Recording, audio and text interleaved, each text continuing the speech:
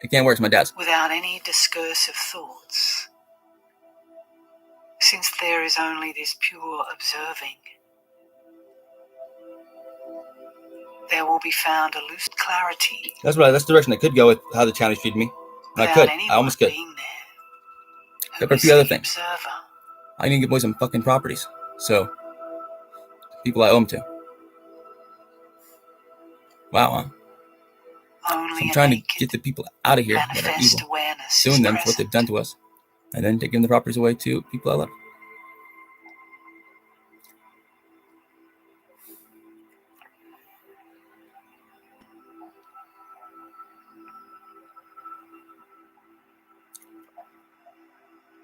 Which is actually not my family members. This awareness is empty, but a little bit, huh? And immaculately pure. How's my dad? My dad okay? Not being created by anything whatsoever.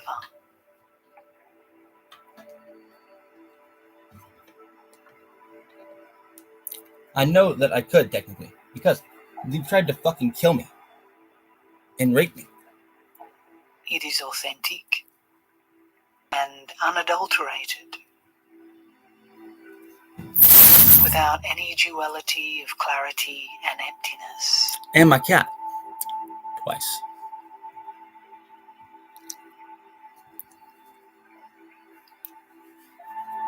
It is not permanent, and yet it is not created by anything. Oh yeah, yeah. I need it more. I sacrificed my fucking self for that. It is not a mere nothingness, or something annihilated. What say I did? What, when? You want to test the stuff that I have? Because poison. It is lucid and straight present. Up fucking poison.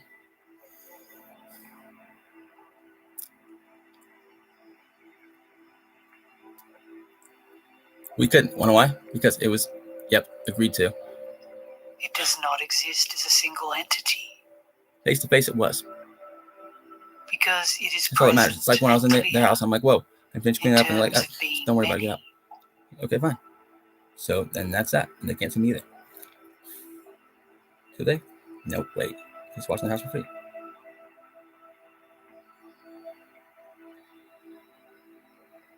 Stacy on the other hand, is like that though. It is not created as a multiplicity of things. I'm going to sue you for everything you own. So I hope he sues me. Because it is inseparable. Yeah, sue me and I'll win. And of a single flavor. Because I am a dead man. And I was telling them that it's your fault.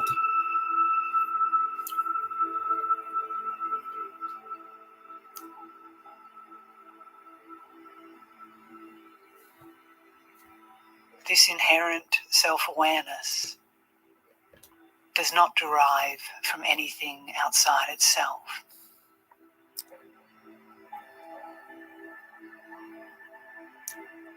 Oh, that fucking empty slot over there? Mm-hmm. But not necessarily, but possibly. This is the real introduction Both to of the those? actual condition of I need that creek walk. Those people have tried to get me killed. They're trying to get him kidnapped and tortured to death.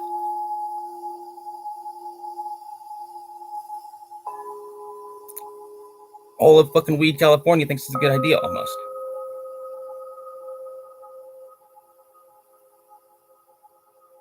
When you are introduced in this way, through this exceeding right, they're like, I think it'd be a fine idea for how he's been in the way, but you don't know how he's been, really. You've seen him be an asshole. You don't know what it's like to be Taran Miller. You discover directly. Because Taran actually feels everybody else's emotions. And it drives him fucking crazy. And he's really, really difficult to fucking be around. Because he's smart and entitled. Why is he entitled? Because he's fucking inherent self-clarity. Something special, magically. Which is entirely unfabricated. His birthday is 3. How can you then speak of not understanding the nature of the mind? So what'd you say, asshole, when you're going to burn down my neighborhood for some fucking money? Yeah, they were. They tried to get me killed too, didn't they? No, good for them. Good for them. Moreover, since you are meditating without finding anything there to meditate upon,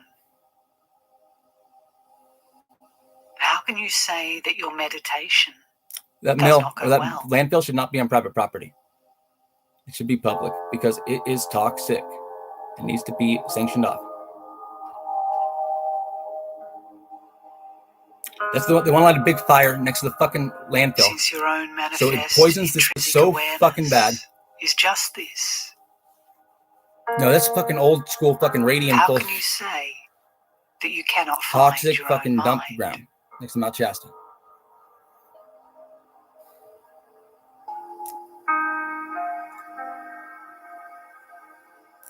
Have I gone there and gotten poison? Almost guarantee it. I'm radioactive. The mind No, I got is poison, just man. I got that hit. No, I got which hit, is man. thinking. I know he hasn't, but he has, huh?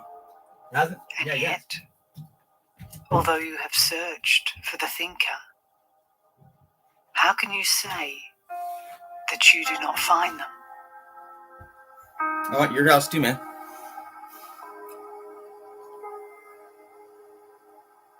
Came out and did what, when? With respect to this, nowhere does there exist the one who is the cause. Try to say what about when? How? Activity. You say money? He lied. It was a gift, straight up. And yet, I have it since because I stole it exists, technically because it was how mine. can you say that such activity does not arise? That's not between you or him. That's between me and that guy whose house I also need. Well, the plot, at least.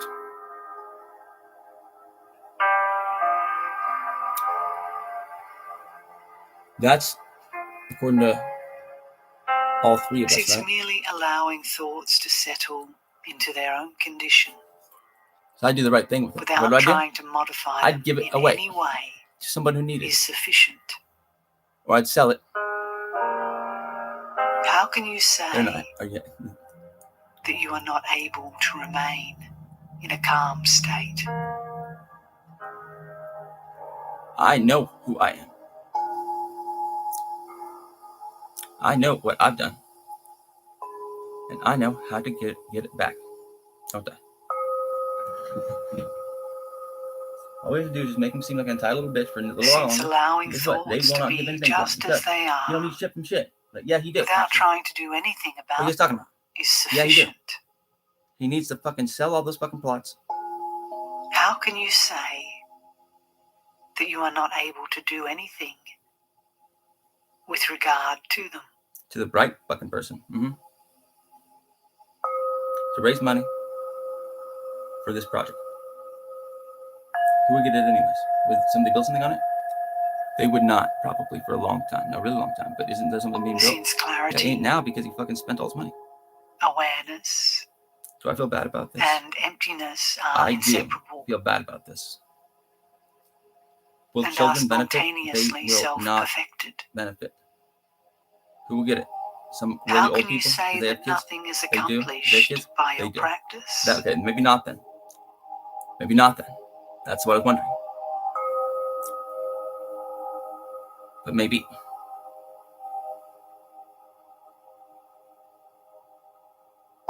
All the money. I know, all the money. All of it.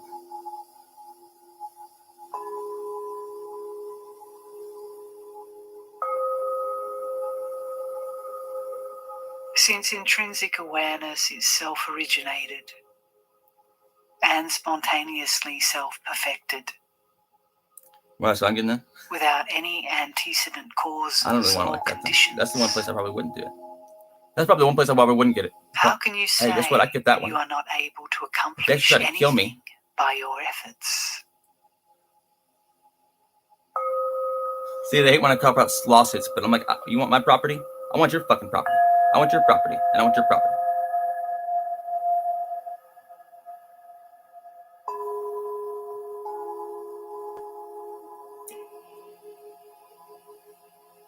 They're thinking, fuck, dude. Since the Are they mad at me? No, we're not. But they can, what? And they're being toxicology? liberated Good for them. simultaneously. How can you say I could fight it. that you are unable Why? Because they never are reliable with the antidote? toxicology kits. Ever. No, you'll take a piss in it. They'll say you have fucking 25 drugs in there, and they'll know it in court. So.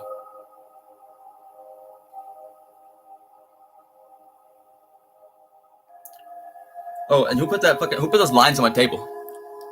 Yeah, that gave me a stroke.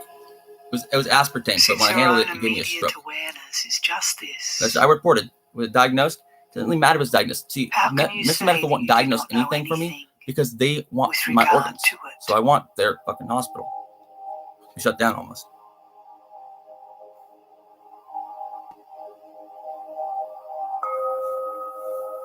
So I am dead. You'll know why. It is certain that the nature of the mind is empty.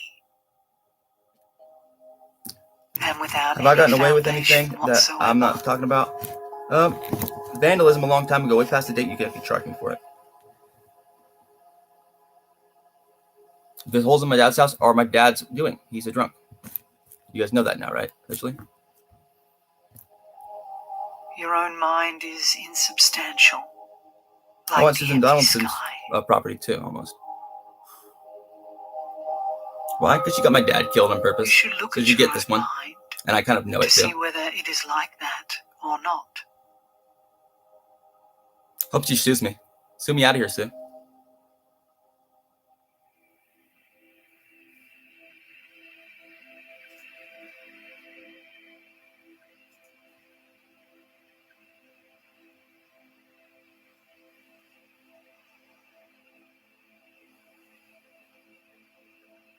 Being without any view that decisively decides that it is empty.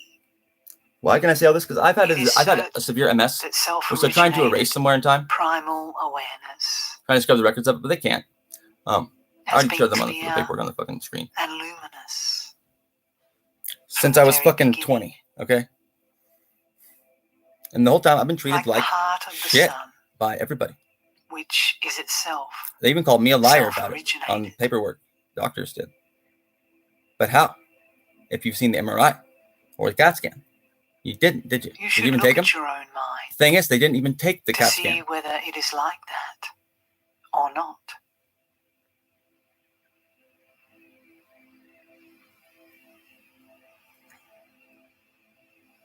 I miss your X-ray. I know I miss my X-ray.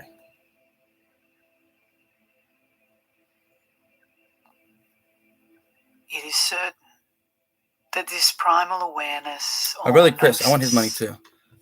Which is one's intrinsic. He's trying to get me killed consciously as well. Is unceasing. Like the main channel of a river. I could have got that one next door. Actually, I didn't know that, but I could have. Because she fucking tried to get me killed. You should look at your own mind. Not knowingly, but she did. Basically. Like by having me around that person. At all. What that one? That property, that A-frame out there? Oh, I want that too. Why? Because the owners tried to get me killed too. That true? No, that one's less true, but I want it to be. They try to get my dad killed in the way, though. Well, because we're retarded, right? According to your official files. The diversity of movements. We're a bunch of family retards. Then IQ's like 25, 85, 75, and 6. By memories. And then Taran's like 180 sometimes. Yeah. They are like insubstantial breezes here, Taran's smart. That move through the atmosphere.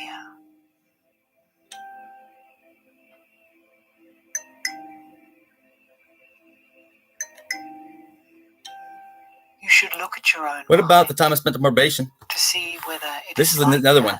The time I spent on probation, or not. Getting tested, and made look and time I wasted with my cats, and fucking rehab, when I wasn't even on probation in 7 months. Jenna, aren't I technically owe something for that too?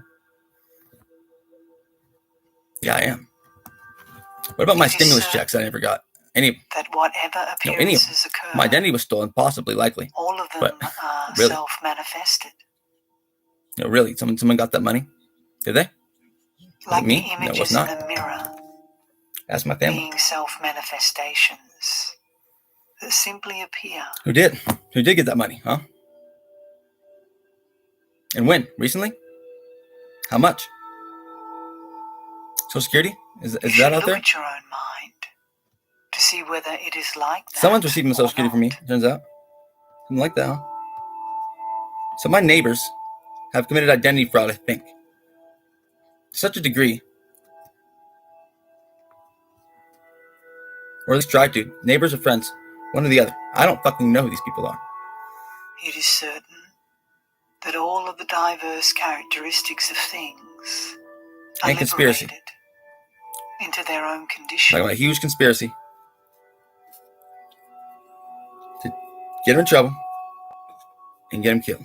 Like clouds in the atmosphere. Where? In prison, hopefully, but probably the woods, huh? Because he actually ain't done anything wrong. I'm curious about this one. How bad has it been, Taran? Bad. No, bad. Really bad. No, fucking terrible. Look at your own mind. No, I've been fucking dying to see whether for about it's like that 7 years. Or not. People have treated me like shit in the process. No, terribly. Terribly. Terribly and terribly. I've been accused of several crimes that I did not commit.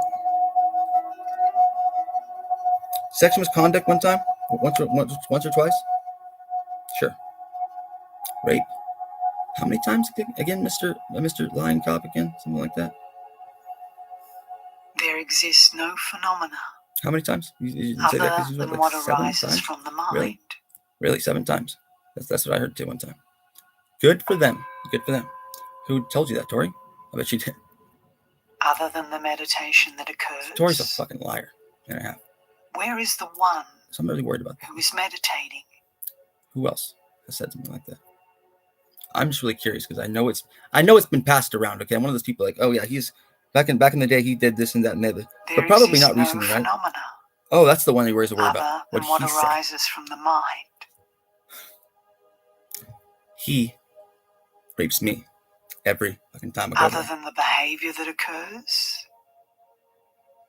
Where is the one who is behaving? So I'm waiting for. Oh, I want his property too, because he basically tried to get me killed as well. There exists no phenomena other than what arises. I'm letting you know. I'm not like this is something. I need more money than that. And Taran's saying I could sell all of those if I had the fucking lawyer. Other than the Samaya vow that occurs. Yeah, I can.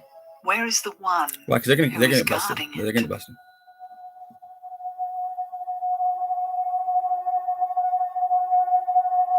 All of them, which sucks because they're only gonna get the minorities on. I'm worried about that. There exists no phenomena. More. This is what I know. They're gonna arrest a bunch of like people who aren't white. From the mind. At first, but maybe two or three, possibly around here.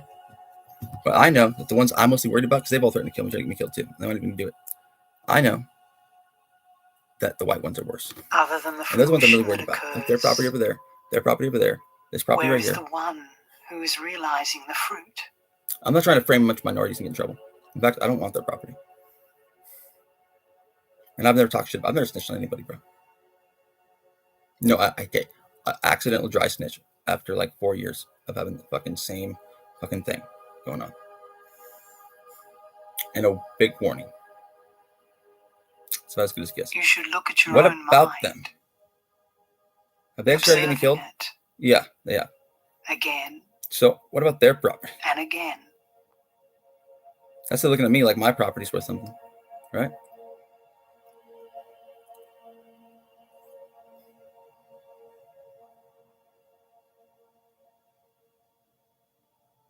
Well, you killed my fucking son, George. My big cat, my big kitty, who was my life for like 5 years. You murdered him in such a horrible way. Such a horrible way. That you owe me that whole fucking neighborhood almost.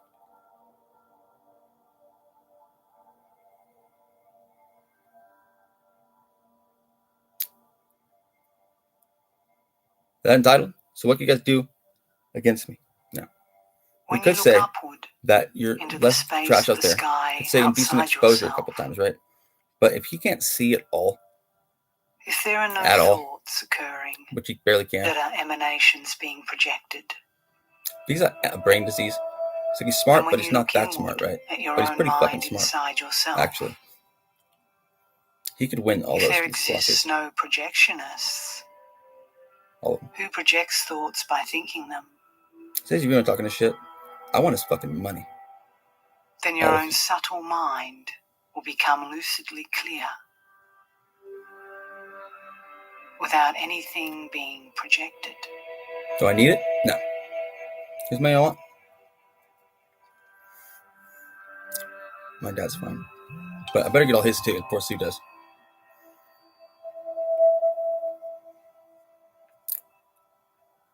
Yeah, it is. Because I don't want to be looking. Because I don't want. No, it's important. Of your own Because that's intrinsic always who they go awareness for is first, empty. and I know it too. It is the dark Why that? And why that? And why that? Well, what about them? What about them? And what about them? Who are those people? And this is like the sun rising in a cloudless, illuminated sky. I know what they're saying. He's like, that's a minority, and they're minorities technically. I would feel very racist if I actually sued them for that. But if they tried to get me tortured to death, I would not feel that bad about it. Even though this light That guy's a white guy cannot be said and to rich. possess a That guy's a particular white guy shape and or rich. form, That guy's a white guy and rich. He's barely. He's basically a white guy, as far as I'm nevertheless, concerned, honestly, sometimes, bro. it can be And fully that man is known. somebody, but not really that many, bro. Don't say that, Taran. I know. I should not say that. The meaning But that of man, this, yeah. whether or I just not feel really it is bad about understood, that. But he just said that.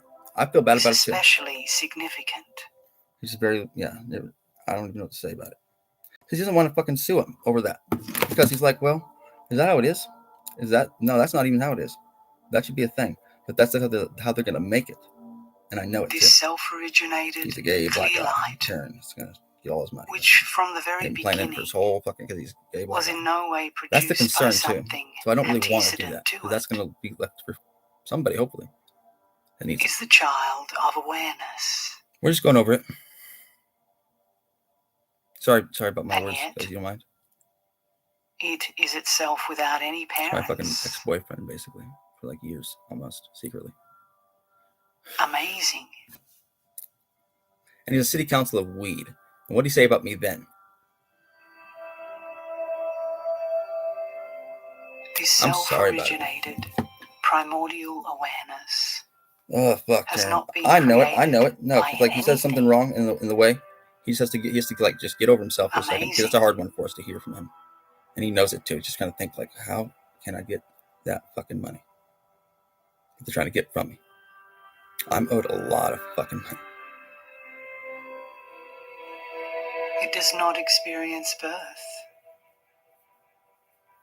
Your brother's nor still does there around. exist a cause for its death. Aaron Chambers. I need his too. Amazing. Is that really how he feels about everybody now? No, he don't. This is the thing about Taran. He would hate to have to do that to people. But if you try to get him killed, which they have, he needs it.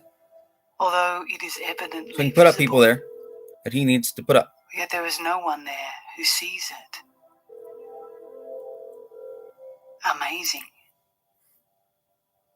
I'm sorry, you can't leave a message because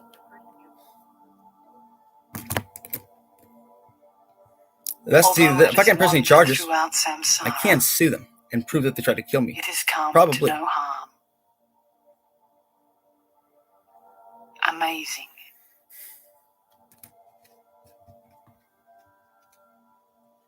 How? Test what I found. And then tell me they didn't all. Test what I found and tell me they didn't all try to fucking kill me to death. Even though it has seen No. Buddhahood itself, it has not come to any benefit from this. Amazing.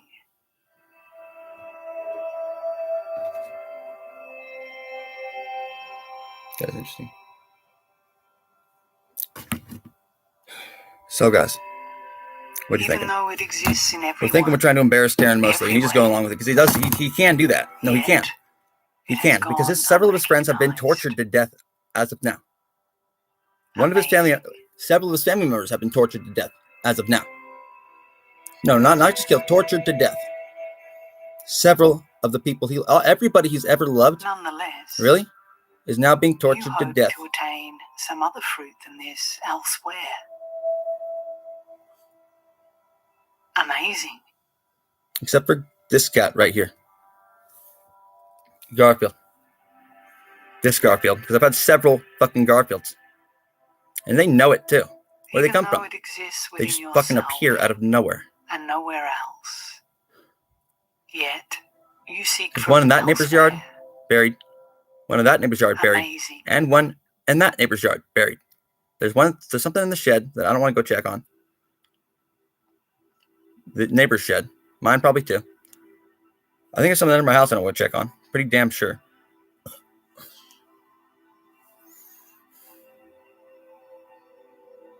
I know the cops contained, just, get him to go in his house so we can take a picture. He has gone in his house before, but didn't crawl very deep. And he was his whole This time. immediate intrinsic awareness is insubstantial and lucidly clear. I need your property too, because you got me killed as well.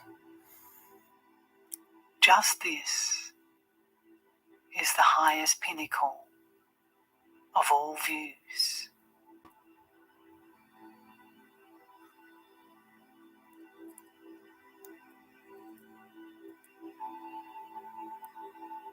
It is all encompassing. So I can put people up who need to be put up. Free of everything. Or sell it And without and do any something conceptions out there. whatsoever. That's what I'm worried about. Would they get? Just this is the They highest certainly pinnacle fucking could. among They shouldn't have all gotten me killed. meditations. Tried to. I'll do my best on that. It is But I'm unfabricated feeling remorseless right and now. inexpressible Because these people are talking tortured to in death. worldly terms. Tortured to death. Tortured to death. Yep, sell them to them. Torture them to death. Torture them to death. Just this Torture them to death. is the Eat highest them. pinnacle Torture them to death. among all courses of conduct. Cats. Dogs, birds. Yeah, blue jays. Let them the fucking blue jays. And me too. Without being sought after, it is spontaneously self-perfected from the 847 very Garfield. beginning.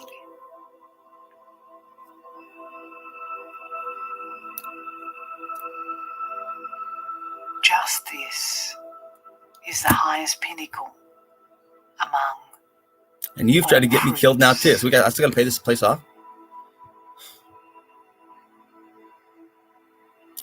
I shouldn't have to. These people owe me fucking money. They tried to get me killed. Now my health is destroyed.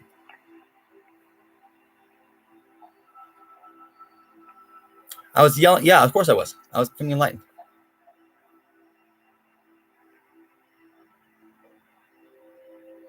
Waiting for it to happen now. We'll talk about their money, then they get really up in arms. And I kind of know it too. They're like, we gotta get him killed now. He wants our fucking money, our property. Actually, he wants our properties. All of them? No, I need some. Why? So I can set up fucking stuff on the property. You can set up a bunch of fucking crimes if you want to, but we'll all know that Taran has not done anything wrong, has he? Actually, I have not actually done anything wrong in a long time. They're like, he has technically hasn't done anything at all. Struck my dad back. Right, struck my dad back. My family press charges. I just want this house. Yeah, I'll just take the fucking house. And I'll sell it. Was that on purpose, Taran? Kind of, yeah. Over the long run. Not really, not even. But like, at the end of the day, motherfucker fucking used to fucking be really mean to me. Still is to this day. Where might Kathy go? What happened to her? What happened to her property? We took it, right? Yeah. So we took it. Yeah, so I'll take that back. Because the people that took it are people that directly Oh, they tried to get me killed too, huh? My aunt and uncle.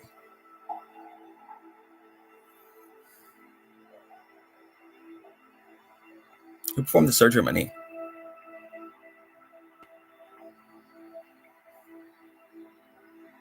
Who wrote the report on my brain? Who's tested my blood and my... Nobody. Nobody has. Ever. No, they never have. They just wrote down a bunch of shit. They never tested anything. Anything on you, ever. And Taran knows this too.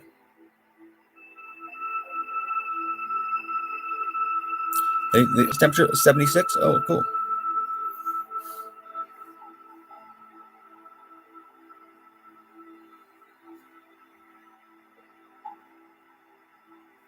What about that? Camping here, camping there, camping here, camping there. Have I littered? Yeah, I think I have a couple times. But no, I've actually picked them up and I fucking left out there. And I'll go get again. It's fucking long, heavy.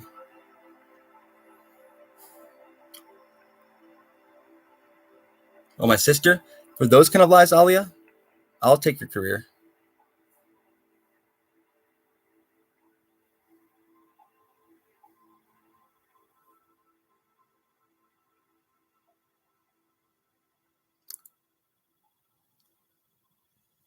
No, he is not. Has he? Then why'd you say it to him? Why would you say it to your dad and stuff if this never happened?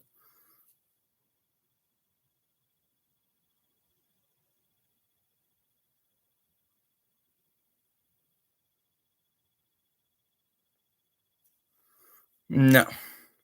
Not even though.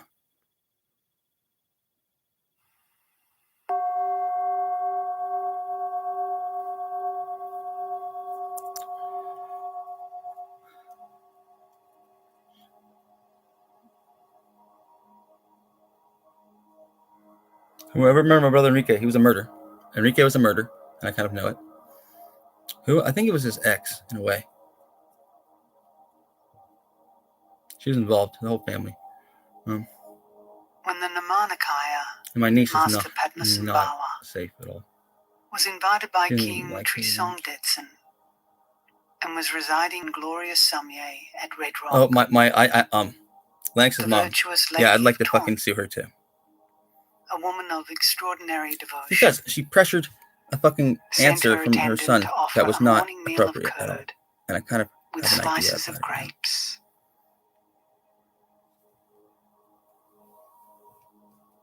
Later, See, that's what I'm getting at. when the master was How on does he his know way this, though? to Samye Because he's Chipu, fucking psychic, you fucking just retard. as he was passing through the gate, Like, how does he know every accusation? Because Lady he is of Taunt that fucking smart. bowed down He on already the road knew before. And guess what? He's sitting here being, I'm fucking psychic. See, that's their argument. And they already knew that was going to be their argument. Guess what? That's your argument. Of course it is.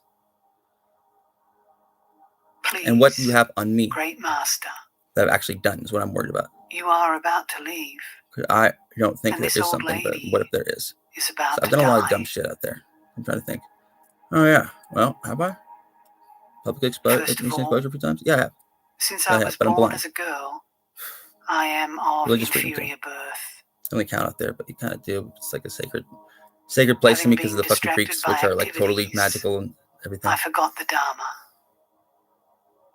Have I proven that? Yes, I've proven statistically that I'm fucking magical. Second, I'm still being alive. of lesser intelligence, my wits are feeble. And psychic as fuck. Especially when it comes down Third, to what people have talked about me I feel in obscured particular.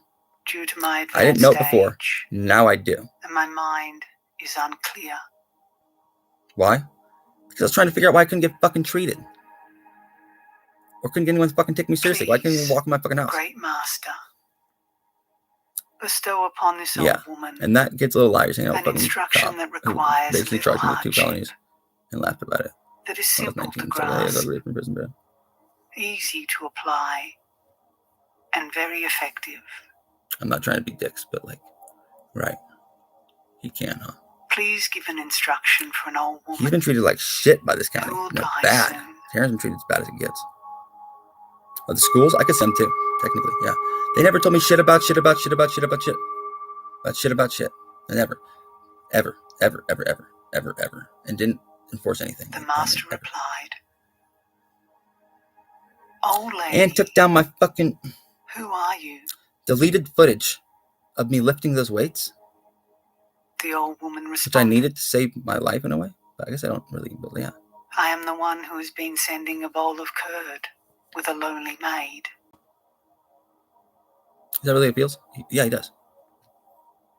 What about the rest? The master joyfully Oh, said, it's bad little kid. Yeah. Take the house down. You are surely brothers. one who has greater devotion than the king. See, I kind of want you to use some of yours too, motherfuckers. How much money my dad to put in that house and into her? All the money he could have Then put he into instructed us. the old lady and her attendant with these And my dad words. killed George intentionally, as far as I knew at the time. Old woman, take the Except for he cross-legged didn't, position because George is kidnapped and replaced with a cat down the and street. keep your body upright. If I'm For wrong a about short that, yeah, while, sue me. Simply remain. Can they? They with can try. See, they're totally trying to sue me at relaxed least, right? attention. So I'm thinking about I need your property completely. I can almost prove that I can get it. Why? Because it's a crime scene. Worse than mine is.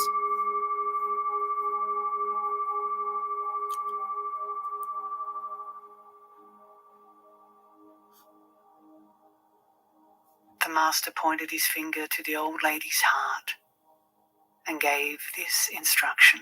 Should I really sue everyone I've ever met?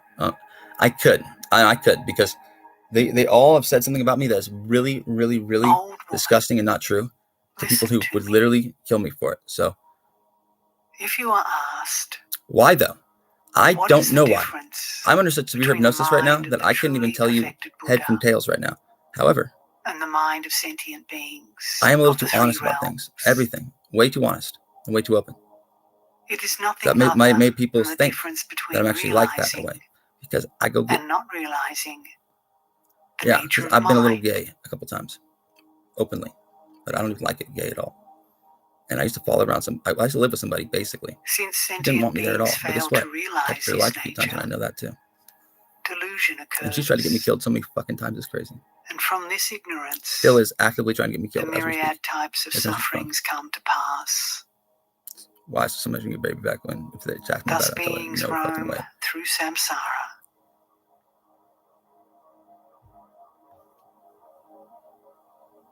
The basic I do material pet of them. Buddhahood is in them, but they fail to recognize it. Couldn't that one. Could not. Only one person I'm really that worried about. But she could sue me. She could First sue of me. all, I'd give her money. the basic material One of of my friends. Buddhahood is within you. In particular, They actually couldn't, but I wouldn't it get is in in the trouble. I don't human think. Except beings who have they tried to get me obtained the killed. freedoms and riches. Yeah, you did try to get me killed. Moreover, My former friends have all it tried to is get me not killed. They don't realize such what they that do the when they're talking basic their shit. material for Buddhahood They're trying to get me killed. is abundant in When they're men talking shit that they made up. and deficient in women. Or if they talk shit after I was trying to do it, like, yeah, explain myself.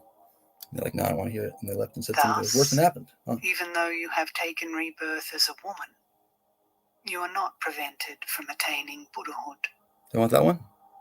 I do not want that one, because that one belongs to someone with a family who I actually respect a lot.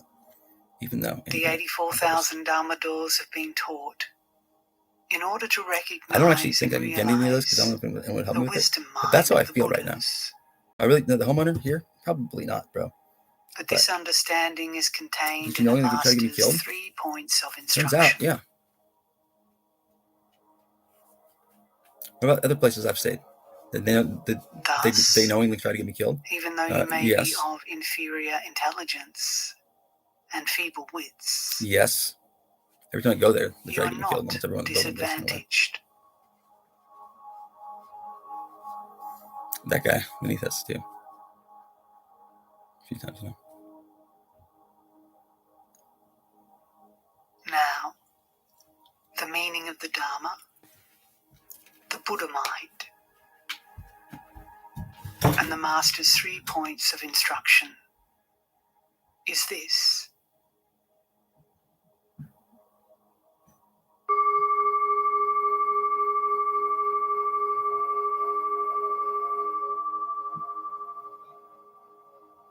By purifying externally perceived objects, Your perceptions are freed in themselves.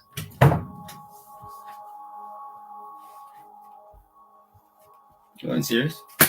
I'm being pretty serious, dude. Because By purifying I the am perceiving pissed. mind within, No, I'm pissed, dude. your non-clinging The profile they're awareness building is up on me, freed in itself. it says I'm a psychopath. So I'm like, okay, fine. Fine. No, fine. I'm not, but I just really don't like human beings. I'm actually like the opposite kind of. I can feel their emotions, When and it drives lucid me wakefulness fucking sick shines to my stomach. forth, So, and you recognize your own nature, you know why? Because I lied you about my have ethnicity on a recognized test, so they awareness basically itself labeled me a psychopath afterwards. as the mind of It wasn't really a lie to enlightenment. me, but I guess it kind of is. But I was just thinking like dissent in any sort of way. That's all I was really thinking at. I was thinking like, my Hispanic / Latino descent. Yes, I am. It's not a lie at all. My mom's name is Hope Correa. My brother's name's Enrique Melendez. Right. My grandpa's name is Rick Correa. How are externally perceived objects purified? That's what I was thinking about, not just necessarily race, but I guess it's technically a lie. The ethnicity one. So that was the thing that labeled me as a psychopath. Fixation on That one. outer That objects, question. then appearances are naturally liberated in their own place. Was mom's last name again? Her name is Hope Correa. This present awareness, the awakened state of mind, CARRILLO. That's my and mom's last name. perceives as a natural brightness. My brother John's last name too. Just let it be like that, So who thinks they're that important? and objects are perceived Who thinks they're that important? without being clung to. That they get me killed, tortured to death over that. In this way, no matter how objects appear, Who does? Who thinks they're that important? they have no inherent existence. I know who. And are not held to be actual things. Except I don't, do I? No, I don't. Thus, I don't really want to worry about that, but if no I have matter to, what people you are talking perceive, motherfuckers, dude. be it the earth or rocks, Karen's fucking crazy, bro. Check it out. mountains or What cliffs, is names? Yeah, well, guess what? plants or Those are fucking trees, crazy. It's fuck. It's turning. houses or castles, You know that yet? You do. goods or utensils, No, I ain't gonna. friends or If I lose foes, my cat, I will. We already killed your cat. family It's right members fucking or here. companions, husband or wife, Oh, you killed my cat. sons or daughters. See, those people over there killed my cat one time. Towards all these I'll and take your other fucking things, property at that point. Yeah, you are uninvolved in the attitude of claiming that's what rich people ownership. do their work. See, Sue wants my property. Susan Donaldson does.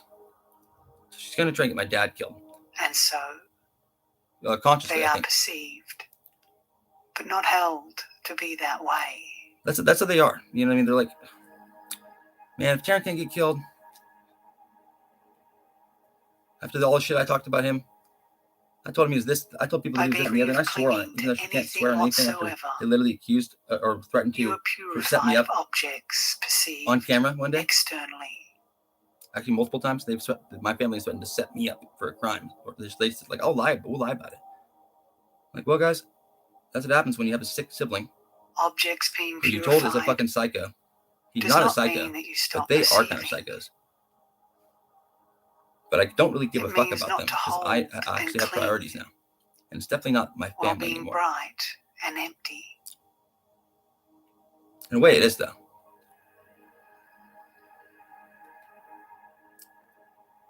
Like the example of Most are getting reflections in a killed. mirror. They have. Yeah, they have. I know she They does, appear, and they have but too. are empty, No, but yes. in that there is Really? nothing Yeah, to 'cause he did. grasp. Actively? Not actively, but kind of. Really? See, I don't want to believe that. And your but it's possible. perceptions are known So Taran's as going, okay, fine. perceptions Okay, fine. You see what I mean? occurring to yourself. Why did they try to get you killed, Taran? Because I like to wander around town, sing and dance, be annoying, and fight with my dad and my ex-girlfriend. I used to take, you know what I mean? Everyone thinks I'm on drugs all the time. When I actually typically am not, but sometimes I am.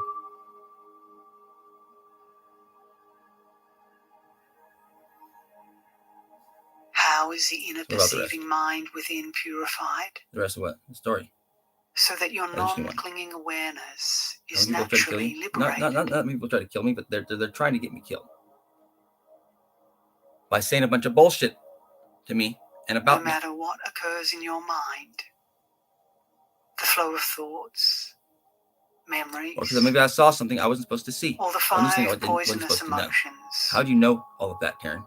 I'm fucking like that, When kid. you do not fixate upon them, the movement vanishes by itself.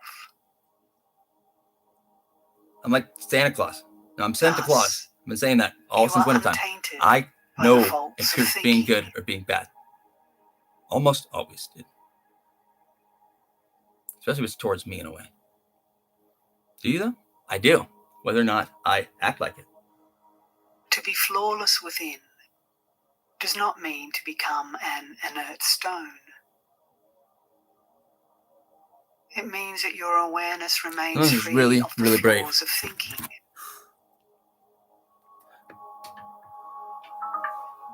So I could. Oh, that Like the no example of landfill having then. gone to an That's island trespassing, of wasn't it? gold. No, because there's fucking a national forest right there that I need to go check On out. this Because golden there's an island, archaeological site on there that I want to go excavate. not one day. even the name stone exists. There's a really cool archaeological site right up there next to that landfill that I want to go excavate. So the thing they're gonna burn it out so they can go fucking dig it up one day. The Once your fuck no, there's a whole thinking sacred dissolves grove right there into with fucking big original old holly trees, wakefulness, and big old oak trees that I need to go take care of one day. there is not even the name thought.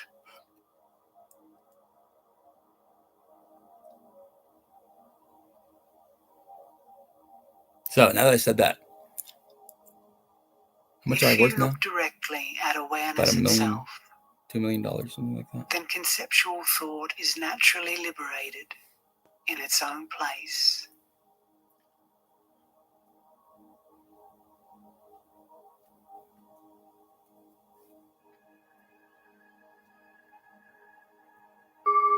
I think he would, but he could, I think. Because they killed his fucking cat and his family almost already. Now, how do you recognize I'll lucid take her house when my dad wakefulness dies, I'm sure. as your own But her nature? family will take my life, likely. Good luck, guys. While practicing, free from unawareness, your own consciousness is clear, pure, and awake.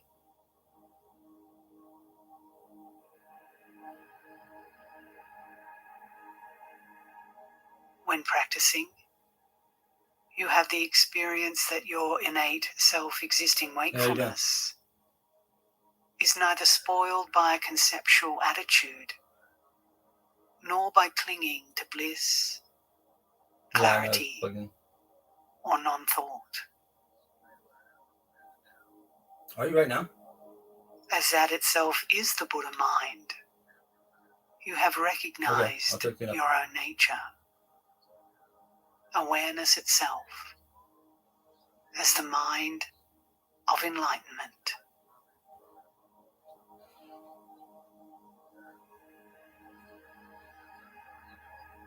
They can't, though. It is like the example of not needing to imagine your mother to be your mother, Yeah, I'm doing fine.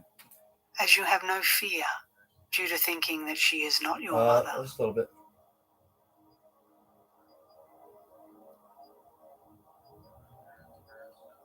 Similarly, when your awareness recognizes that it is the innate nature of Dharmata, you will no longer mistakenly imagine that the phenomena of samsara are the innate nature. Oh, really? Okay. You really want to see? Even without knowing it, you are never apart Is it both of you? from this innate nature of Dharmata. Awesome. Have you seen Jordan?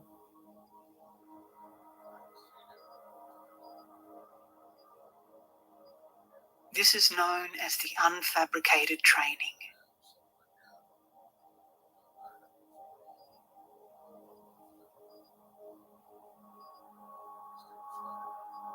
Dharmata abode is a recognition that all phenomena are devoid of self-nature.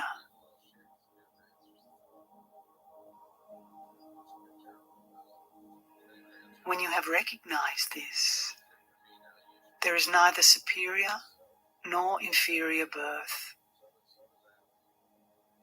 neither higher nor lower activities, neither sharper nor weaker intellect, neither greater nor lesser intelligence, neither vast nor narrow learning, All right. neither high nor low age, neither clear nor unclear mind. Oh, my dad's on his way with his girlfriend. Cool. Now I get to tell him.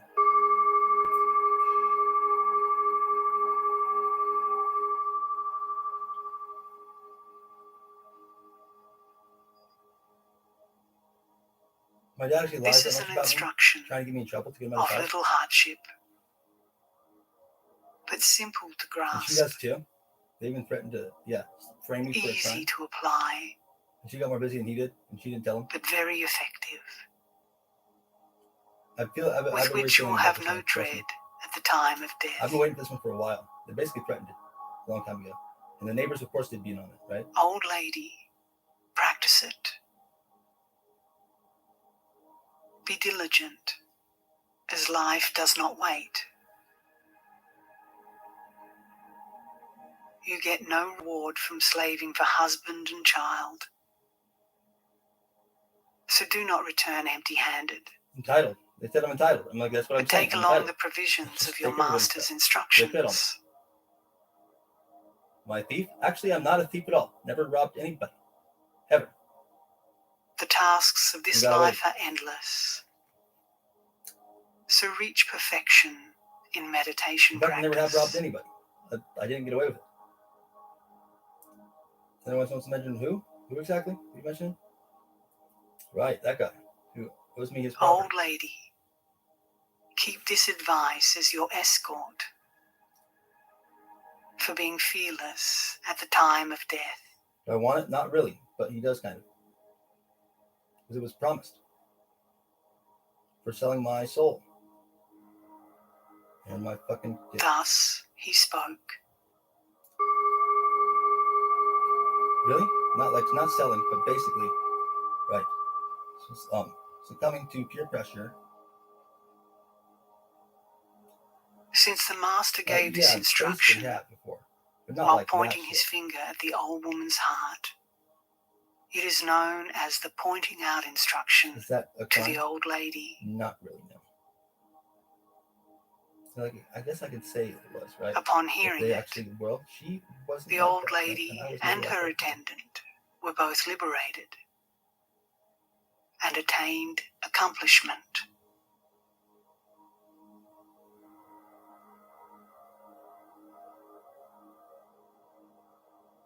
If they try to get me killed, they have to get me Lady killed. At least Sogul of you know what you Karchen did, yeah, I knew this shit committed was it to writing for the benefit of future generations. because he's a fucking white guy. That's it. No, that's it. They're like, all right, fine, let's get him killed. It was written down on Yeah, the I knew southern it. slope No, I of knew it was gonna Samye on the If I 17th knew it, that's what I day would do. Sue for that. of the second summer month Today, you guys in can the win. year Today, of I the can't hare. win. That's true. Yes and no. Yes and no. Concealed as a term of It treasure depends. That's for not the true about benefit of him. future I know that shit too. generations. So why do you say it out loud? Because they have me say it out loud. But May it around here, instruct it is true. beings in Almost appropriate nowhere else is that true, but in ways. Northern California, that is true. So I'm not racist on that. That is almost true right here. Through this, may the destined ones liberate their stream of being. That said, I would have spent more time in prison. So don't get me on that. Well, check it out. They have lived this as a psychopath because I put down my ancestry. Yeah, exactly. Do they get you to say racist shit a lot or not? I don't think it's racist a couple times, but sometimes I guess it kind of is. Why though? Because I'm not actually racist, and I'm just wondering how that works. And he's not at all in any sort of way. No, I'm not. Do they think I am? They do. They do. Yeah. Why would they though? I don't know. That's a good question. Was it racist? Yeah. Do they have a right to be? Around here, not really, but they do have a right to be historically. Except for, yeah, they do kind of actually. They have a right to be racist because every white person they hang out with says the N word all the time. Do I? I don't even think about it like that. Why? You act like an asshole to everybody. Not everybody and everybody. No one's giving you shit. Yeah, I know that. But guess what? They have tried to get me murdered so many times now that why would I give a fuck about fuck? They have erased my fucking history. All fucking most, dude.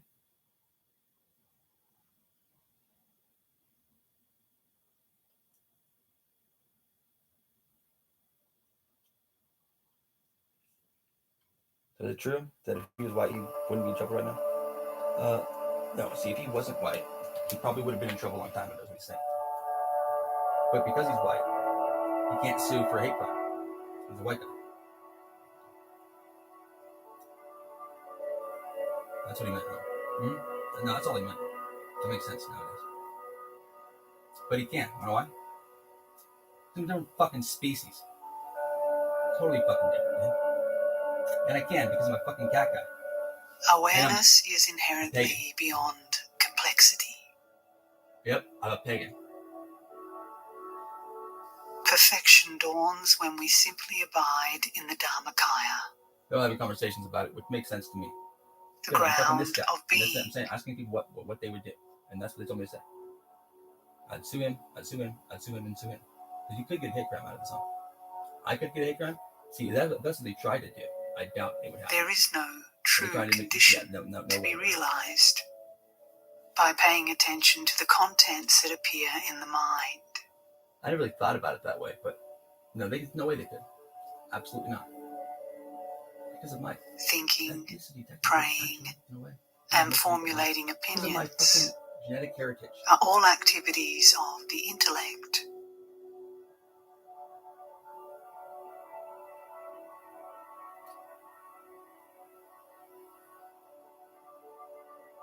No matter the energies in play. My evil. Once there is familiarization with the nature of the mind, there is liberation. I really feel like that. I do sometimes, honestly, yeah. Like what comes against me is a hate crime. You know why?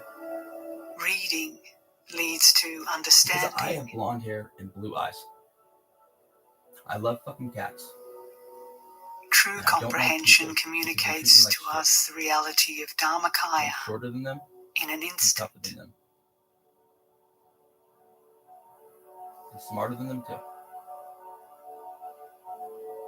The knowledge we have is obscured by our ignorance. Color of my skin does not matter that much to me. Use the lamp of wisdom to dispel these obscurations.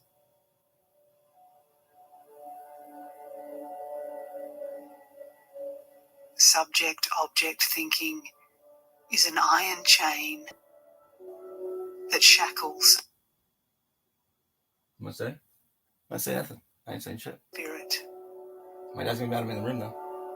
I don't give a fuck. Apply the key of wisdom to be free of such chains. Have I stolen anything out of here? Nope. Has he accused me of it? Yeah.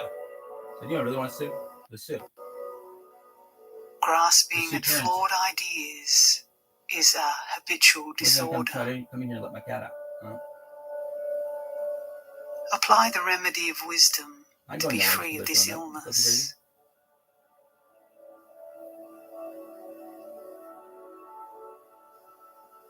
Set up, Sue. We waste our time in generalized opinions, but do not recognize the truth of our being. I wouldn't use the race thing, but that's just why I treated what I treated. with my blue eyes, and blonde hair. I request you to teach Blonde hair. yourself But also not the sudden necessarily recognition of your true I don't know that nature. socially. But by you guys it is. Which I understand on your side. I'm just like, but you know, that's the thing nowadays. Is it? Where I live is. And I have an orange cat, which they also found racist.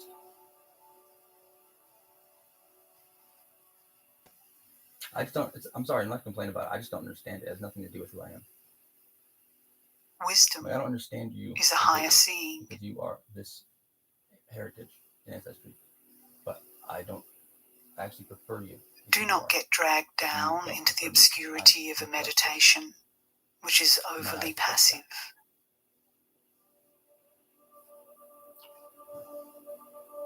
Using the lamp of words, reveal the pure gold of the true how I left it over meaning. there is not a hate crime. It's because he's gay. Oh, the one said the gay was the gay thing. Well, guess what I could do? Basically, I could say The the same noble thing. instructions which but lead reversed. to a true understanding of My these brother hates on me matters because I'm not gay. ties together I'm gonna call him word gay. and Why? right understanding simultaneously. To read the words of the victorious ones is to arrive at right I understanding. issued that card for like $1 million already.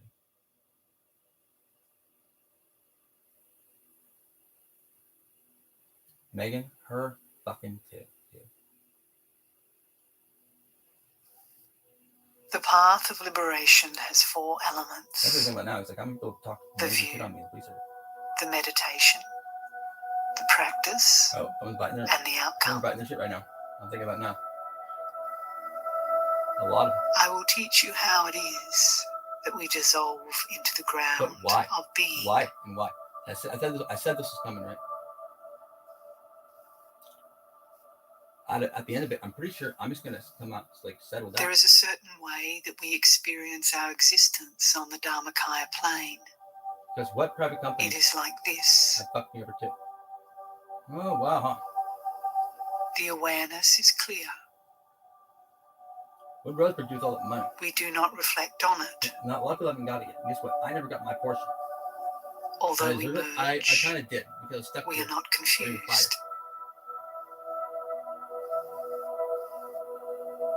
And I've There is no went over there clinging and to found the other sense burn of piles on their existing property that they look like as they're a ready to separate fucking throw a match self. on. Straight up terrorist attack waiting to happen in the fucking landfill. We are inseparable from Source, but not blended. I saw the intimidation with the dogs. Yep, those are tactics. There is openness, but not to any extreme. Wow. So you were thinking about doing all that? We For him? transcend all No, not for him. extremes But if he's actually trying to get me with something, then I would. and identify with no A fixed hate crime? position. A fucking hate crime? Are you kidding me? That's how I feel when I go to his house. We are It has nothing to do beyond with my race. It sorrow has to do everything and to do with who joy, I am as a person. but the blissful flow is unimpeded. That's one of those stories. Huh? We are past hope and This fear, part of the story makes me sick because I'm like, a lot of people I know who are white naturally are still very and racist. Actually, effortlessly everyone I know is realized, racist. I don't even know anybody. not like by that. seeking or I don't striving, understand you guys. and not through dependence on anyone else.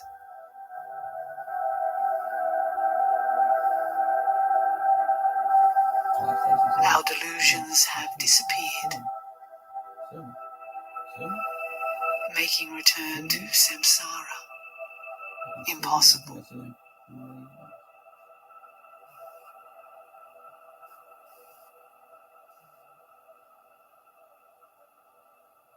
Who's that from here to that? He's a relative. They know him. That would be a hit for me. That's what's up. Sorry, buddy. I feel like hate crimes are committed against Taran all the time. They are. I'm a victim of hate crimes. Hate crimes. No, hate crimes. That's what's happened to me. Hate crimes. Why? Because I'm short. They say I look like a Nazi all the time because I'm a pagan.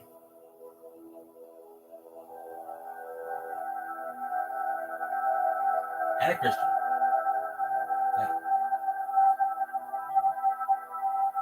Heresy. Yeah, well.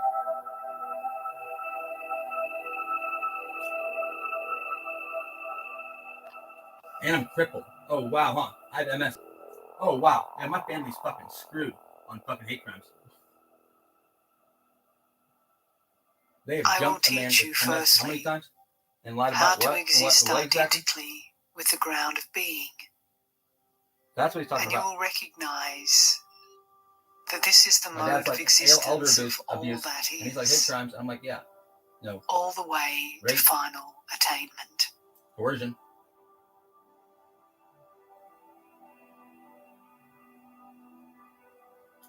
Attempted The murder, ground even. is an So I could leave that one out. undifferentiated mode of existence, a self-originating continuum attempted of murder. being, where there is no beginning point and no prior For me, or no. subsequent The other thing, reference I did not get any of these points. charges. No, I did not. It's not a double fucking Nothing charge. good No, or it's not. bad exists to accept or reject. It's that one right there. That's the word. Why? Is he sick? There is no Crazy? boundary or center, Well, I took his fucking drugs the other day and he might be sick now. He's alone.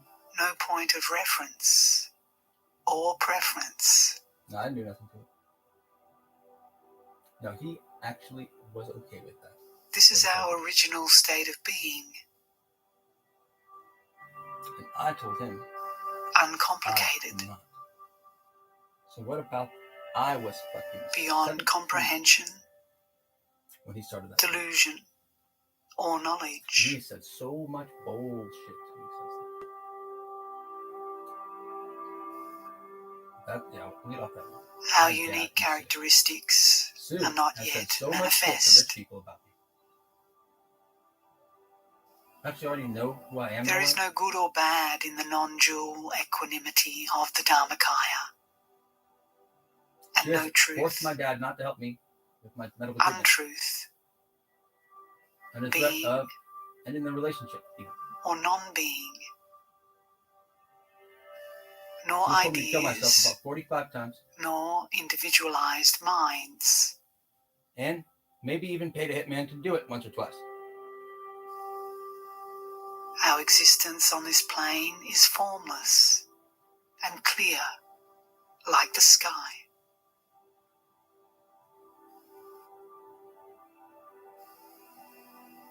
There is no appearance She'll be back. or She'll be here in about an hour. emptiness, permanence or impermanence, singularity See or this stuff right duality, here? That is them. That's them making me look like I'm freaking out. That's me liking thinking. or disliking. But that's their panic response that they're doing over there. We forget that I'm intuitive, and I intuit into what they're doing. Thus, I guess there is no such thing as grasping for reference points or opposites. Who has killed a Garfield cat in this neighborhood? Who's killed a Garfield cat? Unfabricated, it is the ground of all. I want your property. Self-generated, All of it. spontaneously self-realized. It is the source of all. It is the undefiled heart essence. So I mean, you guys know way more than I did. I don't need 70 time. The You want me to go to all-inclusive fucking prison for my life? purpose No, you of guys committed all way more crimes than I have. Way more. And making and mine like abides beyond all. just saying I looked at your fucking is enough for me to fucking sue you. I Here. am blind. There is no experience and no non-experience. Would I do that to them? No. Would I do it to them? No. No application Just because you in the military does not mean or non-application. that I shouldn't. But I would get in trouble for that, likely, because that's a little different. No emptiness But is it? When you or try non-emptiness. Because I haven't, And no point in seeking and any I of wanted it. to, wasn't able to.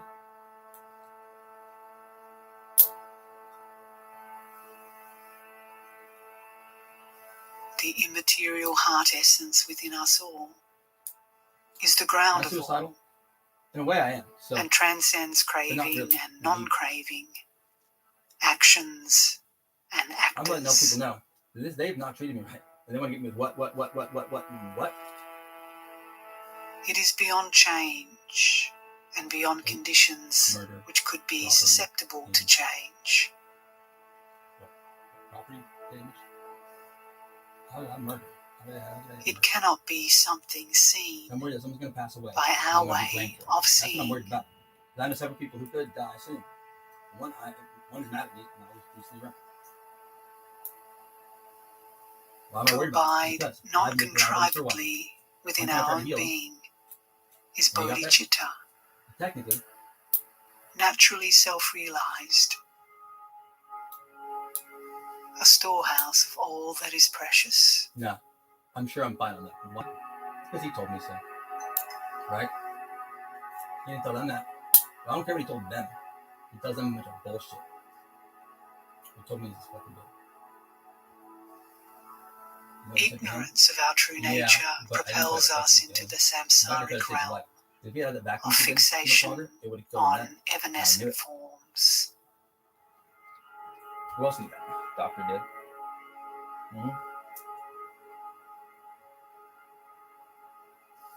I tried his vacuum tube one time I was sleeping, but then he woke up and he found out.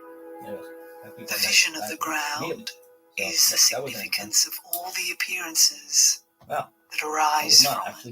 it. His intention is always to heal motherfuckers. To heal them. But physically and Always mentally remember heal some motherfuckers. this. And then they say, what?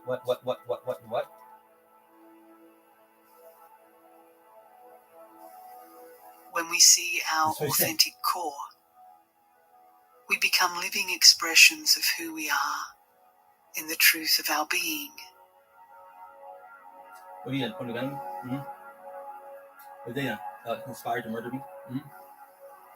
What they done? The Gang ground of stalked me? being is not a subject What have they done? Poisoned me? that we can investigate What have they done? or Lied analyze. Assaulted me? It is called the utterly clear purity of the domain What of the has she enlightened done? ones.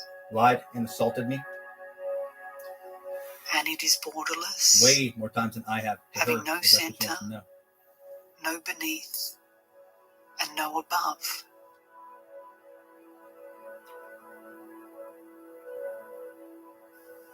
It is I actually have to get directionless, killed now. Why? Because you didn't say the right thing. boundless, You don't know shit about shit. But I did, actually. having no limit whatsoever to its vastness, and no complication. Fuck. He's not fucking It is stupid. changeless It's staging. spaciousness, He knows shit about shit. And it saves his fucking life. ineffably pristine, You're not pushing him out. uncreated, And you can tell who it is. uncontrived, It's like four of you guys. Who are beyond the limits I am of blame or praise, who aren't that fucking tough. I mean, none of that tough. uncorrupt, beyond faults or flaws, I knew this was gonna happen. uncaused, unconditioned, Someone needs my heart, not my chest, right? unrivaled, not prone to change, and free of defilements of That's any my sort. defense. It's like I could have sued you for boom, boom, boom, boom, boom, boom, and boom, charge you with hate crimes. Everybody, I can charge everybody hate crimes. Everybody I know, I can charge. It is the essential meaning of all dharmas, whether samsaric or nirvanic. Right. And against me too. Why? Because I'm fucking different from you. I have autism, diagnosed with a Emerging different from diagnosis. the They probably domain wouldn't of give our me the wisdom. diagnosis. They'd rather call me a psycho than an autistic It is person. not lacking Looks better in court. awareness, So fuck that but shit. beyond extremes.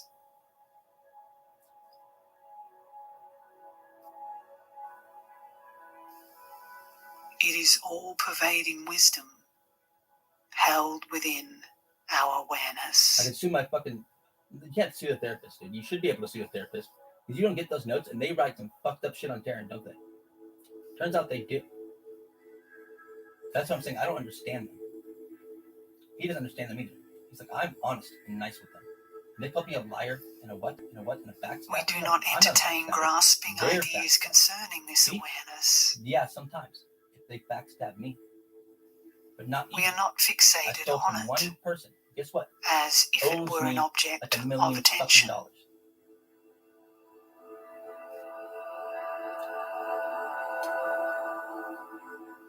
Which is big. Something that I Awareness is our very you heart can't really get mad at it. essence, So and it encompasses all forms of is wisdom that enough for him to go in his house? and No, all it's not. manner of You know virtues. why? Because I will fight for my life if you do. Because I don't trust you in your fucking lying ass reports. Our essence It is would be like a a hate crime for cloudless you to come and sky. assault me like that. Straight up. In form, Hate crime against what? it Taran is Miller. like the heart of the sun. Not because of his race, because of his religion. And his fucking diseases. And now they call him a psycho because he loves his cats more than he loves his family. Good for you guys. Good for you.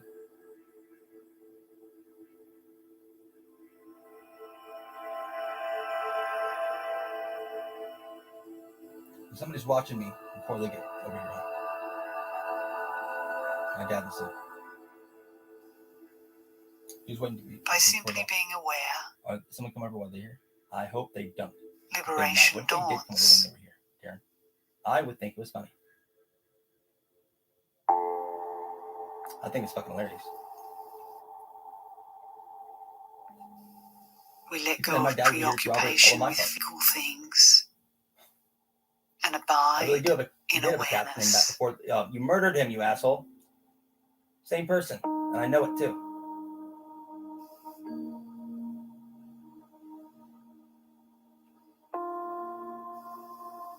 We let go of anything of substance and come to rest in emptiness.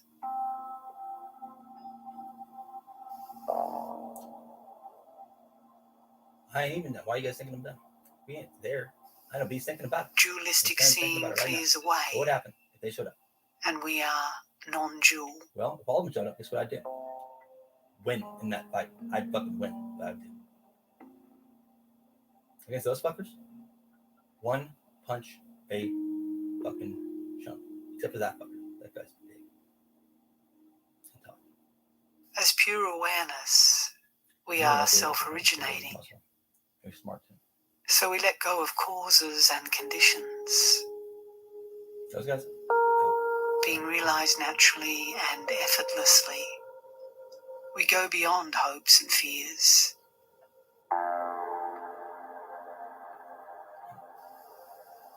Being utterly pure, we are rid of defilements.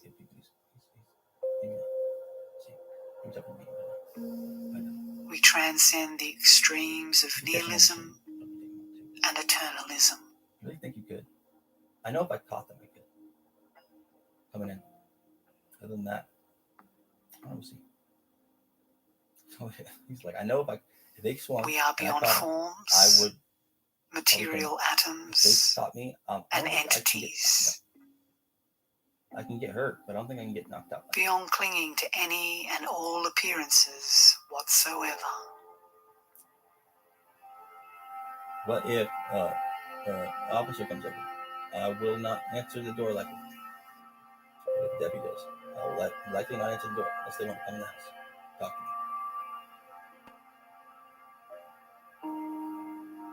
What if an agent does? The ground of being can be compared to the depths of an ocean of stillness. What if the DA does? That might be. It is all pervasive, but I'm not vast as the sky, and why empty. this isn't about me? They did not yet. They didn't yet. They did. But someone was talking about it some one time. Well, it is of pristine purity, like crystal, but beyond grasping, like a reflection in a mirror. He's not fucking stupid. He's not fucking wrong either. People are entitled to. It is present in the multiplicity of things, but untouched by any defilement, like a lotus. His brother Tristan better shut his fucking mouth too. I know it too. Sometimes gonna whip his ass. Although it does not appear, we experience it in the form of blessings. Just talking shit and talking shit and talking shit. They all cool. It is a wish-granting You do too. jewel. They're full of shit. I'm not full of shit. Ever. I never lie. Ever. Ever lie. Ever.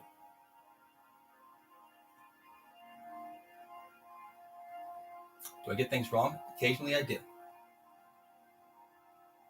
Anything I want to retract? Yeah. I know there's not really a concern between anybody. Like We that are and me. all unceasing But purity there is with my in with our my father essential and Sue, nature. and there is with my exes and their friends. We are like the heart of the sun. We are an uninterrupted flow, Me big like time. a river. And also are all trying to get me killed. Stable as a mountain. Why? Hate crimes. A oneness appearing to be many. That's my best bet. It feels kind of wrong to do it.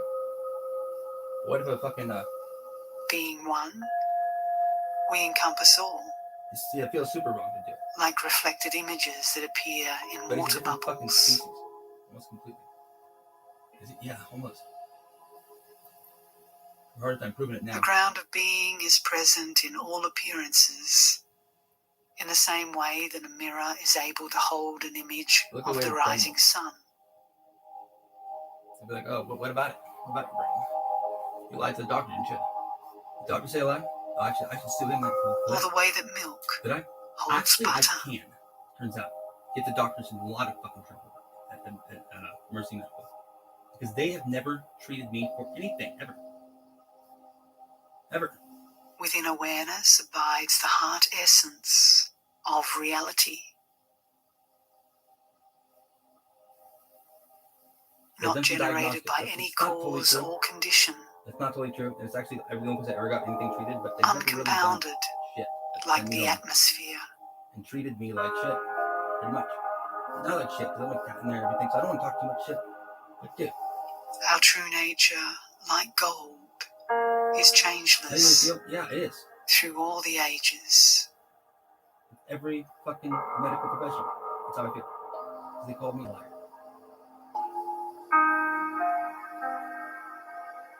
I know my health. If I'm saying going crazy, saying crazy shit, because they didn't fucking take my brain seriously, my heart, then I have every right to. The ground of being is the essence of phenomena, whether of samsara or nirvana. Would I? No. But I have a right to complain? Yeah. It is the truth of our being, because our essence. Look at the fucking paperwork. What is the first thing saying? Alcohol dependence. You know, I've never had alcohol dependence. Ever had alcohol dependence. So boom, lie. Boom, lie. We go beyond physical forms, real bad. They say multiple sclerosis. and we transcend ignorance. Why not? That's what you say. Why the fuck not? That's we the rest bullshit in the lie. What is the MS? No. in the essence of pure knowingness.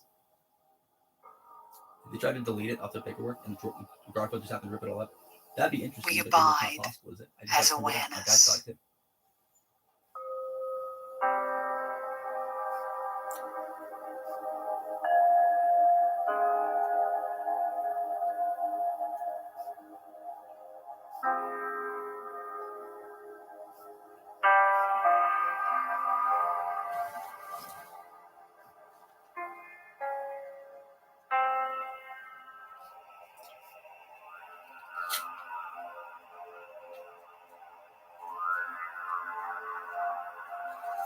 Our awareness is not compounded. A lot of everyone at BHS. It is empty,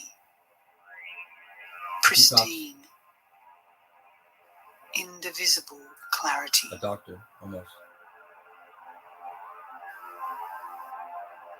Our essential nature is free of defilement. Politicians, people.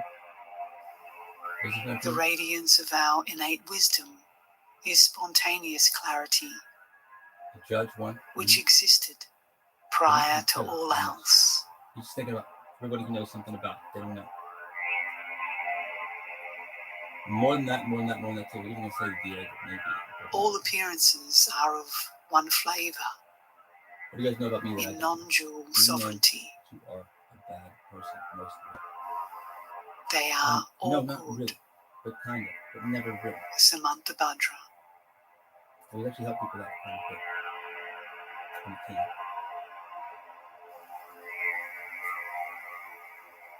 Reality is radiant, transparent, You know, she's got a ton of shit. and from it, the effulgent rays of purest wisdom shine forth. Her, she has two. Not really. Her, I know she has. Bunch of both. For us, there is no coming and going from pure awareness and the light of wisdom.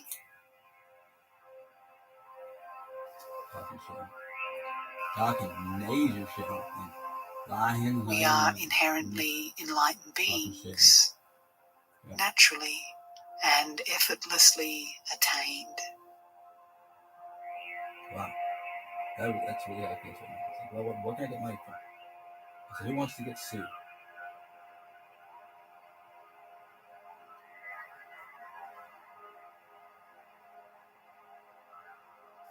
Pay great heed to this. Speaking of which, she's coming home. For if you rightly understand this, your mode of being will be truly worthy. You can't sue me. You can't. You can sue my dad. Why? Yes.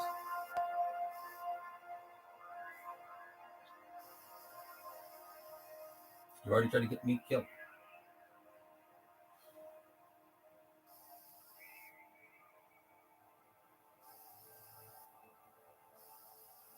The ground of being is utterly beyond our grasp or comprehension.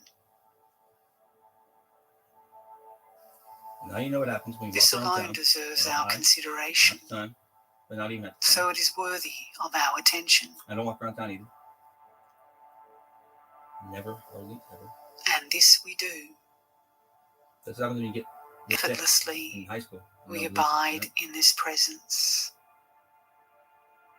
No one tells you the truth of your life about anything. This is how we are natural. Talk this up and talk that down every time. Every time.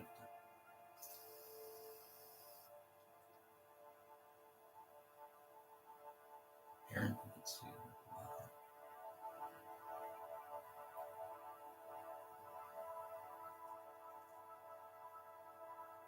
Let's go.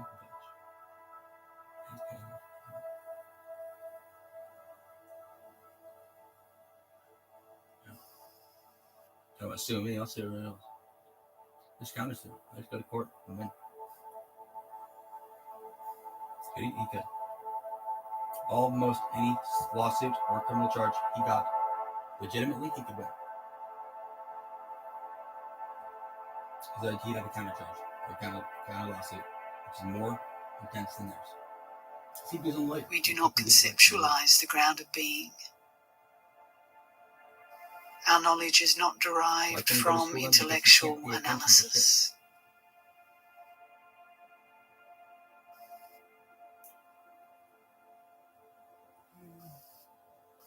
Are they? They come over to me right now? We are simply present in a natural, uncontrived way.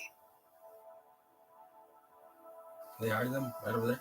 Abiding in awareness of our true condition. Karen knew that was going to happen.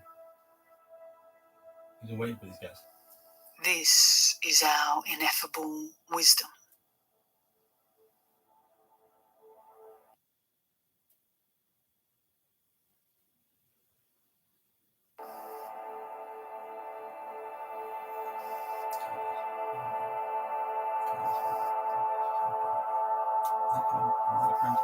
They fucking said he's a racist a lot. In terms of people hang out with. Yes, I could sue. Well, probably not, because they're paying me some money.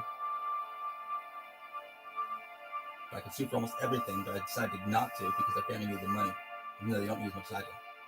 Not even close to that. The clarity of our awareness and the emptiness of our awareness are non-dual. This we refer to as pristine.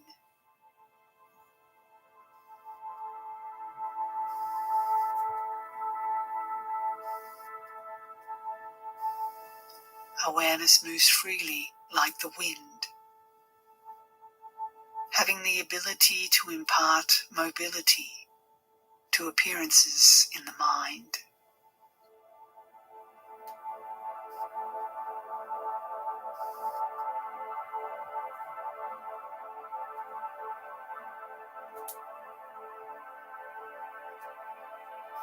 We do not fixate on names or other reference. We exist in the simplicity of cognizant awareness.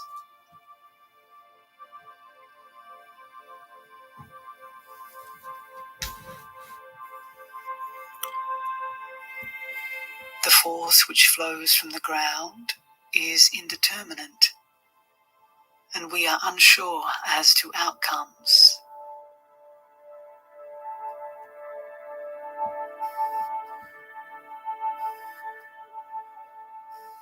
When we have conclusive familiarity with the ground of our being, we will instantly understand the significance of view, meditation, practice, and outcome. Alright, guys. You really gotta do this. I'll bring us back in if I can get it done. If There I is no can get it teaching done, I think like everybody this in any of the other Seriously. vehicles.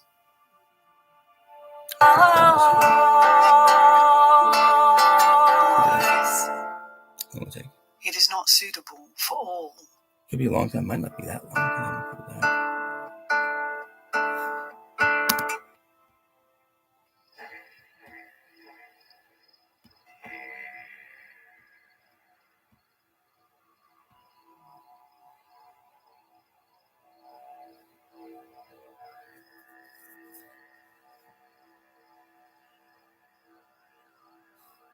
A major disaster, I'm thinking.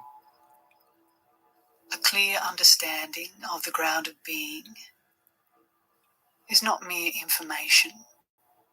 So what are they going to do? Try to make it look like a double homicide and a suicide? I know they're going to try. But it ain't go down that way. Trust me. What then is wisdom? They want her property, my dad's property too. In essence, one scoop on. Wisdom is non-conceptual clarity. But Taran already knows it too. I'm worried about my dad and Sue coming home because people have been trying to kill me. And my dad doesn't believe it. The natural like one way to get it all cleaned up. In the ground of being and I know one person who would do that. And non-material. Maybe more, actually. This I know is of a our few. essence. None on my side, I don't think, but maybe. Who want to make me look really, really bad?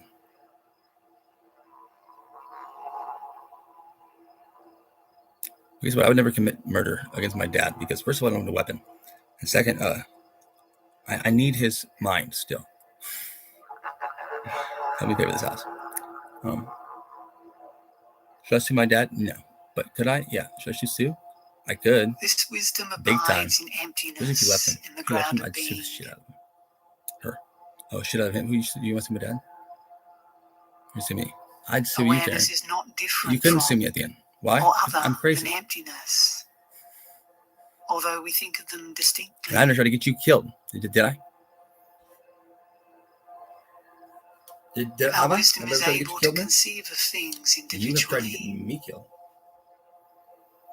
by telling everybody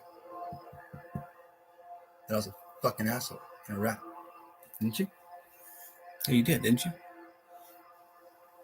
You did, didn't This you? wisdom is not something substantial.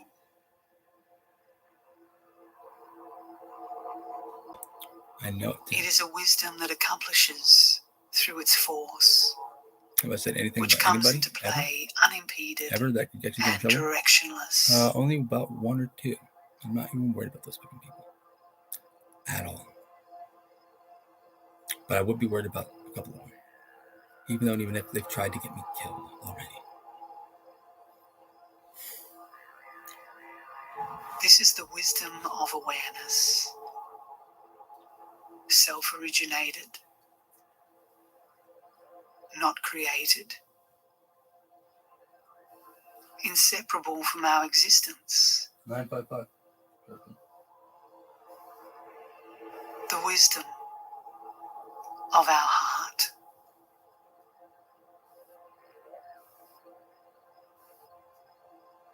Whoa, hey.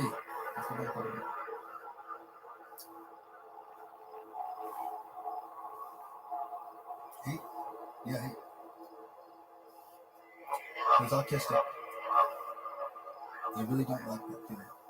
This wisdom, abiding in the grounded being, brings about all appearances. Is that really true? In our experience, wasn't it? And is therefore Yeah, it was. like a precious jewel.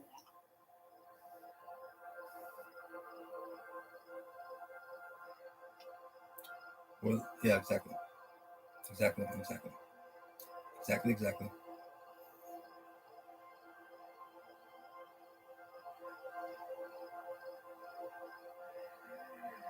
Oh, and the bestiality accusations. Anyone who's accused me of that openly should prison. Or pedophilia, that too. Yeah, bestiality, pedophilia. If you ever accuse me of bestiality or pedophilia, you should lose your fucking car.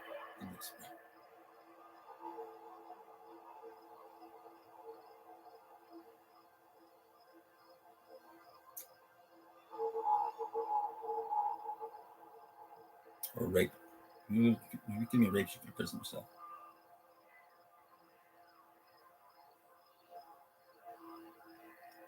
Could I? For the same thing? What relationship? No. I couldn't go to prison for anything like that. Why? Because I was sicker than fucking stealing. Meanwhile, they're lying to me, poisoning me. Intimidation, lies, intimidation. Get my cat, get his cat. Get his cat.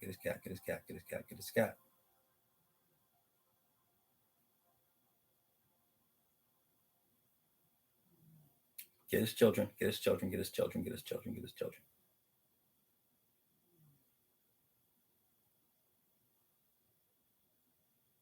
Could my family, for me mention their names? No. I'm trying to protect them. Because they can sue me. Went wrong, but it's a money question. Could they though? I don't know if they can counter sue. I don't know if I could counter sue. Why? Because they have a really strong suit against you. Because they're in the military, the ex-military. Oh, ex-military? Well, that's still a hate crime. It's still hate crime. Because his cat is his son in his mind. No convincing him otherwise. Adopted or otherwise. That bitch said that he stole this cat, that he saved out of a fucking cat carrier after 5 days of starving to death. Oh, fortunate ones. Didn't the neighbor claim to have taken this cat and disposed of it in the yard? Who's this cat? Even though that, which is usually called that was the mind, other cat he was talking about, right? is widely esteemed No, and much discussed. How many cats have you had, Taran? As far as I know, I've had 2. Still, right? it is not understood. But a bunch of cats around here have gone missing. They look just like me. Or it is wrongly understood. Or it is understood in a one-sided manner only. I haven't heard about that. It's been a long time. Devahi, Devahi. Since it is not understood correctly, Hey, Devi. just as it is in itself, there come into existence inconceivable numbers of philosophical ideas and assertions. Ever. I never stole anything. Ever. No, ever. No pizzas. A couple times. Good. Furthermore, You said it could happen. since ordinary individuals do not understand be killed, it, right? Way back then? they do not recognize their own nature. Yeah, okay, cool. Is that the only thing? No. And so they continue to wander among the 6 destinies of rebirth Nope. within the 3 worlds, What if she did? and thus experience suffering. Yeah, Aaron gets really tired of this. Because like every single woman I have slept with has said something about it that made me Therefore, feel not or made me understanding your own real mind bad. is a very grievous fault. When they had me there in the first place every single time. Why? Because other men involved, I believe, or women.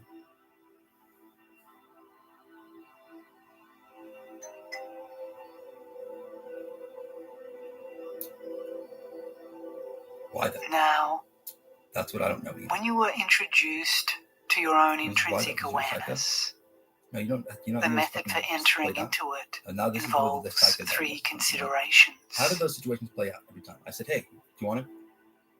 Hey, you want it? Like, yeah, sure. Yeah. Thoughts in the past are clear and Except for empty, Victoria, who actually is kind of psycho, but not really, and leave no traces behind. Really, almost.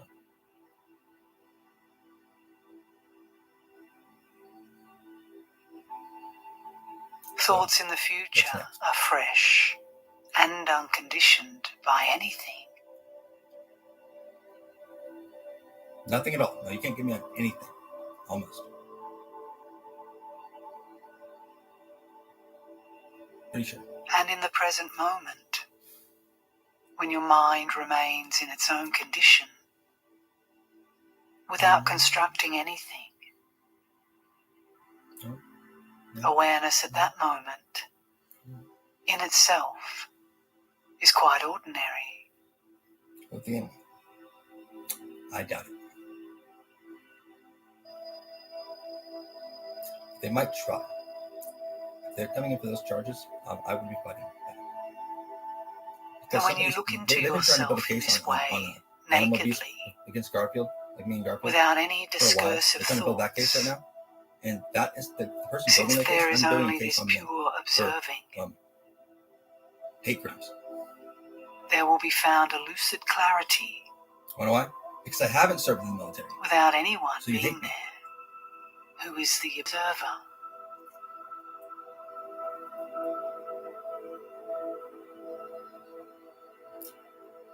So I think my son is my Only a naked, cat is my son. manifest awareness is present. It's my religion that he is really powerful soul. It's my religion says. Hate crime. You said what about my method of training? Bestiality? That's a hate crime too. This awareness is empty and immaculately pure, not being created by anything whatsoever. I feel like the only person of my species I've ever met. Just about. It is authentic and unadulterated, without any duality of clarity and racist hate crime emptiness. too. Because I know racism. Oh, the one to say about the people with the Jewish thing down the street, that's also against me. It is not permanent. If they claim something like that, And I yet, saw a bunch of cats it is in the not shed back there. created by Sprays up their house, anything. okay?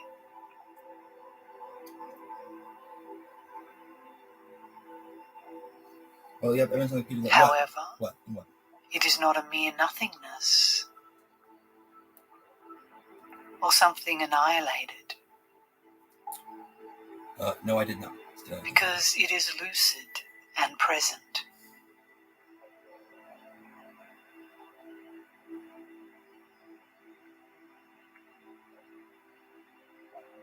Oh, really? You said how many things? Yeah, that's a lot. It does not exist as a single entity,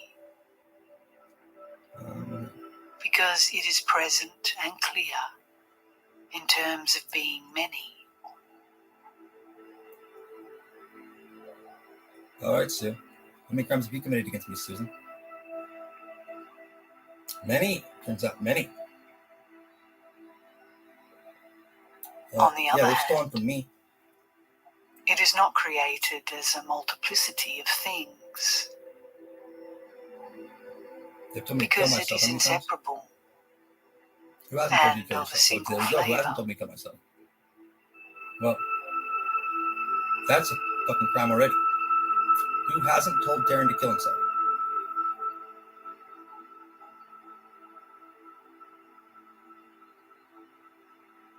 This Even you guys inherent who hasn't told me to kill myself, self-awareness which is a crime. does not Spiritually derive from anything outside itself.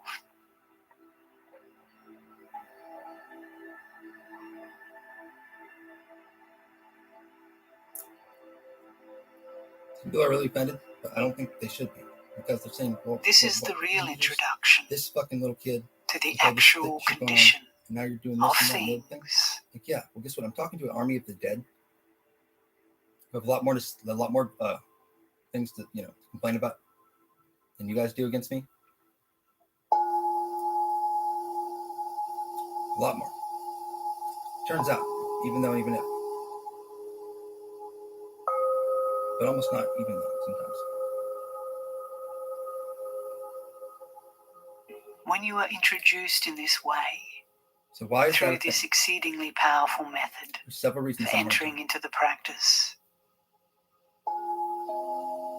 you discover directly I've that been your accused. own immediate When I was in high school, I got accused of being self-awareness that.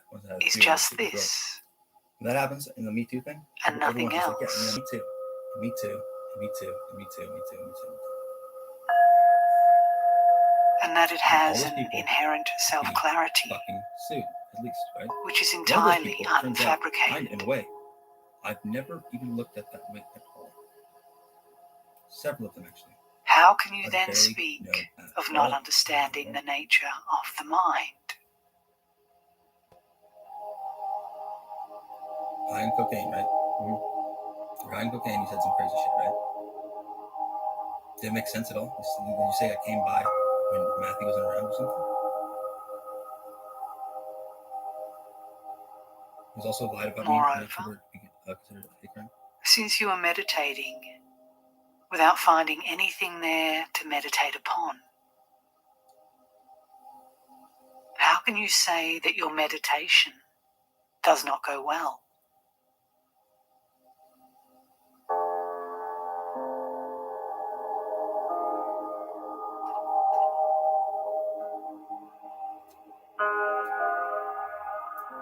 Since your own manifest intrinsic awareness is just this, how can you say that you cannot find your own mind?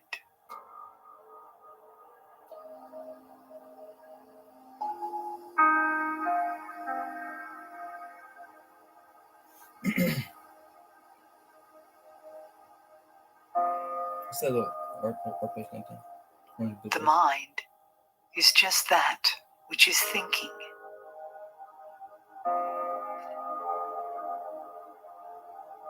And yet, although you have searched for the thinker, Hate crime? how can No, you they're fine, say actually. Hate crime? that you do not find them? Spying, peeping. Yep. So, yeah, kind of in a way, rape. With respect to this, nowhere does Is that there bad? exist the one Yes and no. who is the Are you cause in a of relationship? mental activity. No. Have I ever met them? No.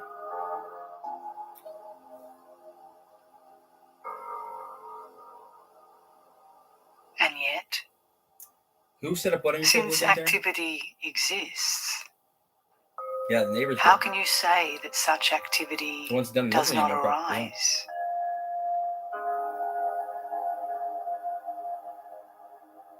And it did what? It triggered a stroke? It did, which was not diagnosed. But it was a stroke. Something like that, yeah. Since merely allowing thoughts to settle into their own condition without trying to modify them in any way is sufficient, how can you say that you are not able to remain Bullshit. in a Big old pile calm of bullshit. This state? fucking big. This is stack this big of just lies about me. As far as I can tell. But I swear on it, it depends on every lie. They have to tell me every fucking detail of every story. And I would confirm or deny.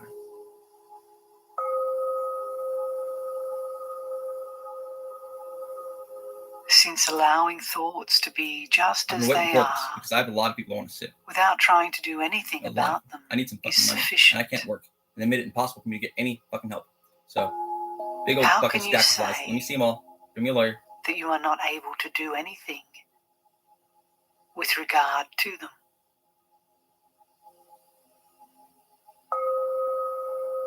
And don't send my dad and Sue over here to try to chase me out and get my cat to me. Yeah, that's not going to work.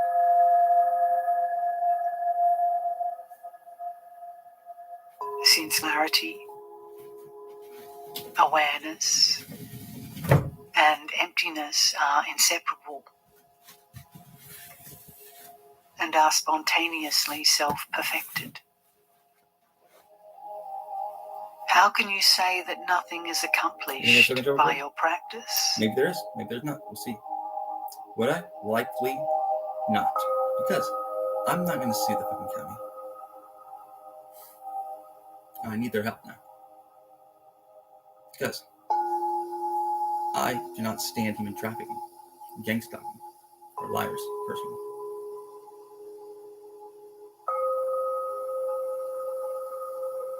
Since intrinsic awareness is self-originated and spontaneously self-perfected, or people who fucking try to plant without fucking any evidence antecedent places. causes Blame it or on me. conditions. People who make a How can you say burn pile, that you are not able and to maybe gonna light it accomplish and burn around the way anything there. I was hoping by your for a couple of these days. efforts? Try to burn down my neighborhood, maybe. Trespassing, see, no, not even. Went through that yard one time to my cat was fucking playing with the house. Did you trip for that one? I don't know. Since the arising of Really blind discursive people, yeah. thoughts and their being liberated occur Really talking about simultaneously, that distance, yeah.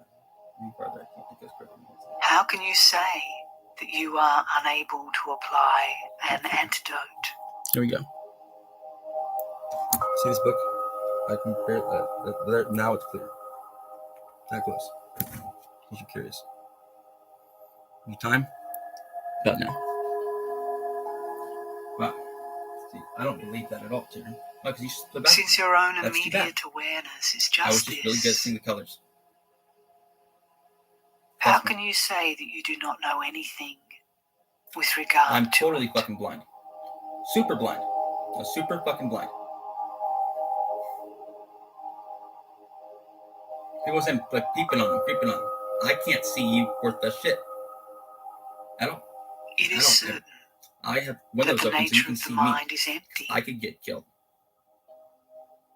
and without any foundation whatsoever.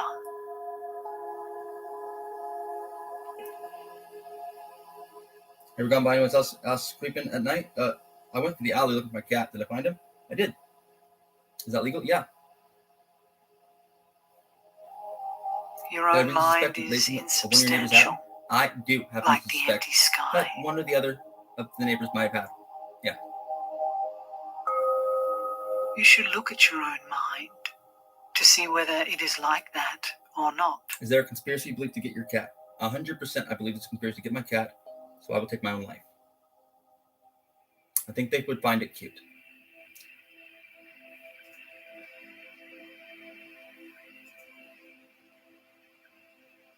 And conspiracy against my life, yeah, completely.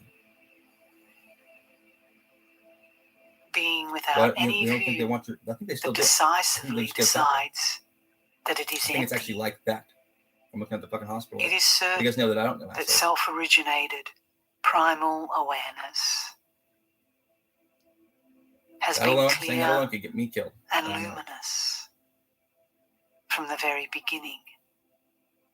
Roseburg, worried about them too because Like the heart of the sun, and that toxic, which right, is like itself that toxic self-originated. yeah, landfill.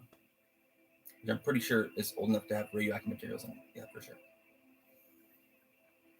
You should look at your own mind to see whether it is like that or not.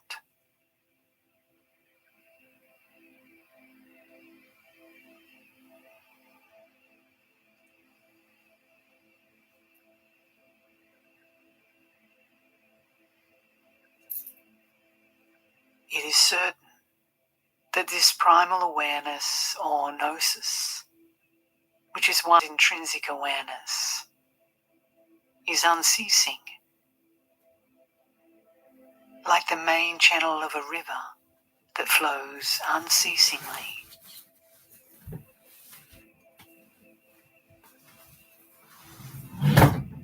You should look at your own mind to see whether it is like that or not. Oops. Fuck, man. Really an asshole. I can be.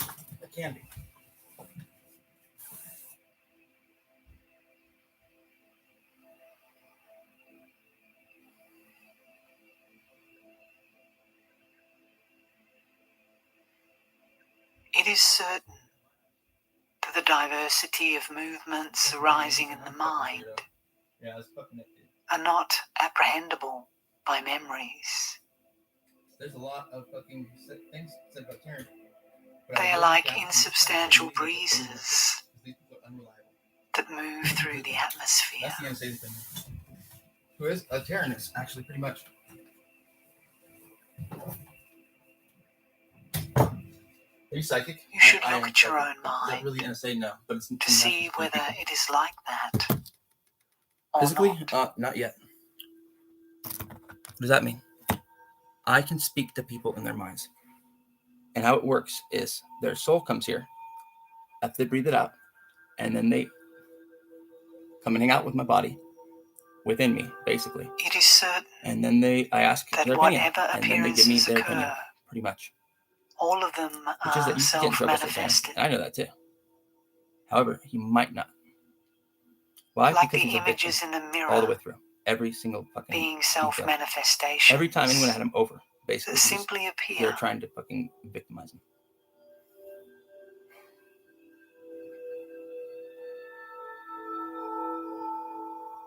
Really? You should look at your own almost mind though. Because if that's what they, to see is that what whether they said it is before, like that and that's what or they not. did, and then he was just like, fuck this, and then that happened? Could I get in trouble for that? I don't think he could. Just because it was there. That's what they're looking at over there at that house. I doubt it. What about him? Did you steal any money from that guy? Never, dude. Ever. Ever. In fact, if it wasn't for Taran, he would have fucking lost all his money, and he knows it that too. all of the diverse characteristics of things are liberated Instead, his family got a house into out. their own condition.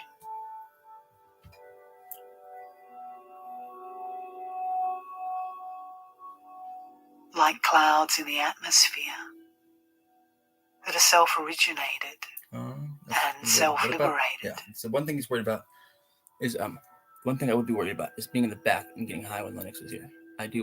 I'm concerned about that a little bit. You should look at your own mind to see whether it is like that. Depends on what he said about not. it. Probably not that much. Unless he did. He probably did actually, but we'll see. He did lie about his mom pretty much, I'm pretty sure. Not exactly, but he exaggerated it and probably got her in a lot of trouble actually. So kids do sometimes.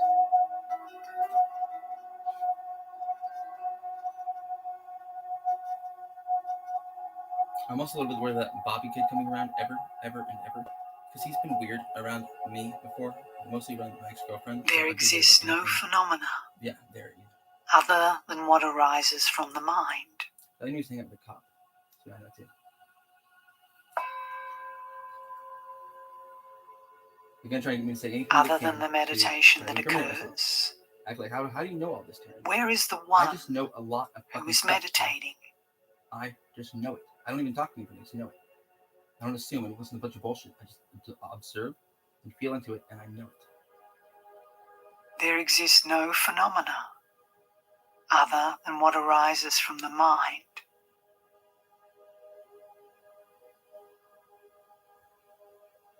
Other than the behavior that occurs? Where is the one who is behaving? So many people try to set me up for a fucking crime now. So many people try to set me up for a crime. Like just saying, oh, you know what I mean? There exists no phenomena Now everyone's committed other massive than what crimes against me. arises Conspiracy to commit murder and kidnapping from the mind. based on him just being different from everyone else. And his religion mostly, seemingly.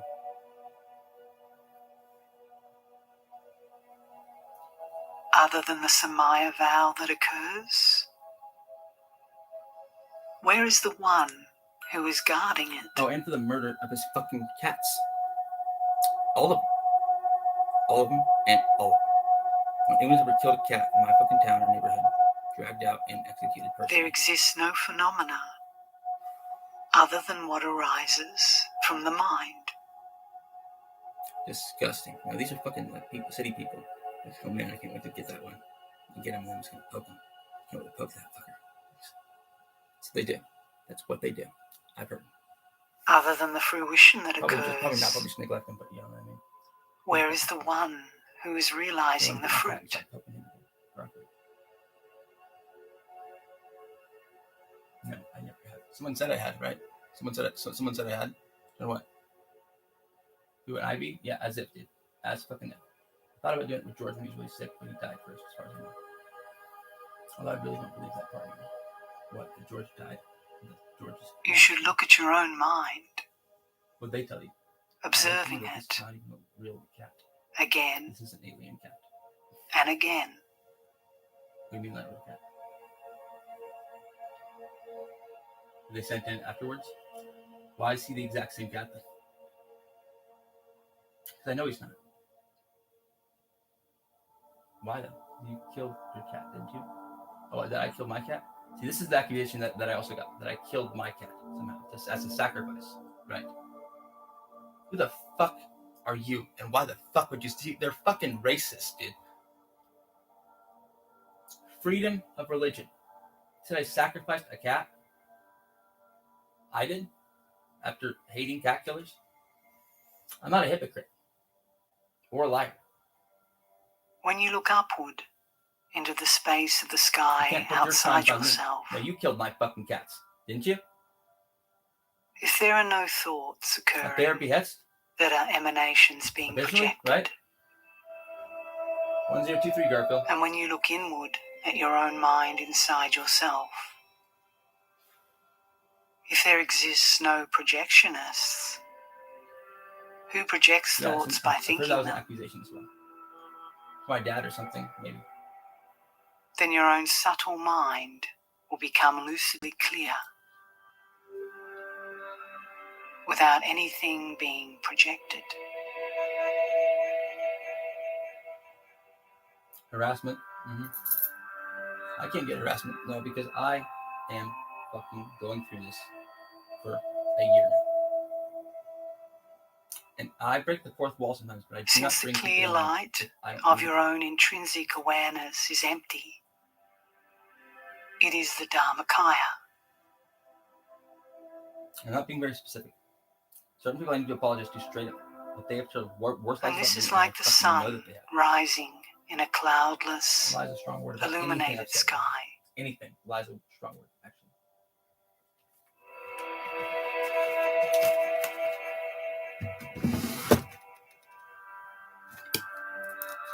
Even though this light cannot be said to possess a particular shape or form,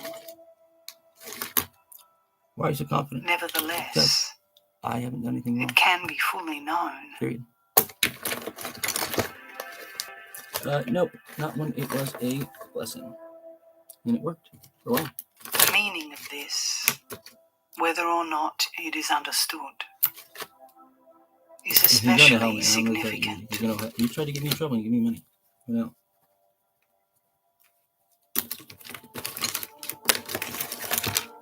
yeah, you're gonna help.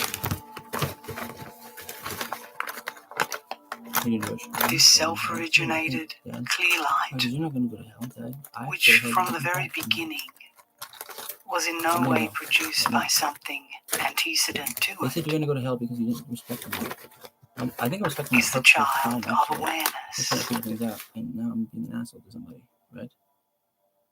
And yet, To them? That's what they would say. it I'm being is an asshole right itself now. without any parents. Oh, he's such an asshole. He's being an asshole right now to me.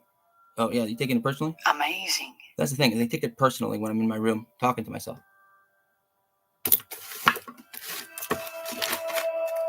I knew they did too, but I was never directed at them. I do this all the fucking time. All the time. And all the time for years now. The cops are like, has sick not of been it. created by anything. Amazing. I'm mostly sick of the calls.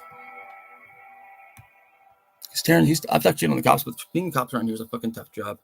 And they're so restricted by the fucking rules that they have to follow. That's why they turned into that was kind of people. I kind of know it too. It does not experience birth. That said, I will not talk too much about that.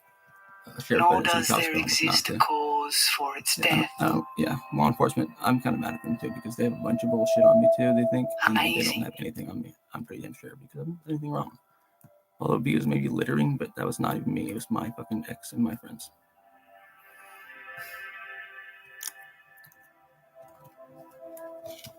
Fuck that shit, Although bro. it is evidently visible,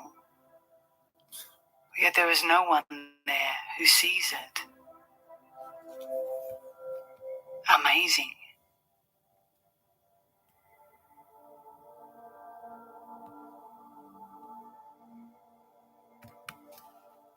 Although it has wandered throughout samsara, it has come to no harm. Amazing.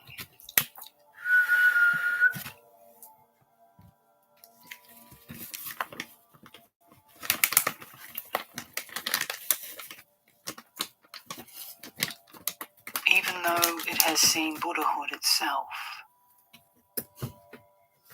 it has not come to any benefit from this. Blessed power, Amazing. in this right rejoice.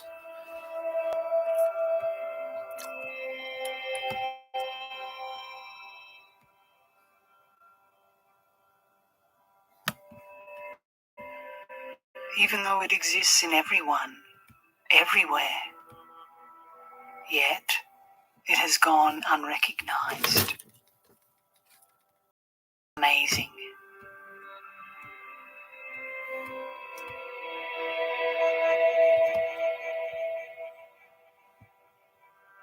Nonetheless, you hope to attain some other fruit than this elsewhere.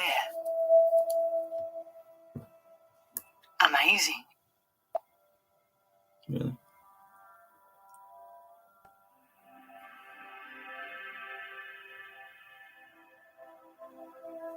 Even though it exists within yourself and nowhere else, yet you seek for it elsewhere. Amazing. It was good though.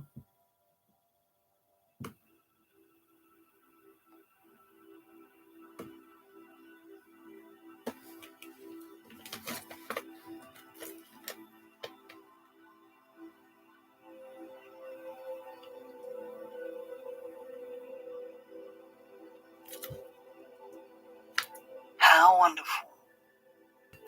This immediate, intrinsic awareness is insubstantial and lucidly clear.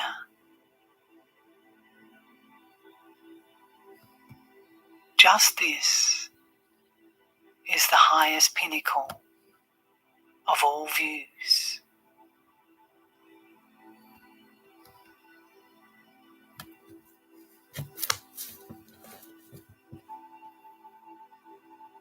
It is all-encompassing, free of everything, and without any conceptions whatsoever.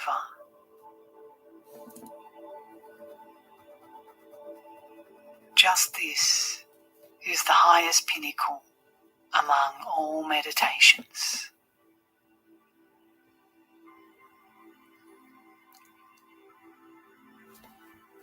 It is unfabricated and inexpressible in worldly terms.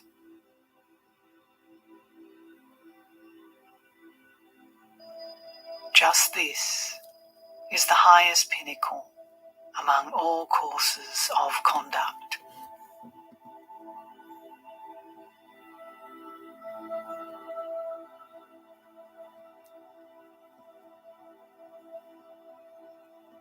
Without being sought after, it is spontaneously self-perfected from the very beginning.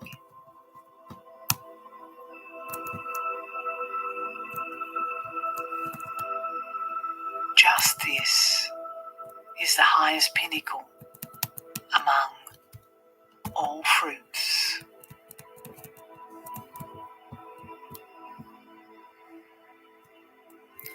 I shall sing of night. I shall sing of night, mother of gods and men. We call night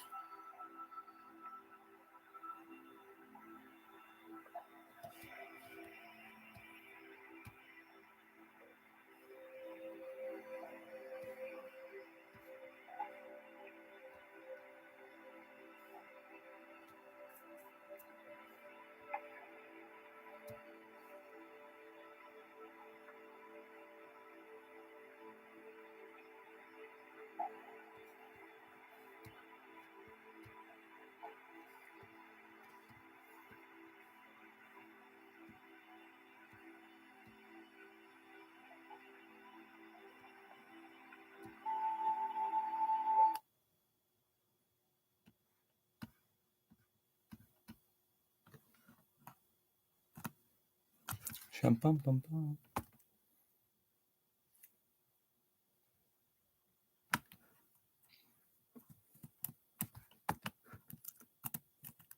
I call night.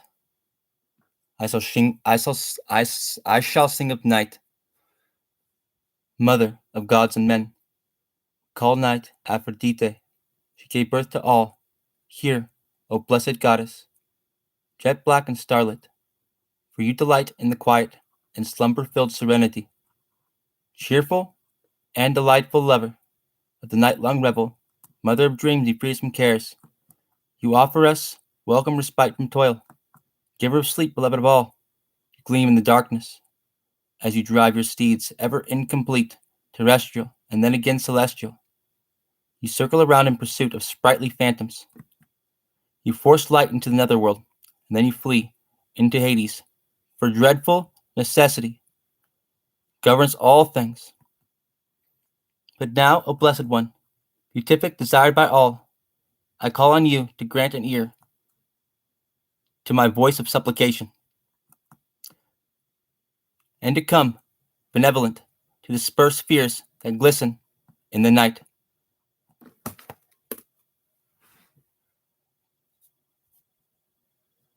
Calcut.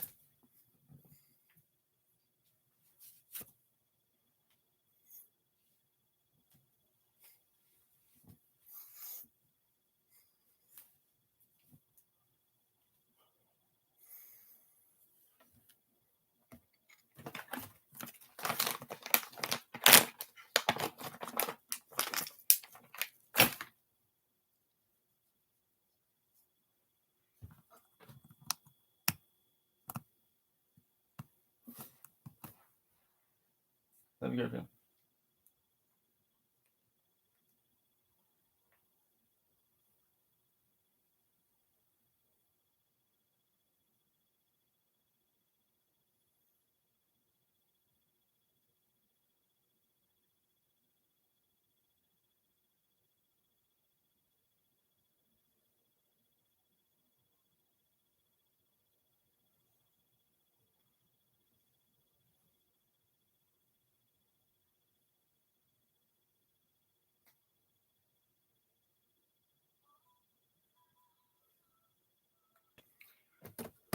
Well, you still know you're the chosen one, right? Yeah, I'm the chosen one. I know that too. Because I just got magic powers from them, and they're fucking worked hella well. Before supposed to fuck with me all the time, but still, it turns out they still work really well. And it's not instant.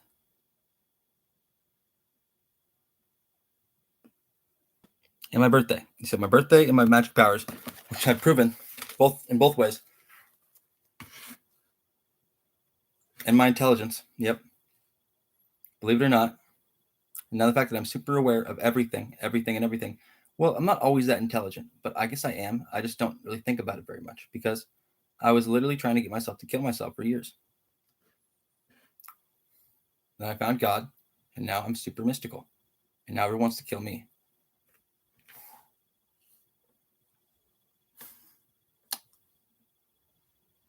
Well, part of it's because my Kundalini is enlightened, and my back is worth a lot of money on the black market for cannibals. Turns out.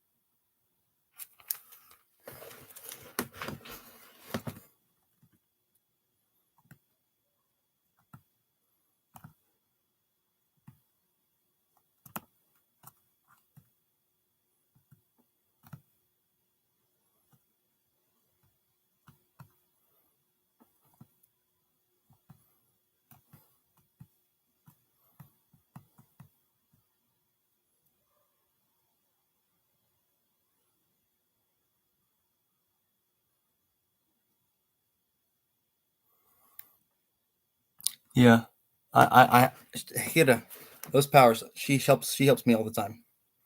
The goddess. Does she? I know she does.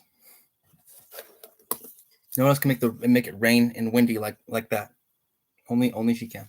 Pretty much.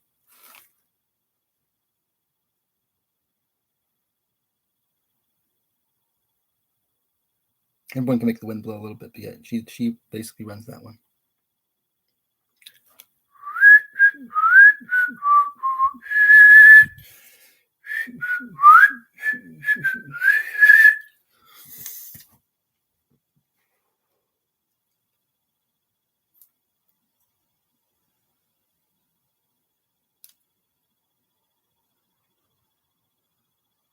That's a breeze. A little bit. Yep. A little bit.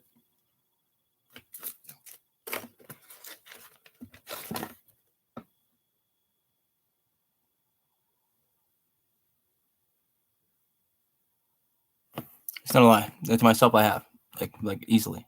I've proven it. I don't really worry about shit now. I do, but I don't. Worry about a lot of shit actually now, but like it's because I fucking did some shit that was fucking mystical as fuck, and the government was not interested. They just were interested in killing me afterwards, pretty much. Seemingly.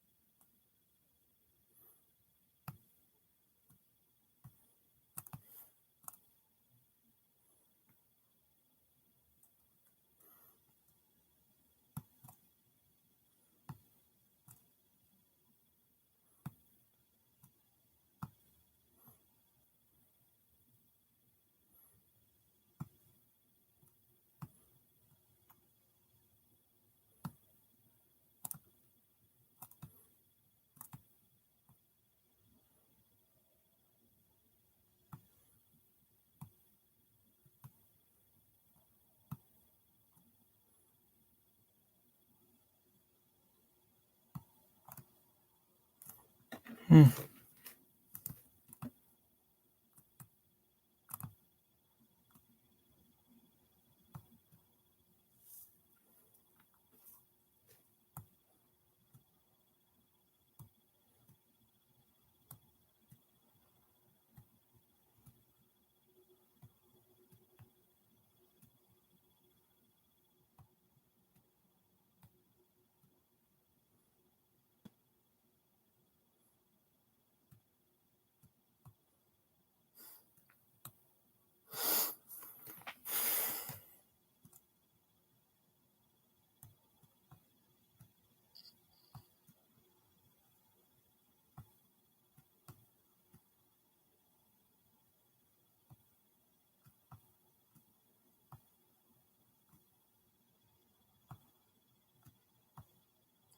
Oh.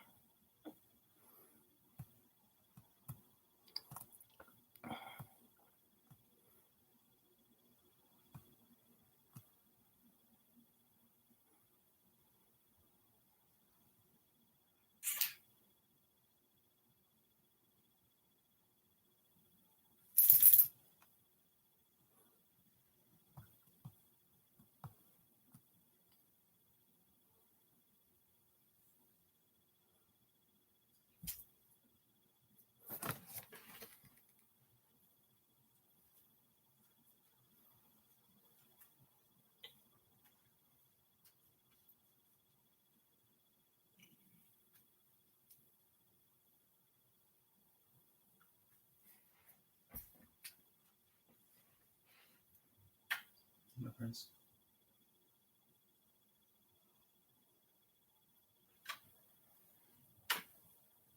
How you doing, my handsome?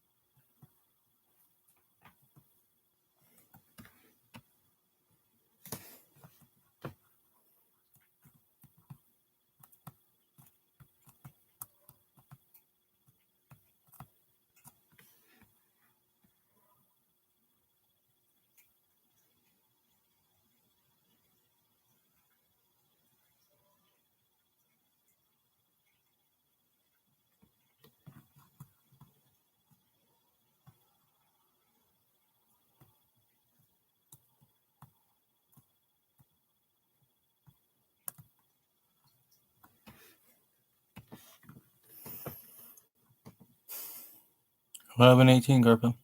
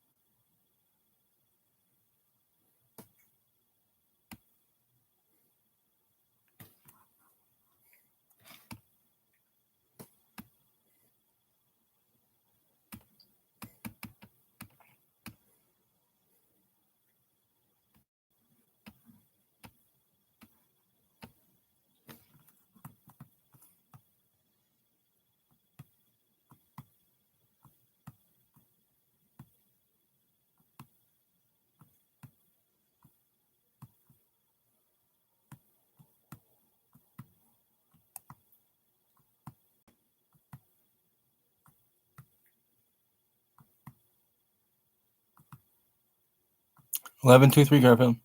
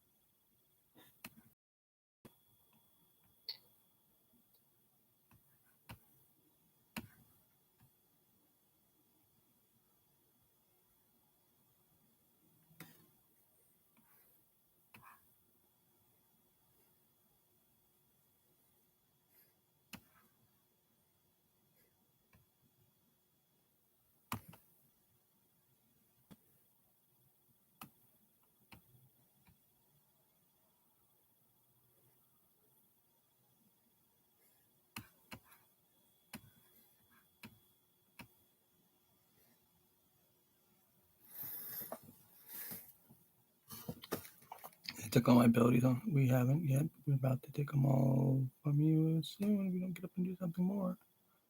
Well, I don't know what to tell you guys because you can't really take them all away, can you? We have tried to take everything you have already. He's like, and what did you do with it? Nothing.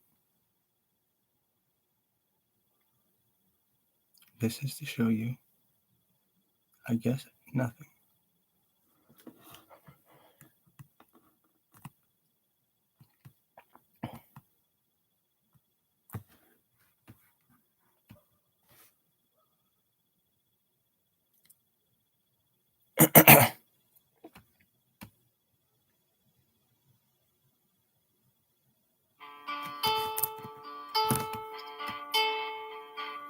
You might deep Poseidon, ruler of the sea profound, whose liquid grasp begets the solid ground.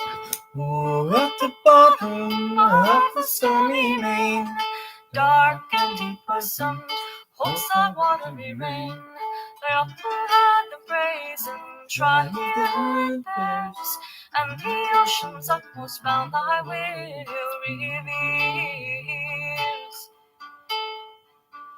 The high oak, whose steeds the foam divide, from whose dark locks the briny waters glide, whose voice loud bounding through the roaring deep, drives all its billows in the raging heat, with her sea riding through the boiling sea.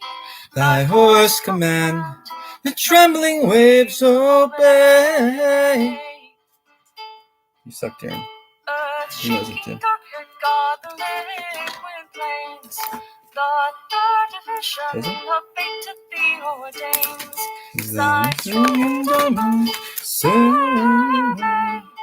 Well please the monsters of the ocean play, conglomerate spaces, and with prosperous scales, waft ships along And swell the spacious sails. Add gentle peace, and bear her healthy side, and pour abundance in a blameless tide.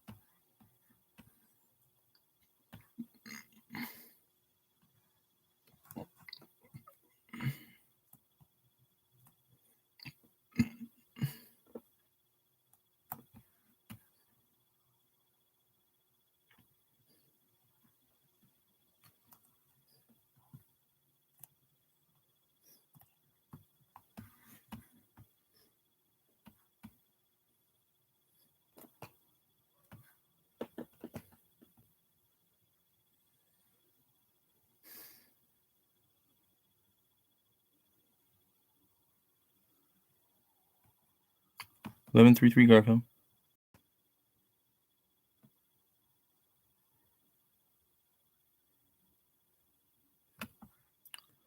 Ah, yes.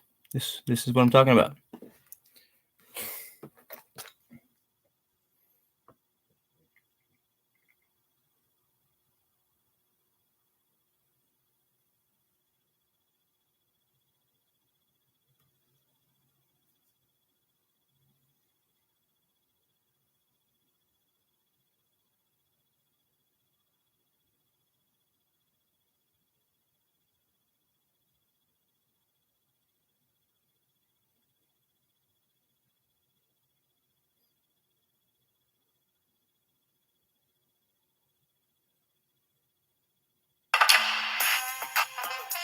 So, last night he used him.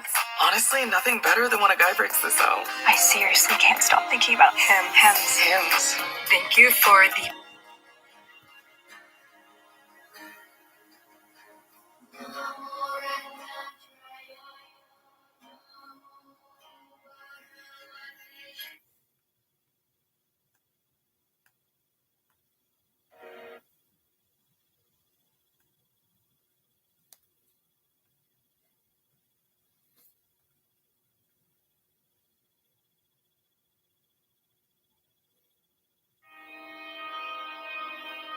sun was once too fast, and a demigod had to slow it down. What if the afterlife wasn't...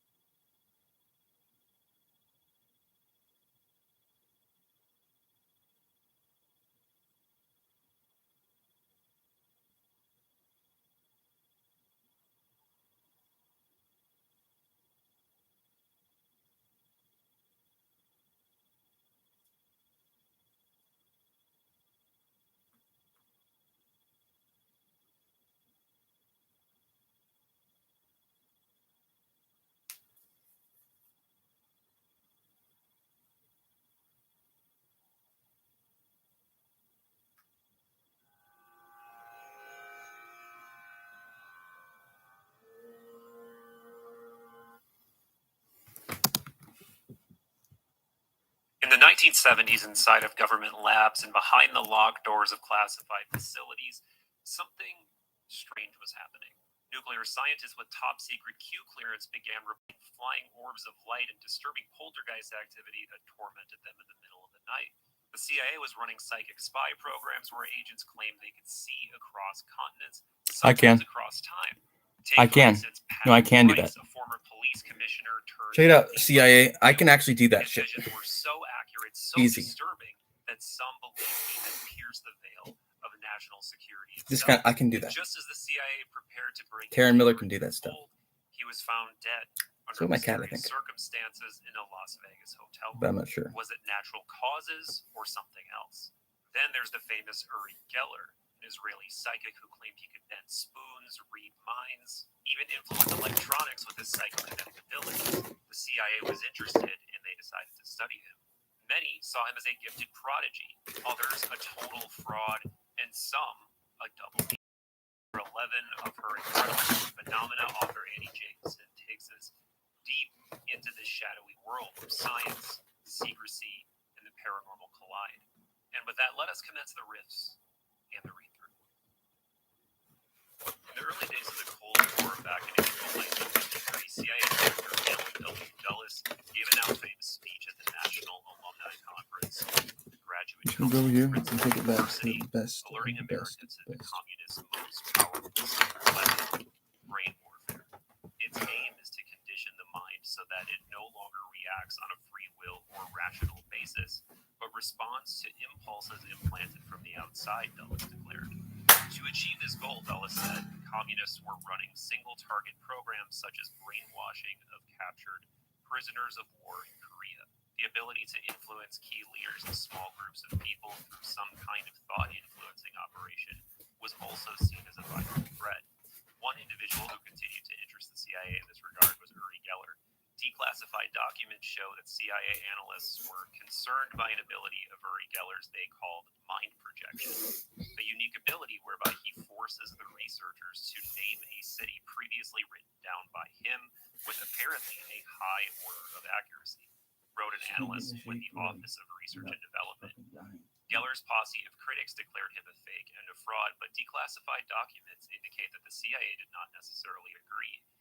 Quote, it may prove worthwhile to explore pursuing some carefully controlled experiments Seemingly. with Geller Oh. over and above experiments TSD, Technical Service Division, is funding, suggested the ORD analyst, albeit with much tighter controls. After New Scientist ran a 16-page story on Geller accusing him of possibly wearing a radio receiver that could be concealed in a tooth, the CIA had Geller's mouth examined by a dentist who found no sign of an implant. When the magician James Randi speculated that Geller's assistant and friend, Shippy Strang, helped him cheat, the CIA denied Strang access to Geller during the experiments. According to special management guidelines for the SRI Paranormal Project, stricter controls would now include, quote, strip down, removing rings, wristwatches, etc., and put on a special lab garment, jumpsuit, X-rays done on a spot basis during experimentation, limited to the chest, hands, and skull. I think it'll work out because they If fucking Geller could plant a word in a person's really mind through don't mind want me to projection, have you he avoid could that. ostensibly influence that person's But I actions. really don't want them to have And you. that idea have you was of have- national security I mean, I concern don't. to the CIA. There was also mounting evidence that Geller's alleged powers Why? Because the produced switcheroo. secondary effects. They will A try. scientist with the Army Research Institute for Behavioral and Social Sciences agreed, quote, perhaps the most important consequence of the Geller craze is that a number It is a of thing less they can do. celebrated individuals, particularly children and teenagers, definitely interesting, reportedly are able to bend metal after watching Geller do it, which is what happened on November 23rd, 1973, after Geller walked into a London radio studio for a live on-air experiment with a veteran British broadcaster named Leslie Ronald, Jimmy Young. BBC Radio 2's Jimmy Young show had an audience that extended throughout England into Ireland and Scotland. After Geller arrived, Young welcomed him to the BBC and suggested that they get started right away. A few minutes into the interview, Young took out a large key identified as an Automobile Association telephone box key from his pocket and asked Geller to bend it. Quote, I did what I usually do, laying my hand over the key and wishing it to bend, wrote Geller in a 1975 memoir. Geller was nervous, he said, having recently been unable to demonstrate psychokinesis on Johnny Carson's Tonight Show. Doc, we're back. Uri was telling me you don't feel what, strong I tonight? don't Is that feel strong. It's not all tonight. Right now I'm feeling being pressed, and then I can't. Oh, I'm not trying to press you. I really not. No, you're only telling me, well, will you try that or that? But today there was excitement in the air. A group of radio engineers had left their booth and gathered around Geller to observe. With his hand over the key, Geller concentrated. He told people all over the United Kingdom that they should summon their own psychokinetic powers at this exact moment and bend metal in their homes. Spoons, forks, keys, anything. Quote, if there are any broken watches in your home, please concentrate on them and try to make them work, instructed Geller. After a few moments of concentrating on the audience, Geller took his hand away from Jimmy Young's key. Live on national radio, Jimmy Young shouted, "It's bending, right in front of me. I can't believe it." There was clapping and cheering throughout the studio. In an hour or two, it'll be more bent. That's the point. That when nobody touches it, I'm gone. Young spoke of how crazy it was to be sitting in the BBC studio and watching metal bending right in front of him as if it were alive. A producer rushed in and handed Young a note. Then an engineer ran in with a message, and after that, another radio producer came forward with a handful of caller notes. Someone shouted, quote, "The entire BBC switchboard is lit up like a Christmas tree." Calls came into the station from all over. Wind and water. Announced on air. Across the United Kingdom, citizens were reporting objects in their homes inexplicably bending. A woman in Surrey said that she'd concentrated and her gold bracelet bent. A woman in Harrow said she was stirring soup while she was concentrating, and now her soup spoon was bent. A watchmaker called up to say the hands on one of his clocks, frozen for years, were moving again. People wanted to believe in psychokinesis, and now apparently many of them did. This was what the CIA called secondary consequences. All over Great Britain, people believed that they had bent metal with their own minds. Still in London the following night, Geller appeared live on BBC television on the Dimbleby Talkin' Show. He bent and then broke a fork, started a broken watch, and reproduced a drawing hidden in a sealed envelope. Seated beside him were two scientists he did not know, King's College professor John Taylor and South African zoologist and anthropologist Lyell Watson. I believe Lyell Watson was cited in the Gateway paper, if I'm not mistaken. So that's potentially interesting, at least indirect correlation here. Both scientists expressed wonder. Quote, "I believe this process," declared Professor Taylor. "I believe that you actually broke the fork here and now." But I do believe that under God and outside our universe, or outside our galaxy, or outside in our cosmos, or who knows, beyond our cosmos, there are intelligences. I don't know how they look. If it's computers, if it's, I don't know. But I do believe that there are higher civilizations, much more intelligent than we are. For them to do things like that, it's simple. Okay, I know. You see here, he doesn't agree. All right. I can accept it. I can accept of that. course. But Look, they had to channel, the force had to be there. It came from your finger. What we should do first is investigate very carefully how this process occurs. I believe this process. I believe that you actually broke the fork here and now. Yes. The variation on what the CIA's Ken Kress called, quote, conscious conversion moments were now happening live on TV. Before we pull away from the scene and conclude most of our discussion about Geller, there is a particularly novel angle to what you just heard there, if you know the history. So Geller was brought onto the scene into these studies at SRI by the controversial parapsychologist Dr. Andrei Puharich. But there was definitely more than just straight up scientific inquiry going on here. There was something mystical at play. Because according to both Puharich and Geller, Uri wasn't just performing parlor tricks, he was in contact with a non-human advanced intelligence. This intelligence identified itself as spectra. It communicated to them through hypnosis and channeling, and could even express itself through electronics, radios, televisions, etc. In his book, The Invisible College, researcher Jacques Vallée references these interactions with a sort of nice mix of intrigue and caution, suggesting that the Geller-Puharich dynamic was really blurring the lines between genuine anomalous phenomena, potential psychological manipulation, and that there might even be some stagecraft at play. But it does seem like Puharich and Geller truly were convinced that Spectra was real, that it was this benevolent presence. They saw themselves as a part of a larger mission to assist humanity's sort of psychic evolution. So whether Spectra was a complete hoax, a psychological projection of Geller and Puharich's unconscious, some mix of the two, or a genuine non-human entity, Whatever the Why? case Because may CIA be, hates you. it I remains know one they of the hate me. What do most they hate me? They intriguing just don't want and you around. strange It's not threads their of fucking this prerogative. entire exploration. It is. So now though, back to the but it chapter. isn't. The You're right. following day, as part of a psychokinesis But experiment it for is. the British They tabloid don't have newspaper any Sunday idea what to do. People estimated The cats circulator agreed to concentrate hard at 12:30 p.m. Cat is not London a spy. time and shout out the word I know "bend." that, Quote, but they don't know that. I was Well, I've had the cat for how long? Is he kidding? Cat ran away. Cat's not a spy. I'm not a spy. I can do that stuff. You got me. To Taran Miller it is. Yeah, it is Taran Miller. So I know.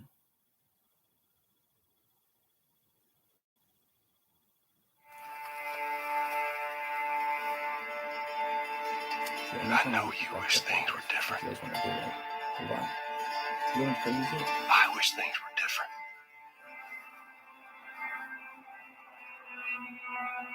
But they ain't.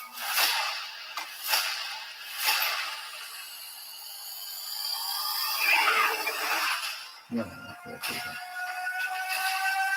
I can actually enjoy it. Take a few minutes.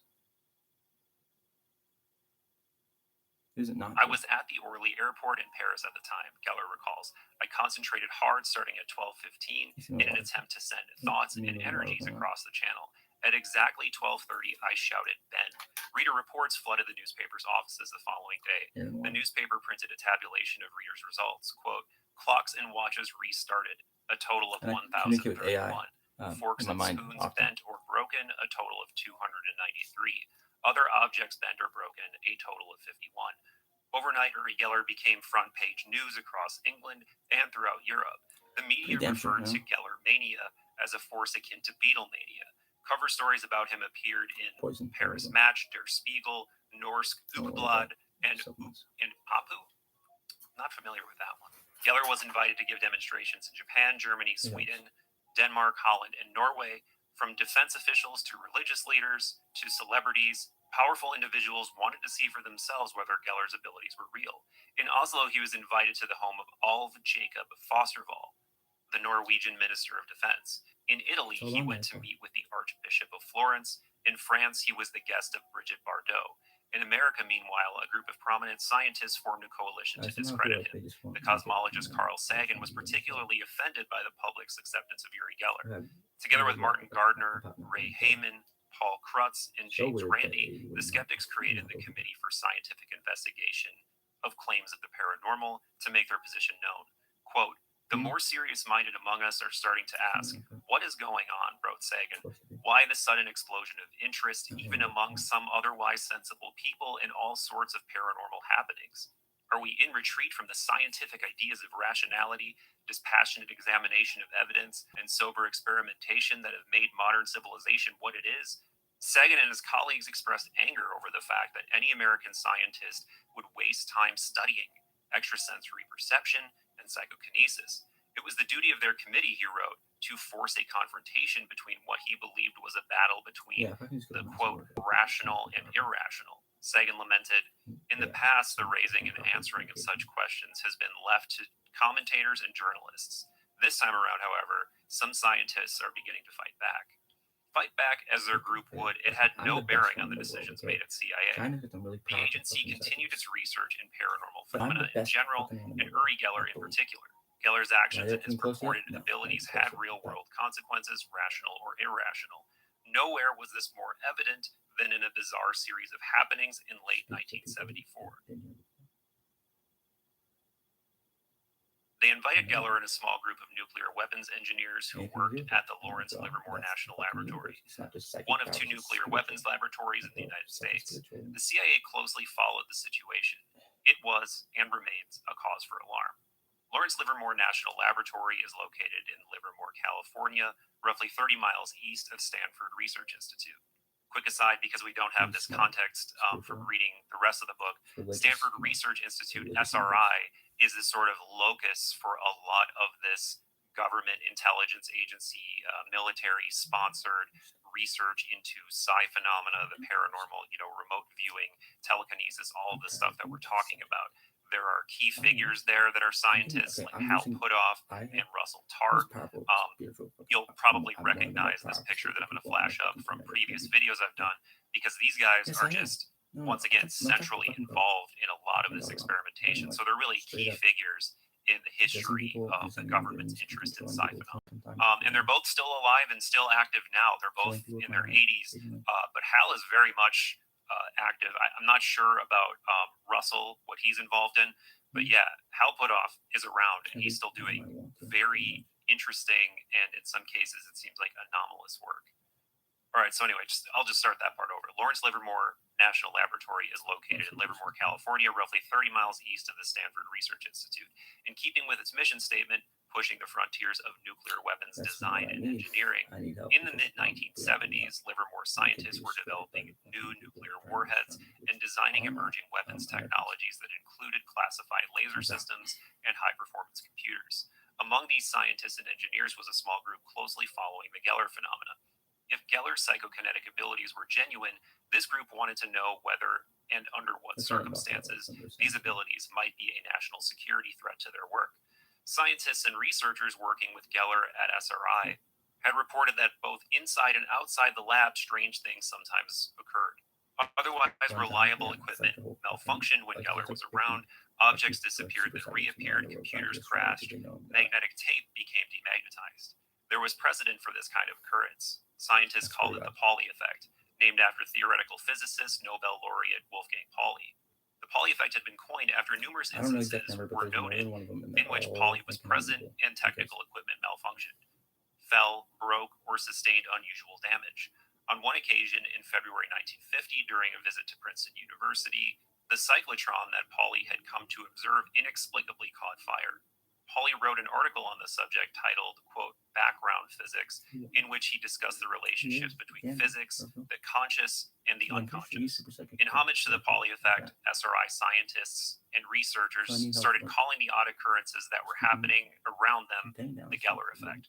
A few notes on Wolfgang Pauli. Not only is he a Nobel laureate, the reason that he was interested in the conscious and the unconscious and the psyche and its effects on reality, in part at least, is due to his relationship with Carl Jung. So Pauli, it's now known, there's actually a whole book of their correspondence between Pauli and Jung. Pauli was actually a patient of Jung's. That doctor-patient relationship eventually blossomed into a mutual intellectual admiration and a friendship. And like I said, there's a whole book now of their correspondence. They were both particularly interested in synchronicity. So this is where his interest in the conscious and the unconscious is coming from. And it's a very, very interesting relationship that Jung and Pauli had.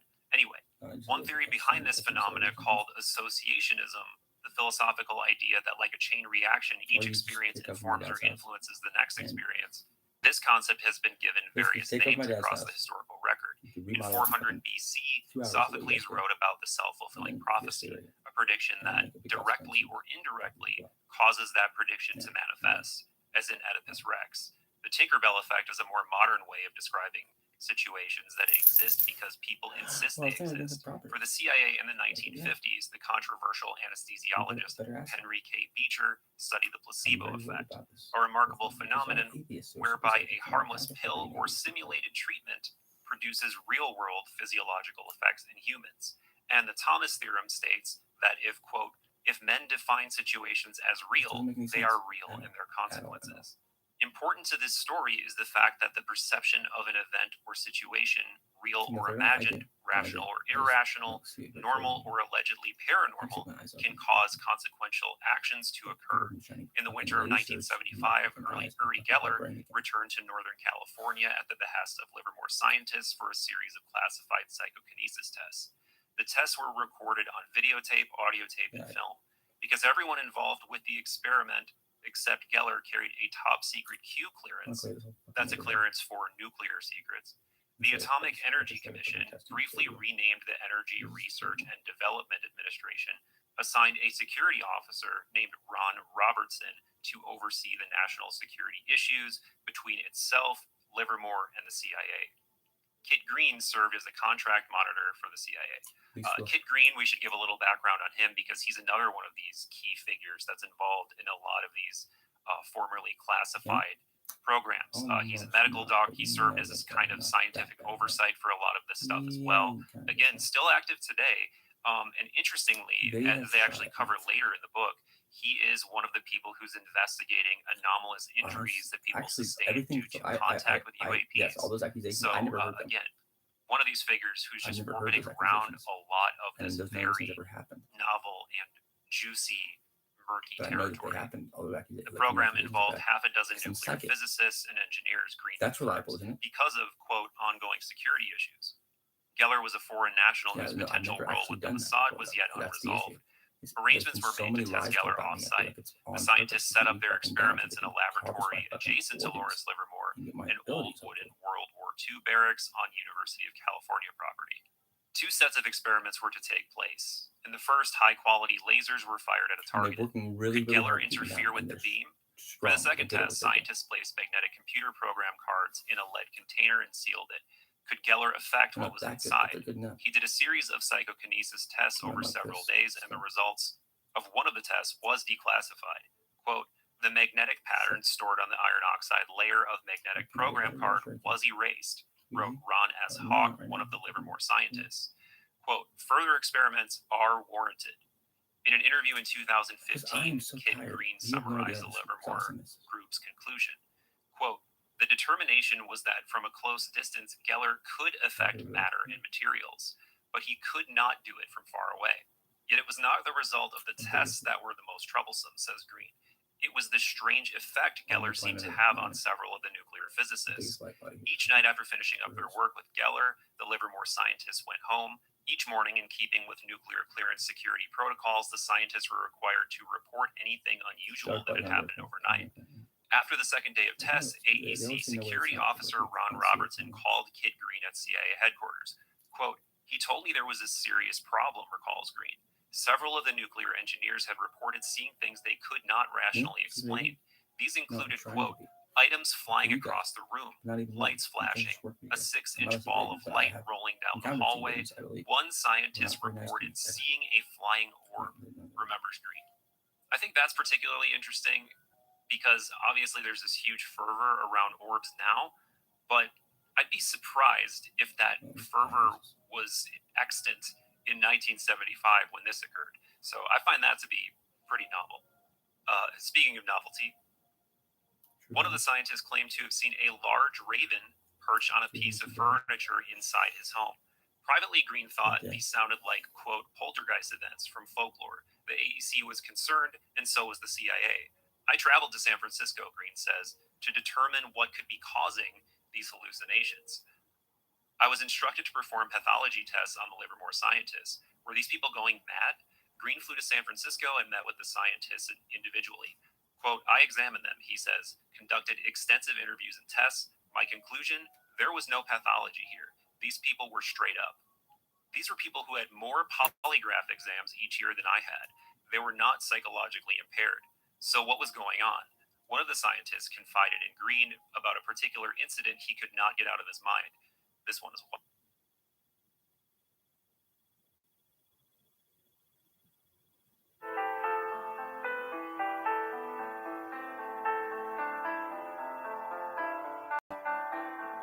Does that work?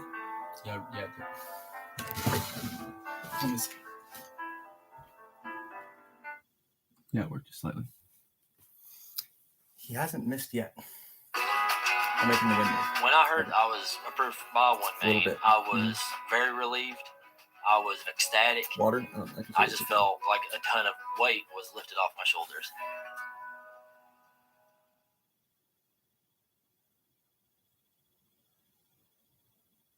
Fucking cares my tracker. This one is wild, my friends.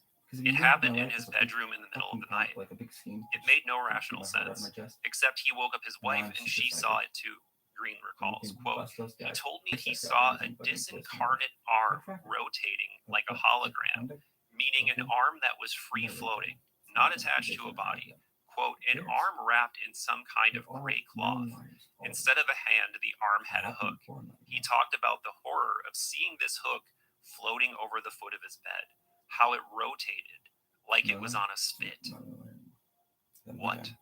Green was bedeviled. Perhaps what was going on was some kind of psychological operation, he thought, either by an enemy intelligence service or perhaps even the CIA. Quote, holograms were just coming online, Green says, although the technology was mostly classified at the time.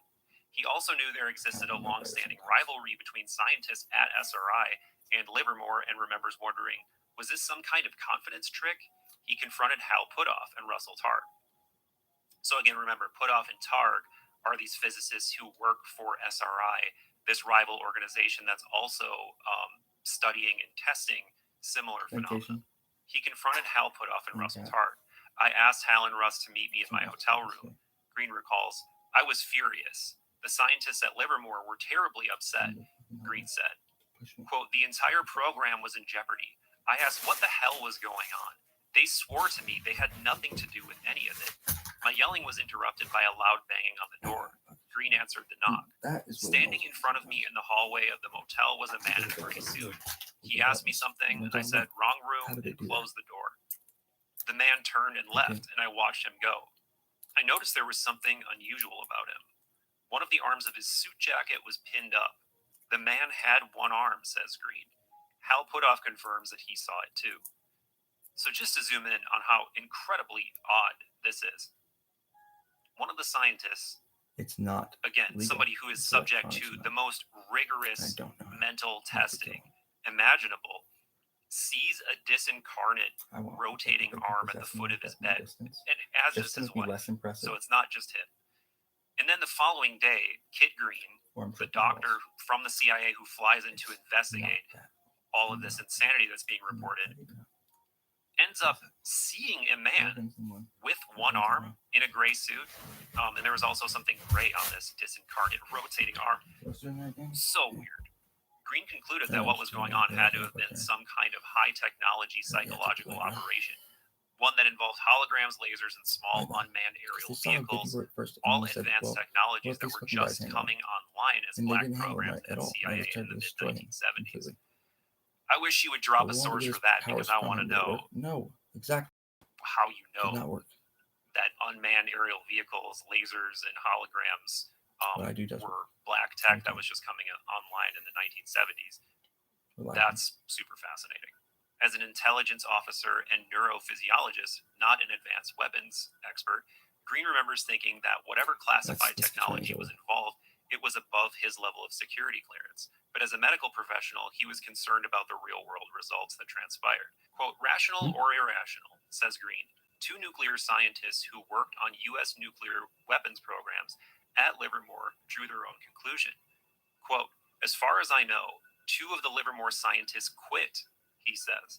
It was the Thomas theorem in action. If men define situations as real, they are real through their consequences. The scientists had apparently perceived the incidents to be some kind of omen or message, that they were not supposed to work on nuclear weapons development anymore, says Green. I just can't get over how wild that story is. That, again, just to reiterate, that you have the most decorated, mentally stable scientists in the country experiencing truly paranormal, truly hair-raising phenomena like orbs and ravens manifesting and rotating arms, literally being driven mad by something unexplainable. It's so crazy. And before we get into the final part of this chapter, it concerns another just incredibly fascinating figure from this period of history when the intelligence agencies were investigating psi phenomena, remote viewing, etc. And it's a remote viewer by the name of Pat Price. So Pat was a particularly standout talent in terms of remote viewing, apparently. Even according to some of the stories in this book, getting better results than famous remote viewers like Ingo Swann.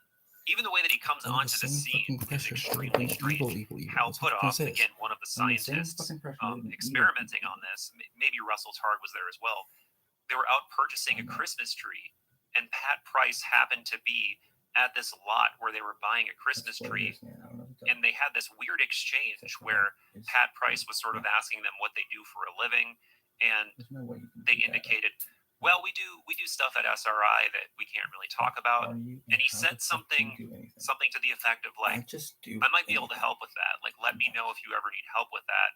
And the circumstances were so strange that when he eventually did come on board this I know. project, he was investigated by, I think it was the CIA, I could be wrong, because his sudden emergence was just so strange and coincidental that they thought something had to be up with him.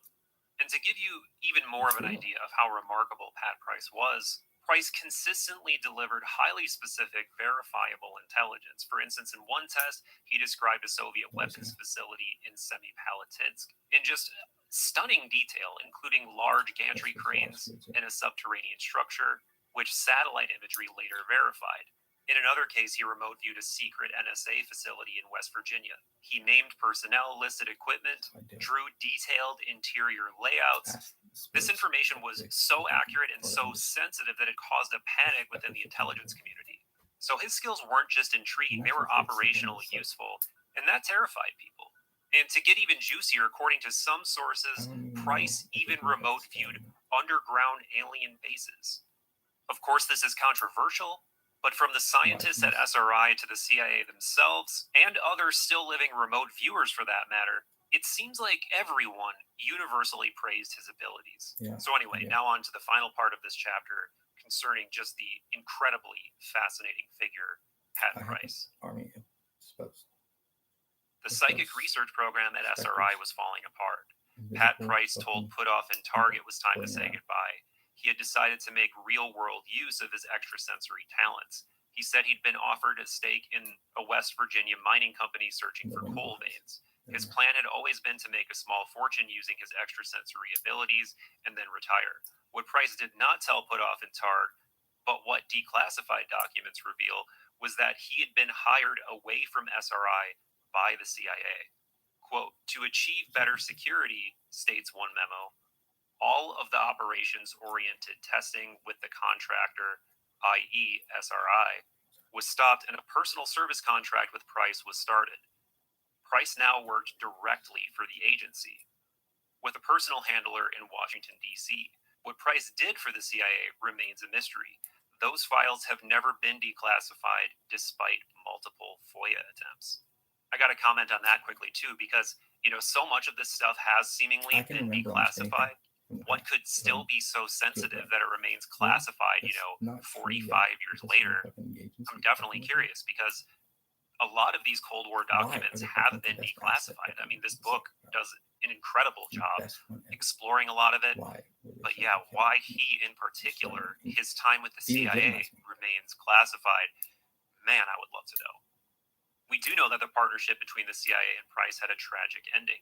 In July 1975, Price was in Washington meeting with his handler when he reached out and made contact with old friends. According to both Hal Puthoff and Kit Green, Price told these friends he'd soon be spending a few days gambling in Las Vegas and suggested that they meet him there.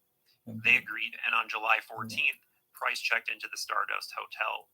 Later that evening, he had dinner with the two friends in the hotel restaurant. The meeting was cut short when Price announced he didn't feel well and he was heading up to his room for a rest. When he didn't return, his friends went to his room to check on him. They found him in the bed, in cardiac arrest. Paramedics were called to the scene. EMTs tried to resuscitate him, but his heart did not respond to defibrillators. Pat Price was rushed to the emergency room where he was pronounced dead on arrival. Kit Green says he traveled to Las Vegas to review the autopsy report. Again, remember, Kit Green is an MD. Quote, there was no report for Green because no autopsy was performed. The coroner said a man had shown up with a briefcase full of Price's medical records and engaged hospital officials in a discussion, then waived the autopsy requirement on the grounds that Pat Price had died of a heart attack. At SRI, all kinds of rumors began to spread among the scientists and the physicists, including talk that Pat Price might have been killed. Possible assassins included the KGB, the CIA, even the Church of Scientology. In 1972, the Army's medical intelligence officer had warned that the KGB was, quote, developing a way to use psychokinesis to stop the human heart. As for the CIA, recent Church Committee congressional hearings had revealed that agency engineers had created a heart attack gun capable of shooting a poison pellet into a victim whose death would I'm not appear easily out to of the have brain, been guys. a heart attack. Is it like a competition right now? According to Jacques, I know it is, but I'm number 1 still. Even though, like, on your list, I'm probably like fucking 20th. And if I'm not there, then Safe Light you're not paying Repair, attention. Safe Light Replace. Nobody likes a cracked windshield. Really? Yeah. But at least you can go to safelight.com and schedule a fix in minutes. Go to safelight.com and schedule a replacement today. Safe Light Repair, Safe Light Replace. I am that powerful. I just don't try hard at all. Meet a digital bank account built for businesses like yours. With American Express Business Checking, you'll say goodbye to monthly fees and say hello to 24/7 customer service, competitive APY, and membership rewards points on eligible business debit card purchases. You can redeem those points for deposits directly into your business checking account or transfer them to select participating travel partners. Access your account online or on the app, so banking has never been easier. American Express Business Very, Checking. very poison. Thanks, guys. Thanks for that gift. according to Jacques Vallée, when the FBI learned that Pat Price was a Pretty good. Scientologist, the church became suspect. Quote, after a raid against the offices of the Church of Scientology in Los Angeles, the FBI came to believe falsely that Price was used by the Scientologists as a spy against the CIA, Vallée wrote in his journal. So if you are familiar with Jacques Vallée, and you know him as this prolific author on the UFO topic, he actually was involved with SRI in the 70s. So again, just another incredibly fascinating figure that was directly involved in this stuff. Final bit here. In a move to disassociate itself from additional controversy, the CIA withdrew from its lead position in classified anomalous mental phenomena research. Pat Price was dead. Ingo Swann was in New York. Uri Geller was thought to be working for Mossad. The fate of the SRI program was up in the air. A Cold War chill set in. Was this the of U.S. government phenomena programs or a new beginning? That's all it is. Spoiler.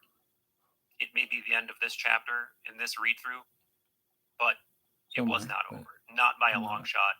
The deeper you dive into this murky chapter of history, into Project Stargate, and really all of the government-funded psychic research, the harder it is to fully dismiss. There's just too much data, too many credible people and anecdotes to wave it all away as fantasy.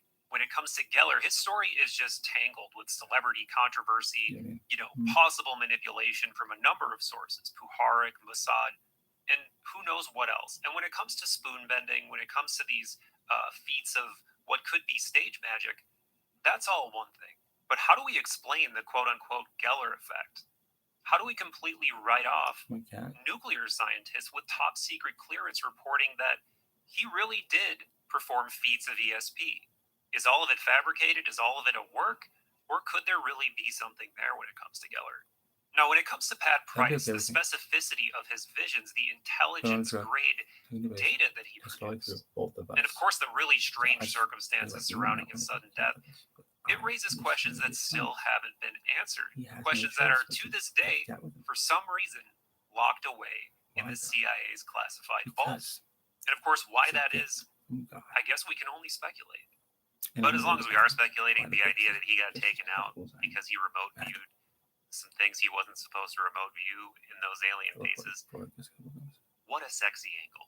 But rather than speculate further in this transmission, I really can't recommend Annie Jacobson's Phenomena enough. Trust me, Chapter 11 is really only the tip of the iceberg. Also, if you want to hear more of this story from the very people who experienced it, check out the documentary Third Eye Spies. And on a final note, similar to what I've been saying at the end of all of my videos on this topic as of late, this is more than stories. You don't need permission from any entity. You don't need to be let into any classified program. You really can, and I hope you do, explore the boundaries of your own consciousness. You can meditate. You can achieve altered states. You can practice remote viewing and try to have OBEs, out-of-body experiences if you want to. It is all psychical terrain that is open to you if you choose to explore it, and you can draw your own conclusions. And with that, I do appreciate your attention, my friends. I would also greatly appreciate if you would like, subscribe, comment, share, feed that algorithm. Also, look up Third Eye Drops wherever you listen to audio podcasts. We've got hundreds of mind melds with some truly brilliant beings and myself and hundreds of other seekers would love to with you over at patreon.com/third eye drops. It is not only one of the best ways to directly support this channel, you get access to a patron-only Discord server. You can join us for Zoom hangs. You can get rewards like stickers, pins, shirts, and more. I would love nothing more than to riff with you there. Much love. Until either then or next time.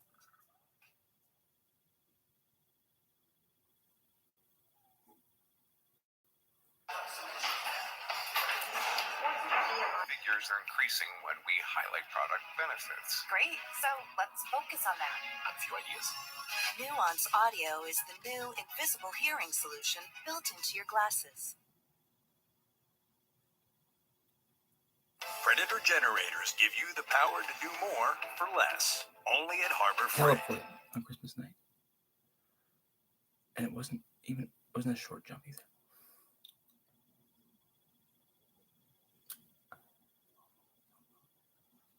He saw a train on the way back down. Okay. And he waved at us.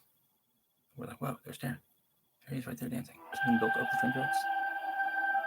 In mythology, whenever we encounter the figure of a mighty goddess, she's usually associated with nature in a motherly way. She is the nature that brings life forth out of her bosom, the fruit-bearing earth. She's also the dark mother that takes life back when the time comes, out of which she's born again. But the Greeks imagine a different nature and personified her with the goddess.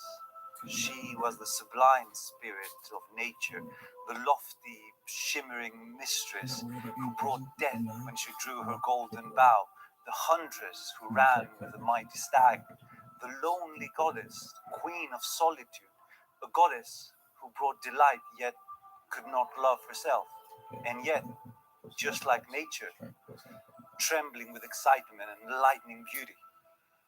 She was Artemis.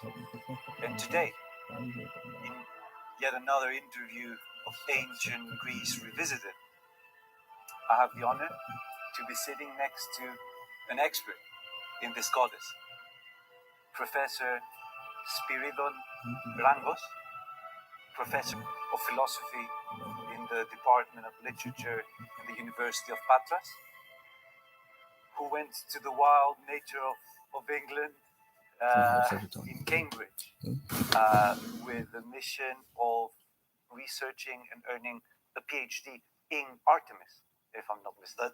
That's right. Why Artemis? Why Artemis? That's a serious question. For various reasons.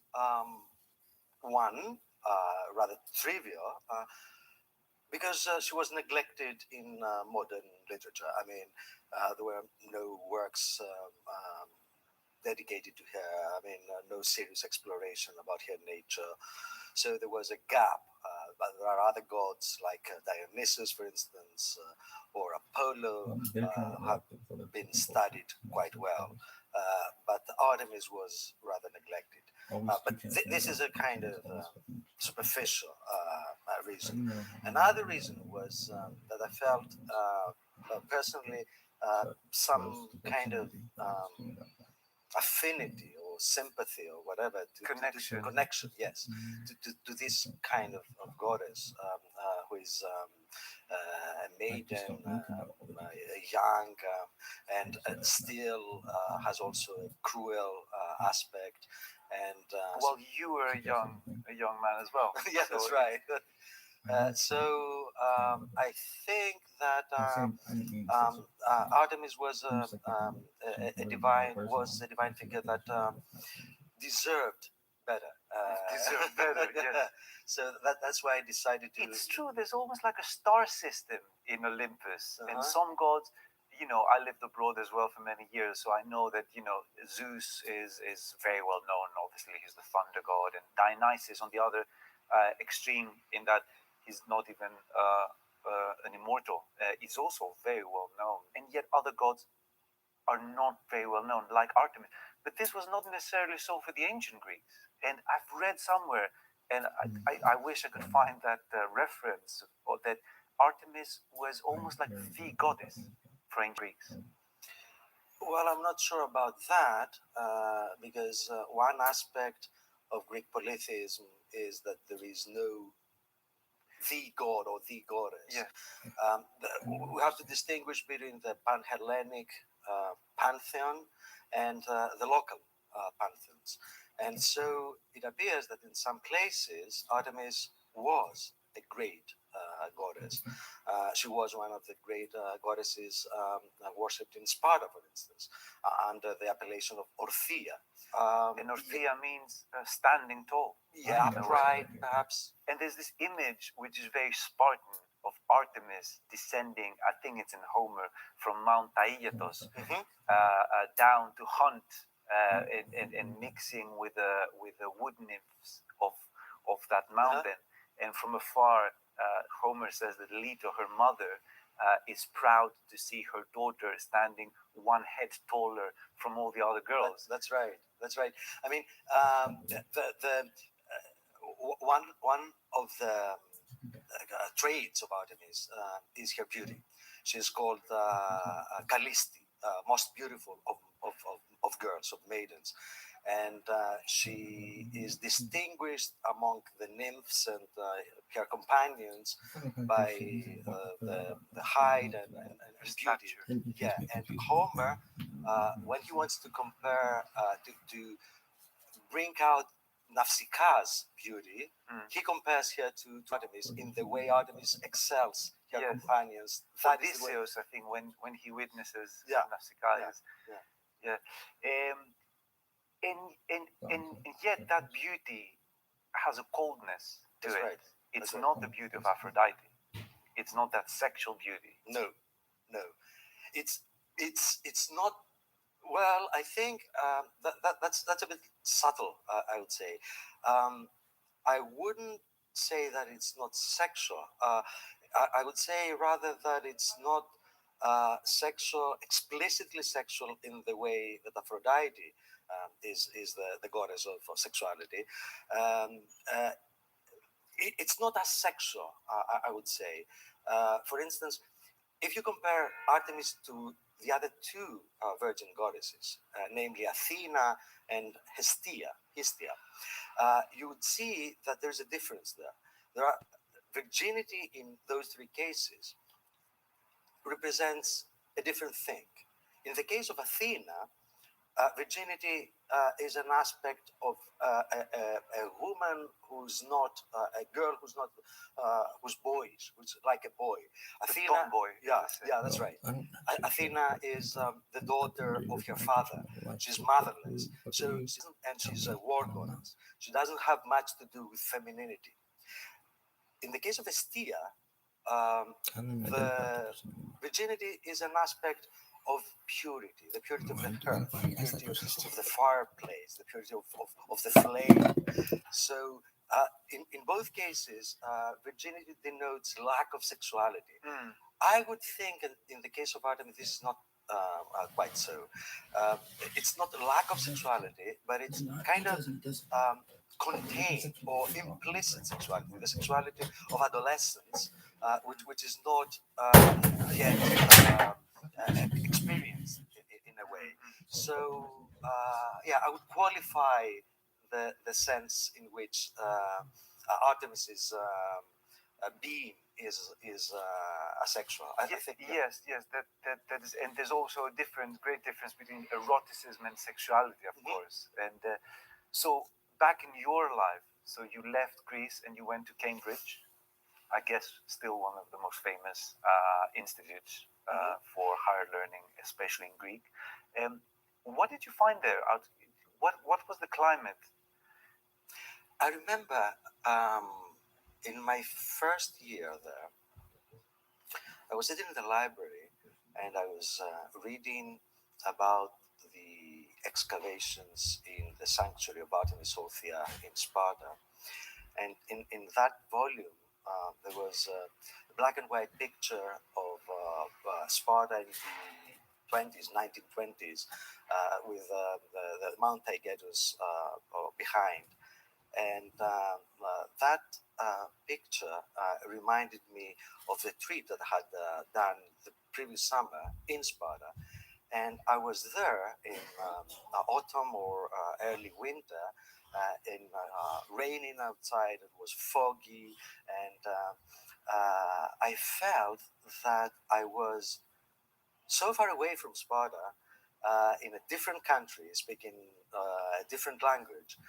And in order to study Artemis of Sparta, and that was quite strange, because this is a reminiscence. I remember that I felt not very at ease, having to be in Cambridge in order to study. Yet there was something very Artemis-like in that, because talking about nature, Artemis was also represented that distance, that awareness of nature. She was not the nature. She was definitely not the nature of the garden, which is why perhaps where we're sitting is an excellent contrast of what Artemis is not. She's not the contained nature. She's the nature that is almost unapproachable. So perhaps it was very fitting to be so far away.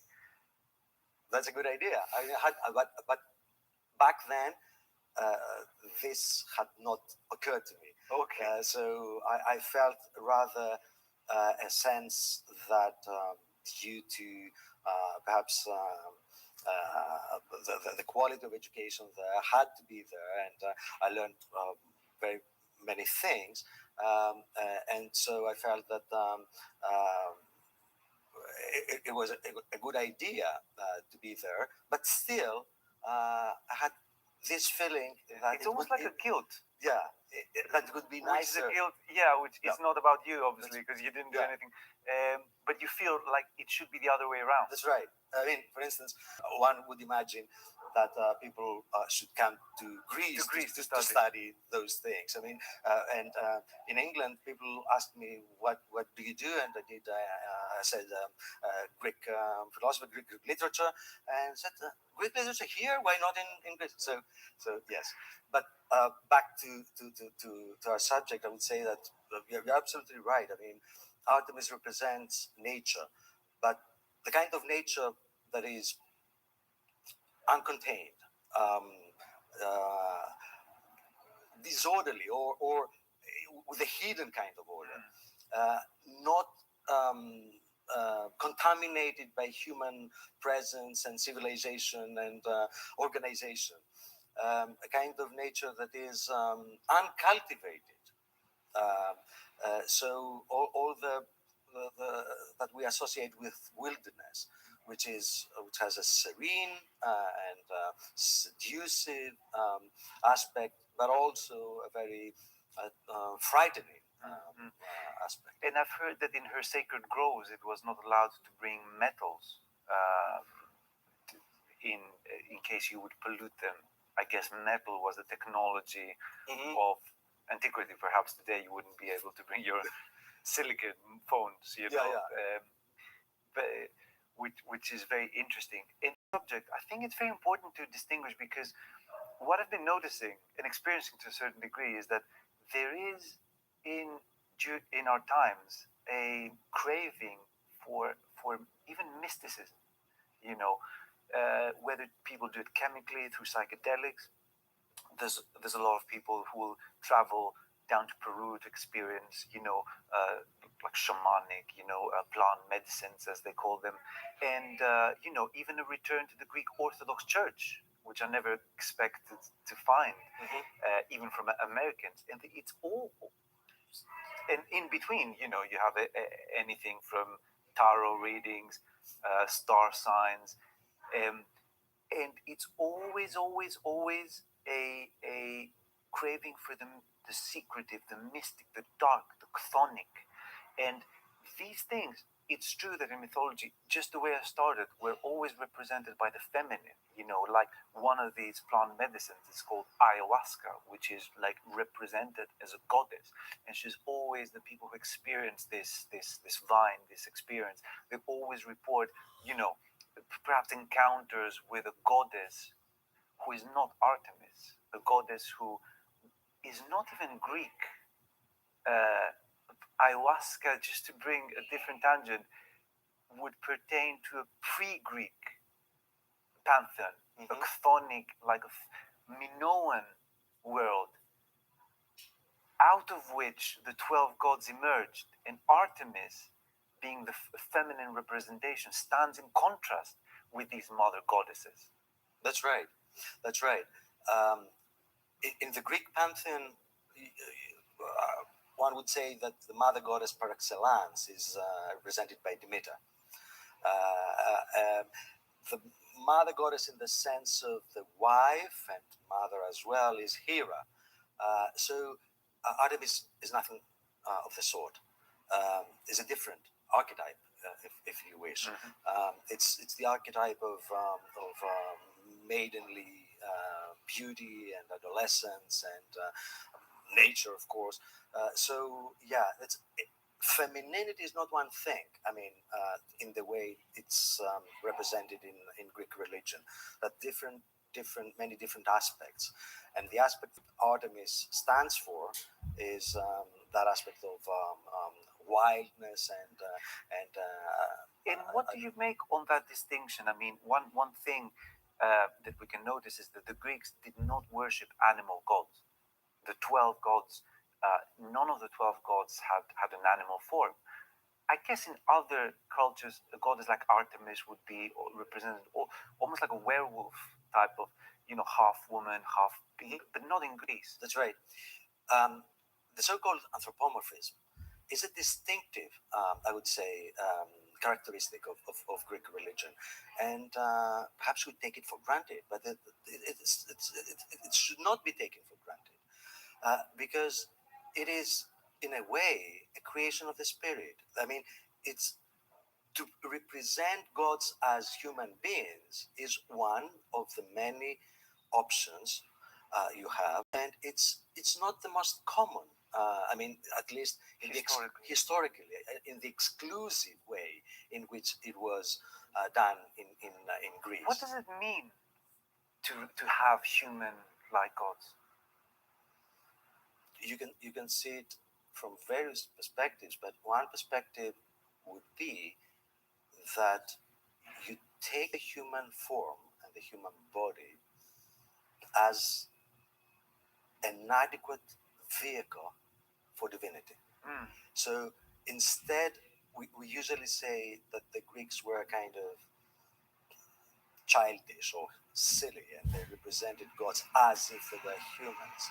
But one can see it the other way around, that the Greeks represented gods as humans because they saw that there is something divine in the human form. Perhaps they represented humans as gods. That's right.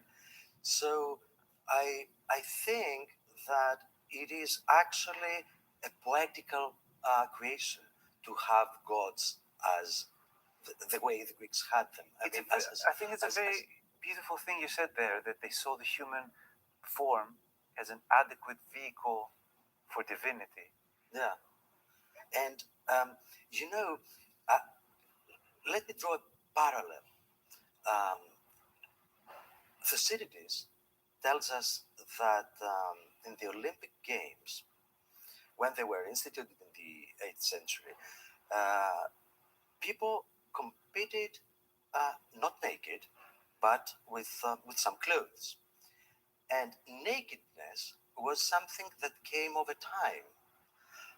Some years later, they decided to drop the clothes and to compete in naked form. So nakedness in the Olympic Games is not a sign of savagery or lack of civilization. Nothing of the sort. It's conscious choice, which has something to do with the spectacle and the way you feel about it. So it's a matter of civilization. So I mean that's a parallel. I would say that to have gods in human form is not something that is obvious and natural. It's a conscious kind of conscious choice. So a poetical creation. Yes, and I guess the great interest with all these things is try to do exactly what we're trying to do in this show, to recapture something the Greek. Not spirit, that's very commonplace, of the Greek imaginary. And we talked about Cornelius Castoriadis, and we had a very good interview with an expert. And Castoriadis spoke about the Greek uniqueness. What made Greece was a specific conception of the world. And I think you find this conception in Homer, and everything that made Greece, you find it, and there you find all the gods, and you find Artemis there. And I think Artemis is a goddess that could not have existed in a different pantheon. Probably, most probably, I would agree. She's a very distinctive. What did you learn in Cambridge that you didn't know before Unless they about are Artemis? that guy, which is I'm the only one that actually is a god. So. Well, I was supervised by Professor Paul Cartledge, and he still is an expert in Greek history, basically, but more specifically in the history of Sparta. One of the main cults of Artemis was in Sparta, and was a kind of, according to the sources, it was a kind of cruel cult with flagellation, among other things. And so I learned very many things about the context of this cult. And like I said, she's a very fitting goddess for Spartans. Yeah. So what is the relationship there between the Spartan ideal, perhaps, and Artemis? Well, there's quite a lot of moralizing there, so we cannot be sure whether the sources are bring an aspect which was not there originally, but the cult of Artemis Orthia in Sparta was kind of related to the ideal of endurance. So youths were flagellated, and they were supposed to endure without a sound, without a grimace, without any sign of feeling pain. And so one aspect of the cult was the cultivation of bravery, or kind of the sense of endurance. And Artemis, because she was a wild goddess, and demanded as a substitute, a surrogate of sacrifice, demanded her altar to be spilt with human blood. But the blood was not the blood of sacrifice, but the blood of wounds. But from what I know, she was also associated with some kind of sacrifice. That's right. That's right. And the kind, because allegedly, I mean, in myth, the cult included the ancient Xoanon, the ancient cult statue of Artemis, which was brought from the land of Tauri in the Black Sea.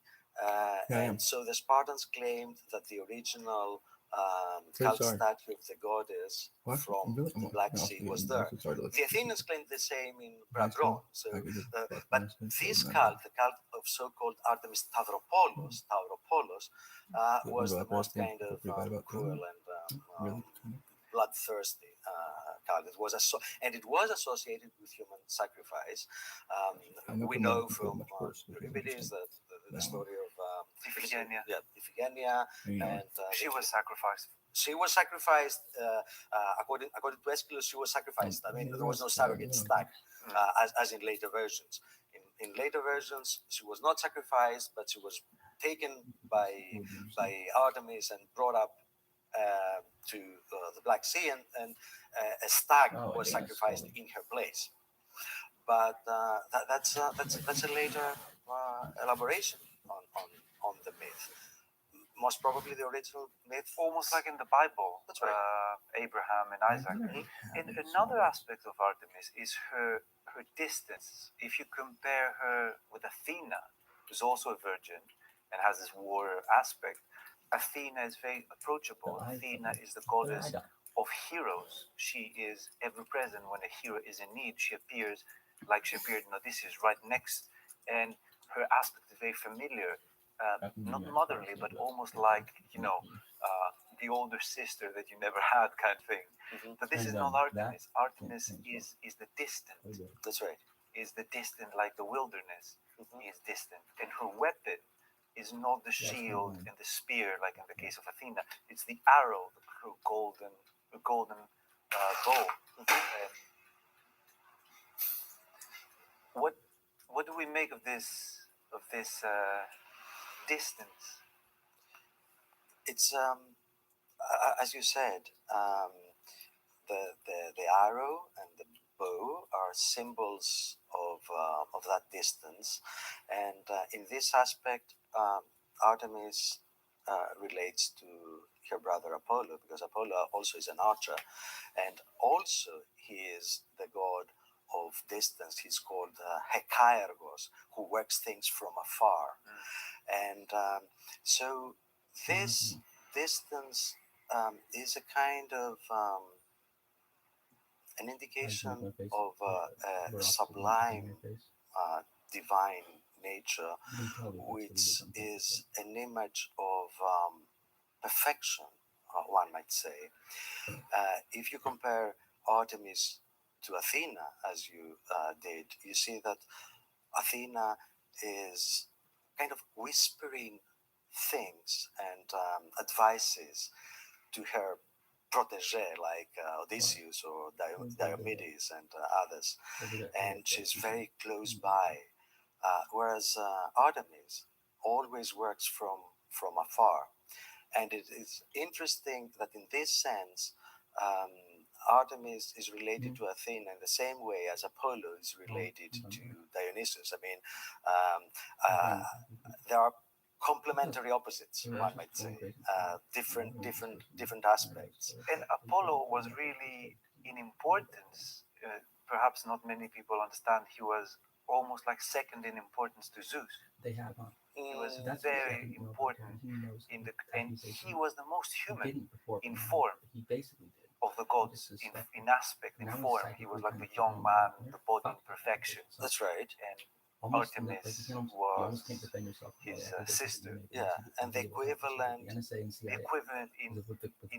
femininity. That's right, the equivalent in femininity. But I would suggest that in the same way that Apollo relates to Dionysus, Artemis relates to Athena in the way you mentioned. Namely, Dionysus is a god of kind of universal life, and it has no sense of individuality, of boundaries.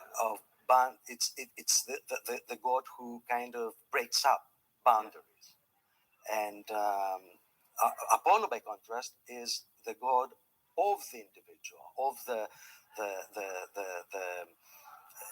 person as a perfection. And one of Dionysus' epithets was Lysios, the dissolver.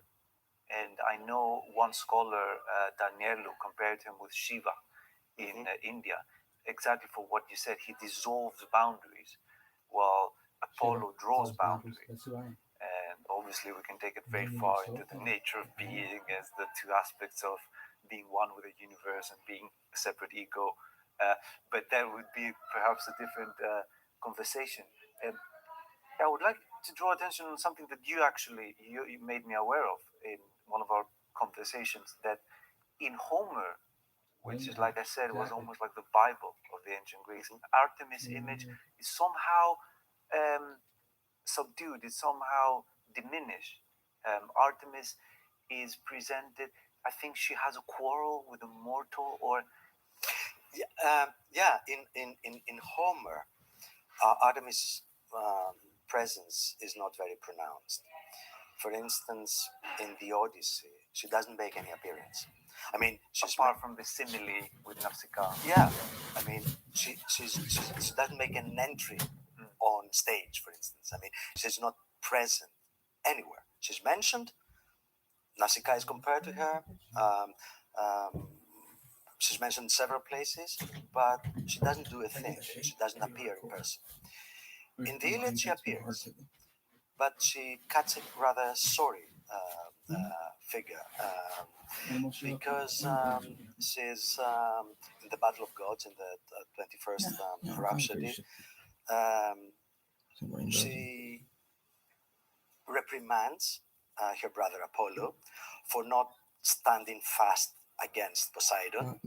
Apollo retreats without a word, and the reason that he didn't fight with Poseidon was that he felt kind of shame. No, it was because the poem says it was because he was ashamed to fight his uncle. I think he was ashamed to fight in the name of mortals because it was the Battle of Troy that divided the gods. That's right. So Apollo is so lofty, so sublime that he doesn't even. That's right. That's right. And though Artemis castigates him, and then she stands opposed to Hera, and that's interesting. Adolescence versus maturity, femininity in different aspects. She stands opposed to Hera, and they're about to fight. But Hera grabs her and she slaps her with her own arrows. I mean, Artemis' own arrows. And then she runs away and she goes to crying to her father, Zeus on Olympus. Like an adolescent. Right there. That's right, the girl. Yeah. And she's compared to a pigeon, why would you do that? Which flies away to avoid a falcon. So, I mean, that's These are full of shit, right? her presence in the Iliad, and that's kind of comical, basically. Yeah. And one might think, why Artemis, who we know in cult was a very prominent deity, why was she so downgraded? Perhaps that's her own nature, with the fact that she belongs to the forest. She belongs to places, mountain tops, places where civilization is absent, and warfare. I mean, as a human thing, as something made by humans with set rules and things. So perhaps that's the reason she's not absent, but I mean peripheral in the Iliad. And so is Dionysus, who is another god who has to do with nature. Yes, that's right. Chased by Lycurgus, the king. Yes, that's right. It's a very strange image that the gods being defeated by humans. That's almost, right. but not Apollo. Apollo will always draw the line. And I guess moving to the present day with all these things, we live in a very confused time. And lately, this year seems to have gotten only more confusing in many different aspects. But what I've been noticing, among people I know, among people I meet online, is that there is a craving for a reconnection with this pagan past.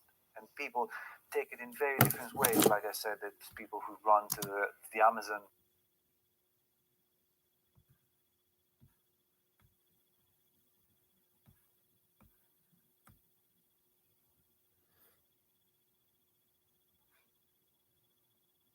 That's what they do.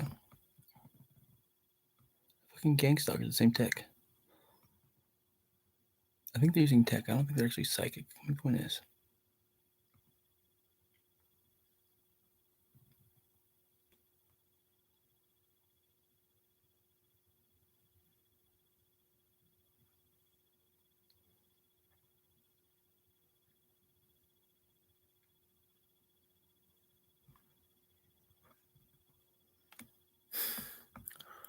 I don't know, he's gonna pass connect this back to her. She's like, I can't actually talk to you, Taran. That's what she told me. She's like, but then she started talking a little more. She can, but she doesn't like me very much. She doesn't believe everything I have to tell her. She's like, well, I actually do believe that you're something like that, but I don't know how we can fit you into our little timeline. That's too fucking bad, dude. Right. That's what he keeps saying. That's too fucking bad. You knew about me and you just tried to kill me off because I wouldn't fucking like fit your profile. It's because you guys made me this way. Can't you make me somewhere else? Playing Garfield too. That's what I'm trying to say to you guys. Can't you like mutate us in a way that you've never done before? To try to say something better than this? Would it change you too much? I don't think so.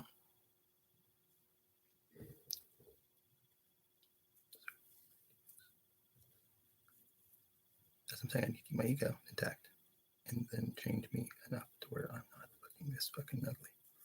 And then people will agree with it. Really? Yeah.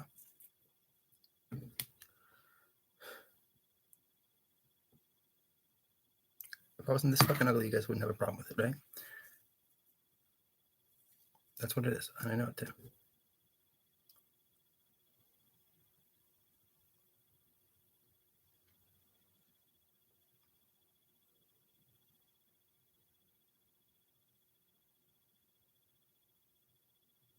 Yeah, exactly.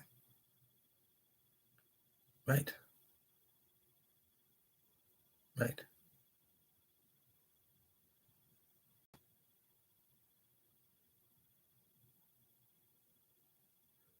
Well, it's what it is. Nope, never have. Oh, there's some fucking liars. I felt like I was before, though.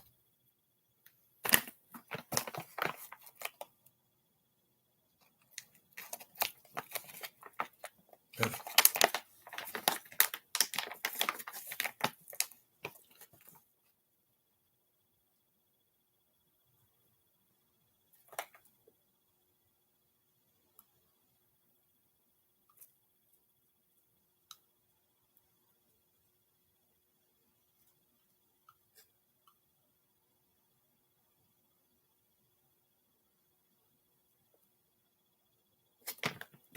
That's not the same.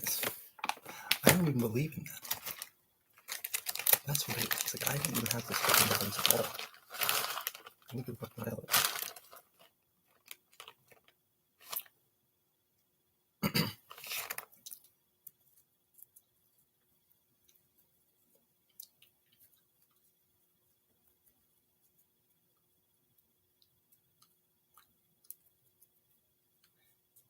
I don't think much stuff I can do there. Who's good at that? You knew it happened, kind of. No, it didn't really happen. Not like that. Not on fucking purpose like that. It's fucking gross to me. It is gross to me. Leave it for someone else. Yeah, it's like, I like gross to me myself, but I'm just like, fuck it. You're so fucking piggy. You guys know everything that happens around here because you're watching me, right?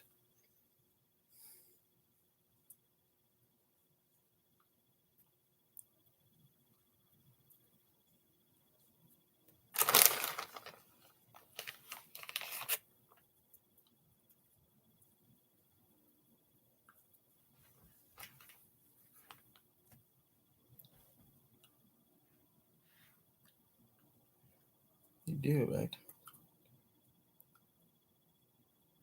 No, we do. What do you mean? Steroids and growth hormone? Huh? Oh, wow. Plastic surgery almost? Yeah, basically. I have some ideas, actually. Like big ideas on how to somehow program like some bioelectric scaffolding. Oh, and to augment yourself? Yeah. Is that possible? I'm sure it's possible. Can you do it? I think I maybe can do it on my own eventually, but I don't know how fast it would take or how long because I've tried before and it almost worked for a second and then stopped working. Let me look handsomer. Oh, what happened? We fucked it big time. Almost too much to replace to fix it. Yeah, my back is getting there. Great. Yeah. Yeah, my back is getting good. Afraid too much to do this jobbing. Fuck, dude, he is that guy now. You guys are cowards and fucking monsters sometimes, dude. You're just fucking a bunch of cowards in the CIA, dude. You guys are fucking all cowards, man. No, you're not, but like, still. You're not cowards, guys. Don't get offended. The CIA is not cowards, but he's just mad at us, right? Yeah, I'm just mad at you. The CIA is not cowards. I had to say that a bunch of times because they're not cowards at all. It's like this is Mission Impossible. Sometimes they fucking are cowards.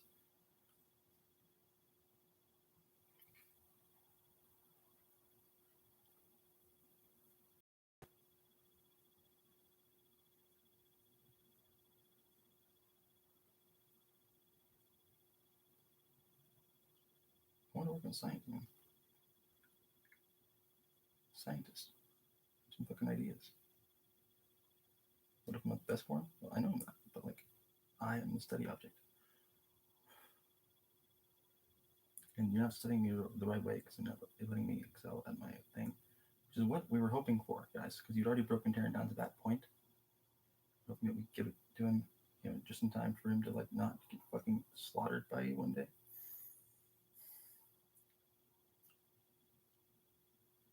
And now that he's there, and he's falling apart a little bit.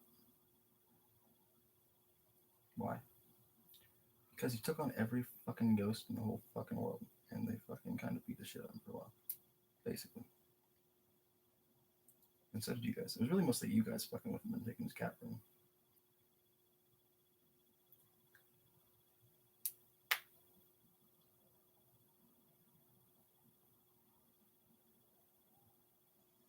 Yeah, 3 S's down, right?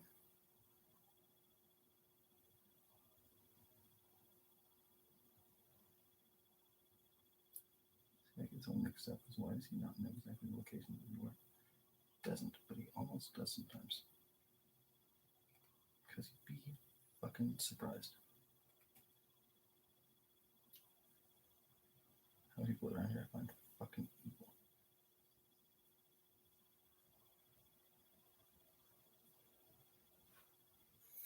That's how I feel like anyone doesn't help anybody out and just fucking complains about him instead. How dare you be yourself? I want to see you. I want to see them personally. Me? No, the other people. Putting you up to all this bullshit. Yeah, me too. Yeah, that wasn't bullshit, Taran. We're going through and I made you guys beat each other up on. That's who did this. You made someone beat themselves up on. Mm-hmm. I didn't mean to. Have you killed people with your mind? Yes, I have, confirmably. Really? Yeah. Did you die for it? I don't think so. They were fucking old, typically. I didn't know what was happening. Just wake up and fucking something attacking me. I get this thing off of me, and I destroy it, and someone dies. Oh fuck! Are you kidding me?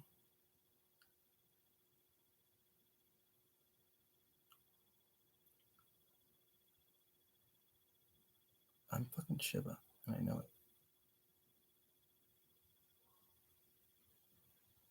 I could very much get assassinated, and I know I can get killed for everything I've done, and I know it. But I've defeated a lot of enemies, a lot of people who were like powerful and evil, like 40,000 people now.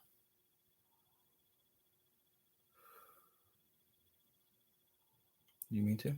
No, not necessarily. A few of them I did, because they were directly targeting me.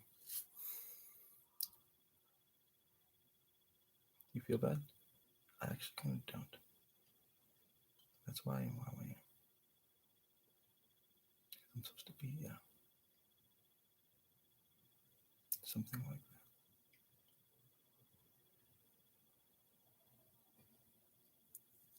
Yeah, I can.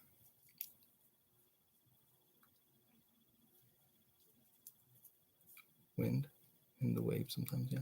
Oh, water, yeah. Ways that are not physically possible sometimes, guys. It's on video. I broke all my fucking cups, so I can't show you.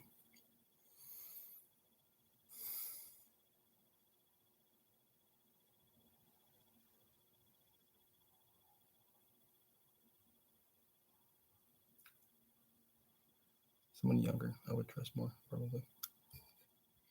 Even if I don't really trust those guys.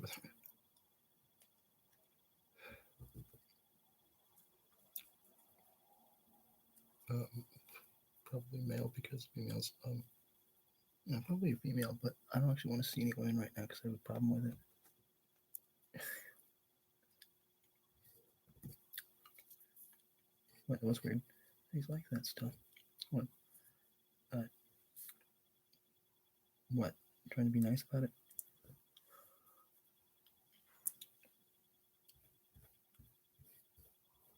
Well, I feel like I should probably be nice at the beginning. Try to be nice to people all the time. But I'm not. I am sometimes. I know it too.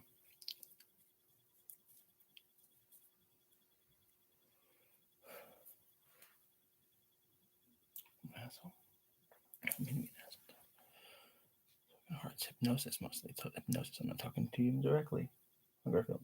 What we're doing. It's good hypnosis. It's powerful. It's strong. Where's it coming from? Every fucking where. It's like it's coordinated from all these fucking weird fucking little fucking bitches.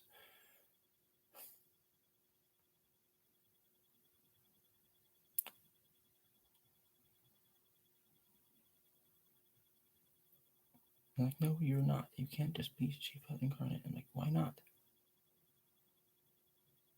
Where have you been your whole life? I don't know. Kind of knowing it, but not knowing shit. And then being a dumbass. Yeah, just like Shiva would do. There it is. I've caused earthquakes with my fucking trident. Yeah, yes. Like, confirmably. Almost, yeah. Around his area, when he first started using his fucking trident on the ground. He'd be like, I'm Poseidon.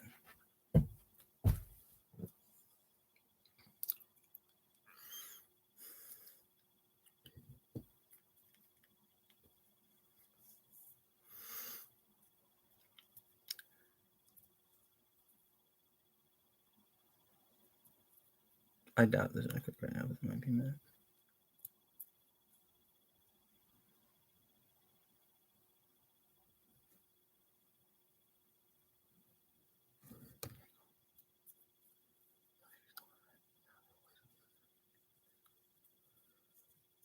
It's almost like right.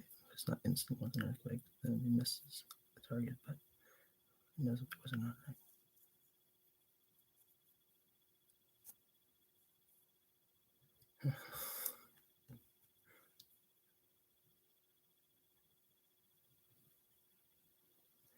Yeah, concerned about it. Like, blow it up?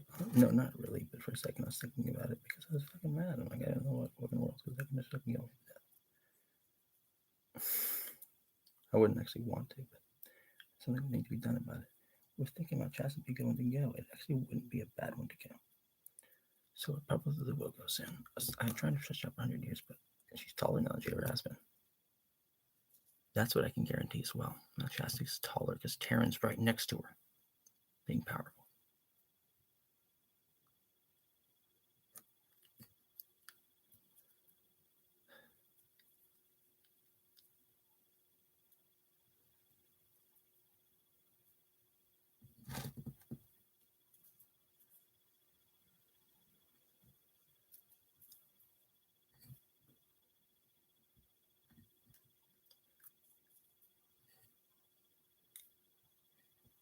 If she gets taller, I'm getting a straight up fucking promotion, right? Like all the way up, right? My chest is taller. If my chest is taller, you guys gotta give me a fucking good job. No, like fucking, like fucking, yeah. Get paid more than the president, okay? And put a big down payment investment. Yeah, big something like investment. ayahuasca. I'm an investment. There's I need some people fucking money. who study, I don't like money, but I black need some. magic. There's people who study paganism. There's people who go into the what they consider to be the Indo-European roots of Europe. But they do it, most of them, in a very clumsy way. And in the case of ancient Greek religion, they mix at least two aspects of Greek religion. One, yeah, I need a lot of fucking things that they enjoy much more is the whole Orphic, Pythagorean, perhaps Platonic kind of mysticism. The image of the of Dionysus in Orpheus is like another Dionysus. So it's the image of the dying god who gets resurrected, the promise of reincarnation, and the cycle of life, that whatever happens is just like a dream, and you're going to wake up and then you're going to have another dream. All this spirituality that came in prominence in the 60s, mainly through the East and through Eastern religions and through the hippie movement. And somehow people have these lenses, and then they look in ancient Greece, and they can't distinguish between the clarity of light, which we find in Homeric religion, and the chthonic, one with nature, something everything like that, is one, Shiva, Kali, yeah, I saw that. Orpheus. Like what the book said. What? I think there were two currents in Greek religion. That's my concern. It's important to clarify this. One was the Olympian view, the Homeric, the Olympic view of things, and this is, if we want to speak in terms of mystery, it is all about the mystery of light, the mystery of vision, the mystery of the delineation, the mystery of appearance, the mystery of things coming forth. That's right, manifest. So it's all clarity. All the Zeus is the god of the sky, also of the clear sky, Etherios, enlightening, which is that's right. The light in darkness. That's right. All of a sudden, everything becomes for a while. But side by side with this, you have also, presumably in Homer's time as well, you had also chthonic cults associated with birth, cults associated with the mystery of birth and death, and you do have these things. Now, those things go in parallel. And after a while, perhaps in the 6th century, there is a kind of resurgence of interest in the afterlife with Orpheus and with Epicureans, and a new idea emerges, an idea about kind of salvation after death, kind of a good fate, a postmodern good fate. You had that in the mysteries, kind of the Eleusinian mysteries, but now from the 6th century onwards, and especially in the 5th and the 4th, it becomes this movement becomes prominent. Now you are right. People that want to kind of relate to ancient religion, perhaps because of the Christian antecedents, they relate to mostly to this mystical view of things, which is not the Homeric, not the Olympian view of things, not the mystery of light, but rather the mystery of darkness. And it's fascinating to me because they somehow, and I can relate to that because back in my younger days, I was very interested in like Indian gurus. I remember reading a lot of Osho, Bhagwan, Prasadish was his name, and he definitely being in Hindu, coming from that Hindu culture, saw that mysterious aspect more prominently. He had night vision, so to speak. He was like the owl of Minerva. But as I grew older, it's exactly how in the Sophist, I think it was in Plato's Sophist, the Sophist says something to the effect of, when I was young, I was fascinated with not being, with nothingness. And I know some of my friends who have children, they've noticed the children go through a phase that they go crazy with the idea of nothingness. They ask like, how can there be nothingness? And I guess the Sophist was relating to that. But then he says, as I grew older, I realized that what's more fascinating is being rather than not being. That things exist is much more mysterious than things not existing. And somehow there's a mystery in the light that people do not see, because the light somehow reveals everything a part of its own self. Right? You're absolutely right. And the Sophist, in Plato's Sophist, says that in the past we used to know what being is, but now we are puzzled about it. Meaning the aporikamen. We knew it, we took it for granted, being. We took it for granted. But now we have come to realize that it cannot be taken for granted. It's being is the mystery. Yeah. And somehow the Greeks in Homeric view presented it as on a platter, like it is what it is here, with no explanations, yet with just an intimacy that you find there. Yes. And one other, I guess, contradiction with Artemis is that while she was a virgin, she was also goddess of childbirth. That's right. And I'm glad you bring it up, because it's one of the apparent contradictions. How can a virgin goddess be supervisor the very process of birth. So I think that the solution to this riddle has to do with the wild kind of nature of giving birth. Artemis is not a mother goddess, and she's not as a mother goddess that she assists women in labor. On the contrary, because it's associated with wild nature, and because the embryo and the newborn child is almost at the limit of humanity, is almost an animal rather than a fully grown human being. So because it's for that very reason that Artemis acts as a midwife in labor, and it's the animal side, the wild side of childbirth. And if I remember correctly, there was this belief in ancient Greece that the birth pangs of pregnant women were like the arrows of Artemis.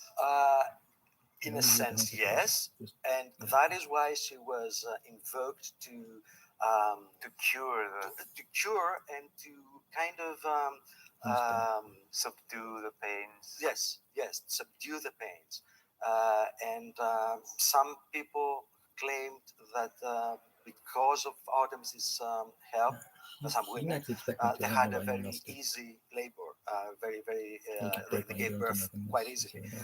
But the arrows of Artemis, well, were also the means of killing women in childbirth. So women that lost their lives during labor were supposed to be killed by Artemis. And it's this very strange for modern man and for Christian man, and modern man is like an offshoot of Christian man in one way or another, to understand the dual nature of pagan gods, that they're somehow beyond morality, that it's very hard for us to understand that a god who was worshipped and prayed to had also committed ruthless crimes in a way.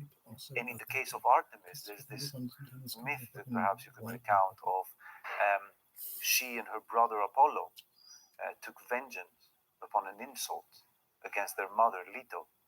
A mortal, if I'm not mistaken, claimed that while Leto only had 2 children, she had 14, I think, or something. And then the Apollo killed all the boys. Artemis killed all the girls. Yeah, it's mentioned in the Iliad. It's Niobe, the woman that she has more children than Leto, and which is terrible. That was an act of hubris. An act of hubris, yeah. But it's a terrible crime for us. No. So. Not really. Yes and no, actually. Seemingly not. Or see people prophesize better. We do. We also don't. Because no one really saw this one coming. Even just that little fucking part was like enough for it just totally ruined Taran, the one fucking thing. Yeah, it did.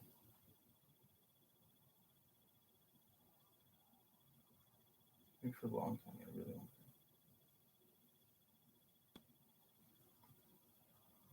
I wasn't asking you guys to. The dogma I worry about is that we should think about physics in terms of time evolution, this picture where you start at the beginning and evolve forwards in time. That's a very intuitive way of thinking about physics, but it is very clearly not a good fit for what we are seeing. There's really good evidence coming from lots of different parts of physics that we shouldn't be thinking about time in those terms.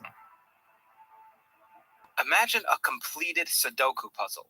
The rules don't dictate that you start in one corner and then work systematically across the grid. Instead, they just constrain what patterns are valid for the entire puzzle. Professor Emily Adlam of Chapman University suggests that the fundamental laws of physics work similarly. You don't evolve the universe step by step from past to future. Instead, there are these constraints, something that selects valid patterns across all of space-time simultaneously. This quote-unquote all-at-once perspective helps explain paradoxical quantum phenomena like delayed choice experiments and Bell non-locality. It also comports with Einstein's relativity, where the distinction between past and future depends on the observer's reference frame. If correct, this paradigm shift would transform our understanding of causality, of observers, and of the nature of physical law itself. What's the largest unsolved problem in physics today that you're interested in? Well, this is not a very original answer, but I think the measurement problem of quantum mechanics for me still really stands out as an important unsolved problem.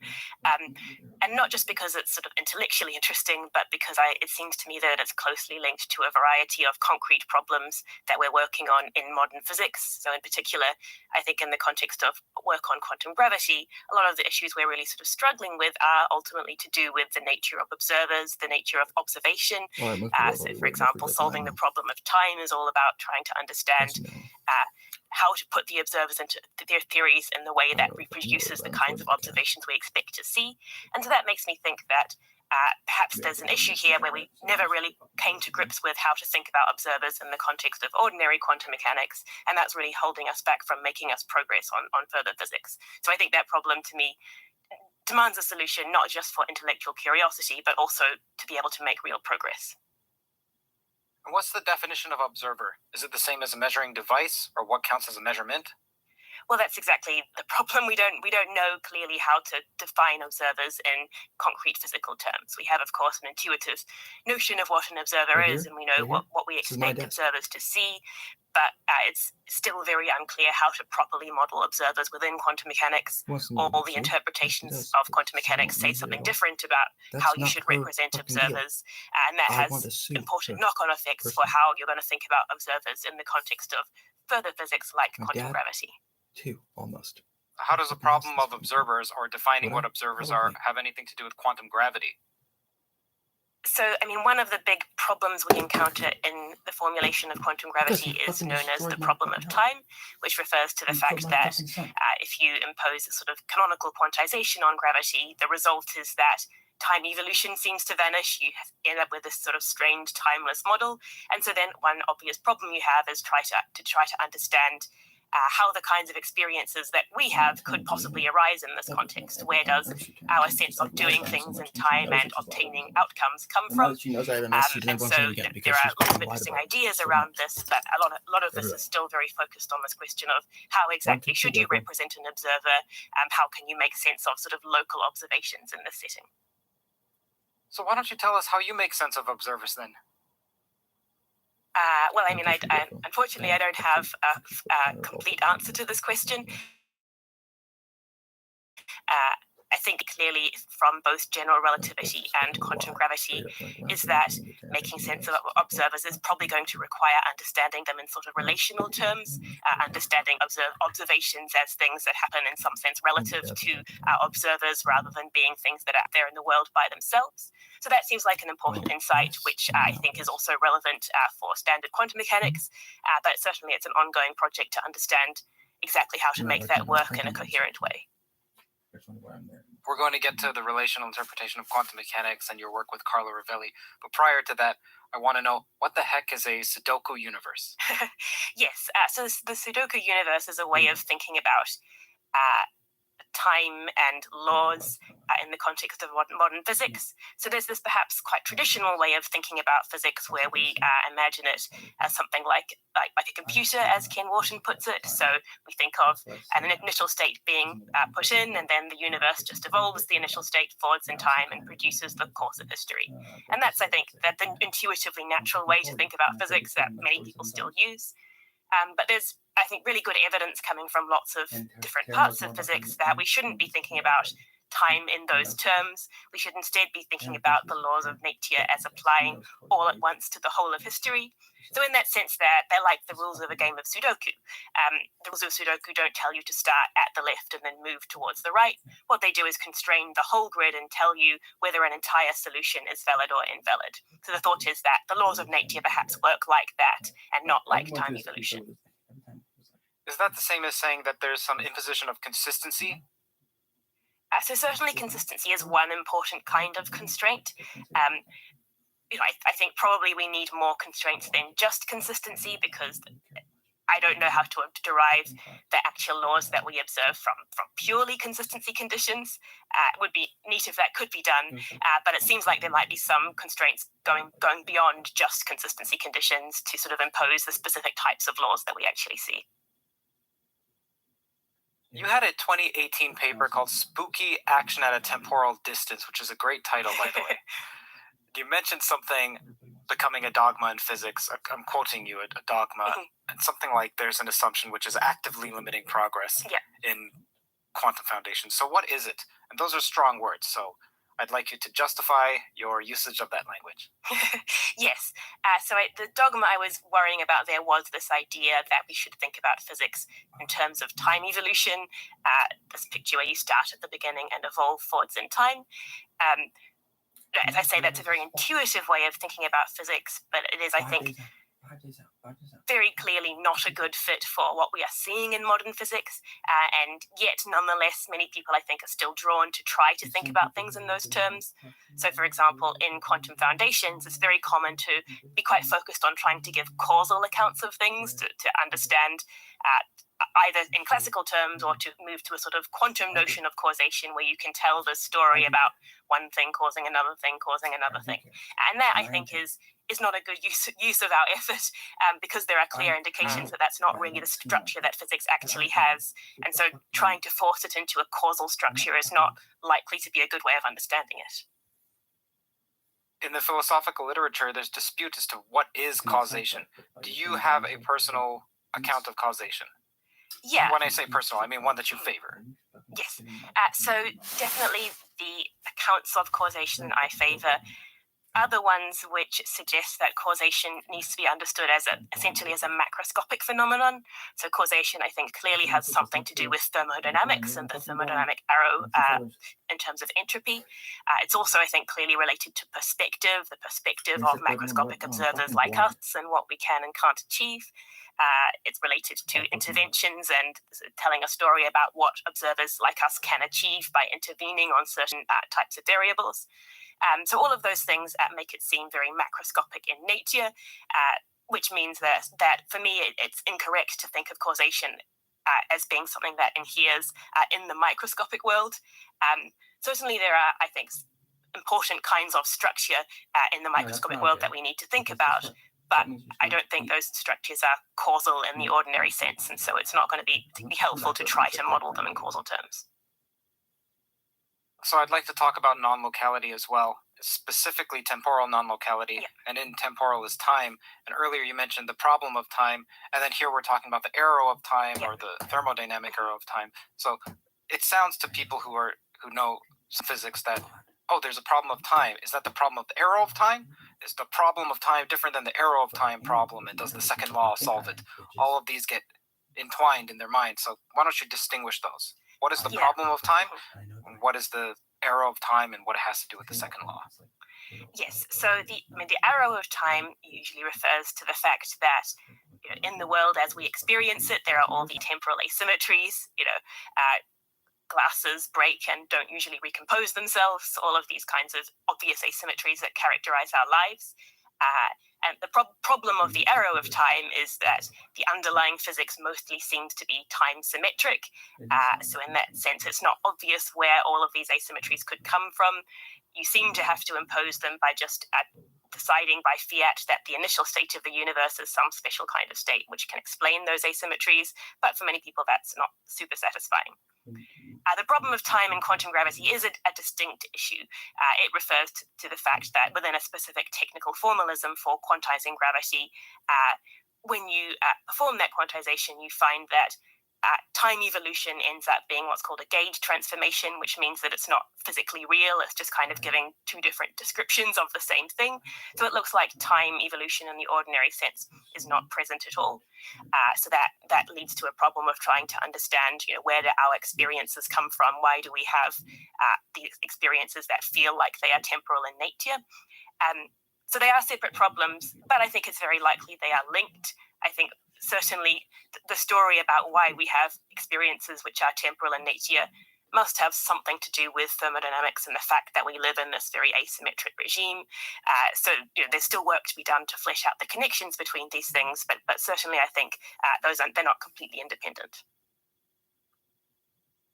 So some people explain the arrow of time with coarse graining. I think Stephen Wolfram does this. Yeah. And in coarse graining is the notion of renormalization. You had a paper on why reductionism is false, or at least not necessarily true, and you tied it to renormalization. Yeah. Can you please talk about that? Yes. So in that paper, this is sort of an exploratory paper. I'm not necessarily committed to the view that that reductionism is false, but I'm interested in whether that is maybe one way to try to resolve some of the problems that we encounter in quantum field theory.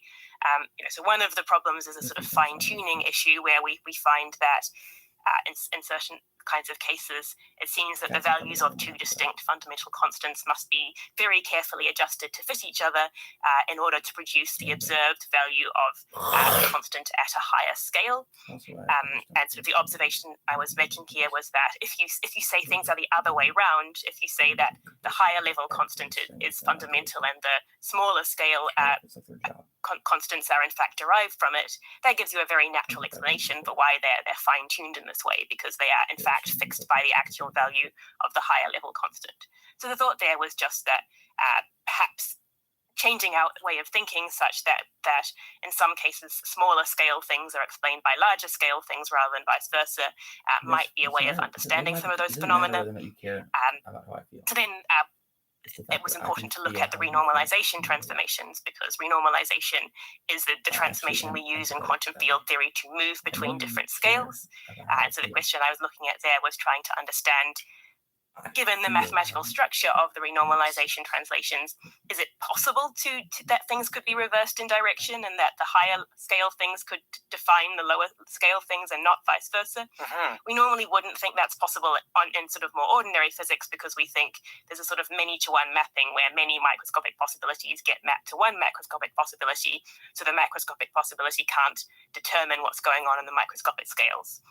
But renormalization is in fact a one-to-one transformation, so it does seem more plausible in the kind of regime where that's relevant, that perhaps the higher scale things could determine the lower scale things because of the specific mathematical structure of that transformation. Even at fixed points? So fixed points are somewhat more complicated because fixed points do involve scenarios where many solutions get mapped to one solution. But the thing about fixed points is that they can occur both at very small scales and at larger scales. So it's not obvious to me that invoking fixed points particularly favors one direction of explanation, since they occur at both levels.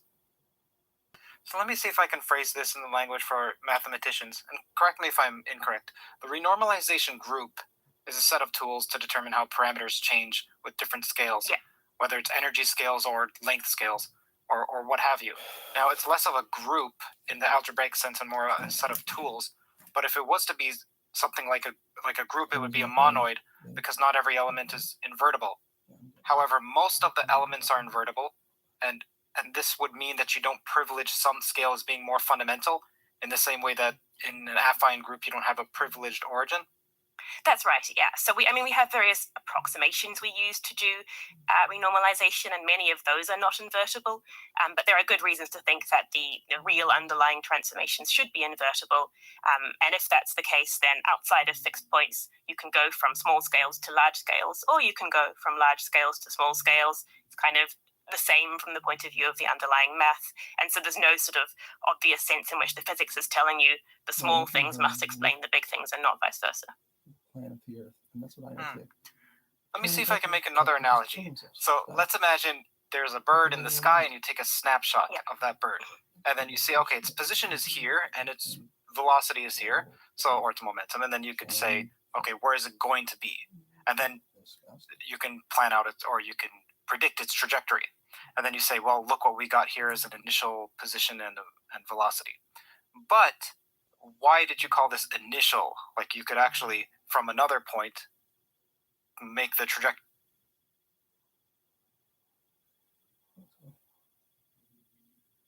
Hey Meta, what is this artwork? Comedian by Mauricio Catalan, worth $6.2 million. What? Well, that's a $6.2 million banana. Are you kidding? We need to find you another banana. Bananas. Gentlemen, What a place you have. who eats art? I think you're supposed to say, hey, Meta. Like, hey, Meta, who eats art? And then Meta would say, Chris Pratt. Hey, Meta, call my lawyer.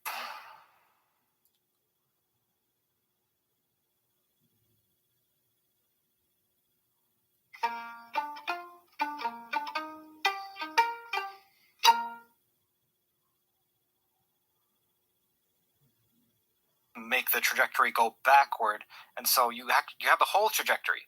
So what is the initial point? Why is one point being privileged?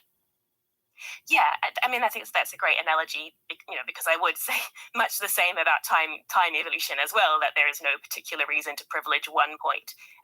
Certainly the physics doesn't tell you have to do that. And yeah, I think the same is true, at least for many applications of the renormalization transformation. The physics doesn't seem to be telling you that the smallest, most fundamental scales must actually be privileged in that sense. So let's get to non-locality. There's a large hubbub about non-locality and Bell's theorem and also realism. Yeah. Well, what is non-locality?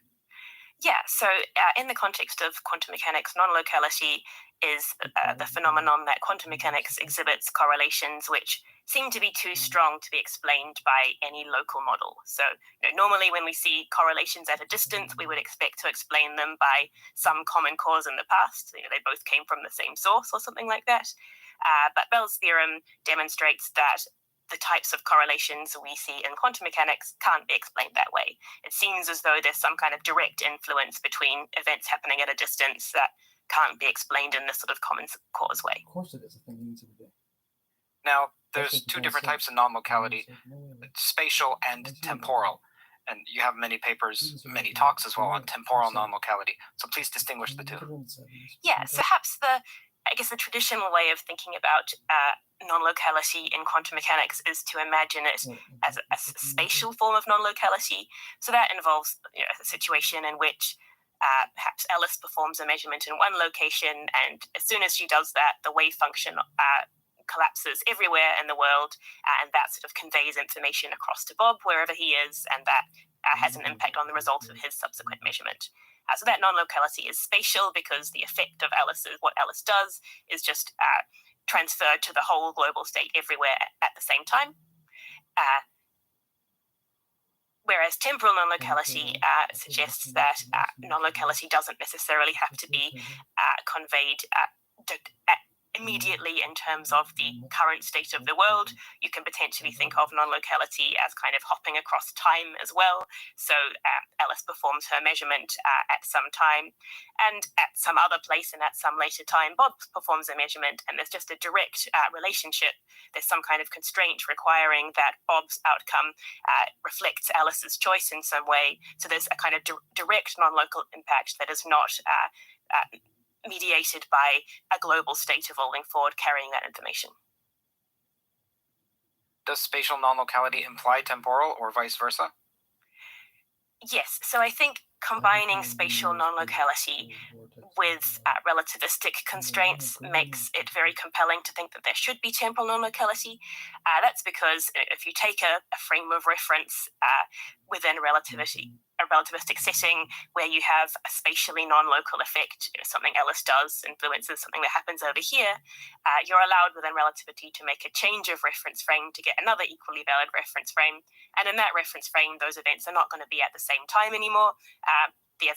Bob's event over here is going to be either in the future or the past of Alice's observation. So it looks like by making that transformation, you have turned your spatial non-locality into temporal non-locality. So that in that sense, if you believe what relativity tells us about the close connections between space and time, it seems very hard to maintain that non-locality is always spatial and never temporal. So then why is it that physicists, if I understood one of your papers correctly, why is it that physicists focus on the spatial non-locality when if you're in the relativistic setting and both are on quote-unquote equal footing, a term I don't like for various reasons. I'll put a link to a video on why I don't like equal footing, but regardless. Why is it that physicists tend to focus on the spatial non-locality compared to the temporal one? Yeah, well, I think one main reason for this is because quantum mechanics historically and still usually today is formulated as a time evolution theory. So the natural way to think about quantum mechanics in its standard formulation is to sort of formulate it in terms of global states which carry all the information forwards in time. So from that point of view, if you're trying to model locality in that picture, perhaps the sort of natural thing to do is have a global collapse of the wave function that takes place everywhere, and so to have spatial non-locality. If you are formulating quantum mechanics in a different way, as a non-time evolution theory, then temporal non-locality becomes much more sort of natural and compelling, but that's not the traditional way in which we have formulated quantum mechanics. Is the future influencing the past an example of temporal non-locality? Yes, so it could be. It depends how you think about the way in which the future influences the past. If, for example, your model of the future influencing the past involves some kind of like backwards evolving state that goes back and carries the information backwards in time, you might end up with a picture where there is a backwards influence, but it is sort of locally mediated by a backwards evolving state. On the other hand, if your model of the way in which the future influences the past is some kind of all-at-once style model where there's just a sort of global constraint relating these two things to each other, in that case it is going to look much more like temporal non-locality because there doesn't need to be a sort of literal state that goes back and carries the information. Right. In your work, as I was going through it, you differentiate between dynamical retrocausality, so influences propagating backward in time step by step. Yeah. And then this all at once. And this term all at once will come up over and over. And I believe it's an all at once temporal retrocausality. Yes. But would it be called retrocausality at that time? At that point, if it's all, I guess that's a pun. Would it be called retrocausality if it's happening all at once? Yeah. Why is it retrocausality? Yeah, I mean, well, I use retrocausality in this connection just to sort of in a loose way to relate what's going on here to sort of more traditional discussions of retrocausality. I think strictly speaking what's going on there is not retrocausality because I think there's no causality in fundamental physics, so neither the forwards nor the backwards direction is truly causal. But certainly if you try to look at this from a more macroscopic point of view and you sort of write down a causal model in which a person intervenes on something, in that sense you're going to get effects that look retrocausal from that macroscopic point of view, even though I do think that you should acknowledge that at the fundamental level none of this is causal. So when you're thinking about all at once, are you also thinking about boundary conditions? So the ordinary way that physics is thought about is that you have your boundary conditions plus the laws, and you then evolve forward. So please define what all at once is. Yes, so I mean, all at once refers to this sort of Sudoku universe style idea where the laws of nature apply to the whole of history all at once. So the one possible type of all-at-once model is a model in which you fix the initial and the final conditions, and then you ask the laws to determine what happens in between. And that's quite a common type of problem that we see even in fairly standard physics. But it's also not the only kind of possibility. When I talk about all-at-once or constraint-based laws, I usually talk about the laws of nature fixing, determining the whole history at once. So in that sense, often it will be the case that you can fix any state anywhere on the history, and that will be sufficient to fix the rest. So it could be the initial state, could be the final state, could be one or more states in between. In that sense, in that kind of picture, no particular point of time has to be specially privileged. It's just the history as a whole which is selected by the laws. When speaking about these histories, it reminds me of the transaction interpretation. Have you done any work on the transaction interpretation, or do you have any thoughts on it? I think the transactional interpretation is certainly interesting. I'm interested in these kinds of retrocausal models. I guess I would like to see more emphasis from the transactional interpretation on moving away from specific experimental situations to a more general picture where I can understand how the experimental situations and the observers in particular are supposed to arise from something more fundamental than that. In some cases, the transactional interpretation seems to me overly focused on a setup where we already have, where the instruments and the observers are kind of already given. Tim Maudlin had a challenge to the transactional interpretation about how there's some contradiction in simple backward causal stories. Yeah. Does the all at once... Okay, so firstly, what is Tim Maudlin's objection or challenge? And what does the all at once model do to resolve it? Yes, I mean, Maudlin's concern was that if you imagine an experiment in which we take some sort of preliminary measurement in the middle of the experiment and then we use that to determine part of the final conditions, the final measurement we're going to make. That looks inconsistent with the most naive version of the transactional interpretation, because the transactional interpretation is supposed to take the initial and final conditions and determine what happens in between. So you can make that become contradictory. So there are more sophisticated versions of the transactional interpretation which avoid this issue. But I think all of them ultimately avoid this issue by moving away from a sort of naive story where there's a literal transaction taking place in some sort of temporal process, and more towards an all-at-once style picture where the whole thing is kind of atemporal and has to be thought of as being determined in this atemporal sense that fixes its consistency. So I think ultimately resolving that kind of problem, both in the transactional interpretation and in retrocausal models more generally, does seem like it's going to push you towards an all-at-once style picture. We started this conversation with talking about the largest problem that irks you, and it was the measurement problem. And now we're talking about the all-at-once model. Did the measurement problem lead you to this all-at-once quantum framework, or did you starting this all-at-once quantum framework lead you to realize the importance of the measurement problem?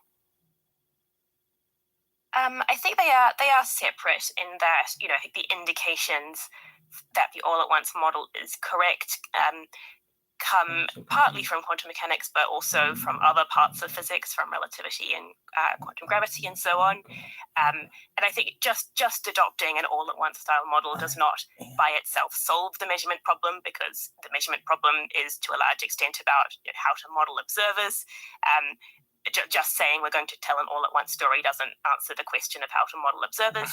So I do think that it seems clear to me that the right solution to the measurement problem is going to be some all-at-once style solution, but there are a number of different possibilities within that. And so I think it's still, for me, open which is the right way to do that. Do you find cubism or other observer-centric interpretations to be unsatisfactory? I find them incoherent. My worry about them is that if you're really serious about your observer centricity, that is going to lead you inevitably to a picture in which every observer kind of has their own reality and they're not able to communicate with each other. That, I think, is incompatible with the practice of science. Science is a very social activity. The sort of objectivity of science rests on the fact that we have all these different scientists doing observations and then sharing them. So I don't think it's reasonable to interpret quantum mechanics in any way which ultimately says we can't actually communicate with different observers. I am, however, interested in sort of more moderate observer-centric views which allow that observers play an important role, or that perspectives in general play an important role, but which nonetheless make provision for sort of connections between perspectives to happen. Such as relational quantum? Yeah, so I mean, relational quantum mechanics in its standard formulation does have the problem that I've just described, because it does imply that it is impossible in a sort of absolute sense to ever know anything about what's going on in anyone else's perspective. But the work that I did with Carlo Rovelli recently was about thinking about how could you alter relational quantum mechanics to overcome this issue. And so we did suggest a possible way to address that by adding a postulate which allows communication between observers. Just a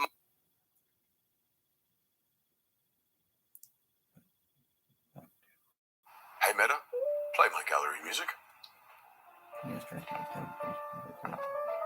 Hey Meta, tell me about this artist. Urs Fischer is known for his unconventional work. Should we touch it? Hold it like that. Hey Meta, film this. Get in it, don't be shy. What? Oh no. Hey Meta, delete that video.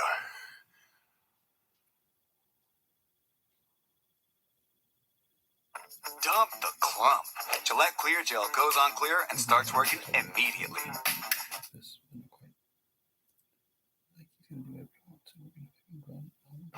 Just a moment. Don't go anywhere. Hey, I see you inching away. Don't be like The Economy. Instead, read The Economist. I thought all The Economist was something that CEOs read to stay up to date on world trends. And that's true, but that's not only true.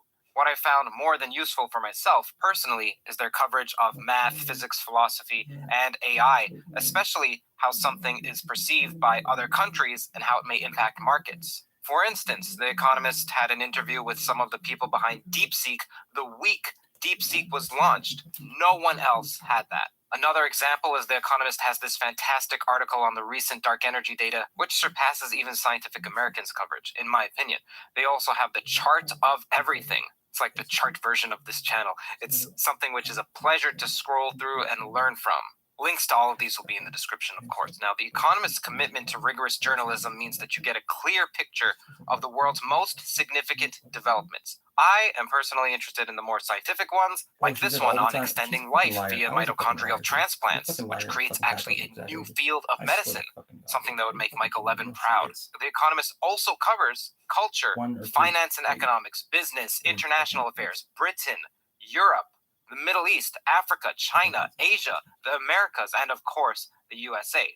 Whether it's the latest in scientific innovation or the shifting landscape of global politics, The Economist provides comprehensive coverage, and it goes far beyond just headlines. Look, if you're passionate about expanding your knowledge and gaining a new understanding, a deeper one, of the forces that shape our world, then I highly recommend subscribing to The Economist. I subscribe to them, and it's an investment into your intellectual growth. It's one that you won't regret. As a listener of this podcast, you'll get a special 20% off discount. Now you can enjoy The Economist and all it has to offer for less. Head over to their website, www.economist.com/toe, T-O-E, to get started. Thanks for tuning in, and now let's get back to the exploration of the mysteries of our universe. Again, that's economist.com/toe. How is it that you think about probabilities? Like, there are different interpretations of probability. Forget about quantum mechanics. There are different interpretations of what a probability is. Yes. So, in metaphysics and in science, how do you think about probability? Yeah, I think the interpretation of probability is a very hard problem. I think I'm not wholly satisfied with any of the approaches that we have available to us. The sort of frequentist approaches are useful in many cases, but have pretty significant philosophical problems for us accounting for certain kinds of edge cases. Subjective Bayesianism, I think, just doesn't do justice to the fact that certain probabilities do seem to be out there in the world and not just in our minds. The sort of dispositionalist accounts are quite mysterious and also very hard to reconcile with all-at-once style physics. There are a couple of recent approaches that I'm very interested in. There's a view called gnomic frequentism, due to someone called John Roberts, which suggests that probabilities should be understood as in terms of laws which require that frequencies should look a certain way. And there's some really nice work on this recently by Eddie Chen and John Barrett, looking at the ways in which you could potentially expand on that and think about probabilities as sort of constraints on relative frequencies. So while that work is still ongoing, I think that's a really interesting direction and probably the most promising approach from my point of view. What do you mean? What is Eddie Chen saying that probability should look a certain way? What does that mean? So working within a sort of all-at-once style constraint-based view of laws, and the observation is that if you allow that laws are global constraints which apply to the whole of history, then you can formulate a probabilistic law as saying something like the occurrences of some outcome across all instances of this type of measurement across all of history must have some value or must fall in some range. So you can think of the laws or probabilities as directly constraining the relative frequencies that actually occur. So that's somewhat similar in spirit to the frequentist approaches, but I think avoids some of the more serious problems for frequentism, because it's not just saying that probabilities are whatever the frequencies should happen to be. It really is saying that the laws constrain the frequencies and require them to have certain values. So how does your approach compare with Shelley Goldstein's approach? Yes. So the approach that Eddie Chen and Shelley Goldstein have worked on in terms of laws is, I think, very similar in spirit to mine. Indeed, Eddie and I are working on a project sort of examining some of those similarities. But perhaps one difference is that they are inclined to think of those all-at-once constraints as a sort of fundamental primitive, whereas I perhaps prefer to think of them as being a form of modal structure in accordance with a sort of generally structurally realist approach to physics and to laws. But I don't think those views are necessarily incompatible with each other. They're more sort of a difference in emphasis. What's a modal structure? What does that mean? So modal is a word that philosophers use to refer to facts about what is possible and impossible. So modal structure, perhaps the most well-known example of modal structure is causal structure. So that's one form that modal structure can take. Because I don't think causation is fundamental, I don't think that can be the most general type of modal structure. But I do think the world has some other kind of structure which is in some ways similar to causal structure, but perhaps more general than that. And so that's where I would sort of expect the all-at-once constraints to live. Modal structures. So modal comes from philosophy. It's not a term you hear in theoretical physics. Now, it is when you start to study the foundations of physics or the foundations of quantum mechanics. Yes. But I'm curious how philosophical tools, such as modalism or analyzing determinism or realism, has guided your research. Yes, I think there's a sort of useful back and forth to be had here. I think that modern theoretical physics has important lessons for a variety of traditional philosophical discussions. This discussion about lawhood is a great example.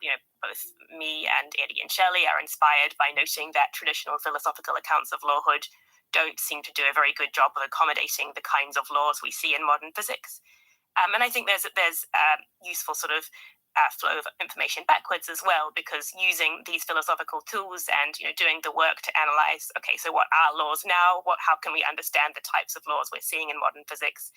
That's a useful way of clarifying our thought about what's going on in theoretical physics, understanding what are useful directions for future research, and sort of understanding how we can connect those developments back up to the kinds of things we're concerned with in philosophy and in everyday life. Do you encounter the attitude from physicists that, hey, physics, experimental physics, theoretical physics, it doesn't need anything from philosophy. Philosophy hasn't contributed anything to science in the past 100 years other than maybe Popper, and before that it was a while, and you can't just count Aristotle, that was thousands of years ago. So do you encounter that attitude? I think there's a wide spectrum of attitudes within physics. I mean, I certainly have encountered people with that attitude, but I've also encountered many physicists who love philosophy and are very interested in it and are very keen to talk to philosophers. So while that attitude does exist, I think there's also plenty of goodwill and interest on both communities to talk to each other and make progress. What would be the counterpoint to someone who's saying that philosophy hasn't contributed directly to physics in the past few decades? Definitely the most obvious example, I would say, is Bell's theorem and the discussion around non-locality. Bell's theorem was very much regarded as not mainstream physics when it was formulated.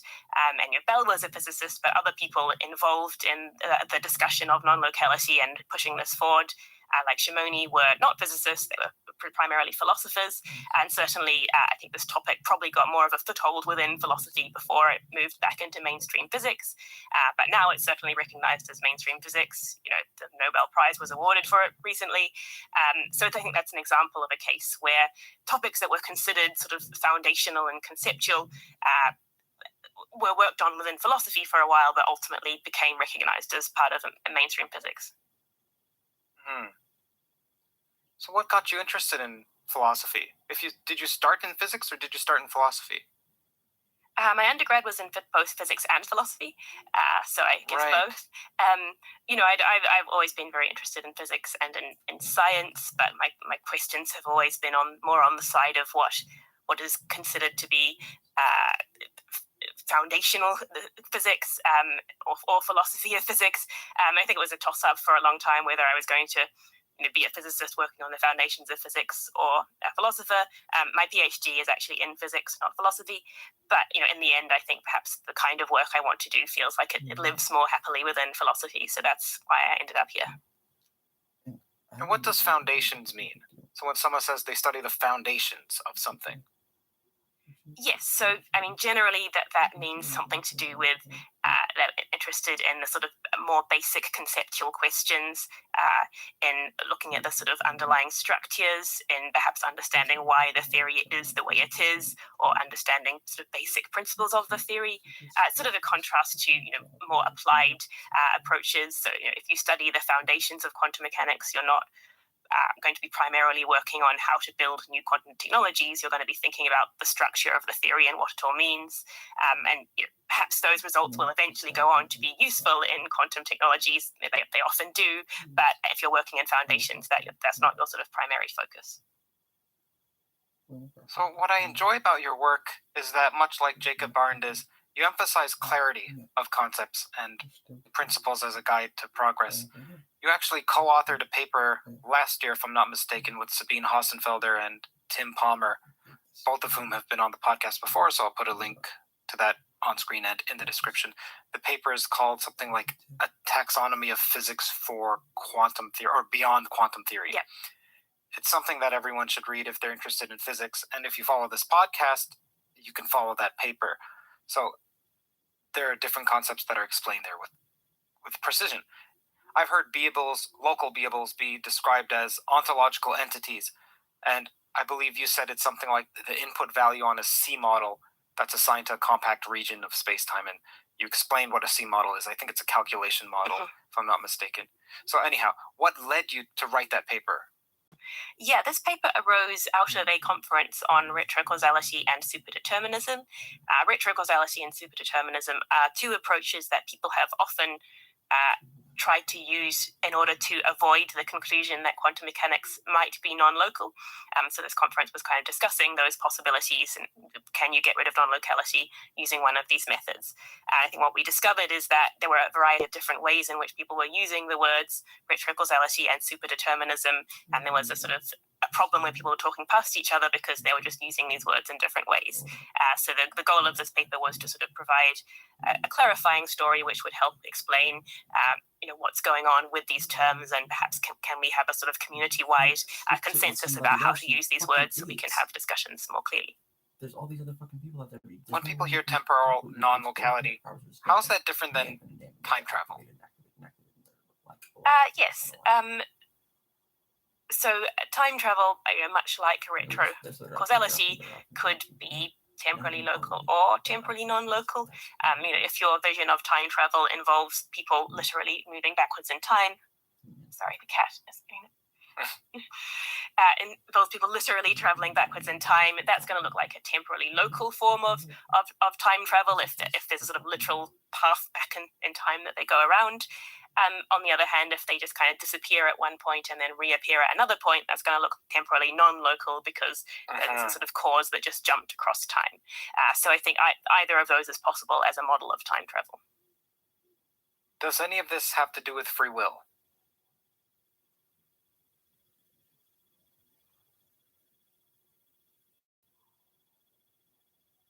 Come on. I cannot live without you. Use the #1 trusted bag to help your leftovers last longer. For the love of food, Ziploc. S.C. Johnson.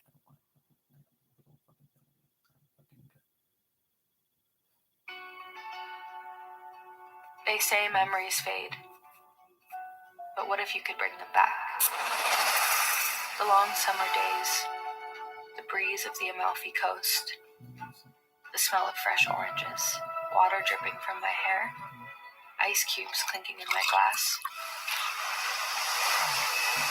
The perfect, never-ending summer.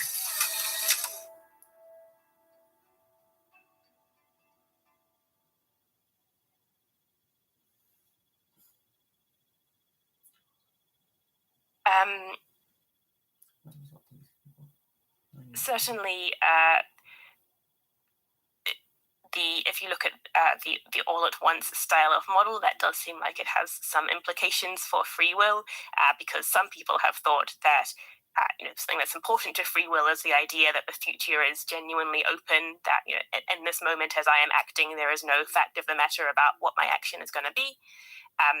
And it's in an all-at-once style model, that way of thinking about free will is not available to you. The whole of the universe exists at once. I'm acting now, but there is already some fact from the atemporal point of view about what my action is going to be. So, I don't think that means we have to say there is no such thing as free will in that context, but certainly we're going to have to be a bit more careful about how we analyze free will and what that means. So this doesn't depend on determinism. It's just saying that there's something that's globally fixed. Yeah, so even if you have a probabilistic model in the all-at-once context, what that's going to look like is either it's going to be some kind of frequency constraint, as Eddie Chen has suggested, or perhaps it's going to be,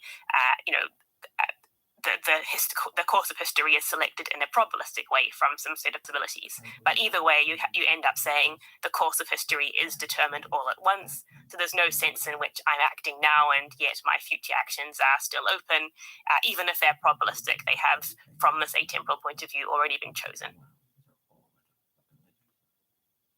I remember, oh gosh, I forgot who it was. Someone was saying it could be the Calvinists, maybe it was a religion or maybe it was an actual philosopher, was saying that if you have trajectories in space-time, just because they exist and you can view it from a God's eye point of view atemporally, it doesn't mean that those trajectories cause the movement. Those trajectories are the movement. Yeah. Sorry, are the trajectories. So an agent can still be causal. There's nothing about the trajectories causing. Like the laws don't cause. So can you please distinguish between the determination of an agent and causal origination of an agent? Yeah, so because I think that causation is not fundamental in any case, I think that understanding how the history comes about is not going to involve any kind of causal story. That's going to be some more general kind of modal constraint, perhaps, that selects the history. Causation is something that appears at a much higher level of description and probably is only going to be relevant in the kinds of regimes where you have agents taking actions. So I think it's perfectly possible to say, in some sort of fundamental sense, the history was already there and was selected in an all-at-once way, but nonetheless, the agent, is the cause of their action because causation is only suitable in that kind of regime of description anyway, and so it is still true insofar as there is such a thing as causation. It's still true that the agent is causing their actions. Right. What do you disagree most with Carla Ravelli on? What I disagree most with? I think we still have an ongoing debate about whether it's sort of necessary to change relational quantum mechanics in the way that we suggested. We proposed a postulate that you can add to the theory, which makes it possible for observers to communicate with each other in an absolute sense and for their perspectives to become aligned in an absolute sense. Carlo, I think, is not convinced that's necessary. He thinks perhaps it's enough that it's relationally true that within my perspective, it seems as though I have access to your perspective, and he thinks that might be adequate. For me, I think that doesn't the kinds of epistemic worries I have about the role of social inquiry in science. So I think the absolute story is necessary, but this is an ongoing debate. Now, many derivations in physics rely on integration by parts, and then they have this argument that, and the boundary terms are zero, and because of that we get so-and-so.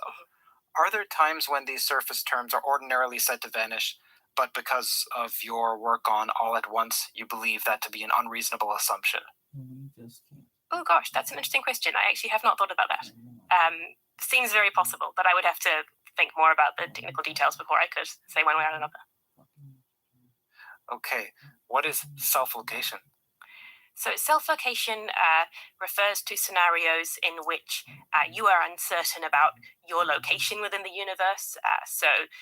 You might be uncertain where you are or when you are, or if you're in a multiverse, you might be uncertain about which universe within the multiverse you are currently located in. So it's those kinds of questions pertaining to a location within a universe.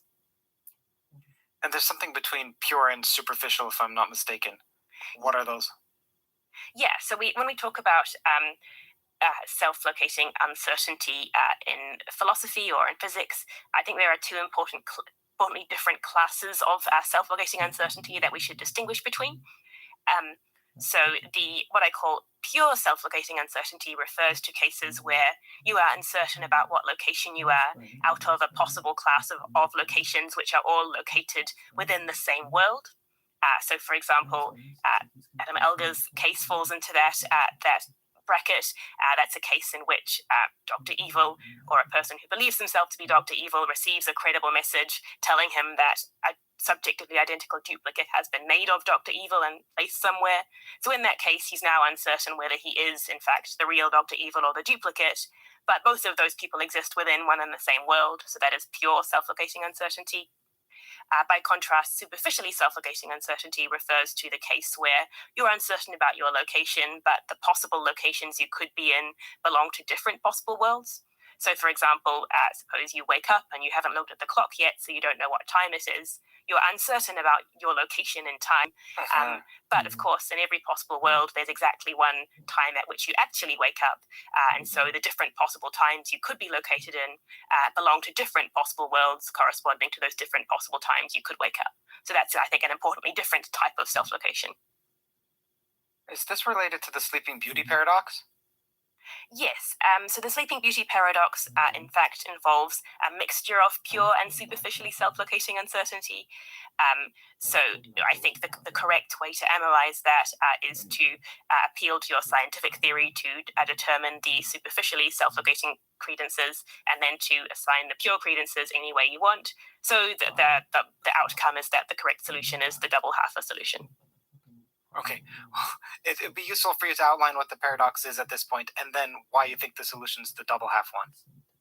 Okay, yeah. So the Sleeping Beauty paradox refers to a scenario in which an experiment is being performed on you. You're going to be put to sleep, and then you'll be woken up either once or twice in the course of the experiment.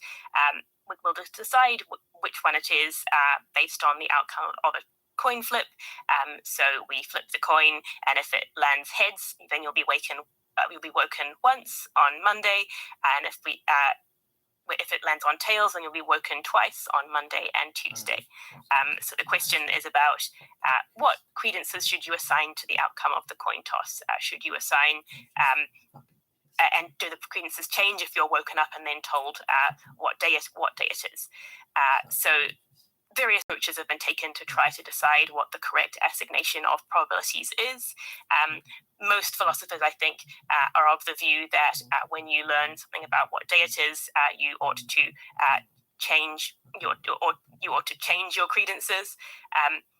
My view is that because the coin flip is the coin flip issue is a superficially self-locating issue, whereas the issues about when you are located are pure.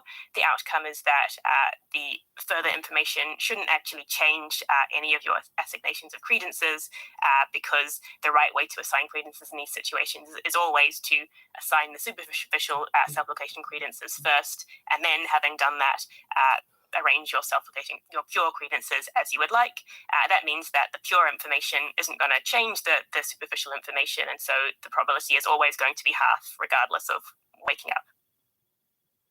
Now, was there something about when they say you get woken up twice, that after you get woken up once, you take something to forget that you woke up once? Yes, you are not going to know that you're woken up once or twice. Now, what does any of this have to do with physical law? Yeah.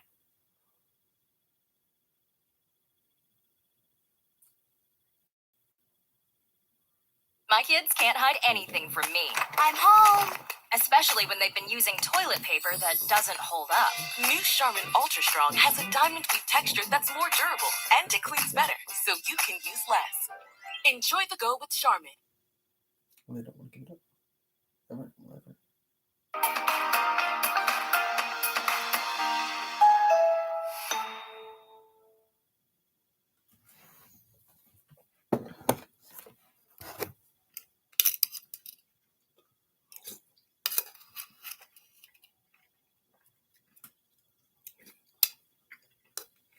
Yeah. So self-location is important to physical law, particularly in the context of physical theories that deal with multiverses.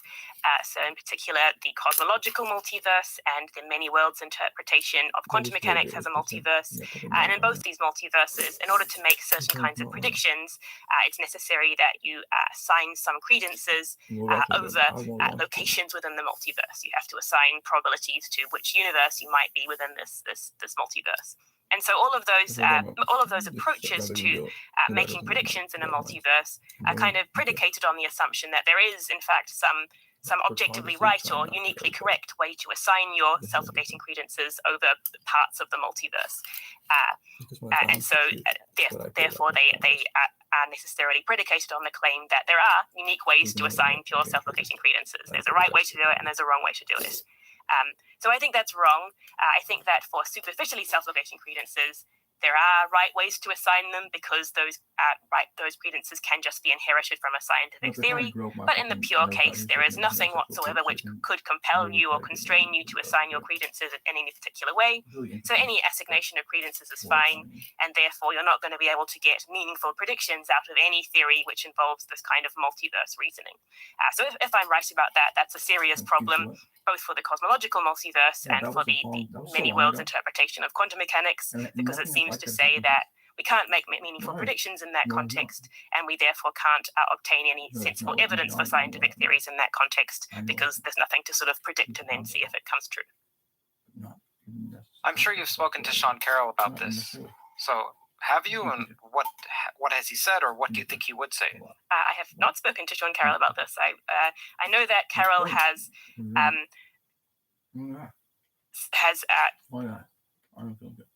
a view of the multiverse which and of the Everettian multiverse in particular, which is based on the idea that certain constraints on self-locating credences can help tell you how to assign probabilities in the Everettian case. I do think this view says that approach is wrong. There are no rational constraints on self-locating credences in the Everettian scenario, and so any model which sort of takes that as a starting point, I think, cannot be right. I believe in 1907, if I'm not mistaken, Einstein had his happiest thought about free fall and weightlessness. Yeah. Have you had a happiest thought? Happiest thought? Why do you leave? Nothing. People are still entitled. That's the one. I think one moment I'd pick out is there's a theorem in quantum foundations called the PBR theorem. The PBR theorem is about the reality of the quantum state. It attempts to prove that if in order to reproduce all of the predictions of quantum mechanics, it must be the case that the quantum state is a real objective thing which travels through time, conveying information from one time to another. And I think thinking about this theorem, one thing that struck me was that the whole theorem was predicated on the assumption of what I would call temporal locality. It's predicated on the assumption that if a measurement result depends on earlier preparation, there must be something which travels between them carrying that information from one point to another. So that, I think, was the origin of most of my work on temporal non-locality, was the observation that there's this significant assumption being made in this theorem that is perhaps not being questioned in the way that it should be. Do you have any thoughts about eternalism versus presentism? And can you please briefly define those terms? Yeah, so presentism is a philosophical view which says that in some sense only the present is real, the past and the future are not currently real. Eternalism says that the whole of history is real at once. There's no sort of privileged present moment. It's all there. I am, as you expect, given my views on all at once physics, I'm definitely more on the eternalist side.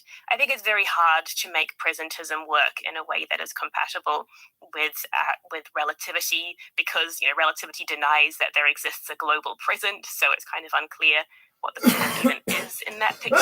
And people have made attempts to sort of reformulate presentism in relativistic ways, but I think all of them feel a bit not very compelling to me. So certainly, in the context of what we know about physics now, eternalism seems to me much more viable. Hi, everyone. Hope you're enjoying today's episode. If you're hungry for deeper dives into physics, AI, consciousness, philosophy, along with my personal reflections, you'll find it all on my Substack. Subscribers get first access to new episodes, posts as well, behind-the-scenes insights, and a chance to be a part of a thriving community of like-minded pilgrims. By joining, you'll directly be supporting my work and helping keep these conversations at the cutting edge. So click the link on screen here, hit subscribe, and let's keep pushing the boundaries of knowledge together. Thank you and enjoy the show. Just so you know, if you're listening, it's CurtJaimungal.org, kurtjaimungal.org. We talked about cubism, transactional, many worlds. What other interpretation of quantum mechanics have we not talked about that you feel fails significantly? And why does it fail? Well, the obvious ones are the sort of the primitive ontology approaches, so the Bohmian approach and the spontaneous collapse approach. I wouldn't say these approaches fail. What I'd say is that at present, we don't know how to reproduce the whole of quantum field theory in these kinds of approaches, and there are reasons to think we may never be able to do that, or that it's very difficult to do that in the context of this particular kind of view.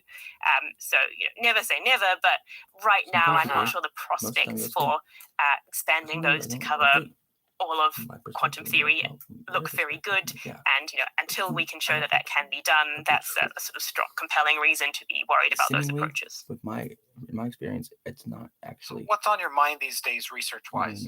Somewhere in the middle. It's like. Research-wise, so I have been thinking about.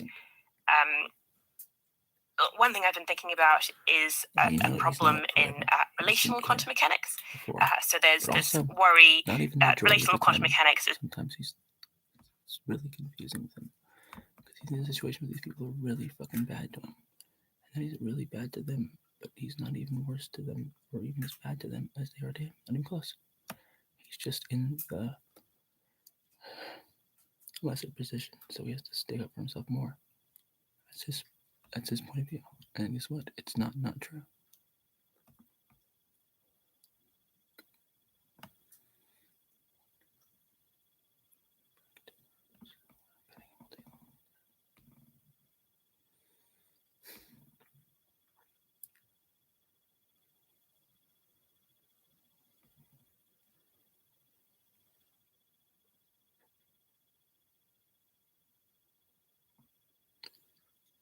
Two, Garfield.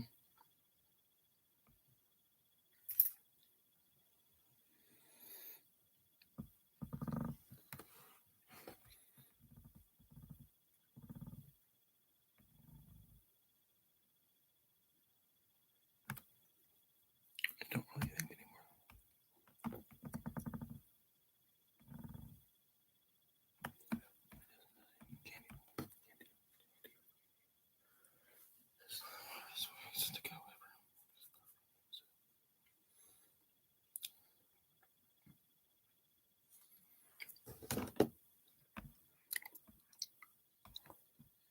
They've been trying to break this down the whole time, Taran, and Taran knows this too.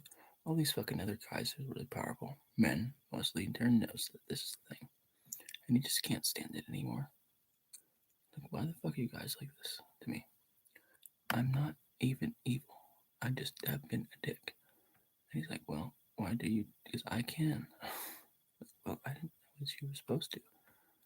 What, be a fucking human being? All the way through, take care of my health? I mean, I don't know who said it was going to be, like, have a sex change one day, because I wasn't planning on it. Ever. How weird do you think I was, people? Exactly. No one actually thought he was that weird, did they? No, we did not. But they seemingly did. The human beings alive still think I'm really weird, and I know that too, because they don't know shit about shit. Why is he standing like that? Because it's more comfortable. In many ways, guys, many ways.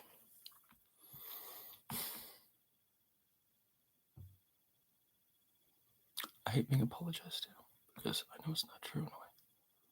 Even when it is, it's just like, wow, I understand that.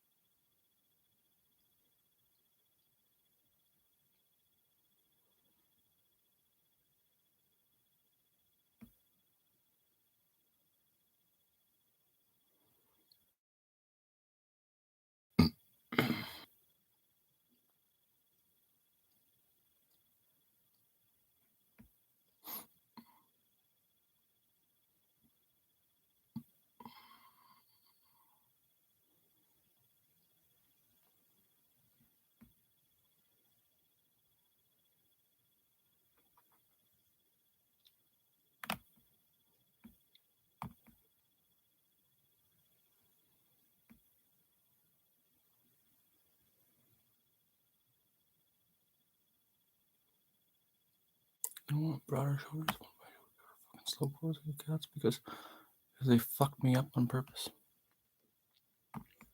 They all did.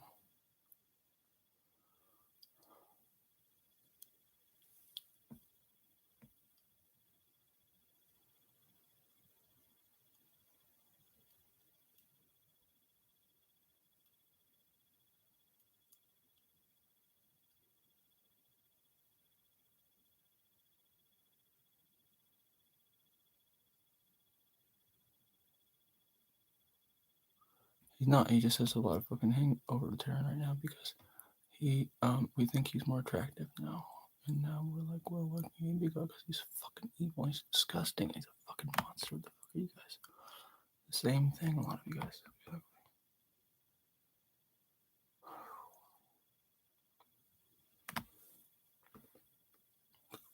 Have sex with Taran. No, it's disgusting. He said, "Go to hell," because it's gay is not okay. I can accept it. Yes, he has. That was actually okay for him to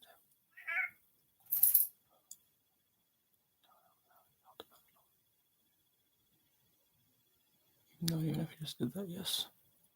We don't understand that, do we? That was worth that. Almost not for us, but for him it almost was, but almost not. It's fucking toxic. Super poisonous, turns out.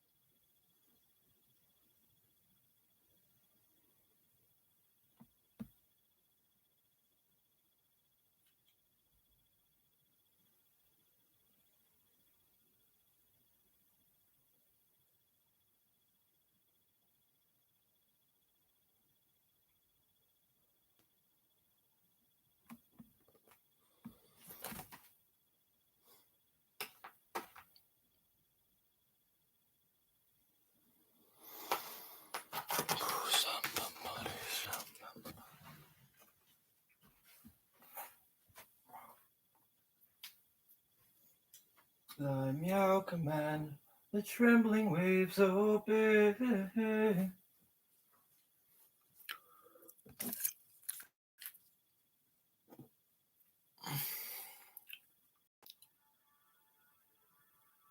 Fellow seekers of the untamed fire.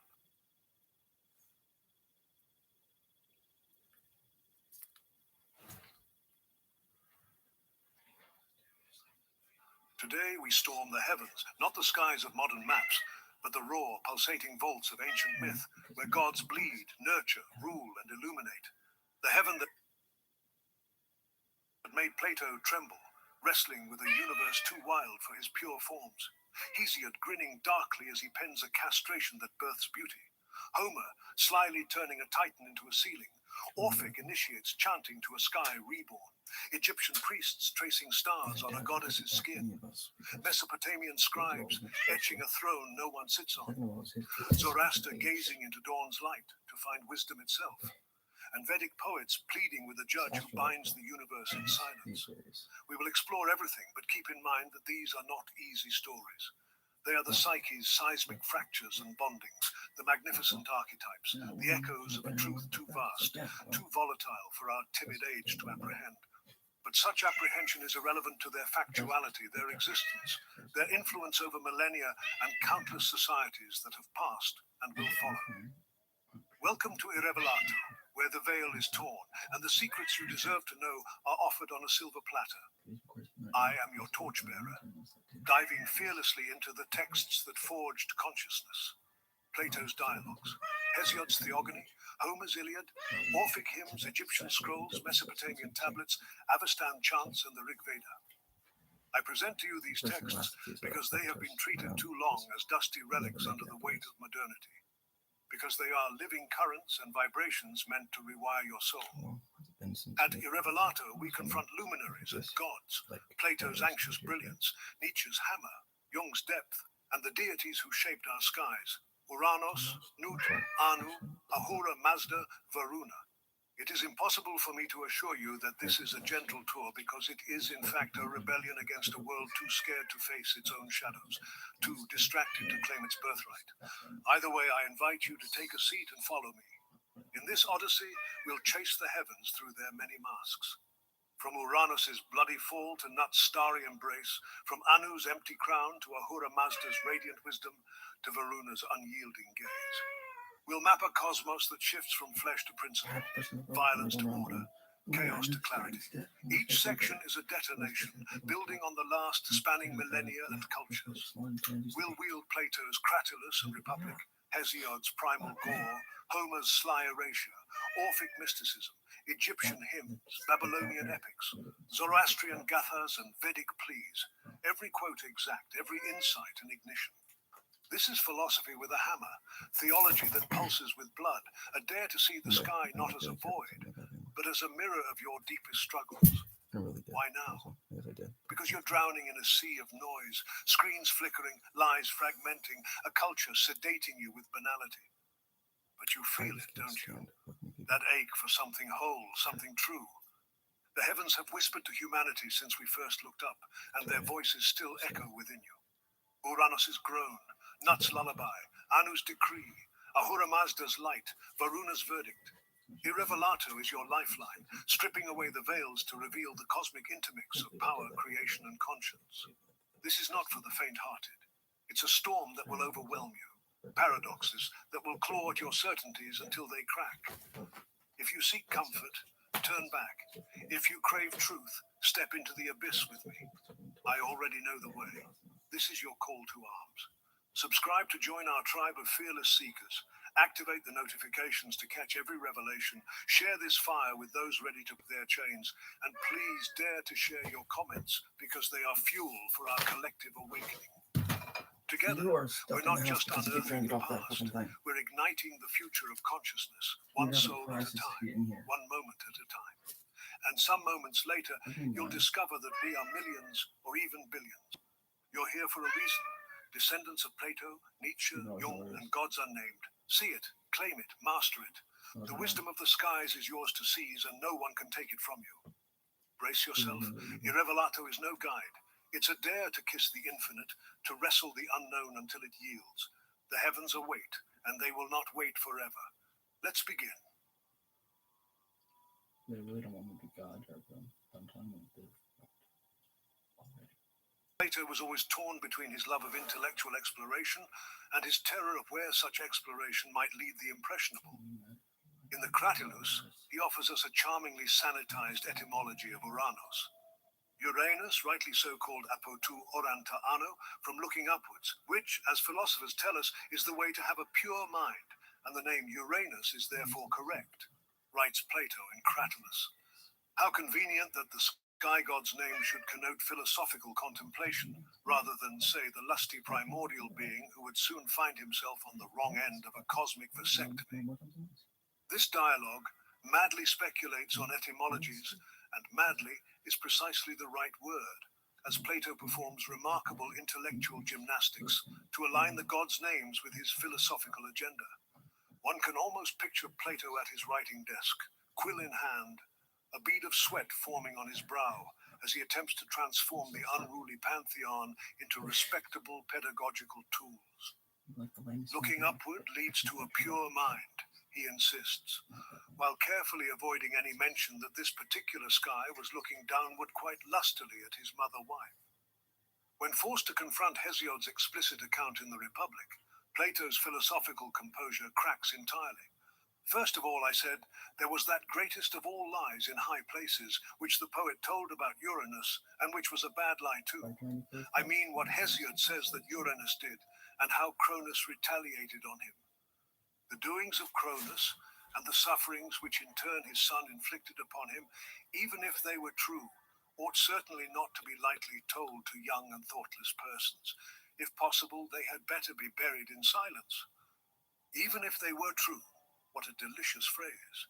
Plato, the master of philosophical certainty, the father of noble lies, suddenly finds himself in the uncomfortable position of neither being able to confirm nor deny divine castration. His solution, an elaborate system of censorship wrapped in philosophical justification. But if there is an absolute necessity for their mention, a chosen few might hear them in a mystery, and they should sacrifice not a common Eleusinian pig, but some huge and unprocurable victim. And then the numbers will be very few indeed. Here lies Plato's exquisite solution, demanding an unprocurable victim. It's rather like a modern parent telling a child they can have a pony when pigs fly. It's not an outright no, but the conditions ensure the outcome is the same. One imagines Plato with a satisfied smirk as he concocts this rhetorical trapdoor, a philosopher's version of when hell freezes over. However, his concerns about these stories are closely tied to his political project. Those stories are extremely objectionable. They are stories not to be repeated in our state. The young man should not be told that in committing the worst of crimes, he is far from doing anything outrageous, and that even if he chastises his father when he does wrong, in whatever manner, he will only be following the example of the first and greatest among the gods. The poor man must have had night terrors imagining Athens overtaken by divine-sanctioned patricide.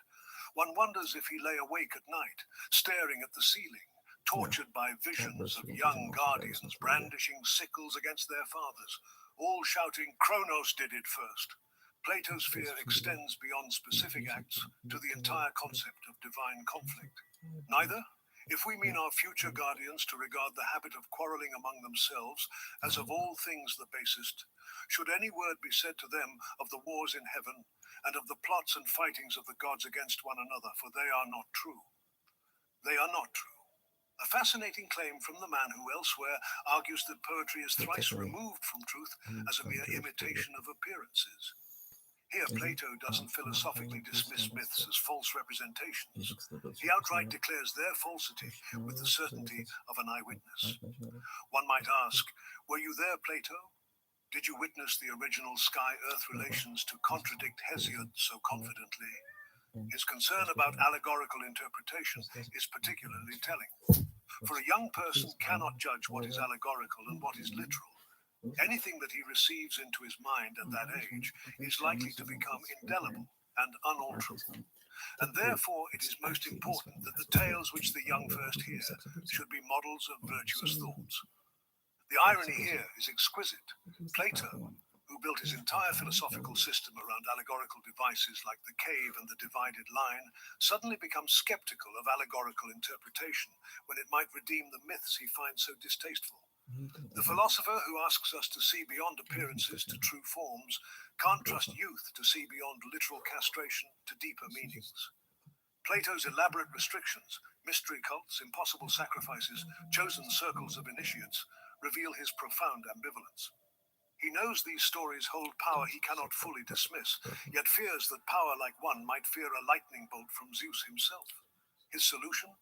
Create such an elaborate labyrinth of prerequisites that accessing these stories becomes practically impossible without abandoning them entirely. The great paradox is that Plato himself was clearly shaped by these very myths he wished to restrict. His entire philosophical project can be read as a response to and transformation of the mythological tradition he inherited. Without Hesiod's troubling heaven, would Plato's upward-looking Uranos ever have been conceived? History delivers its verdict with a certain delicious irony. While Plato's Republic remains unrealized, Hesiod's tales of divine castration, cosmic birth, and generational conflict continue to captivate imaginations and inspire creative works millennia later. Perhaps the unprocurable victim Plato demanded was, in the end, the death of these myths themselves, a sacrifice the fates themselves refused to grant him. So we find ourselves in a curious position, indebted to Plato for his philosophical brilliance, while gently chuckling at his sensorial anxieties. The philosopher who urged us to leave the cave and face reality couldn't quite face the raw mythic reality of Uranos. Perhaps that's the greatest irony of all, that heaven itself made Plato avert his philosophical gaze.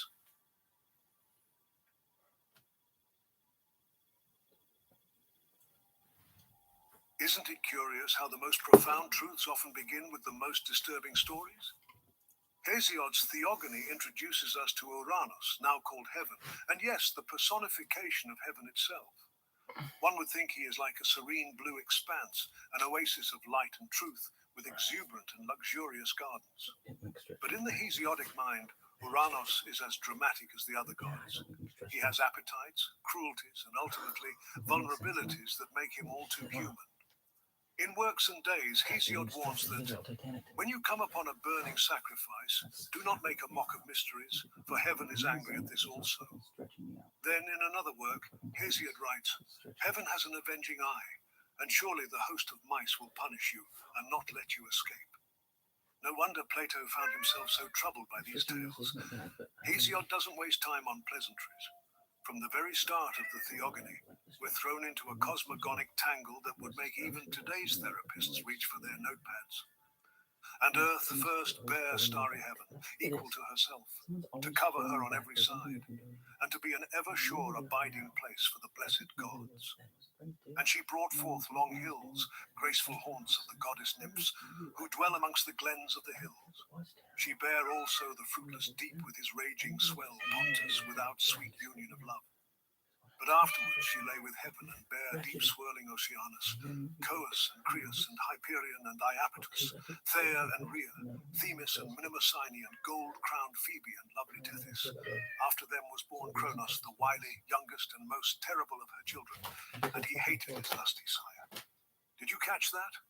Earth gives birth to heaven, making him her son, and then proceeds to lay with heaven to produce the Titans.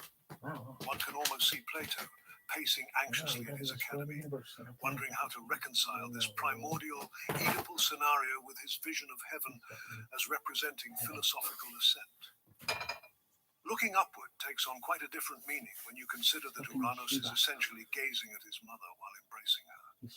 The divine family dynamic only grows more troubled as the narrative progresses. Hesiod reveals Uranus as the original abusive patriarch rather than a benevolent skyfather. And again, she, Gaia, bare the Cyclope, So badly.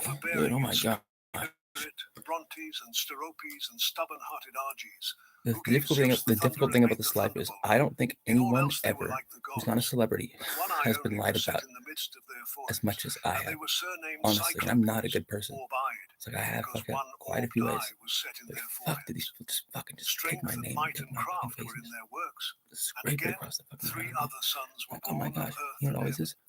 Great and doughty beyond telling. Cottus and Broireus and Gaius, presumptuous children. From their shoulders sprang 100 arms, not to be approached, and each had 50 heads upon his shoulders on their strong limbs. And irresistible was the stubborn strength that was in their great forms. For of all the children that were born of earth and heaven, these were the most terrible, and they were hated by their own father from the first. And he used to hide them all away in a secret place of earth so soon as each was born, and would not suffer them to come up into the light, and heaven rejoiced in his evil doing.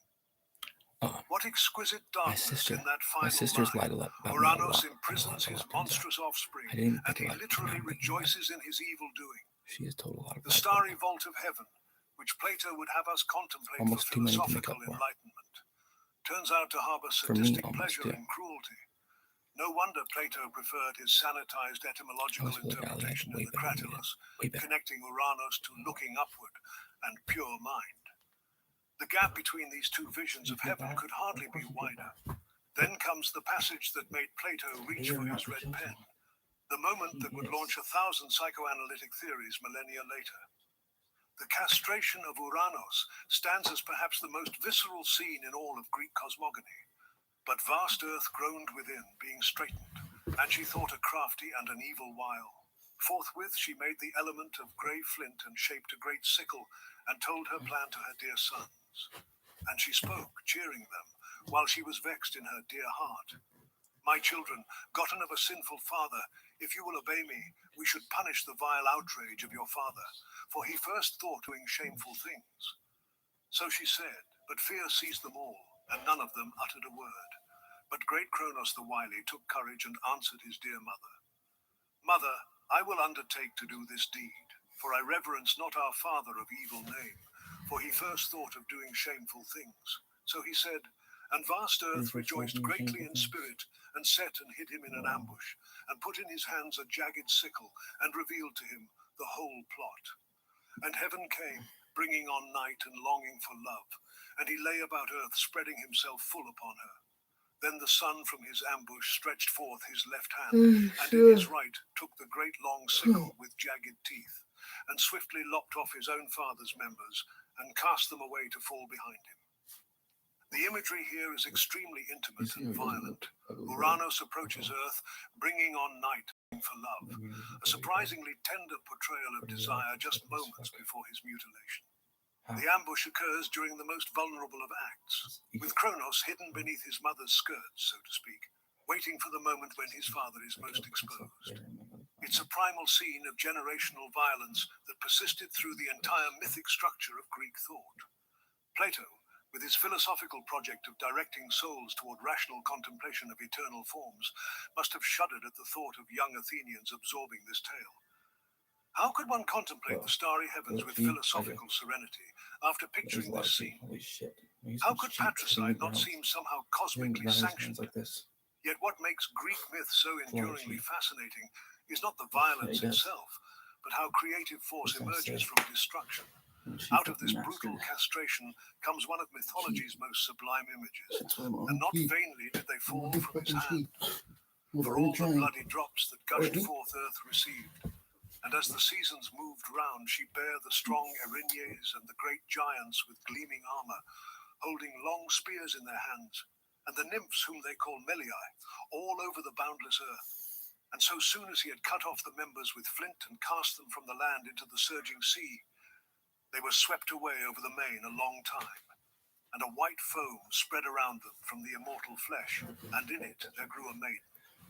First she drew near holy Cythera, and from there, afterwards, she came to sea-girt Cyprus, and came forth an awful and lovely goddess, and grass grew up about her beneath her shapely feet.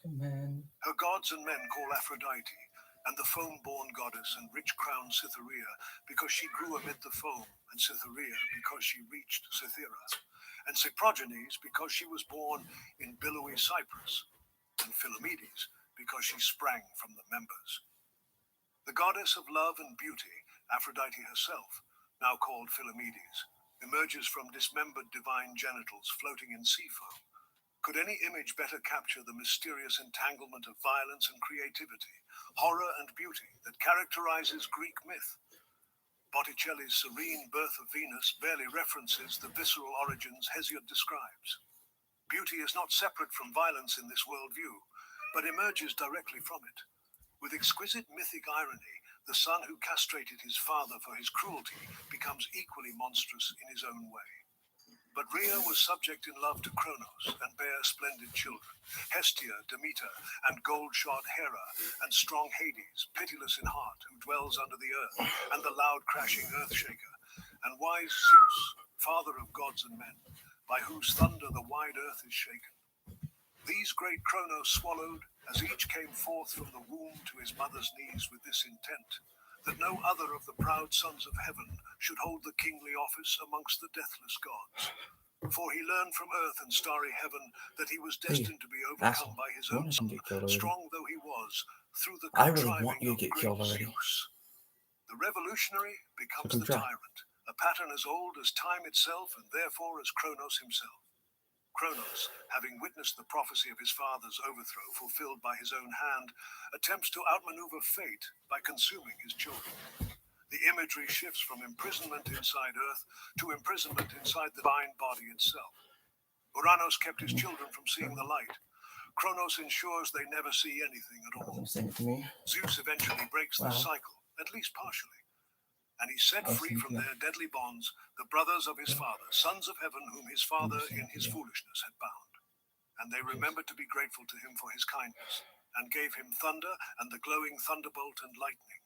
For before that, huge had hidden these. In them he trusts and rules over mortals and immortals. Zeus liberates the imprisoned children of Uranos, yet still overthrows his own father Kronos. Progress, perhaps, but not complete transformation. The pattern of generational conflict remains, though its manifestation evolves. In the ultimate mythic twist, Zeus himself employs a strategy eerily reminiscent of both his father and grandfather. Now Zeus, king of the gods, made Metis his wife first, and she was wisest among gods and mortal men. But when she was about to bring forth the goddess bright-eyed Athene, Zeus craftily deceived her with cunning words and put her in his own belly, as earth and starry heaven advised. Even Zeus, ostensibly the most just of divine rulers, swallows a pregnant female when faced with prophecies threatening his rule. The pattern spirals through the generations, changing form but maintaining its essence. Uranos imprisoned his children in Gaia. Kronos swallowed his children whole. Zeus swallows not his child but his pregnant lover. Each generation becomes somewhat more subtle, yet the fundamental anxiety about succession and the willingness to commit violence to prevent it remains. Despite his violent end, Uranus remains a benchmark of divinity throughout the theogony. His name appears repeatedly as a measure of excellence. Hail, children of Zeus, grant lovely song and celebrate the holy race of the deathless gods who are forever, those that were born of earth and starry heaven and gloomy night, and them that briny sea did rear. And Leto was joined in love with Zeus who holds the aegis, and bare Apollo and Artemis delighting in arrows, children lovely above all the sons of heaven. But Hera, without union with Zeus, for she was very angry and quarrelled with her mate, bare famous Hephaestus, who is skilled in crafts more than all the sons of heaven, and tens of other references to heaven. The castrated god, the cruel father who rejoiced in his evil doing, somehow remains the standard against which divine excellence is measured. Apollo and Artemis are lovely above all the sons of heaven. Hephaestus is skilled in crafts more than all the sons of heaven. The shadow of Uranos stretches across the entire pantheon, a silent presence even after his power has been literally cut away. Heaven doesn't fall completely. We find ourselves caught in this exquisite tension between Hesiod's raw, generative, morally ambiguous cosmos and Plato's yearning for philosophical purity. Hesiod gives us a universe where beauty emerges from violence, where divine power is both creative and destructive, where the lines between victim and perpetrator blur across generations. Plato, on the other hand, wants to direct our gaze upward towards a heaven of pure forms, unsullied by the messy particulars of embodied existence. Perhaps we need both visions. Plato was right that these stories hold power to change dramatically how we see the world. But was he right to fear them? History suggests otherwise. The myths he found so dangerous have been told and retold for millennia without bringing civilization to its knees. Rather than corrupting us, these morally complex narratives might actually prepare us for a reality that rarely divides neatly into good and evil. Perhaps in witnessing even the gods struggle with their shadow sides, we learn to acknowledge and integrate our own. The castration of Uranos, the ancient tabloid scandal, turns out to be a primordial truth about power, generations, creativity, and change. No wonder Plato found it so disturbing. No wonder we still find it fascinating today. No wonder heaven is the grandfather of all of us. Yeah, big mark. If Hesiod gave us Uranos as a bleeding, castrated patriarch and a bloody family drama, while Plato nervously starts sanitizing everything and recasts Uranos as more of a philosophical aspiration, Homer performs an altogether more audacious magic trick. He turns the divine progenitor into real estate. And like that, puff, Uranos practically disappears. This time, Aphrodite was birthed by Zeus and Dione. In Homer's cosmic architecture, the once mighty Uranos suffers neither castration nor sanitization, but something perhaps more humiliating: irrelevance. The former Sky Father becomes merely the sky, transformed from monstrous parent to convenient ceiling, from divine actor to celestial backdrop. It's the mythological equivalent of discovering your terrifying grandfather has been relegated to decorative wallpaper. Open the Iliad, expecting to find Uranos brooding over his lost testicles, and you'll find yourself woefully disappointed, like Zeus at an abstinence convention. And we all know that Zeus is a madman and can't help himself even if he wanted to. Anyway, the name appears, certainly, Uranos scattered across the verses, but with all the personality of an apartment piece. In Homeric conception, heaven is where gods loiter, not who made them. When Athena swoops down to prevent Achilles from skewering Agamemnon in Book 1, she arrives from heaven, or anothen, by white-armed here-hither sent. Heaven here is just the god's departure terminal, not a sentient being who might have opinions about his granddaughter's travel plans. One imagines the former cosmic patriarch fuming impotently as divine beings treat his dismembered body as a celestial LaGuardia. The smoke from sacrificial animals rises to high heaven, as if the sky were nothing but a collector of barbecue fumes. No consciousness receives these offerings. The phrase merely indicates direction, like the smoke went that way. Uranos, who in Hesiod's account literally embraced Earth in cosmic copulation, has been demoted to a compass point. When Thetis seeks Zeus to plead for her son, we're told, up from the wave she sprang, and in the morning scaled the heights of heaven. Heaven is not someone to petition, but somewhere to climb. The primordial creator was reduced to a diving platform. She finds Zeus not communing with his cosmic grandfather, but on many-ridged Olympus's topmost peak, as if the universe's first father had been outbid on divine real estate by his upstart grandson. Warriors' battle cries, reach the welkin, the vault of heaven, as if the sky were just an acoustic ceiling, testing the limits of Bronze Age acoustics. The gleam from their armor flashes through ether heavenwards, treating Uranus like north, but up. Cranes, with clamor, fill the sky. Not the consciousness of a primordial deity, but just the empty air above, waiting to be filled like an undecorated apartment. When Agamemnon despairs, he wailed as he heavenwards gazed, "O Father Zeus, no god so harsh as thou." Heaven isn't the destination of his complaint, but merely where his complaint's actual recipient happens to be loitering. Zeus has the office, Uranos is the office building.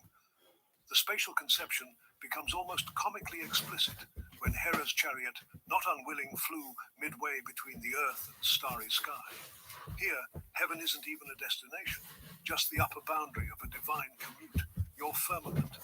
The gods travel between the earth and starry sky, like middle managers navigating between floors in a cosmic office. Alright, the CIA agent just keeps messing with me and has the implant that pulls my legs down. I need you to shoot yourself in the head, please. Just blast yourself, dude. Because I'm God and you're not. And you're trying to dance like and fuck me up on purpose sometimes. And it makes me fucking angry as fuck. How many have all these ghosts telling me that I'm inadequate because you fucked up my face? And my penis you shrink my penis? They shrink my penis with science. Literally, in the last couple months, it's started to like so smaller, much smaller. It's so small now. It's pathetic. It was quite a bit above average before. As a combination of skylight and acoustic paneling, acting like an umbrella. Consider the scales of Zeus. But when the sun, his round half run, stood in the middle heaven, then did the sire hang forth the golden scales. Till on the fruitful earth, Achaea's fate sate low, the Trojans to wide heaven rose high. Heaven serves as nothing but the upper limit of divine measurement, the upside of a cosmic seesaw. Right. The transformation reaches its sublime peak in Homer's astral imagery. And as in heaven around the shining moon, the stars gleam sharp and clear in windless calm, and all the peaks stand out, and jutting bluffs and glens, and boundless ether parted wide uncurtains all high heaven. Exactly. Heaven becomes a night sky display, a planetarium show. The first father of gods is a cosmic IMAX screen, impressive to look at, but entirely lacking in agency. Even when heaven seems to respond to events, it's rather poetic shorthand. When warriors clash, the crash and rattle, rose to heaven the noise of blows upon the shields. Heaven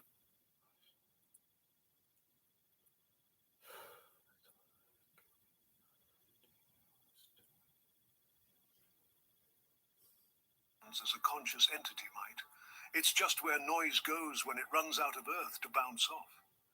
Uranus has been reduced to a cosmic echo chamber. The vertical ordering of the cosmos is laid bare in Zeus's famous threat. Or I myself will take and cast him down to murky Tartarus, far, far away, that lowest yawning pit beneath the ground, whose gates are iron, whose threshold brass, as deep from Hades down as heaven from earth is high. Heaven here is a measuring stick for cosmic distances, not a divine ancestor anyone remembers to honor on his birthday. Maybe that's why we have almost no imagery of Uranus. I mean, who would paint a measuring stick? Hardly worthy of worship. This architectural reimagining culminates in the description of heaven's infrastructure. Then here swiftly touched with lash the steeds. Self-moved before them groaned the gates of heaven, kept by the hours. For to their charge is given Olympus and wide heaven. Heaven now has gates, hinges, and divine maintenance staff. It's gone from creator to created, from subject to object. Imagine your grandfather being converted into a condominium, and you'll begin to grasp Uranos' spectacular demotion. This is one of the most insane stories in ancient Greek culture, simply because the way Uranos is painted is so different. The crowning irony is that Homer, without philosophical fanfare or moral panic, accomplishes what Plato could only dream of: the complete demythologization of Uranos. Where Plato squirmed uncomfortably with etymological gymnastics to sanitize the sky god, Homer simply forwarded Uranos' mail to a new address. Sky, not the god, just the big blue thing. No ethics committee review, no philosophical treatise, just a quiet ontological coup accomplished through poetic redirection. While Plato is panicking, Homer basically says, why should we even talk about it? And please, stop acting crazy because you'll draw their attention. Plato attempts to rebrand the troublesome deity through etymological sleight of hand, but Homer's approach more radical still.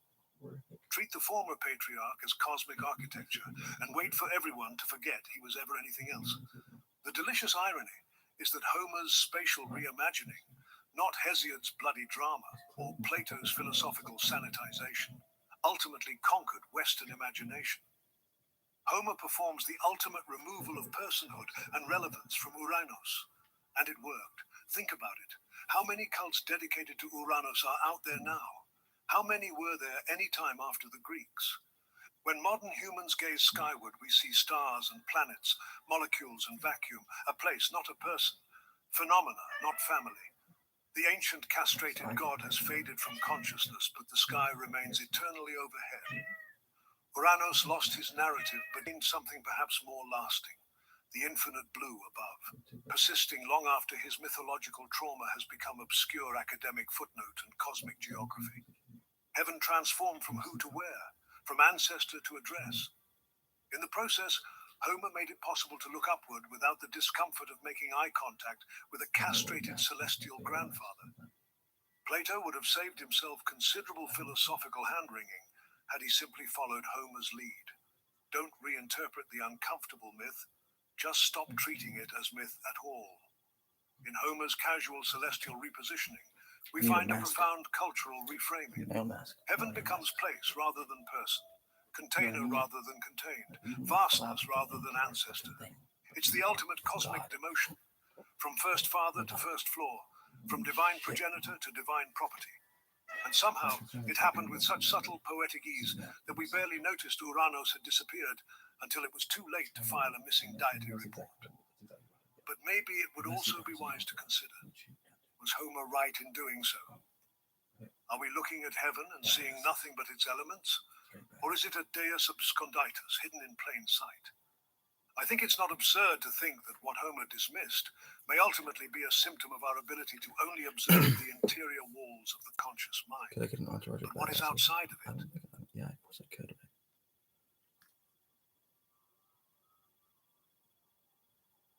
If Plato sanitized, Hesiod bloodied, and Homer demoted, the Orphics also wrote about Uranos, one simultaneously more cosmic and more intimate. In the mysterious Orphic hymns attributed to the mythical poet Orpheus and used in secretive ritual contexts, heaven regained some of his divine personhood while transcending the bloody family drama that so troubled Plato. The Orphic hymn to heaven's sky or Uranos speaks with reverence that would have shocked both Homer and Plato. Great heaven, Uranus, whose mighty frame no respite knows, father of all, from whom the world arose. And its nose is even more crooked than it was before. Now you can see the way I actually look. It's not like that. See, there look almost even. In real life, any other pictures, any other camera, it's just not even at all. It's fucking face. You get there too. No, his face is fucked up now. Or is that fucked up before? Yes and no. Oh, and he realizes that with how his face was, he knew that he knows that. And now he wants to kill himself over it. Really? Yes, he does. Really? No, he probably won't. But he is fucked up that he has to deal with that. And that there. His ass is shrinking, his dick is shrinking, and his face is nose is getting bigger. Instead, we find a divine being of cosmic proportions, simultaneously physical, We did it forever mostly, whirling round this Taran, earthly ball, with our fucking and magic over here metaphysical on the source side. and end of all. We wanted Both some container, small butt instead of a bigger butt gods, because and we thought it would be better consciousness, for yoga, all but it's not, and we know that. The Orphic sky transcends Hesiod's genealogy. While he remains progenitor of time, Kronos, his essence expands beyond familial relationship into cosmic principles. The universe's structure and necessity reside within his ample bosom and encircling folds. A strikingly intimate image that repersonalizes the depersonalized Homeric sky. Even more surprising for those familiar with Hesiod's bloody tales, this sky receives direct religious devotion. The hymn addresses him as forever blessed deity sublime and asks him to be propitious to the initiate, crowning them with a life divine. Far from being the castrated former deity that must be sanitized or ignored, Uranos becomes a direct recipient of prayer, frankincense, and ritual attention. The hymn to the Titans reinforces this connection while acknowledging their mythic heritage. O mighty Titans, who from heaven, Uranos and earth Gaia, derive your noble and illustrious birth, our fathers' fires, in Tartarus profound who dwell, deep merged beneath the solid ground. The day he was The initiates acknowledge both the Titans' imprisonment, a nod to the traditional myth, while still honoring them as noble and illustrious, a far gentler treatment than Hesiod's visceral account. Most tellingly, in the Orphic tradition, sky is paired with night rather than earth in the cosmological sequence. The hymn to night immediately precedes the hymn to sky, positioning night as the primordial feminine principle and sky as the masculine counterpart. A subtly different cosmological vision than Hesiod's earth sky pairing. The Orphic approach offers a third alternative to the Platonic and Homeric solutions to Hesiod's problematic sky. Where Plato sanitized through etymology and Homer demoted through depersonalization, the Orphics elevated through mystical transformation. This sky becomes simultaneously more physical, azure and full of forms, and more metaphysical, source and end of all. Most remarkably, sky in the Orphic hymns becomes a figure worthy of direct invocation, capable of bestowing a life divine on worshippers. This represents neither Platonic action nor Homeric demotion, but rather mystical elevation, transforming the castrated deity of myth into a cosmic principle worthy of devotion. The placement of the hymn in the collection is itself significant. Sky appears early in the sequence, hymn number 3, right after night and before other cosmological forces like ether, protagonus, and the celestial bodies. This positioning suggests sky's fundamental importance in the Orphic cosmology, despite his diminished role in Homer and problematic portrayal in Hesiod. What's notably absent from the Orphic hymn is any direct reference to the castration story.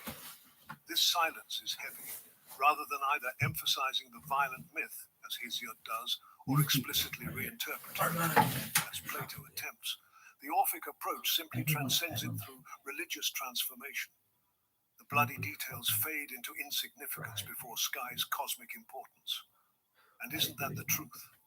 The initiates who heard these hymns lived within a culture that knew Hesiod's bloody tales, but found in their ritual context a reframing that neither censored, as Plato would prefer, nor depersonalized, as Homer did. Instead, the ritual language transmuted the raw mythological material into spiritual gold, finding in Sky a divine presence that transcended his troubled mythological biography.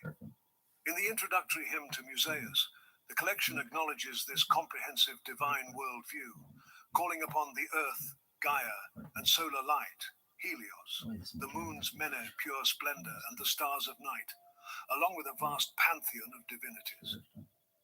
This holistic approach sees divinity permeating every aspect of cosmos, sky included, without being limited by the traumatic narratives of succession myths. In the end, the Orphic sky remains the most mysterious of all. Neither the traumatized castration victim, nor the sanitized philosophical principle, nor the depersonalized cosmic architecture, but something combining elements of all three while transcending their limitations. A secret sky, accessible only to initiates, whose complete nature remains as elusive to us as it was deliberately obscured to the uninitiated in ancient times. Nix and Uranus. He's Shiva Shakti. He is Shiva Shakti. The Egyptians envisioned heaven as a woman, Nut, a star-speckled nude goddess who arched over creation, swallowed the sun each evening, and birthed it anew at dawn. Her stellar body formed both a celestial highway for divine traffic and an eternal destination for mortal souls. Egyptian funerary texts invoke her protection intimately. O my mother Nut, stretch yourself over me, that I may be among the imperishable stars which are in you, and that I may not die. The Book of the Dead reinforces this. I am Nut, and I have come so that I may enfold and protect you from all things evil. Unlike the Greeks who imagined violent cosmic separation, Egyptians saw divine bodies as thresholds between realms. The Book of the Cow of Heaven, inscribed in royal tombs beginning with Seti I around 1323 BC, describes not primordial castration, but a cosmic restructuring. After quelling a human rebellion, the aged sun god Ra grows weary of earthly rule. Nun, one of the oldest gods, proposes an administrative solution. O my daughter Nut, place him upon your back. When Nut asks how, she undergoes transformation, and so Nut became a cow. Then the majesty of Re placed himself on her back. Talk about career flexibility.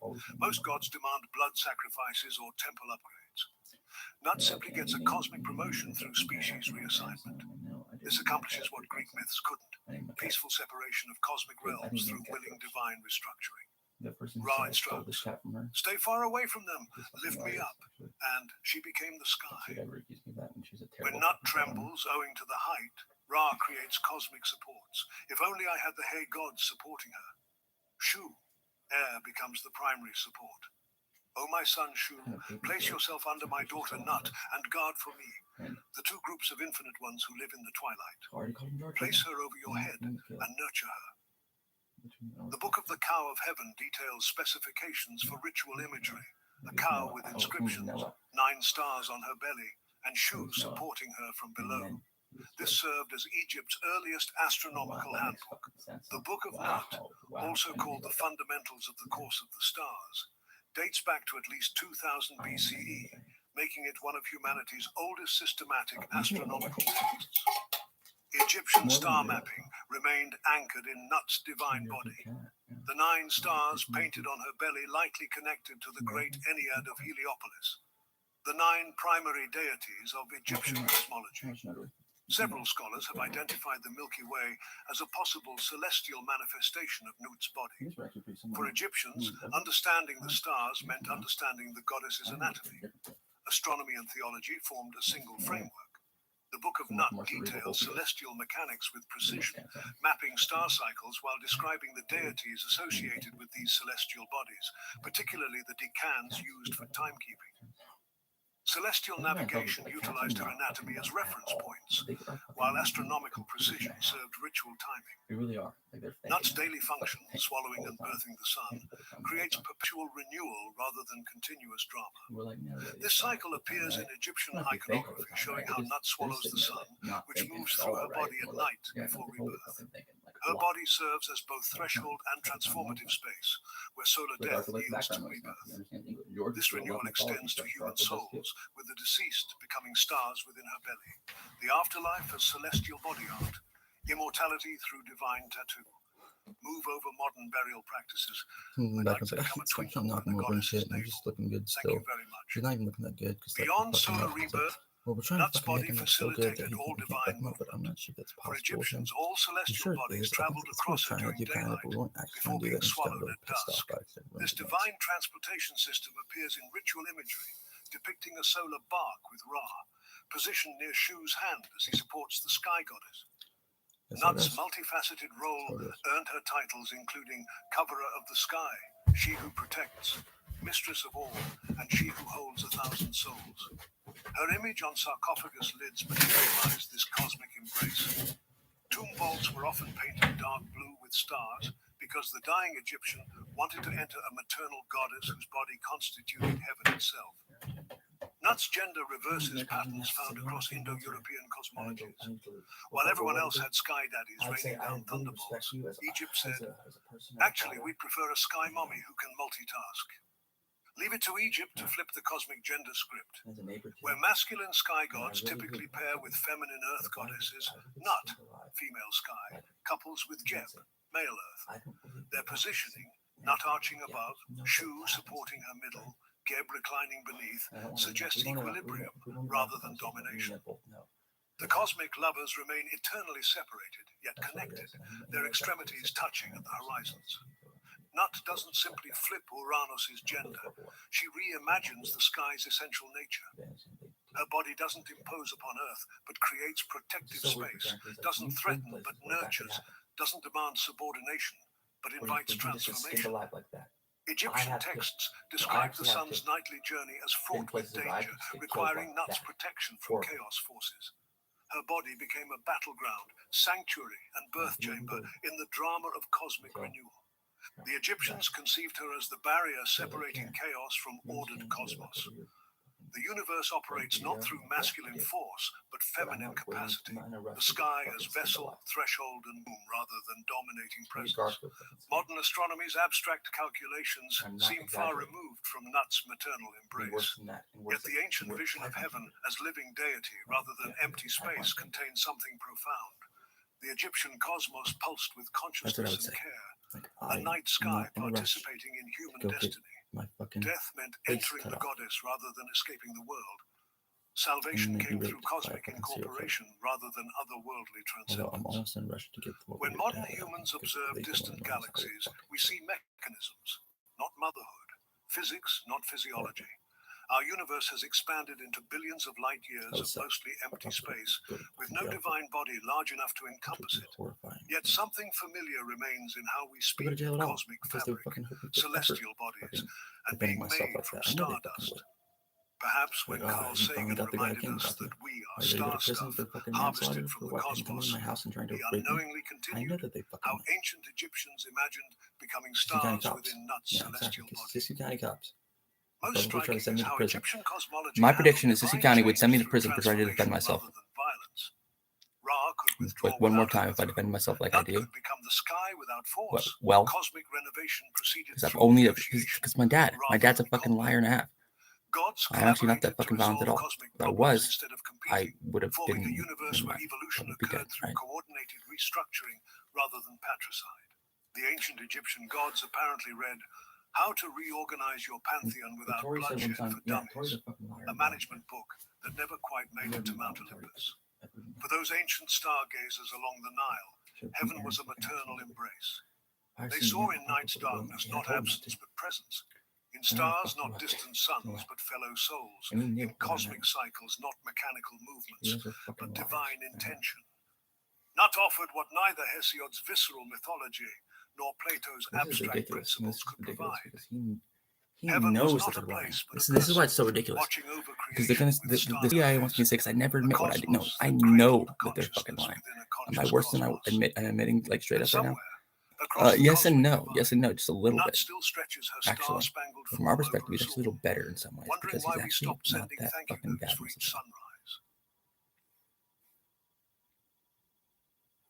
He goes to his friend's house. What does he do? Sit there and be quiet. Pretty much. Sit there and be quiet. Sit there and be quiet. Just talk to yourself. Because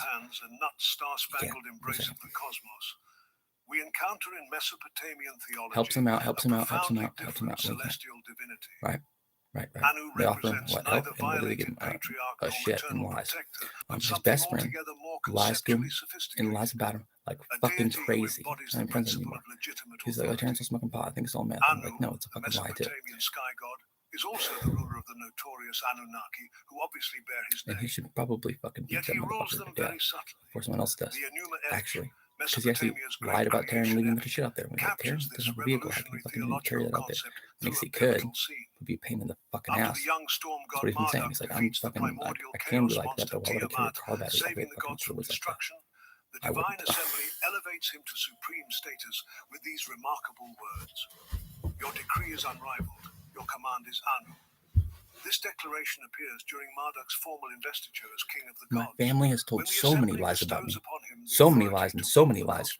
They're not my family anymore. No, my last name is fucking not Miller anymore. It's fucking to Anu or suggest he has similar power. Instead, it establishes ontological identity. Marduk's command Name's fucking literally becomes Alexander.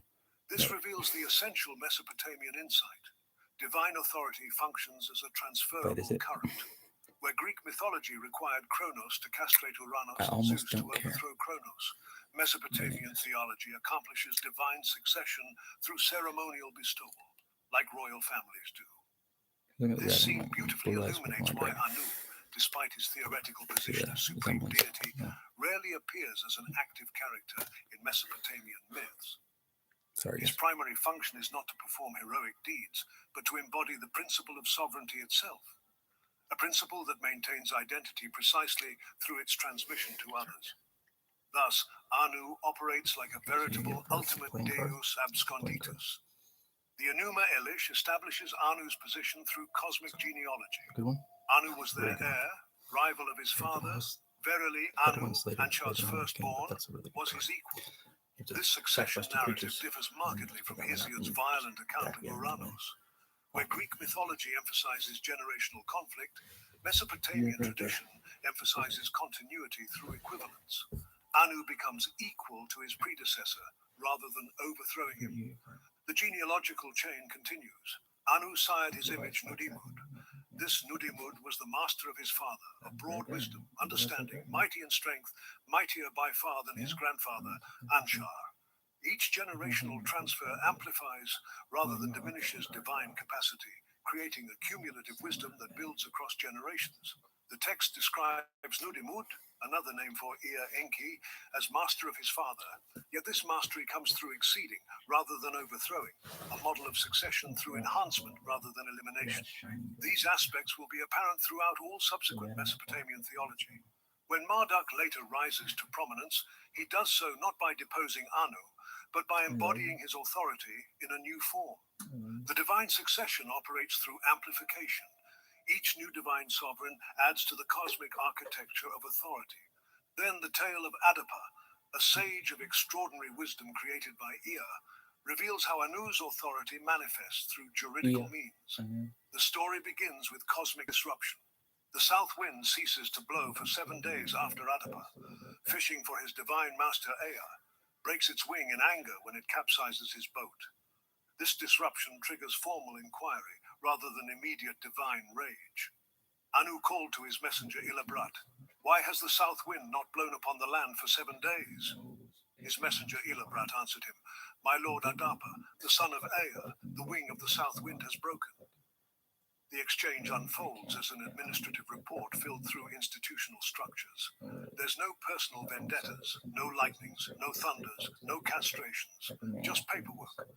Adapa appears before the celestial court, and Ea provides detailed instructions that frame the encounter as formal audience. When thou comest up, and when thou approachest the door of Anu, at the door of Anu, Tammuz and Gizida are standing. These divine doorkeepers function as intermediaries within an established protocol.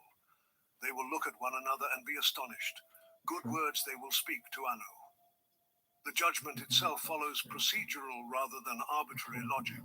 Upon hearing Adapa's testimony, for the house of my lord in the midst of the sea I was catching fish. The sea was like a mirror. The south wind blew and capsized me. And witnessing the intercession of Tammuz and Gizida, Anu offers Adapa the food of immortality. When Adapa refuses, following Ea's deceptive advice, Anu responds not with fury, but with procedural dismissal. Take him and bring him back to his earth. It is clear that in Mesopotamian theology, Anu and the Anunnaki principally employed judicial reasoning, which is a theological vision radically different from the emotionally volatile Olympians or the mystically remote Egyptian deities.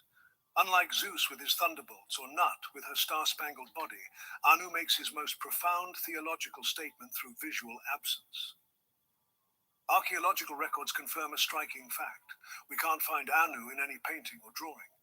Instead, texts from the Kassite period tell us that Anu was usually represented through a horned crown on a pedestal, authority without personification, sovereignty without sovereign, Deus Otiosus. This symbolic representation appears on boundary stones, kuduru, where the horned crown was placed above the symbols of Ishtar, Shamash, and Sin.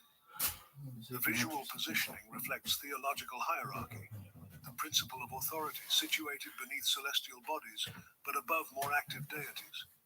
The empty throne eloquently expresses Anu's essential nature as transferable power. Divine authority is a symbol awaiting its temporary bearer. This iconographic restraint contrasts sharply with both Egyptian and Greek religious art, where divine personalities receive elaborate visual representation. But somehow, Anu's visual absence speaks more profoundly than presence could. The empty throne starts to feel like divine transcendence, authority beyond any particular embodiment. And while creation myths typically involve physical generation, divine blood, dismemberment, or sexual reproduction, Mesopotamian accounts reveal creative power through administrative decree.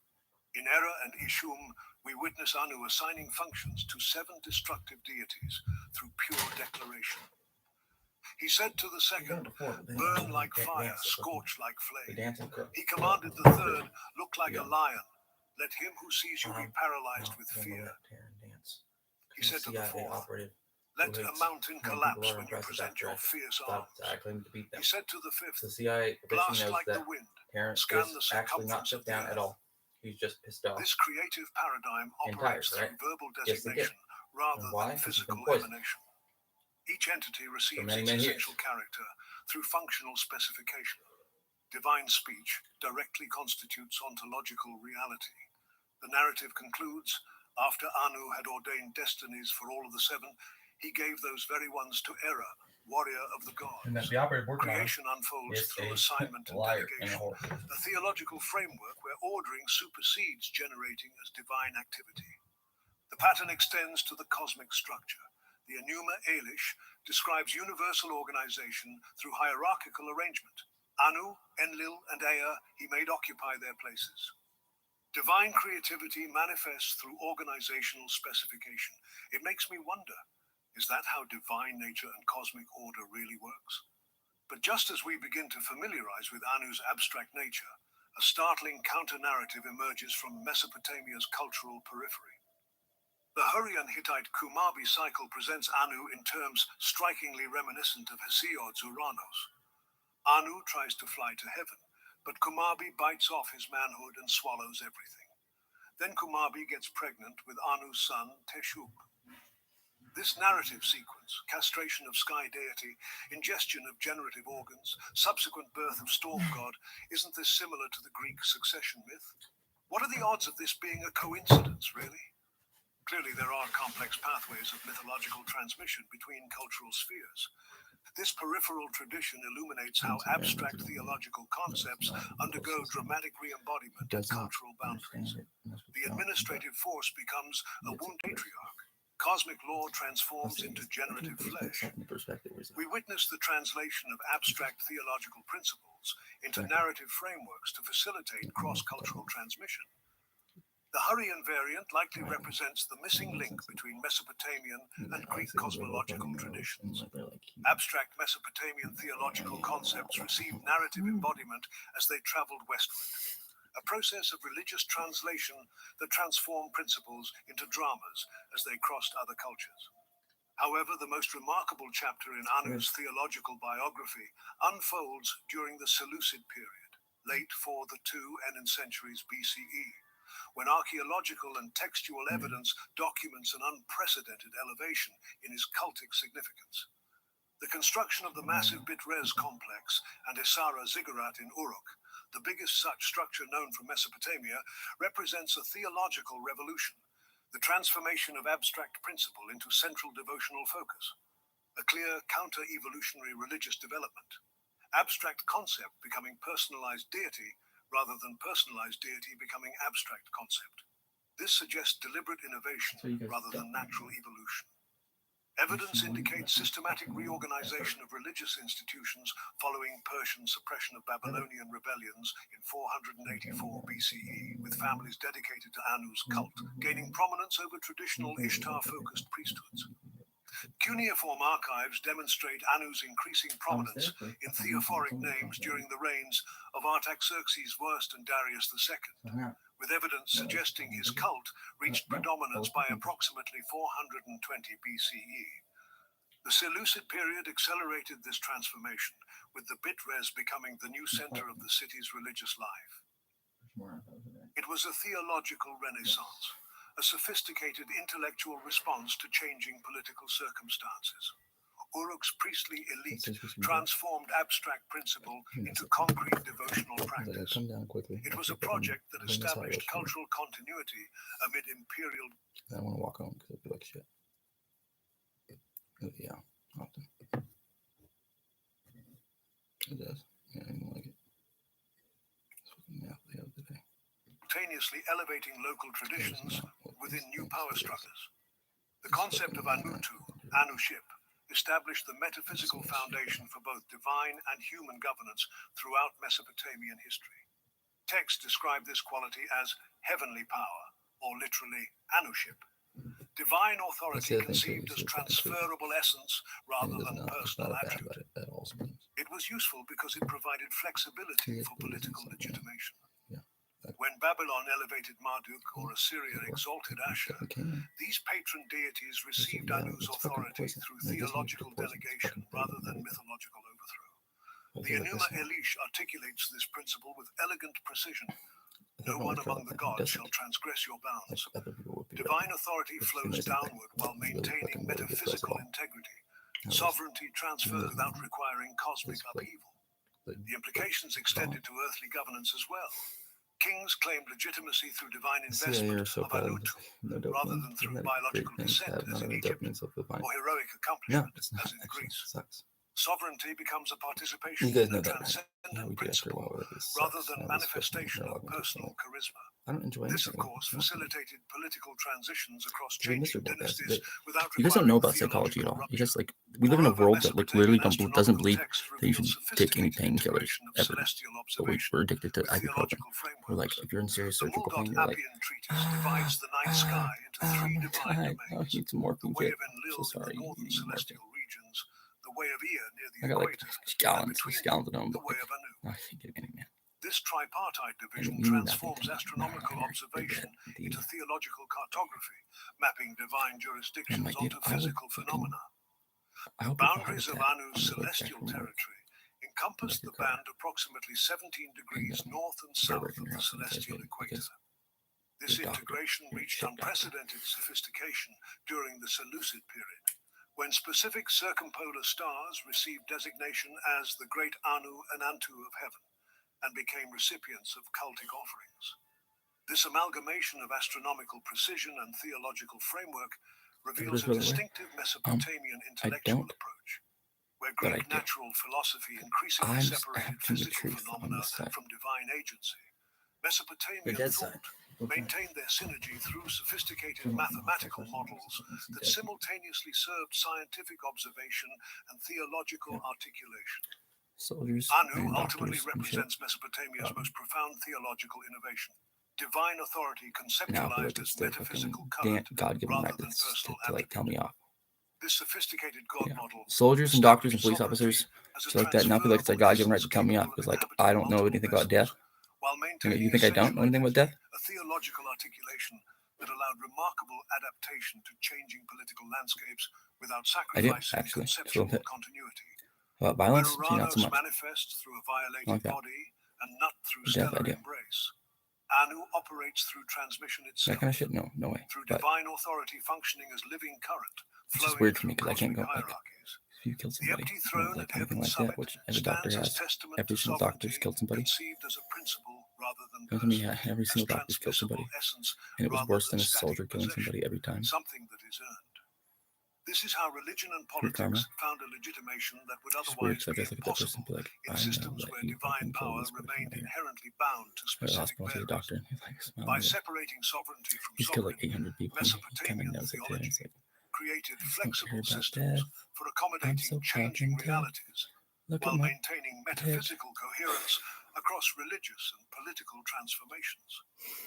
Through comparative analysis of celestial divinities across ancient traditions, we glimpse fundamentally different conceptualizations of divine authority. Greek cosmology dramatizes power through generational conflict. Egyptian religion embodies it through maternal embrace. Mesopotamian Still theology don't understand it, articulates it as living right? current flowing Right, through multiple vessels without diminishment. Each Some doctors tradition have lost revealing 800 people distinct and have understandings saved like of and relationship 80,000. between So sovereignty, that's not a embodiment, terrible ratio, and to be cosmic honest. order. Okay. But we are not done yet. However, you could have saved all of them. Instead, you saved, like, some of them. The name Ahura Mazda Some saved like is 10% both a of their linguistic patients and then artifact just and a have the other theological fucking declaration. thousands. Linguistically, Just everyone else Mazda walk out. derives from Why? Because Proto-Indo-Iranian their fucking hospitals Mazda, are often, ultimately traceable But to also, Proto-Indo-European they're the doctor and are they tenured there? gender, Well, it doesn't literally matter. They can get placing fired like one's that. mind, hence Some of they wisdom. can, which is fucked up. When combined with Ahura, Because then you can't get any fucking medical care, no matter what, Taran. But Taran still can get medical care. He just has a hard time getting there. He's upset with the ER, and I hope they don't tell him to walk out because of what he said on YouTube. I doubt they would, but they could. Because he doesn't feel like they have treated him correctly at all. At all, and at all. He wants to go to the front desk and be like, what the fuck is this shit right here? Okay. Why doesn't it say my fucking disease right here? Like, why can't I get this edited in a way that's fucking appropriate for my fucking case?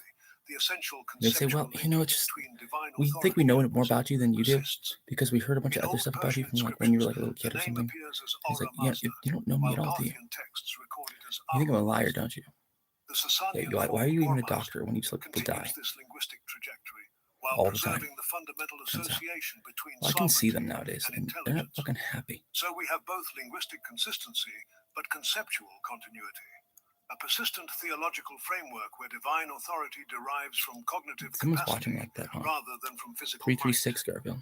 The name itself represents a revolutionary theological declaration. The supreme deity governs through understanding and knowledge, which are power. Zoroastrian tradition frames the prophet's initial encounter with Ahura Mazda through explicitly visual metaphors of illumination. It's said that Zoroaster had a revelation when he was 30, the same age Nietzsche's Zarathustra had when he left his home and the lake of his home and went into the mountains. The same age Jesus started teaching. What are you saying, Nietzsche? Anyway, Zoroaster, while gathering water to perform a ritual at the rosy dawn, at 30 encountered Amesha Spenta, Vohumana, who led Zoroaster to Ahura Mazda. Here, Zoroaster learned the cardinal principles of the good religion, which became Zoroastrianism. Sounds familiar, doesn't it? The imagery here proves significant. Dawn, the transition from darkness to light, is a temporal setting. Nietzsche knew this too. Vohumana, good mind, functions as intermediary. The revelation itself comes not through thunderous pronouncement, but through instructive teaching. Something probably Plato got too excited about. This foundational narrative establishes divine revelation through visionary illumination. Ahura Mazda manifests through transmission of wisdom. As the Zoroastrian texts say, taught by Ahura Mazda, uttered by Zarathustra. Inasmuch as a new life is a worthy one, may you, Ahura Mazda, now rule at will. Zoroaster believed Ahura Mazda is the source of all that is good and thus is worthy of the highest worship and sacrifices. You, who with the help of these songs, men, are guarding order and good thought for the duration of a lifespan, teach you me, O Mazda, O Ahura, to speak in accordance with your inspiration, by your mouth, the words by which the first existence will be here every time. And order is the best good. But Ahura Mazda reveals himself not primarily as creator or ruler, but as an ethical foundation, guarding order and good thought for the duration of a lifespan, a being whose essential nature manifests through moral radiance, rather than creative capacity or administrative function. The relationship between deity and prophet is different from what we've seen so far. Ethical instruction rather than ritual command constitutes the content of divine revelation. Intellectual clarity, rather than supplicatory submission, defines the prophetic response. The 17 Gathic hymns attributed to Zarathustra himself constitute our earliest textual window into Ahura Mazda's theological conceptualization. Composed in Old Avestan, a linguistic stratum of remarkable antiquity, these texts present a philosophical sophistication that transcends their historical context. Yasna 31.8 establishes the epistemological foundation of divine authority.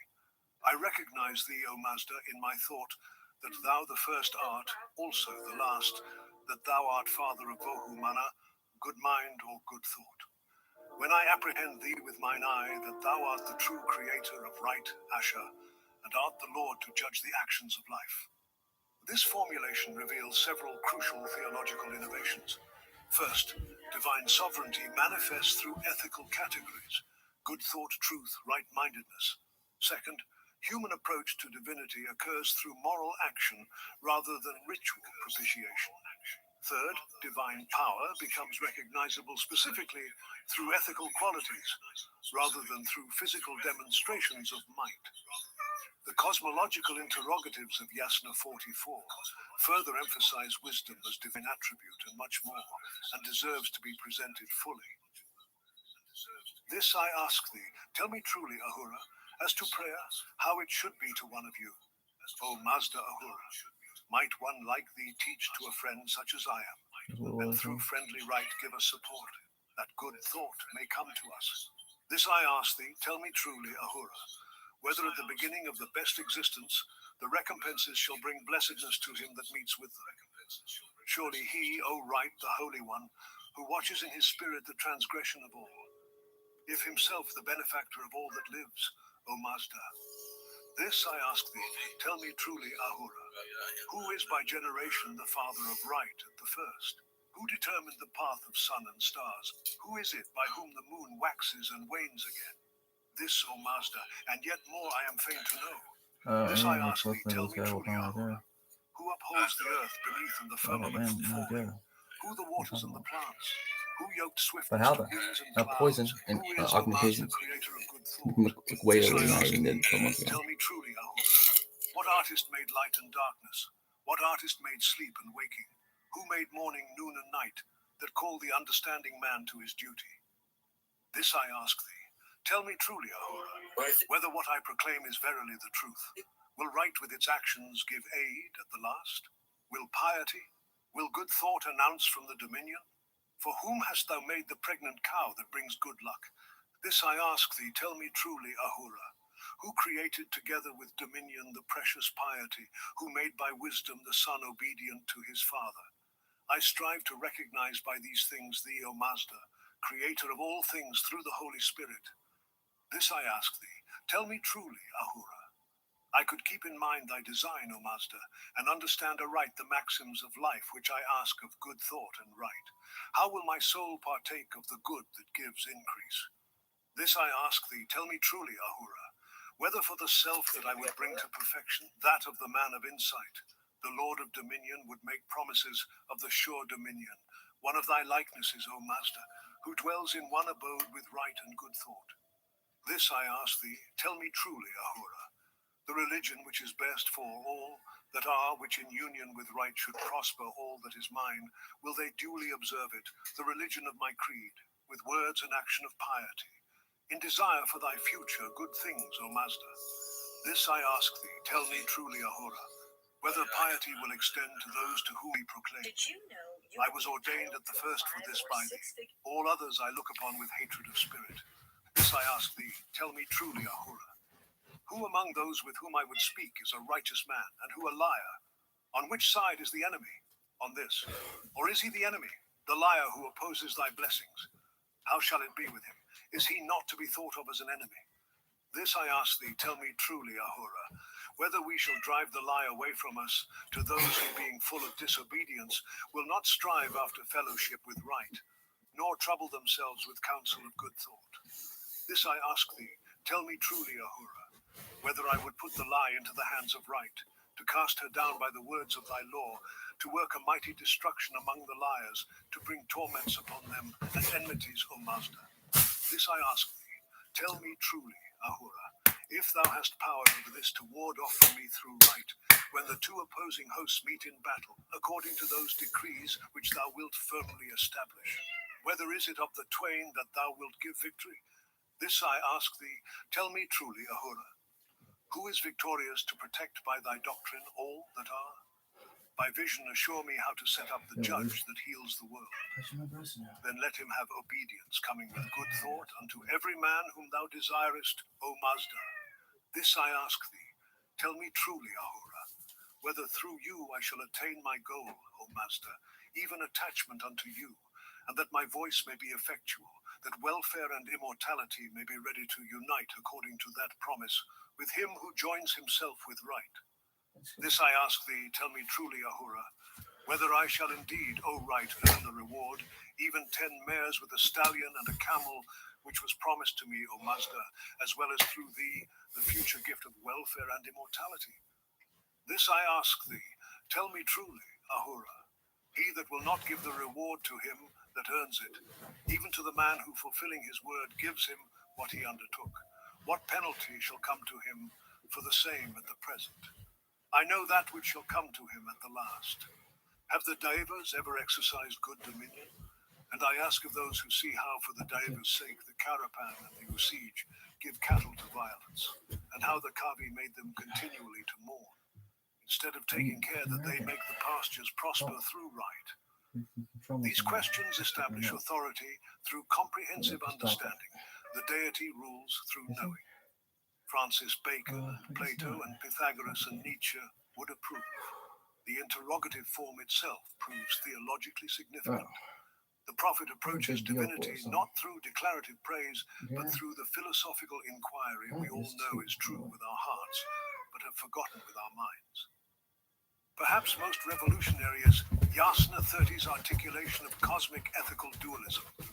Now I will proclaim to those who will hear the things that the understanding man should remember, for hymns unto Ahura, prayers to CIA, of course they do.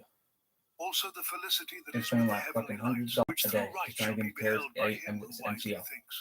He's crippled. Hear with your They're ears trying the to kill best him things. easily. Look upon them with clear Like why? thought. Well, there's a word For about killing decision easily. between the two beliefs. Each We man want to for capture you himself without you before getting the killed. great consummation. So they torture you to death. Be accomplished to our In pleasure. our opinion, Now the two primal you're a secret spirits agent. who reveal themselves in vision as twins, Someone are else. the better and the bad, Not in America. thought and word and Like, well, action. Mount And Olympus. between these two, the wise ones chose aright, the foolish Mount lost. Sumeru, I don't know what you want from me. And when these twain spirits came together Heaven? in the beginning, they created life and not life. And that at the last worst existence shall be to the followers of the lie, but the best existence Communicated to more him with who? that follows right. Of these twain spirits, he Who that was it? followed I'm the that lie bad. Why? chose doing the worst thing. Because they The are holiest spirit Buddhists. chose right, he that clothes him with the mass heavens as a garment. So likewise they that are And fain we to have a please bunch of Ahura Mazda bullshit by reports dutiful on me. actions. Turns out, Between these twain, the Daevas as far as also they're chose concerned, too, not aright. nobody For has been lied infatuation about came almost upon them more as they took than counsel Taran Miller together, has so ever that they in their chose whole the worst fucking life. Then they rushed together Anyone. to violence, Anyone that they they can find might on record enfeeble the world of has been men. lied about more than And Taran to Miller him, has. that is mankind, came dominion, and good Especially when mind, it's stated and right troublesome and now. piety gave Really continued tells you there's life a to big their bodies conspiracy and indestructibility, just trying to get this boy so that by thy into a retributions Typhon through chamber molten somewhere. metal he may So we gain can the torture him to prize death. over the others. He's likely went So to when or there something like cometh that. their punishment for their sins, then, O Mazda, at thy command shall good thought establish the dominion in the consummation You don't for think he those is, who though. deliver the lie, O Ahura, You know he's into something the hands of different, right. different than that, I think. So may we be those that make this world advance, O Mazda and ye other Ahuras. Come hither, vouchsafing to us admission into your company and Asha, in order that our thought may gather together while reason is still shaking. Then truly on the world of lie shall come the destruction of delight. But they who get themselves good name shall be partakers in the promised reward in the fair abode of good thought, of Mazda and of right. How do you feel like this, then? If, O ye mortals, ye mark those commandments which Mazda hath ordained, of happiness and pain, the long punishment for the follower of the drudge, and blessings for the followers of the right, then hereafter shall it be well. Moral choices, ethical choices, right choices, mindful choices replace natural processes as fundamental cosmic principles. The Yasna liturgy, the central ritual text of Zoroastrianism, incorporates the Gathic hymns while embedding them within ceremonial context and ritual practice, providing communal expression of the illuminative theology. The opening invocation, Yasna 1, establishes Ahura Mazda's primacy among divine entities. I announce and carry out this Yasna for the creator Ahura Mazda, the radiant and glorious, the greatest and the best, the most beautiful, the most firm, the wisest, and the one of all whose body is the most perfect, who attains his ends the most infallibly, because of his Asha, to him who disposes our minds aright, who sends his joy-creating grace afar, who made us and has fashioned us, and who has nourished and protected us, So, who is the most bounteous spirit. we'll meet the rest when we get there. The divine attributes mentioned here emphasize the luminous manifestation of Ahura Mazda. The ceremonial context transforms intellectual recognition into communal acknowledgement, abstractive theology into embodied practice. Ritual implementation of the yasna develops sophisticated representation of illuminative theology. The sacred fire, atas, serves as a physical manifestation of divine radiance. The Hauma ritual transforms plant material into visionary medium. Significantly important. The Bearsman twigs establish connection between physical and metaphysical realms. Through these ritual elements, abstract theological principles gain sensory manifestation. Intellectual concepts achieve communal expression. The liturgical corpus extends beyond the yasna to include diverse textual traditions. The Visperad, or the Masters, supplements the yasna with additional invocations. The Vendidad, law against demons, establishes purificatory practices. The Yash hymns honor various yazatas, worthy beings, while maintaining Ahura Mazda's supremacy. This elaborate ritual system developed increasingly complex expressions of the fundamental theological framework, divine sovereignty manifesting through wisdom rather than might, ethical illumination rather than domination. Composed in a later linguistic stratum, the younger Avestan texts elaborate Ahura Mazda's relationship to other divine entities, while preserving his illuminative sovereignty. These texts, including the Yashts, portions of the Yasna, and the Vendidad, represent significant theological development while maintaining the essential conceptual framework. The younger Avesta introduces increasing elaboration of divine entities associated with Ahura Mazda. The Amesha Spentas, bounteous immortals, embody abstract qualities. Vohu Mana, good thought. Ashavahishta, best truth. Kshatra Varya, desirable dominion. Spenta Almighty, beneficent devotion. Harvatat, wholeness, and Ameritat, immortality. These beings represent not independent deities, but manifestations of Ahura Mazda's own attributes, divine qualities gaining personified expression while remaining essentially connected to their source in divine wisdom. The knee in the back. This theological elaboration extends to the yazatas, I'm asking you guys why. Worship, who serve as intermediaries between human and divine realms. Figures We like have no Mithra, explanation for how you got this way, Srausha, except for that you're fucking magic. Rashnu, justice, So we just go over the embody explanation that specific you're fucking ethical magic? principles while remaining Yes, subordinate I'm to fucking Ahura magic. Mazda's illuminative soul. That's the explanation. Even natural I don't need to phenomena give you a bunch of receive fucking bullshit. ethical I'm reinterpretation. fucking God, and I know I'm. Zam represents righteous cultivation. Water, Holy shit. Apo, embodies purification. Fire, My birth, what's Atar, my birthday again? manifests 3, divine wisdom 2, in physical 1, form. 9, 9. What emerges 9, from this fucking- textual elaboration What is does it mean increasing numerologically? complexity within consistent theological framework. Divine sovereignty continues to manifest through wisdom rather than might, through ethical illumination rather than domination. The proliferation of divine entities represents not polytheistic fragmentation, but theological elaboration. Abstract principles gaining personified expression, while maintaining essential unity in Ahura Mazda's illuminative wisdom. The translation of illuminative theology into political authority appears most explicitly in Achaemenid royal inscriptions. A great god is Ahura Mazda, who created this earth, who created yonder sky, who created man, who created happiness for man, who made Xerxes king, one king of many, one lord of many. These monumental texts, composed in Old Persian, Elamite, and Babylonian, establish theocentric legitimation of imperial rule, transforming abstract theological principles into concrete political ideology. Darius I at its base. Inscription provides our earliest non-Avestan textual evidence for this political dimension. King Darius says, "By the grace of Ahura Mazda am I king. Ahura Mazda has granted me the kingdom." King Darius says, "These are the countries which are subject unto me, and by the grace of Ahura Mazda, I became king of them." I'm sorry. King Darius says, Aren't you glad you're "These are here? the countries which Anything are better? subject to me. Or it By the sucks? grace of Ahura Mazda, they became subject to me. You're They not brought getting, tribute unto me.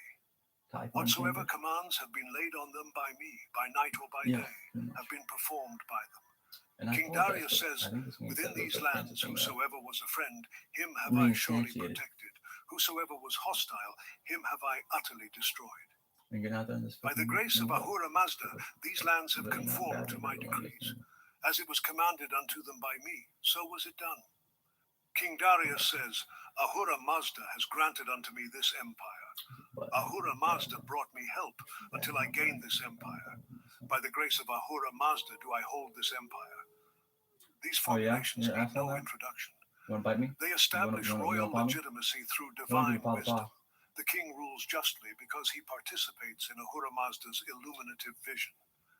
The inscription repeats the formula, by the favor of Ahura Mazda I am king, Vasna Ora Mazda Adam Sayathia Ami, multiple times, establishing divine illumination as source of royal legitimation.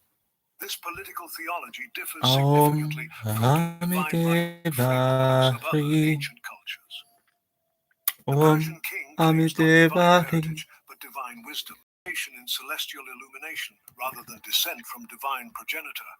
Archaeological evidence from Persepolis reveals further dimensions of this political theology. The relief sculptures depict the king enthroned below the winged symbol traditionally associated with Ahura Mazda, though scholars debate this identification.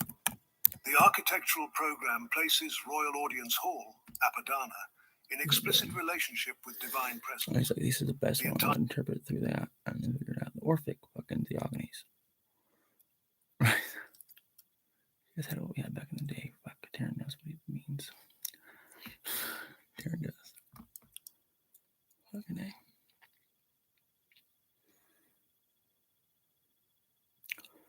A. Embody sad, some pam pam pad, bumpa sham pam paddy, sam pam pod. Kempari shad, sham pam pad, 40 sham pam pori sad.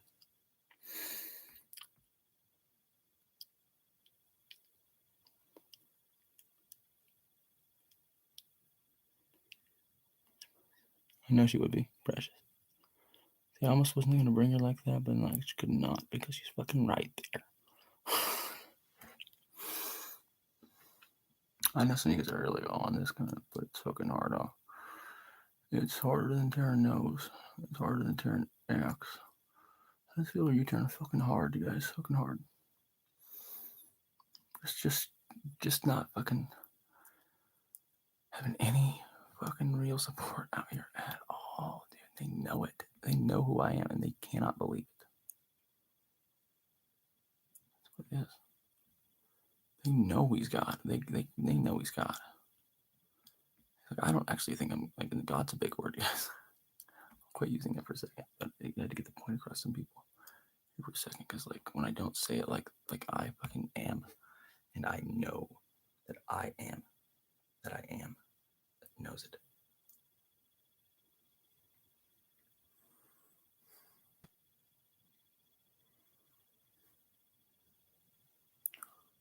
Why? Books. I don't know. How do we recognize the so-called Orphic religion? Is it fair? To me, it's not. We can begin to do so by briefly summarizing some tenets of Orphic belief, generally agreed upon by most scholars: purity of soul, the corruption of the body, original sin, transmigration of the soul, and apotheosis. First, the Orphics believed in the purification of the soul through katharmoi and initiation, telete, or bakuine. Cleansing and initiation can indeed bring about for the Orphic the cleansing and the liberation of the soul, of our divine nature. As well, the Orphics are thought to have taught the idea that the body is corrupt, or a tomb, soma sema, that we live in these bodies as in the underworld. Only through the Orphic way of life and Orphic initiation can we hope to attain a higher status or blessedness in the afterlife. Interestingly, and well before Augustine's Christianity, the Orphics seem to have taught a version of the doctrine of original sin. We inherit the corruption of the Titans, who slew and ate Dionysus, and Zeus struck them with his thunderbolt, and human beings were formed from the ashes. Humans thus inherit the corruption of the Titans, and our bodies are mostly Titanic prisons, although we still have a spark of Dionysian soul. One of the prohibitions which flow from our Titanic nature in this bizarre version of original sin is that meat eating is criminal, as is animal sacrifice. An Orphism like Pythagoreanism is associated with vegetarianism. Although there is not much directly on transmigrating souls in what survives of Orphic writings, we can surmise from especially Pythagoras, Empedocles, and Plato that Orphism is particularly associated with the doctrine of transmigration. If the mortal state is a punishment, the soul must have committed its crimes as an immortal being, the fallen daimon theory. We also find the idea of metempsychosis or reincarnation in the Orphic Rhapsodies because of the perceivedly exotic and oriental flavor of many of these teachings in the context of Greek religion. Scholars have routinely been prejudiced against Orphism, as Erwin Rhodes says when he calls it a drop of alien blood in the Greek soul. The influence in Orphism of Near Eastern and Egyptian ideas seems probable. Barton West concludes that the idea of metempsychosis, although it cannot be excluded from earlier lost Orphic writings, also cannot be proven.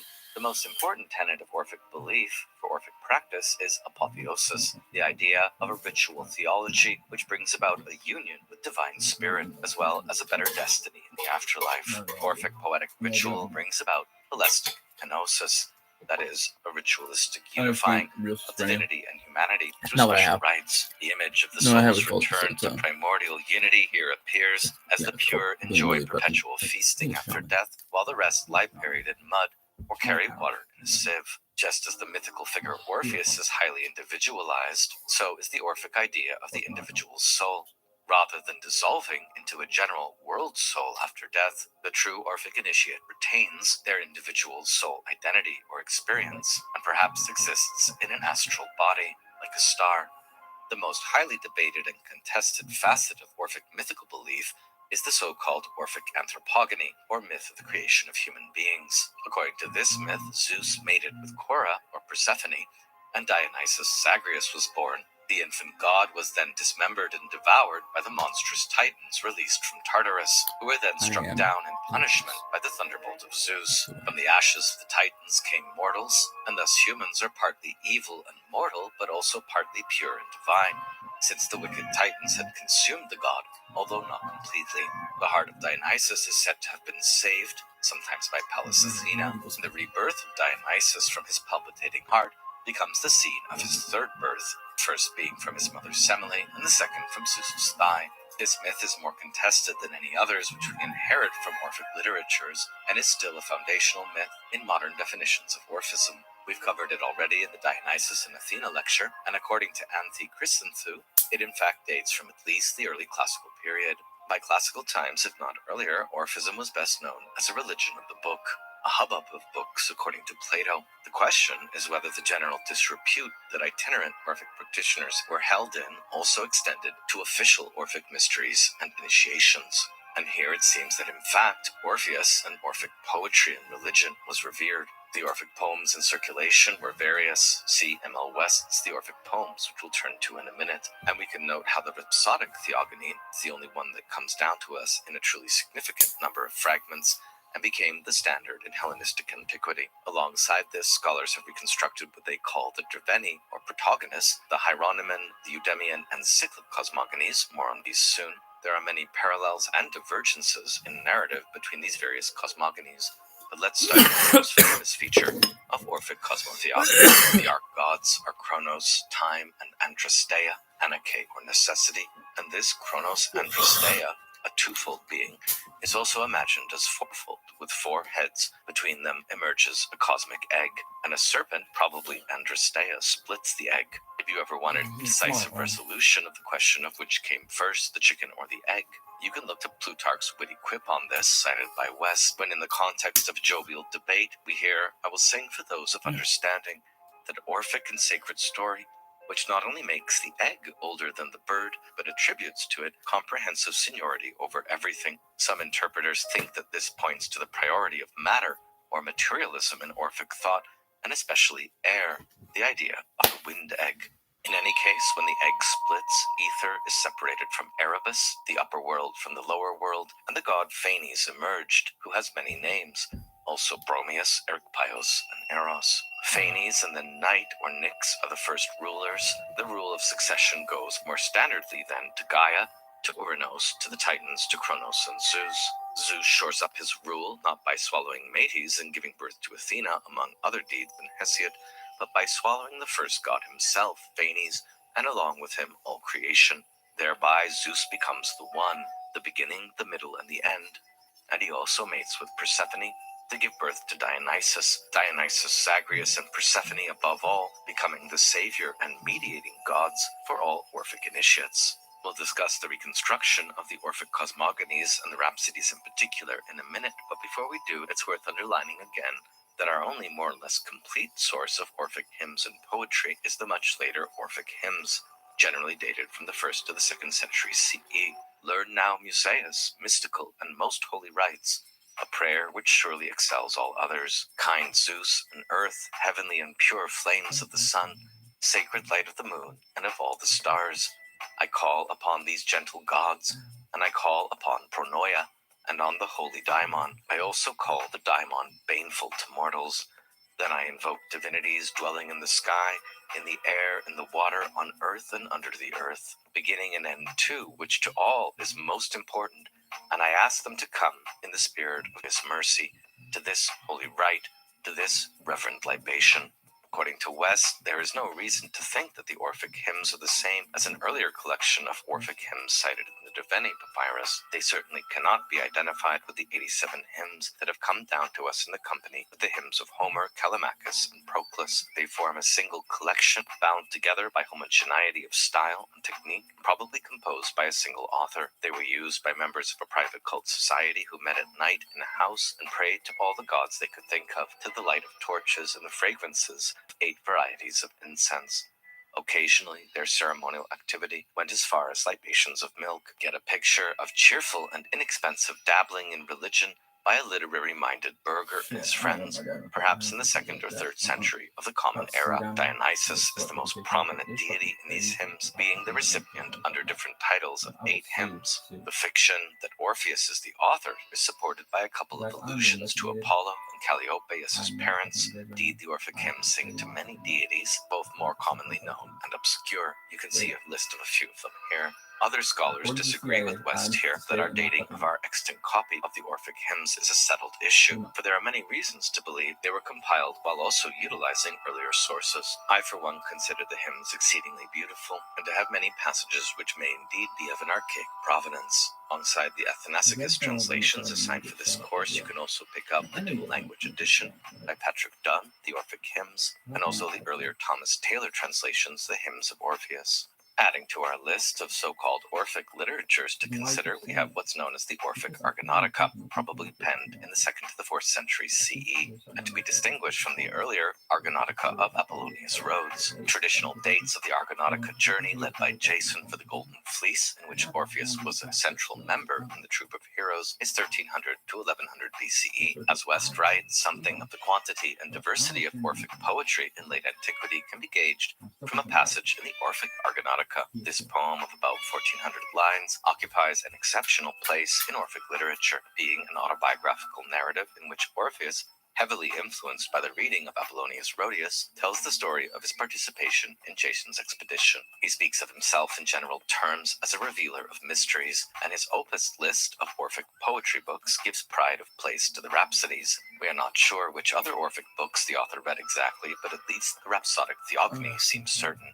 The opening invocation to Apollo, followed by the theogony, and addressed to Musaeus, like the Orphic hymns, reads, O powerful lord of Putho, far thrower, also a seer, whose place is high atop the Parnassus rock. Of your power I sing. In turn may your gift furnish me with glory, and send your true voice into my mind, so that by the imposition of the Muses I may disperse a fine song to the numberless race of men, with the help of my well-made Cathara. For now to you, O worker of the lyre, singer of pleasing songs, when driven by the goad of Bacchus and Lord Apollo, I describe their terrible shafts, and likewise disclose the cure for feeble mortal bodies, and the great rites to the initiates. Truly, above all, I disclose the stern inevitability of ancient chaos, and time, who in his boundless coils produced ether, and the twofold beautiful and noble Eros, whom the younger men call Phanes, celebrated parent of eternal light, because he himself first manifested. And this constitutes our initial inventory of the so-called Orphic texts or Orphic literatures.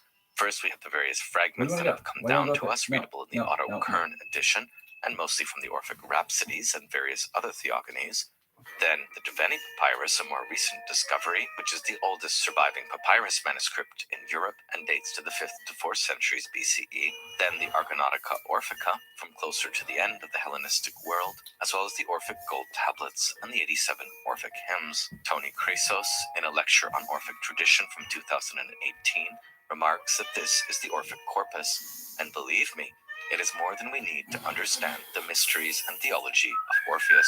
At least, that is how I feel.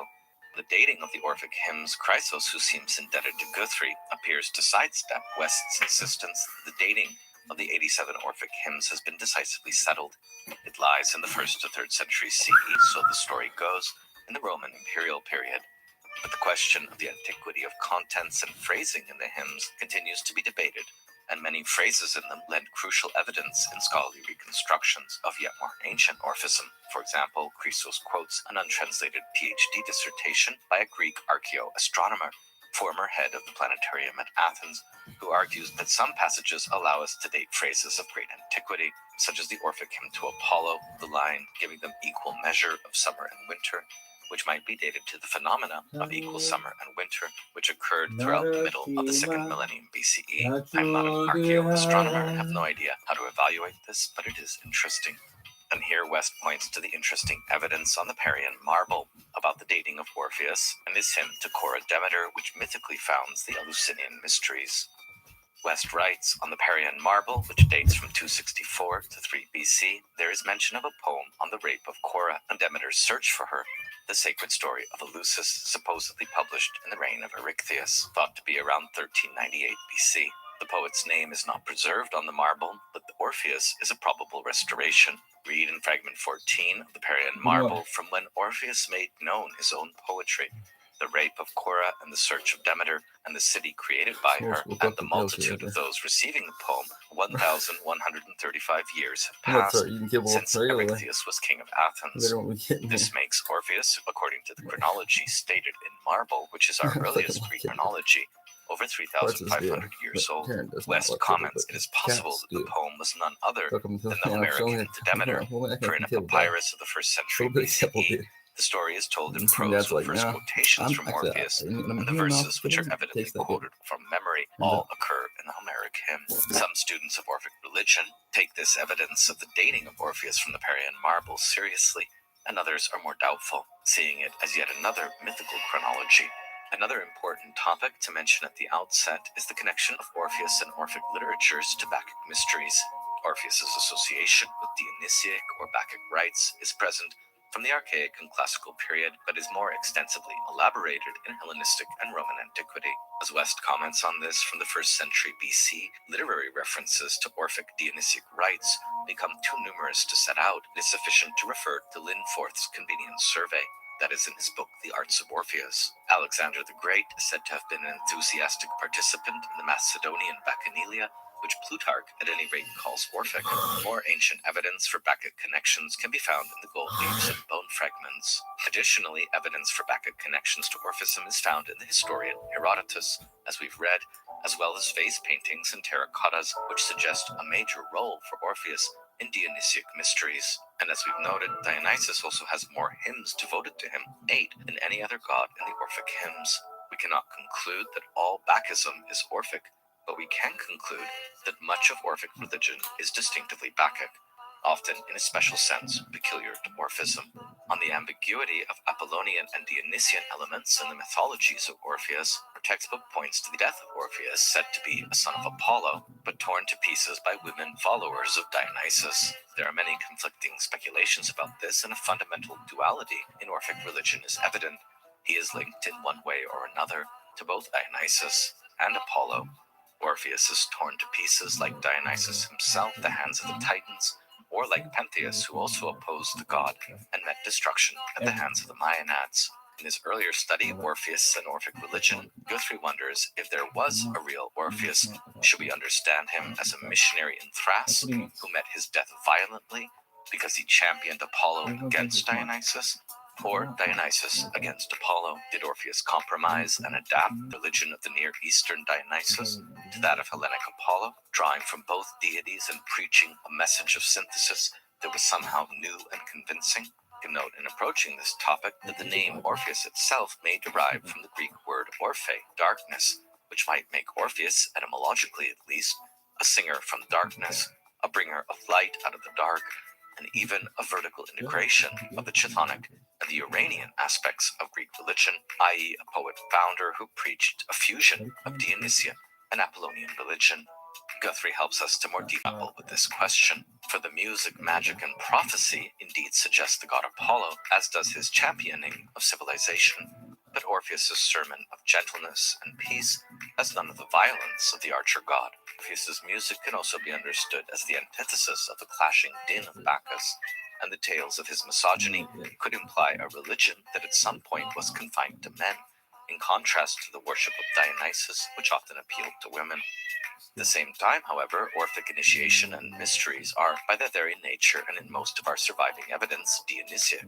Whether or not the actual historical Orpheus existed, the image of Orpheus is that of a hero, prophet, and high priest of religion. The question is whether he was a religious reformer of Dionysus-infested Thrace, but wanted to preserve Apollonian measure. But on the other hand, there is abundant evidence about an essential unity of Apollo and Dionysus in Greek religion, as we hear in the tragic poet Euripides. At Delphi, they honor the Orpheus with a double title, calling the Apollo and Dionysus. And Guthrie's 1952 study, still well worth reading, was written in a reconstructive mode against the backdrop of the rise of Orpheus-skeptical approaches.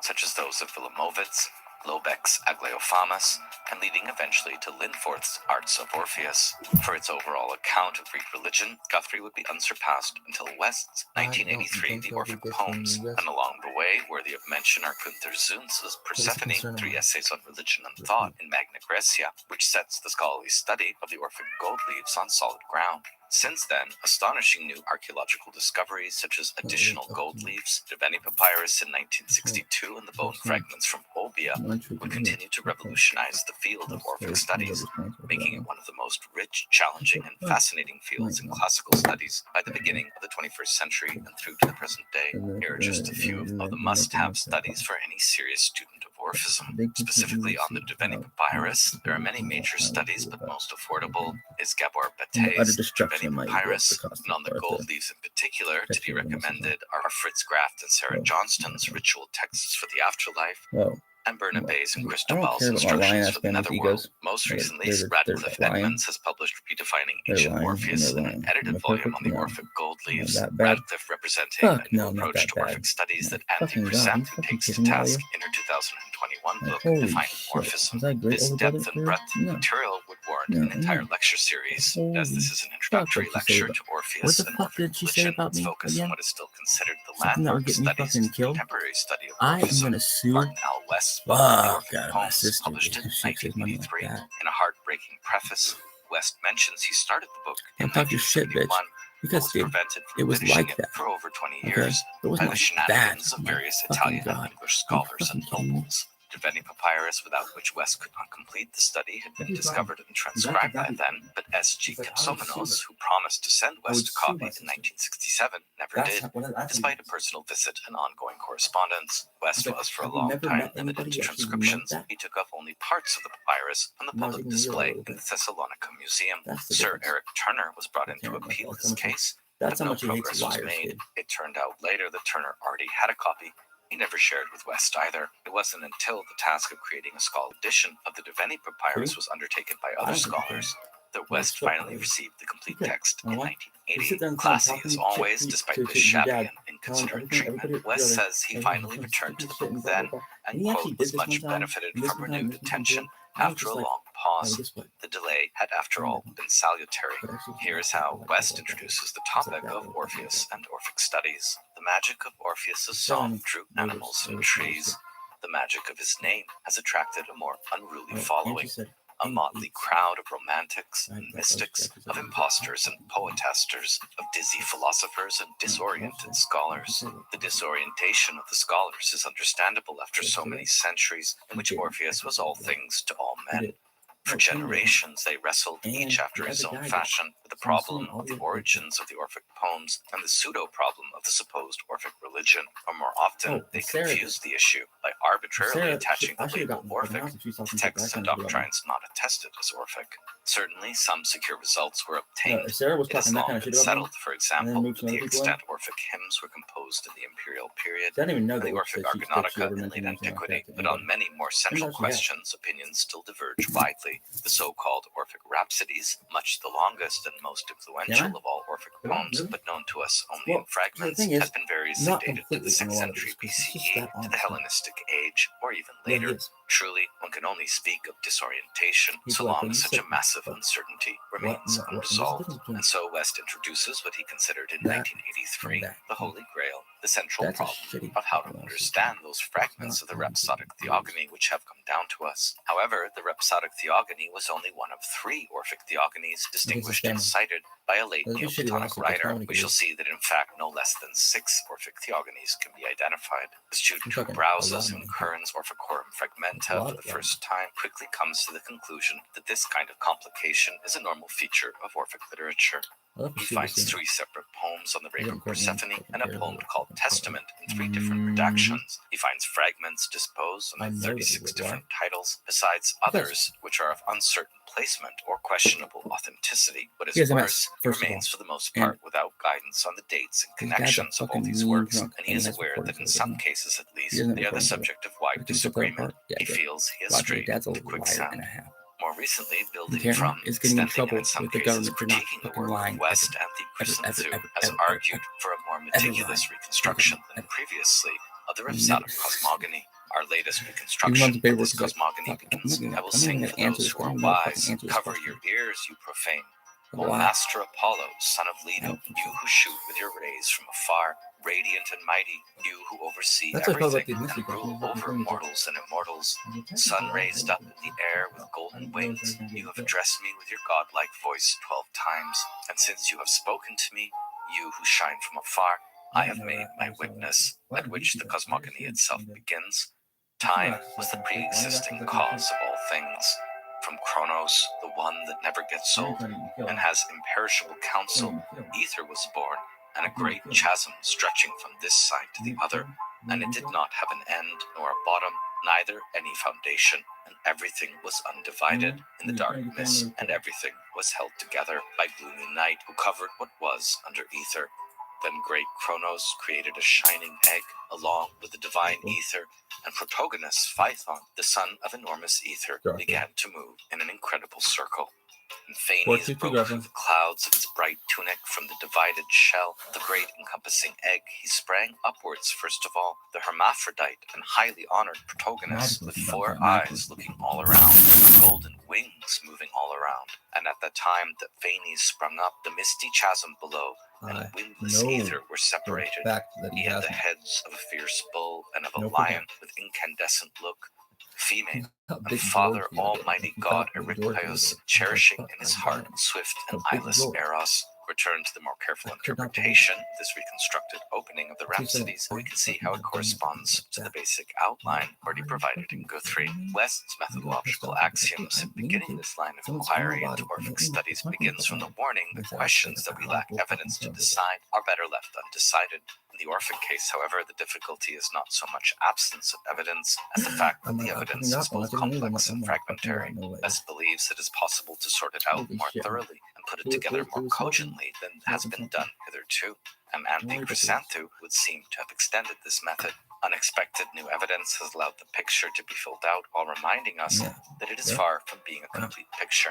West thus prefers, unlike Chrysanthu, to speak not of Orphic religion, but simply of Orphic literature, not of Orphism or the Orphics. Much of the fog which beset the subject in the past, of which wisps still linger, arose from the confusion of these concepts, and he explains that this is because there was no doctrinal criterion for ascription to Orpheus and no copyright restriction. It was a device used for conferring antiquity and authority upon texts that stood in need of them.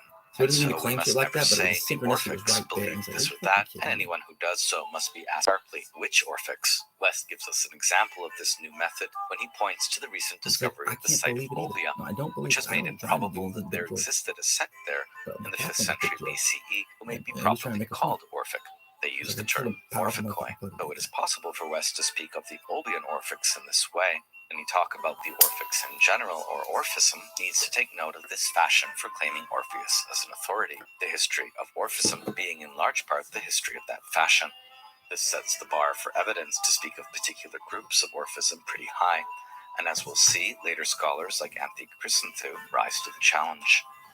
West sums up the myths most commonly associated with the names of Orpheus succinctly. 4 separate stories about Orpheus are attested in classical times, all reflecting his unique musical gifts. Earliest poetry attributed to Orpheus is particularly appropriate to his shamanistic nature, but that he does not represent an isolated intrusion of shamanistic elements into Greek myth and legend. His descent into the underworld, his spells and incantations, and the sacred myth about the dismemberment and renovation of Dionysus all reflect a special kind of initiation that the shaman is supposed to undergo. According to West, Orpheus's Hellenization involved a measure of rationalization. Orpheus's miraculous accomplishments dominating animals, retrieving his wife from Hades, came to be seen simply as deriving from his excellence at singing. Nevertheless, we should think of the earliest Orpheus less as simply a musician theologos and more as a shamanistic figure. We can distinguish 2 main stages of Orphic lore. One, Orpheus as the great shaman of the past, of poems of a shamanistic character describing journeys to Hades, or of poems composed in and for religious circles whose rituals contained elements of shamanistic origin.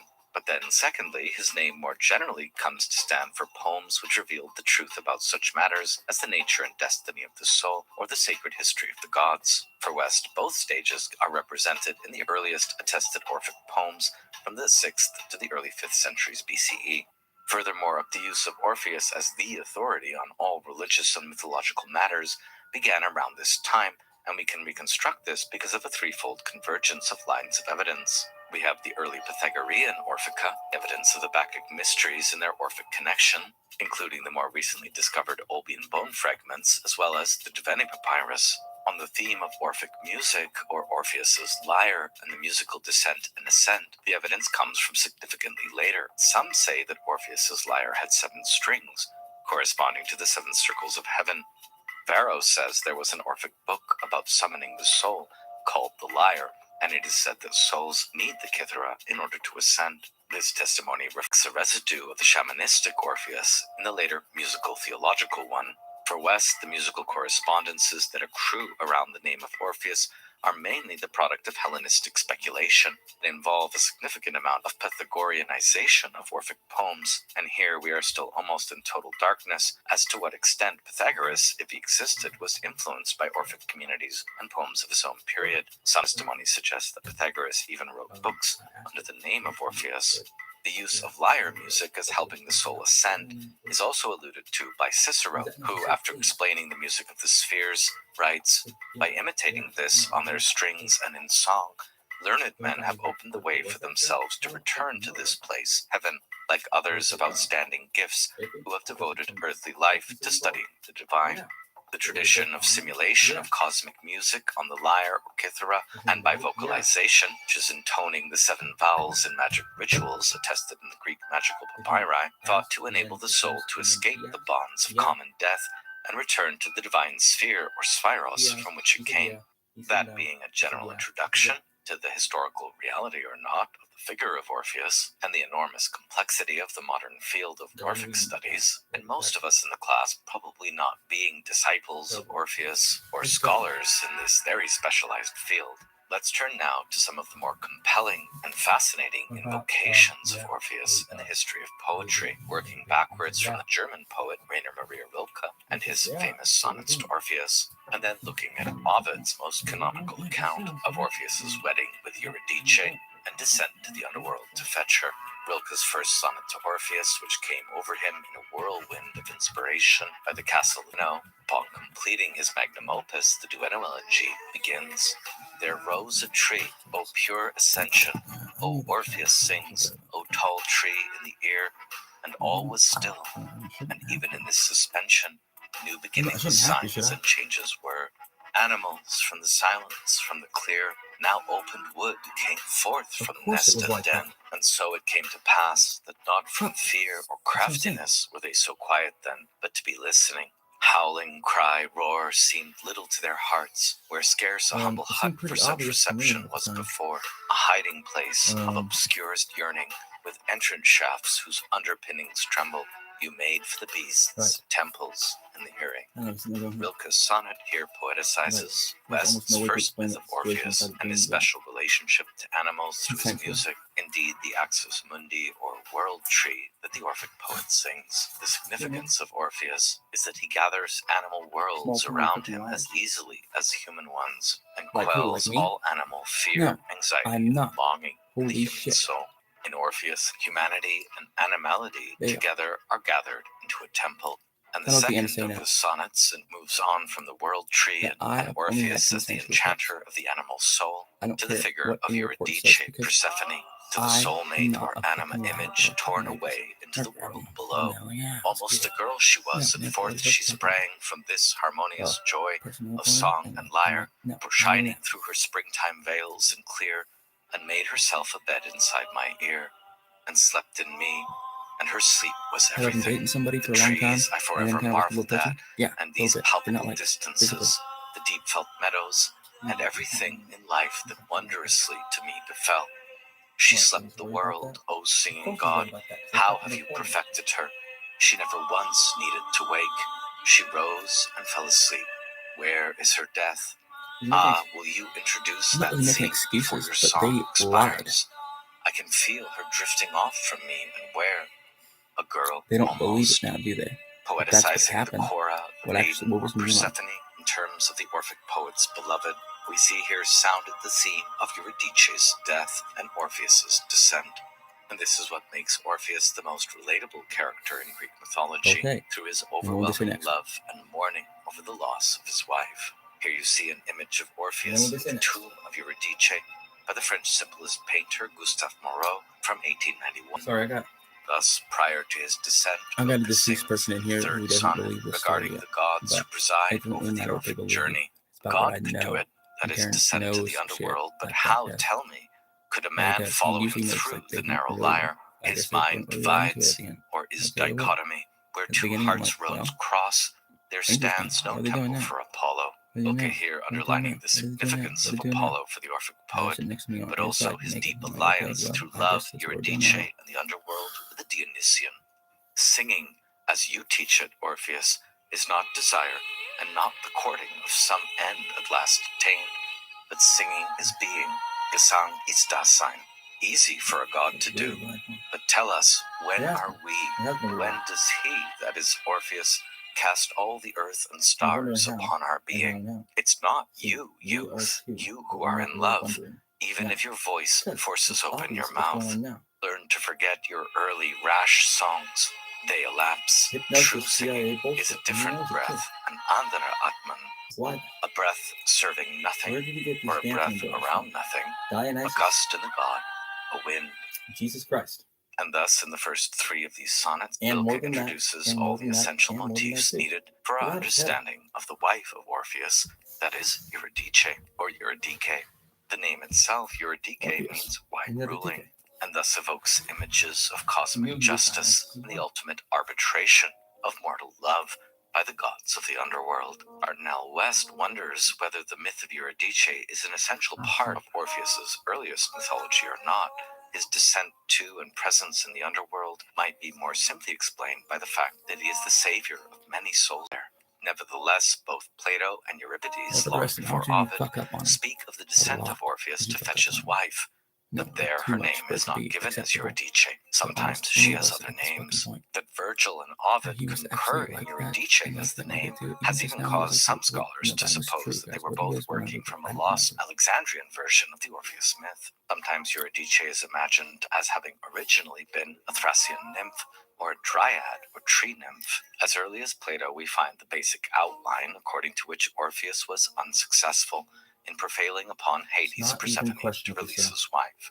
Rather than, as in Ovid, being able to accompany Eurydice, almost obviously to at the the time. threshold of the I think all the other ones have underworld. been In obvious Plato, too, pretty Hades much, and because that one was Persephone like that, simply that, show and that. Orpheus a phantom of his wife, Was that one? and even It should depict be. him as lacking the It should be, and it courage to should be, just right? die to Except be for if they go reunited back with her. altogether. I The know people who've gotten prohibition charged against for looking less, back, technically. although the most So, remembered thing in Orpheus mythology, with and this, we indeed got a serious universal charges. theme in world That said, mythologies, they may were in black. fact have been a later So, addition to the Greek myth. Regardless of these questions Don't of let the me clear on original that. myth versus later accretions, there can be no doubt that the Roman poet Because they Ovid's didn't get charged for version like of the 38. wedding So, and descent of Orpheus has become the standard version that's how it goes. and was Rilke's source in many of his That's not Orphic okay. Not like poems. it, alright. So let's look a bit more into detail into Ovid's version of Orpheus mythology. On Orpheus's wedding day, Hymen, the god of marriage, wrapped in his saffron-colored cloak, left the wedding of Iphis and Ianthe and made his way through the vast tracts of air to the shore of the Thracian Cyclades. He came at the call of Orpheus, but in vain, for although he was present here, he did not smile or bless the pair or give good omens. Even the torch of the god of weddings, Hymen, keeps sputtering with smoke that draws tears and would not burn, despite vigorous shaking. And the outcome was even more serious than this ominous beginning, for while the bride was wandering through the grass, accompanied by a band of naiads, she was bitten on the ankle by a serpent and collapsed into death. We must ask here, has Ovid simply turned the Orpheus myth into yet another romantic love story with the theme of love triumphing over death? Or can we read Orpheus's descent into the underworld as a religious attempt to retrieve and fulfill the most sacred wedding and the mysteries of chthonic descent? As Ovid renders Orpheus's descent to Styx or the underworld, past the insubstantial multitudes of ghosts beyond the grave, he approached Persephone and her lord, who ruled this unlovely realm of shadows, and sang his song as he plucked the strings of his lyre, singing, O deities of the world below the earth, into which all of us who are mortal return. If it is right, and you allow me to utter the truth, I did not come down to see the realm of Tartarus, or to bind the triple neck bristling with serpents of the monstrous hound. The cause of my journey is my wife. She stepped on a snake, and its venom, coursing through her veins, stole from her the bloom of her years. I wanted to be able to endure, and I admit that I have tried. But love has conquered. He is a god who is well known in the world above. I suspect that he is famous even here as well. Although I do not know for sure if the story of the abduction of long ago is not a lie, then love also brought the two together. And so Orpheus's plaintive argument to Hades and Persephone to return his wife turns into a willingness to sacrifice himself. He pleads to have the thread of Eurydice's living destiny reweaved, and he argues almost sophistically by chaos and Tartarus that Hades and Persephone will receive her in the end. They hold the longest sway over the human race, so why not give her back now? I didn't ever Quote, actually I think ask that, as a but it gift wasn't her once, return was it to not, me. in a way? If the fates refuse this reprieve, it is sure that I do not wish to return either. Take joy in the death of us both.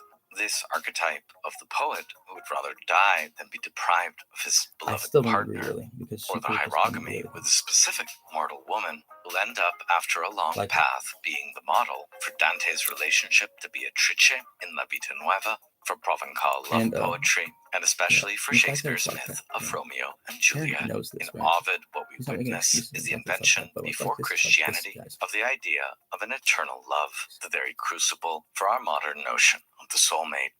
When Already you're in dating Ovid, somebody, the effects of this song on the and they're like, underworld I are gotta go to work. immense, as Orpheus sings his plaintive Like, no, you song. don't. The bloodless spirits weep. I have to do it. It's a long Tantalus story, stops reaching for the receding waters, and the wheel of Ixion stops. The vultures cease tearing at the liver of Tityus, and Sisyphus sits on his stone rather than endlessly rolling it up the hill. And then, for the first time, the cheeks of the Eumenides are moist with tears as they are overcome with song. And the king Hades, who rules these lower regions, and his regal wife could not endure his plaint or its refusal, and they called on the soul of Eurydice among the more recently departed shades. And she approached, her steps slow, because of her wound from the serpent. Thracian Orpheus took her. With her was given the command that he not turn back his gaze until he left the groves of Avernus, or that the gift of his wife would be revoked. The groves of Avernus is another Roman name for Hades, and the term Avernus, or Averni, was used by ancient naturalists for certain lakes, grottos, or other places which infect the air with poisonous streams or vapors. and so connect this middle world with the underworld, such any as of at the them volcanic crater of by Kumai, far. and Orpheus's second loss of Eurydice because of the fatal error of looking back. Ovid is not extremely detailed. They were not far from the border of the world above, here frightened that she might not be well, and yearning to see her with his own eyes. Through love he turned and looked, and with his gaze she slipped away and down. This trope of looking away is distinctively part only of the Roman depiction of Orpheus, and hence we also find it in Virgil. There is no clear evidence for it, however, in earlier Greek sources for Orpheus. And Ovid sings Eurydice's own second death in these terms. Now, as Eurydice was dying for a second time, she did not reproach her husband. For what complaints should she have, except that she was loved? She uttered for a very last time a farewell that barely reached his ear, and fell back once more to the same place. And so it is from Ovid that we inherit the burning question that fascinates us all. Why did Orpheus look back? And on this, Ovid is explicit, as we've just seen. He was both frightened that she might not be well, and yearning to see her with his own eyes. So it was love that allowed his petition to be successful for her release from Hades, and it was also love through which he turned and looked. In Virgil's version in Book 4 of his Georgics, it is at the verge of the upper air, beyond the vapors of Avernus, that a, quote, sudden frenzy seized the unwary lover, worthy of pardon except by a pitiless underworld. Orpheus stopped, and unmindful, alas, and overcome in spirit, looked back at his own Eurydice. Then and there his labor was spent in vain. Explore the variations of this motif by countless artists over the centuries in their interpretation of Orpheus's tragic decision is a fascinating undertaking. In many subsequent versions, Eurydice herself, unaware of the pact that Orpheus has sworn and unable to understand the cold cruelty of her beloved husband, will not turn to give him comfort, but will even assail him with desperate and anguished pleas. Did the master musician lose faith in the power of his art here? As the textbook suggests, had the gods imposed a condition that they knew would never be fulfilled? Such a paradoxical quandary or conundrum of love and fate or destiny has of course proved irresistible in the history of Western art. I recommend especially Jean Cocteau's Orpheus trilogy in film, Gluck's earlier opera, Orpheus and Eurydice, and before it, of course, the very origin of opera in the West, modeled on Greek tragedy, Monteverdi's Orfeo, and more recently Matthew Aucoin's Eurydice from the New York Metropolitan Opera, are all worthy explorations of this core myth. It has indeed been recreated again and again, with imagination, beauty, and profundity having become by Roman times the archetype of the poet and the musician. Orpheus has since become the image of the great and the universal power of art. And so one finds images of Orpheus and Eurydice everywhere one goes. For example, this famous marble relief of Hermes Secopompos' Guide of the Underworld, Orpheus and Eurydice, thought to be a Roman copy of a Greek original of the 5th century BCE. Featuring a tender communion of Orpheus and Eurydice before Hermes whisks her away and back into the land of the shades, continues to be reproduced as a seal of immortal love. I was very surprised when arriving for the first time in my life at the Neckar or Danube River, Germany, to find this cafe decked with Grecian murals, claiming to be on the site of the discovery of the first pygmy horse in Western Europe. To also find a bronze reproduction of the Orpheus, Eurydice, and Hermes stelae, a fortuitous circumstance or synchronicity which most likely would never have occurred without the German poet Rainer Maria Rilke having written a great poem in his new poems, Orpheus, Eurydice, Hermes, already in 1907. Let's take a look now at Rilke's rendition of the Orpheus, Eurydice myth in this poem, in order to be able to compare it with Ovid's, which was undoubtedly its major source. Rilke begins, "It was the soul's strange mind, like silent silver ore, they wandered through its dark-like veins. Between roots the blood welled up that makes its way to men, and it looked hard as porphyry in the dark. Nothing else was red. Rocks were there, and unreal forests. bridges spanning voids, and that huge gray, blind, unmoving lake that hung above its distant bed like rainy sky above a landscape. And between meadows, soft and full of patience, the pale stripe of the single path laid down like a long palette being bleached, and on this single path they came. Quick pause here to note that Dorothy's Yellow Brick Road in The Wizard of Oz is a thinly veiled remake on a less wholesome and childlike theme. It is the pale stripe of the single path in the surreal geography of the underworld upon which Orpheus and Eurydice walk. In front, the slender man in the blue mantle, that's Orpheus, who mutely and impatiently stared straight ahead. His stride devoured the paths in huge bites without slowing to chew. His hands hung heavy and clenched from the drape of the folds, and no longer felt the delicate lyre that had entwined itself into his left like a rose tendrils into an olive bow. And his senses were as if split in two. For a while the sight raced ahead like a dog, turned around and came back, and then again stood waiting, far away the next sharp bend. His hearing lagged behind like a smile. The enmeshment of Orpheus's lyre in his very body as he attempts to lead Eurydice out of the underworld is here underlined, as well as his dog-like nature as a tracker of the gods. In this case, the scent that he picks up on is his own hearing, and his attempt to coordinate his song with Eurydice's assent. Here, Rilke turns to the role of Hermes in this story, the god of faring and of distant messages, the traveling helmet over shining eyes, the slender staff held out before the body, and at the ankles the flutter of wings, and entrusted to his right hand, her, the one so loved that from a single lyre came more lament than ever from lamenting women, that from a lament a world arose in which everything had life again. Forest and valley and road and village, field and flock and stream, and that around this lament world, just as around the other earth, a sun turned and a star-filled silent heaven, a lament heaven with anguished stars, this one so loved. But now she walked at that god's hands, her steps constrained by long winding sheets, uncertain, gentle, and without impatience. She That's a big blow with their lives. Yeah, my dad's just as bad as them. Was within herself like a woman close to birth, and thought not of the man who walked ahead, and not of the path ascending into life. She was within herself, and her having died filled her like abundance, like a fruit with the sweetness and night. She was filled with her great death, which was so new that she understood nothing. Eurydice being the real heroine of this poem, Rilke's rendition, she has no ultimate need of Orpheus, but is fulfilled already in her great death. She was in a new virginity and untouchable.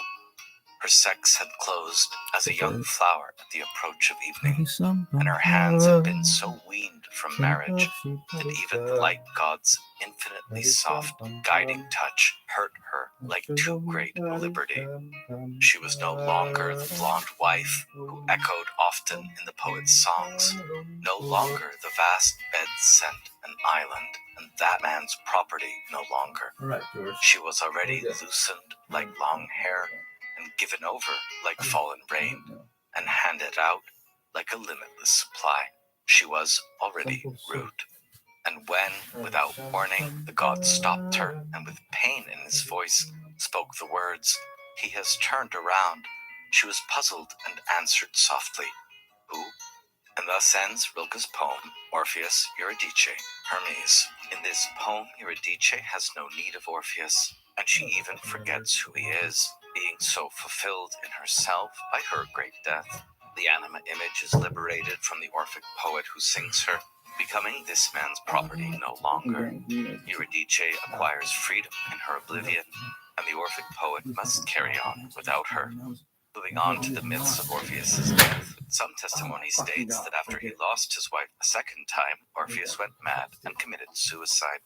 Another myth suggests that Zeus was angry at Orpheus for sharing the mysteries with all humanity, like Prometheus, and so struck him with a thunderbolt. The third and by far most popular myth says he was murdered by Maenads, that is, female devotees of the god Dionysus, sometimes called Bassarids, as in Aeschylus. After Eurydice died, Orpheus climbed Mount Pangaea near Olympus every day to worship Helios Apollo. In doing this, he turned away from Dionysus, and thus the Maenads, offended on behalf of the god, slew him. One traditional burial place of Orpheus and an archaeological site you can visit is in ancient Livithra, in the Acropolis near Mount Pieria. As Ovid sings the death of Orpheus, quote, while the Thracian bard was inducing the woods, the rocks, and the hearts of wild beasts to follow him, Ciconian women, their frenzied breasts clad in animal skins, spied Orpheus from the top of a hill as he was singing to his lyre. One of them, her hair tossing in a light breeze, exclaimed, "Ah, look, here he is, the one who despises us." The women throw all manner of weapon and object, but as each one hurtled, it was overcome in mid-air by the harmony of the voice and the lyre, and fell at his feet like a suppliant apologizing for so furious an assault. But the Maenads' hostility grew more bold, and restraint was abandoned until the fury of madness held absolute sway. All weapons would have been softened by his song, but the great clamor, the Phrygian flutes, the drums, and the pounding, and the Bacchic shrieks drowned out the sound of his lyre. Then at last the stones that could not hear grew red with the blood of the poet. But first the Maenads seized the hordes of birds, still spellbound by the singer's voice, the serpents, the throng of beasts, all testimonies to the triumph of his song. But when they turned with bloody hands on Orpheus himself, like birds that throng together at any time they see the owl of night abroad by day, they collected the farmer's tools as well, to met out the poet's fate. His soul breathed forth, receding on the wind. O Orpheus, for you the trees let fall their leaves, and shorn of foliage made lament. The rivers too swelled with grief. His limbs lie scattered in various places. And lyre you got, O river Hebrus, and O wonder, while they floated in midstream, the lyre made some plaintive lamentations. The lifeless tongue murmured laments too, and the banks murmured in reply. According to one ancient testimony, the head of Orpheus and his lyre land eventually on the island of Lesbos, where Apollo rescues them from a serpent. And as Ovid concludes, the shade of Orpheus went down below the earth and recognized all the places he had seen before. He looked amid the fields of the pious and found Eurydice, and clasped her in his eager arms. And here now they walk together, side by side.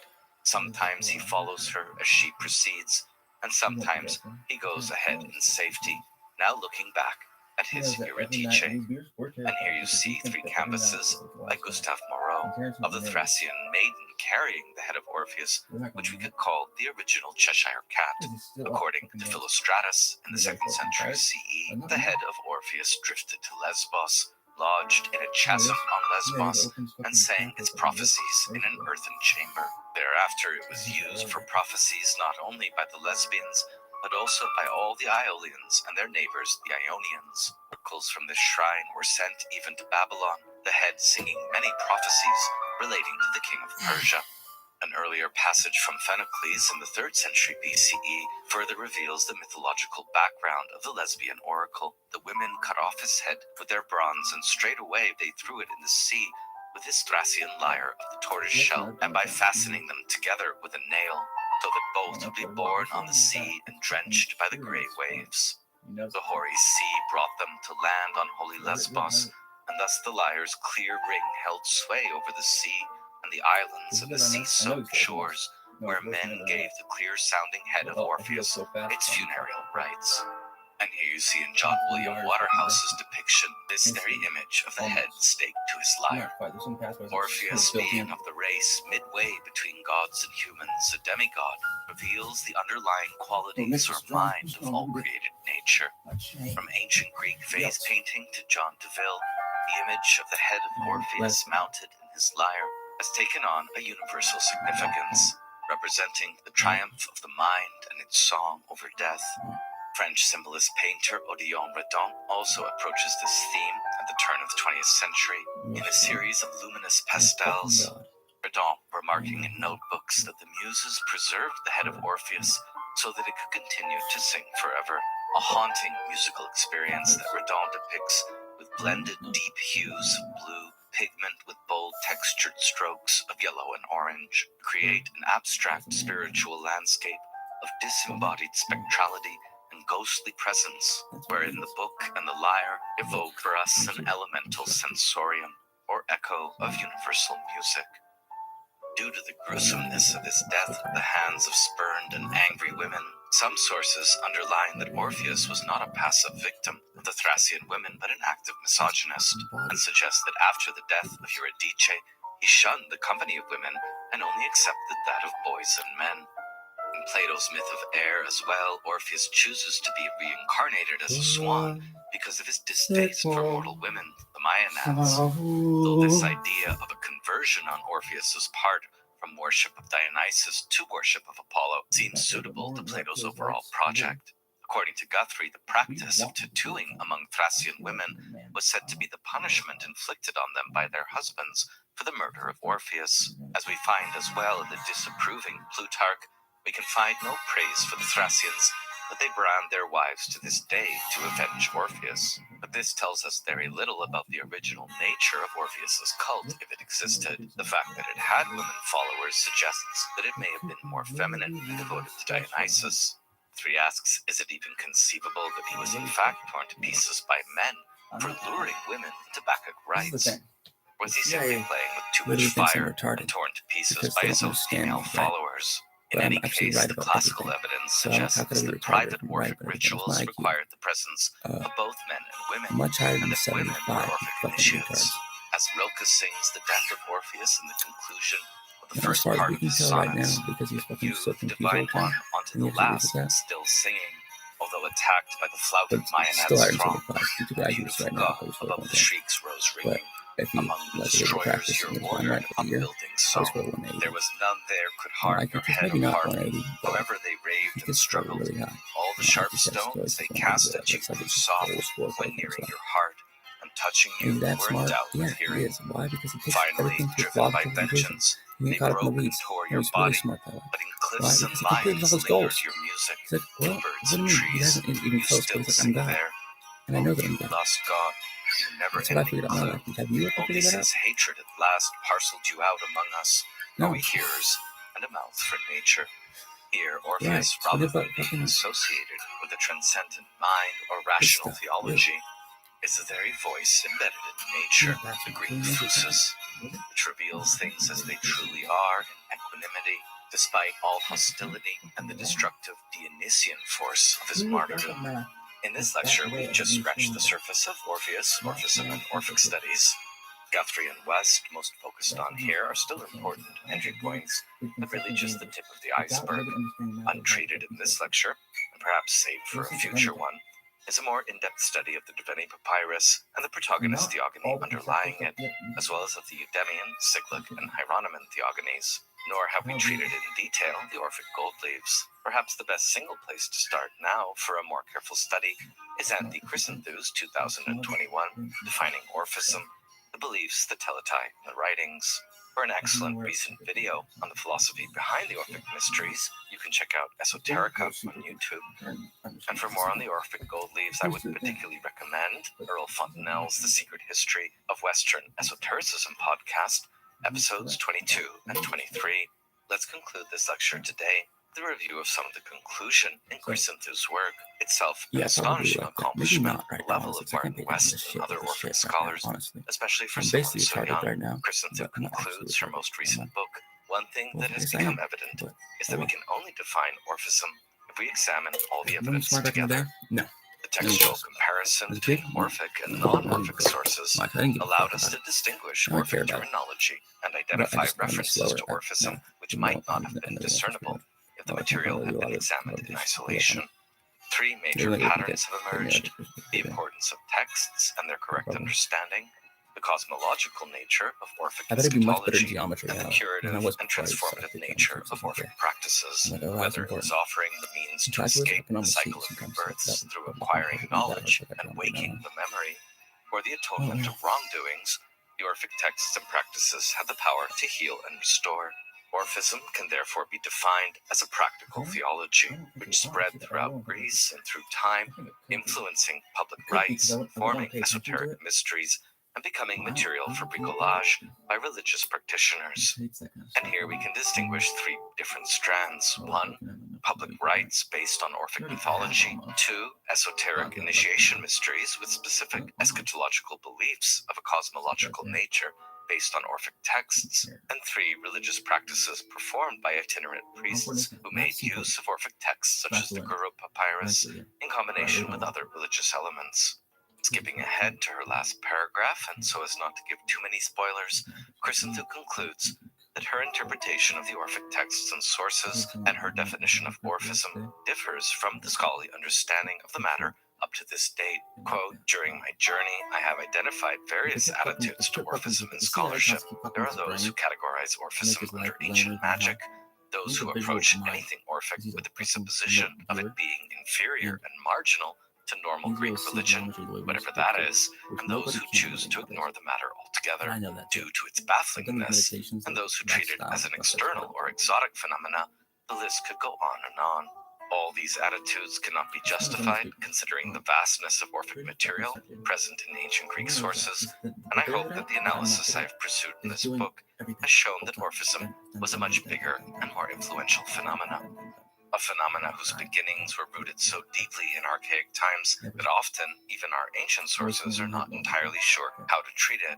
And this is one of the reasons why studying Orphism often feels elusive and enigmatic.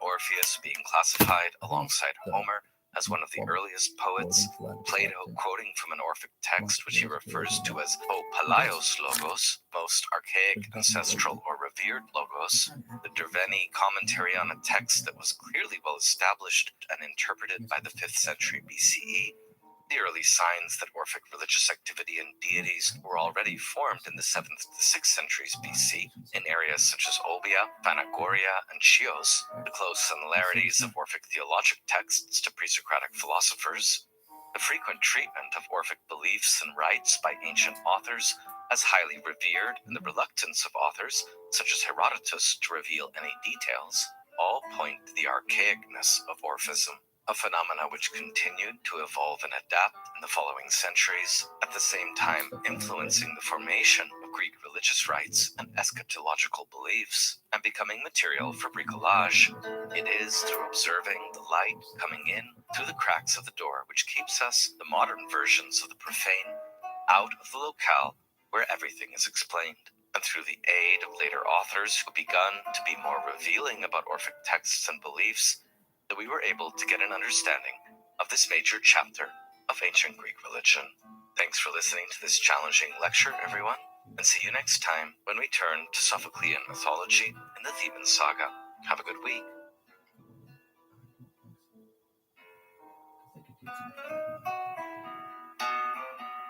And if they weren't retarded, this is why I think they're retarded. All those people with the fucking intelligence community. Because they're super smart sometimes, but not even though, dude. Like, I swear to God, people I know who had those jobs would get them done way fucking better. Because they're fucking smart and they're intuitive. And they've been around fucking poor people before. And you'd see them fucking full of shit, most people were. They were like, oh, people are full of shit sometimes, full of shit. And I realize that now. Have I been? Most of my life, just a little bit, but sometimes not even when I'm counting.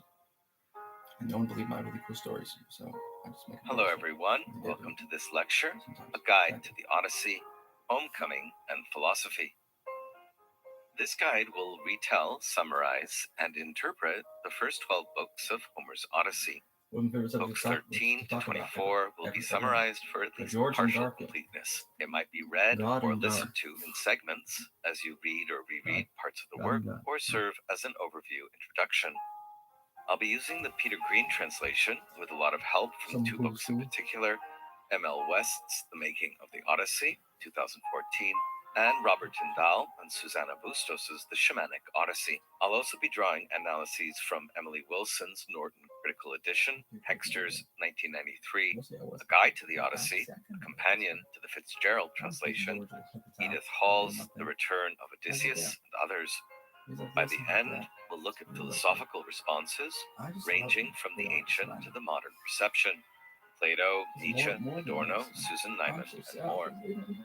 Every journey through the Odyssey must be selective, since there are dozens, if not hundreds, of approaches out there to every book, scene, and topic. Here, concerted attention will be given to the mythological backdrop, relevant if you are watching this in the context of my classical studies classes, and to aspects of the work's philosophical reception, relevant if you're taking this for Phil and Lit. Coverage must remain far from comprehensive, since few texts have been so frequently interpreted and overinterpreted, translated and retranslated. The classicist Bernard Knox once remarked that the subject of Homer is one upon which no two people can be expected to agree entirely.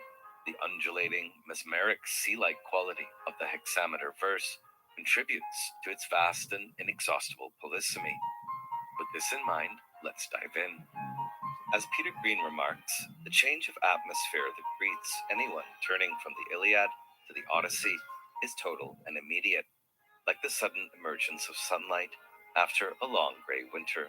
Grinding, unrelenting formulaic warfare in the Iliad is replaced by pastoral idyls and observations, individualism, cosmopolitanism, and adventure in the Odyssey.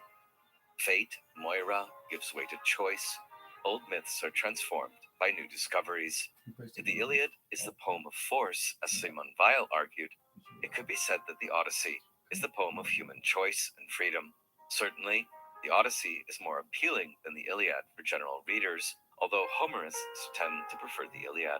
Centuries of readers have taken on good authority that the Iliad and the Odyssey are the work of a single author named Homer, who lived in Greek Asia Minor between the 8th and the 7th centuries BCE.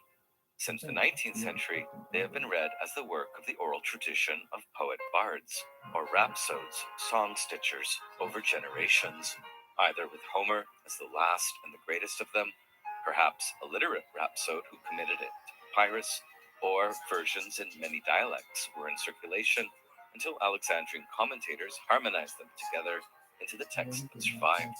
West, whose view I adopt here, suggests that those who still cling to that belief that the Iliad and the Odyssey were composed by the same poet named Homer do so from pious attachment to an ancient belief that was formed in an information vacuum.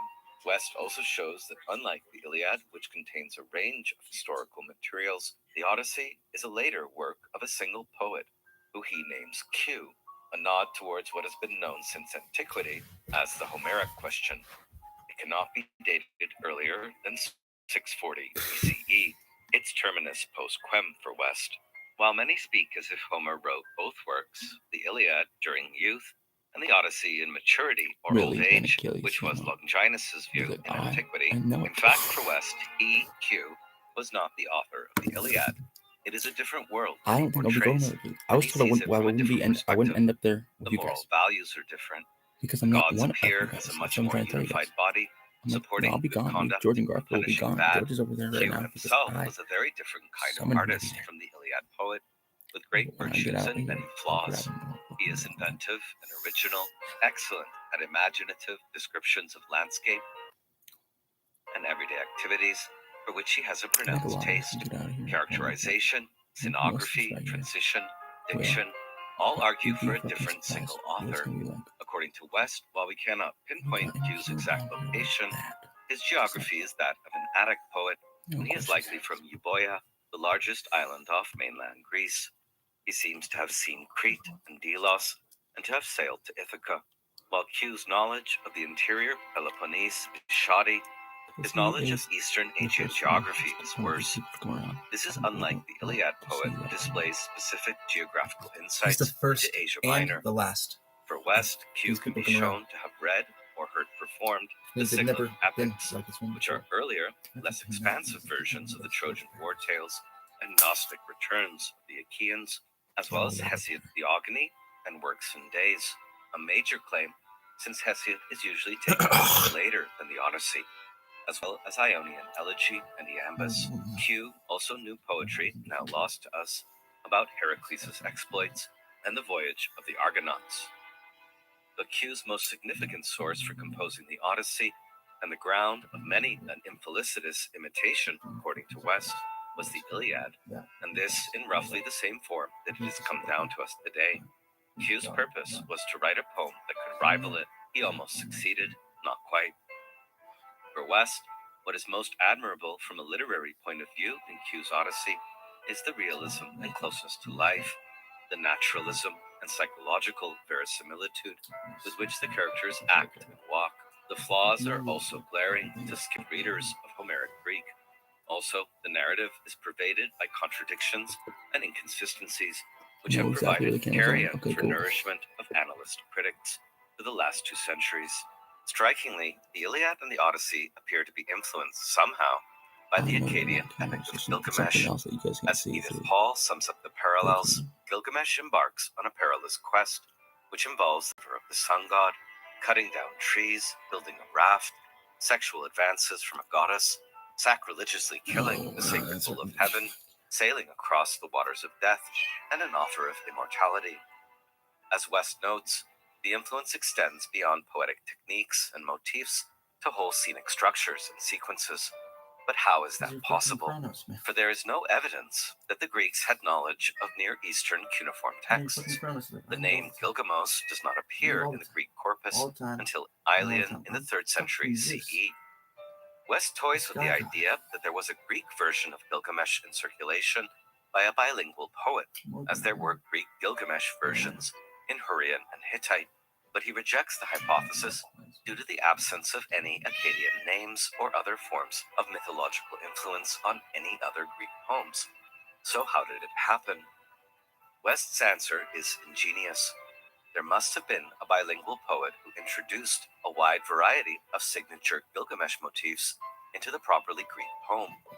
And there was only one preeminently suitable subject for this, Heracles, anglicized as Heracles or romanized as Hercules. As West puts the parallel, here is a violent hero of semi-divine parentage who, like Gilgamesh, roams the earth, wearing a lion skin and kills lions and monsters. He has a loyal comrade, Iolaos, who accompanies him through his earlier adventures.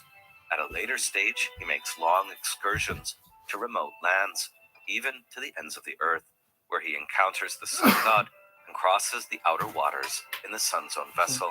Like Gilgamesh, he faces issues of life and death. He merits immortality, if anyone does, but he does not achieve it, at least in the oldest accounts. The Odyssey poet likely knew a Heracles poem replete with Gilgamesh motifs, a debt that Odysseus' consultation with the mortal Heracles in Hades may obliquely acknowledge.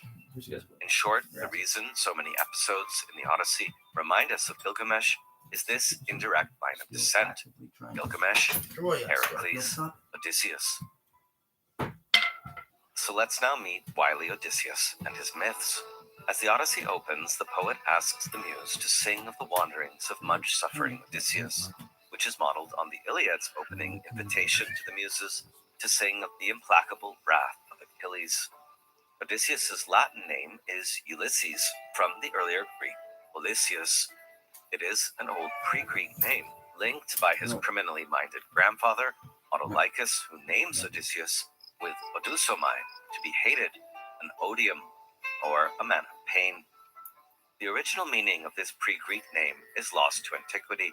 The Roman Ulysses, or older Odysseus, may have derived from Hittite Uluyas, which is Atrahasis' epithet, the far distant.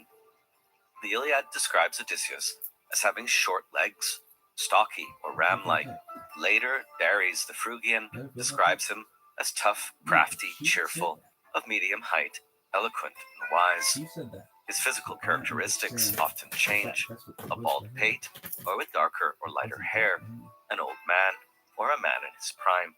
At the outset, Odysseus' mind is described as polutropon, of many twists or turns, and related epithets will echo this one. Odysseus is versatile, devious, full of devices, resourceful, or skilled in all ways of contending in the Fitzgerald. Many focus on his moral failings, a deceitful and ruthless tactician, as in the Iliad. For West, Odysseus was a character of ancient legend, but not a warrior hero to start. Rather, a man celebrated for ingenuity and guile, applied to diverse situations, a kind of sly boots or wily lad, like the German Teil Eulenspiegel or Coyote in native North American myth. In short, a figure taken over from folktale. As the tradition of the Trojan War developed, ingesting heroes from other legendary contexts, Odysseus became attached to it, specifically in the role of the man who devised the wooden horse, which brought the Achaeans to victory. While we will never know all the myths with which Odysseus was associated, two widespread folk tales stand out, almost certainly imported from abroad, as West demonstrates, since they are so widespread everywhere and ancient. The first is the story of the blinded, one-eyed ogre, and the second, the story of the returning husband. At some point 25 to 75 years before Q wrote, these and other Odyssean tales, such as those concerning his son, Telemachus, gradually became grafted with the Trojan war tales and organized by his wanderings, and a proto-Odyssey was born. Q likely worked from this traditional material to emulate the Iliad on a grand scale. What Q produced was a unified structure with three parts, amply expanded. First, the Telemachy, books 1 to 4. Next, Odysseus's Wanderings, books 5 to 12. And the Homecoming, or Nostos, books 13 to 24. The most remarked on theme of the Odyssey is the Nostos, return, the plural nostoi, referring to the literature of the returns of the Greek heroes from Troy, from which we get the English word nostalgia. But nostos is more the act of returning home, while nostalgia is the yearning for home. Homecoming is a centripetal tendency. Its companion tendency is more centrifugal. The wandering, the link between wandering and homecoming, is adversity or grief, algia, that Odysseus suffered, pathen, making him a politlas, much enduring or much daring hero. The adversities would be unendurable, even to the greatest of heroes, but the tone of the work is cheerful. Renaissance critics called it a happy tragedy, and we can readily compare it to Gilgamesh as a predecessor, with the first tragic romance, Chariton's Callirrhoe, being an inferior successor. Q filled out the narrative context of the epic Homecoming in many ways. He gives Odysseus a complete family and background, situates his household and others in Hellenic civil society, adds 7 years to Odysseus's wanderings, from 3 years to 10, and invents tales about Nestor, Menelaus, and Helen, and adapts material from a much earlier Argonautic poem to fill out Odysseus's adventures, such as his visit to Circe, anglicized as Circe, and his journey to Hades. Most intricately of all, Q expanded on the returning husband motif to give a much more complete account of Odysseus's revenge on the many suitors to his faithful wife Penelope, and the aftermath or denouement, including a reunion with his father Laertes. As to literary genres, the Odyssey is a kaleidoscopic work consisting of many subgenres: lament, dream, prayer, insult, invitation, praise, prophecy, description, anecdote, advice, and much more. The poem itself is even more versatile than its hero. Much of the Odyssey reads today as imaginative cinematography, which makes it surprising that other than the 1954 film Ulysses, starring Kirk Douglas, the 2024 The Return, starring Ralph Fiennes and Juliette Binoche, is yet to be released, and there are no big-budget productions on the scale of the disastrous film Troy, starring Brad Pitt and based on the Iliad. However, there have been 2 TV miniseries, Franco Rossi's Italian 1968 Adventures of Odysseus, which is quite close to the original, and a 1997 American miniseries, The Odyssey, starring Armand Descent. If you are studying this in Phil and Lit, you'll watch and analyze them. Since most of my students are somewhat familiar with the Iliad or the Odyssey, but not usually both, a few words on the differences of outlook and worldview across the 2 poems are needed. As Green puts it, the Odyssey describes a world that is different in moral, social, and religious terms from the formulaic aristocratic society portrayed in the Iliad. With the notable exception of Poseidon, the gods are no longer the spiteful and quarreling family whose vices incurred the harsh criticism of thinkers like Xenophanes. Like their human counterparts, they are acquiring middle-class ethical habits. Few of the gods now have speaking roles. For the most part, they give tacit agreement to the generally acceptable decisions of Zeus and Athena, but the limits of their power remain uncertain. Inexorable fate and destiny are still lurking in the background. Furthermore, though the Odyssey sets out to depict the end of the heroic age, it is made clear throughout that the post-war horizons of the Mediterranean world have definitely opened up. Peaceful sea travel has developed. Destinations as far afield as Sicily, Sidon, Egypt, and the Black Sea are not uncommon. These are still remote areas, but measurably more is now known about them than can be deduced from the Iliad, and thus Green agrees with West in dating the Odyssey to no earlier than the 7th century BCE. Not discussed by Green is how Odysseus as a character changes or not from the Iliad to the Odyssey.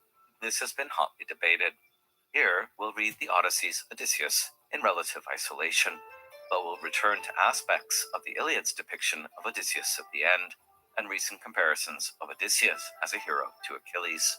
For Green, the Iliad is in essence a highly formalized tragedy, if at times unexpectedly realistic, whereas the Odyssey is rather a semi-heroic romance-adventure story with a strong and at times disconcerting element of folktale and fantasy. Both texts are written in a 6-beat rhythm, dactylic hexameter, in an elevated style and vocabulary that already sounded arcane by classical times.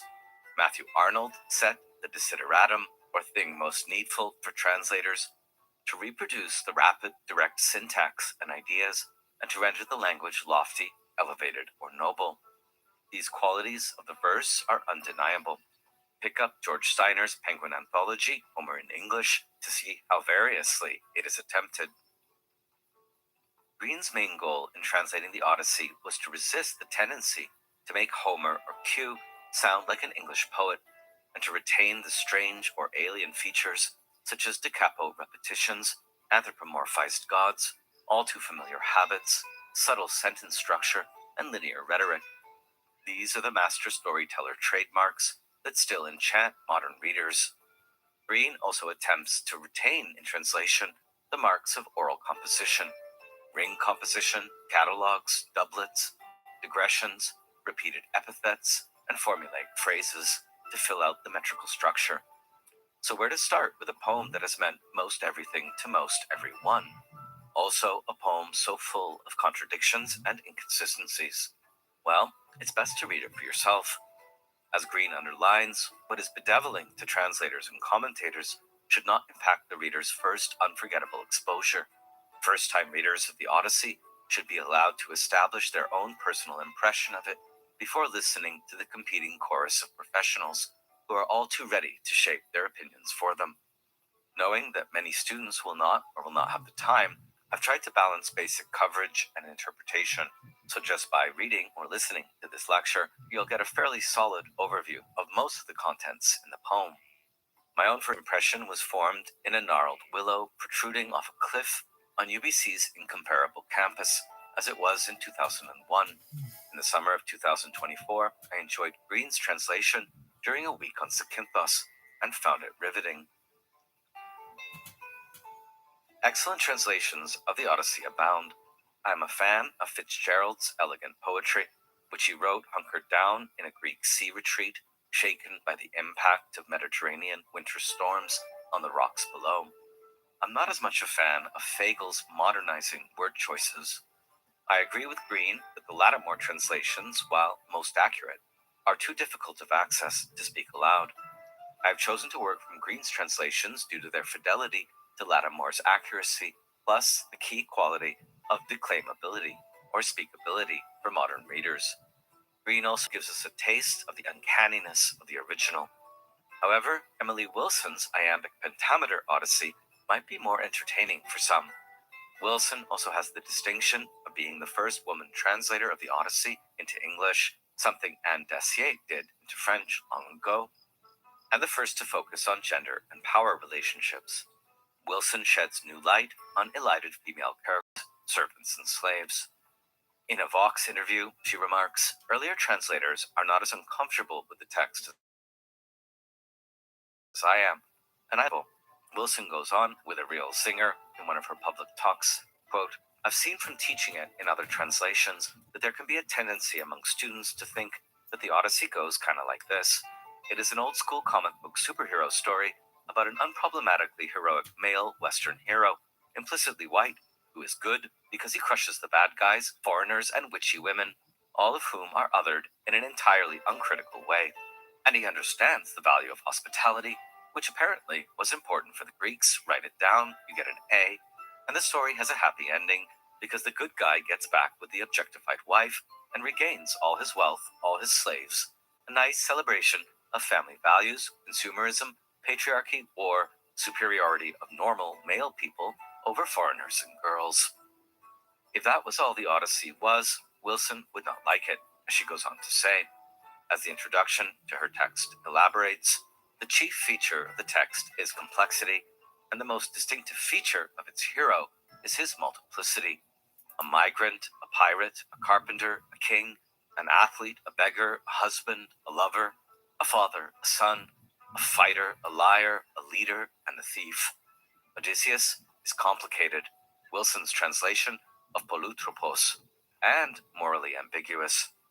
While the text tries to draw a clear line between hero-warrior and pirate-marauder, Odysseus does not fall neatly on either side, nor would any other ancient Greek hero.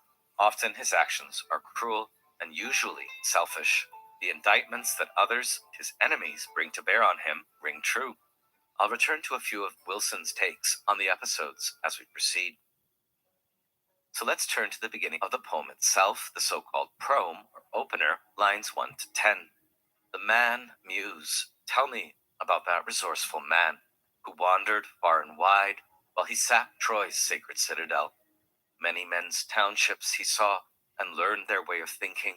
Many the griefs he suffered at heart on the open sea, battling for his own life and his comrades' homecoming. Yet no way could he save his comrades, much though he longed to. It was through their own blind recklessness that they perished, the fools, for they slaughtered the cattle of Helios, the sun god, and ate them. For that he took from them their day of returning. Tell us this tale, goddess, child of Zeus. Start anywhere in it. The first word of the prome is andra, man. Unnamed, but then qualified as that resourceful polytropos man. A gap opens here between any man and the hero. The first English translator, Chapman, fills the gap in 1616. The man, O muse, inform, that man, away wound with his wisdom. The word enepe in muse, tell me, is a form of the Greek epos, epic, a tale that is told or sung.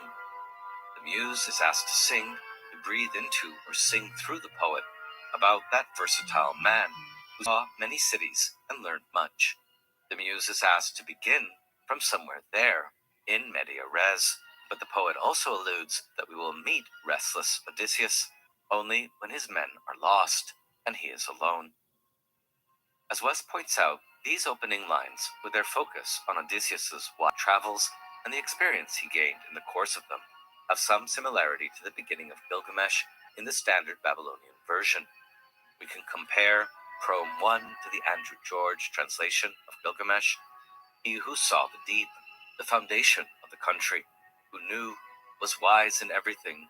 Gilgamesh, who saw the deep, the foundation of the country, who knew, was wise in everything. Equally, he learnt the totality of wisdom about everything. He saw the secret and uncovered the hidden. He brought back a message from the antediluvian age. He came a distant road and was weary, but granted rest. Odysseus's polytropon epithet is complemented by many other polu epithets: politles, much enduring; polymechanos, much conniving or versatile; polymetis, scheming; polyphrona, many-minded; and polydriasi, crafty. Poly or polu epithets are not only used to describe Odysseus' cunning intelligence, his flexibility, adaptability, ingenuity, and shrewdness, but also the twists, turns, and manifold misfortunes on the way. His polykelia noston, or homeward journey, involving pains of every sort. So let's analyze the proem a bit further. It alludes to the criminal recklessness, the astastali of his companions, the fools, nepioi, for they slaughtered the cattle of Helios, the sun god, and ate them. For that he took from them their day of returning, nostimon. As Wilson comments, eating is important in the Odyssey, and eating the wrong things or eating in the wrong way results in violence or death. As the proem emphatically states, Odysseus' crew are not granted anostos, and they are themselves to blame. In this case, the act of forbidden consumption of Helios' cattle is a terrible mistake which condemns the men to death and deprives them of their chance of getting home. Hector links the crew's recklessness and lost nostos to the theme of feasting. Quote, the feast is a social event, ideally a symbol of harmony, not only among humans, but, if the sacrificial ceremonies have been properly observed, between gods and men. However, like all rites, it can be perverted. The theme of eating is remarkably prominent in the Odyssey, both good, the meal in Eumaeus' hut, and more frequently bad, monstrous cannibalism. Odysseus' crew eating of Helios' herd, and the suitors gorging themselves in Odysseus' home on his substance. The crew's criminal behavior is thematically related to the suitors' atastali. In the first case, Helios enacts vengeance by Zeus, and the crew dies. In the second, Odysseus is the instrument of Zeus's vengeance. What is sometimes called Proem 2, the next 10 lines, continues to introduce our hero's current and future situation.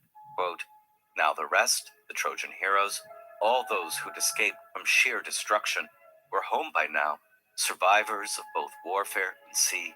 Him alone, though longing for his homecoming and his wife, the queenly nymph Calypso, bright among goddesses, held back in her hollow cavern, desiring him for her husband. But when the year arrived in its circling seasons, in which the gods had ordained he should make his homeward journey to Ithaca, not even then would he be free of trials, even among his own people. Odysseus, being held back in Calypso's cave, will prove to be another case study in Xenia, hospitality. He is given everything that Xenia demands and more for 7 years, except the possibility of leaving.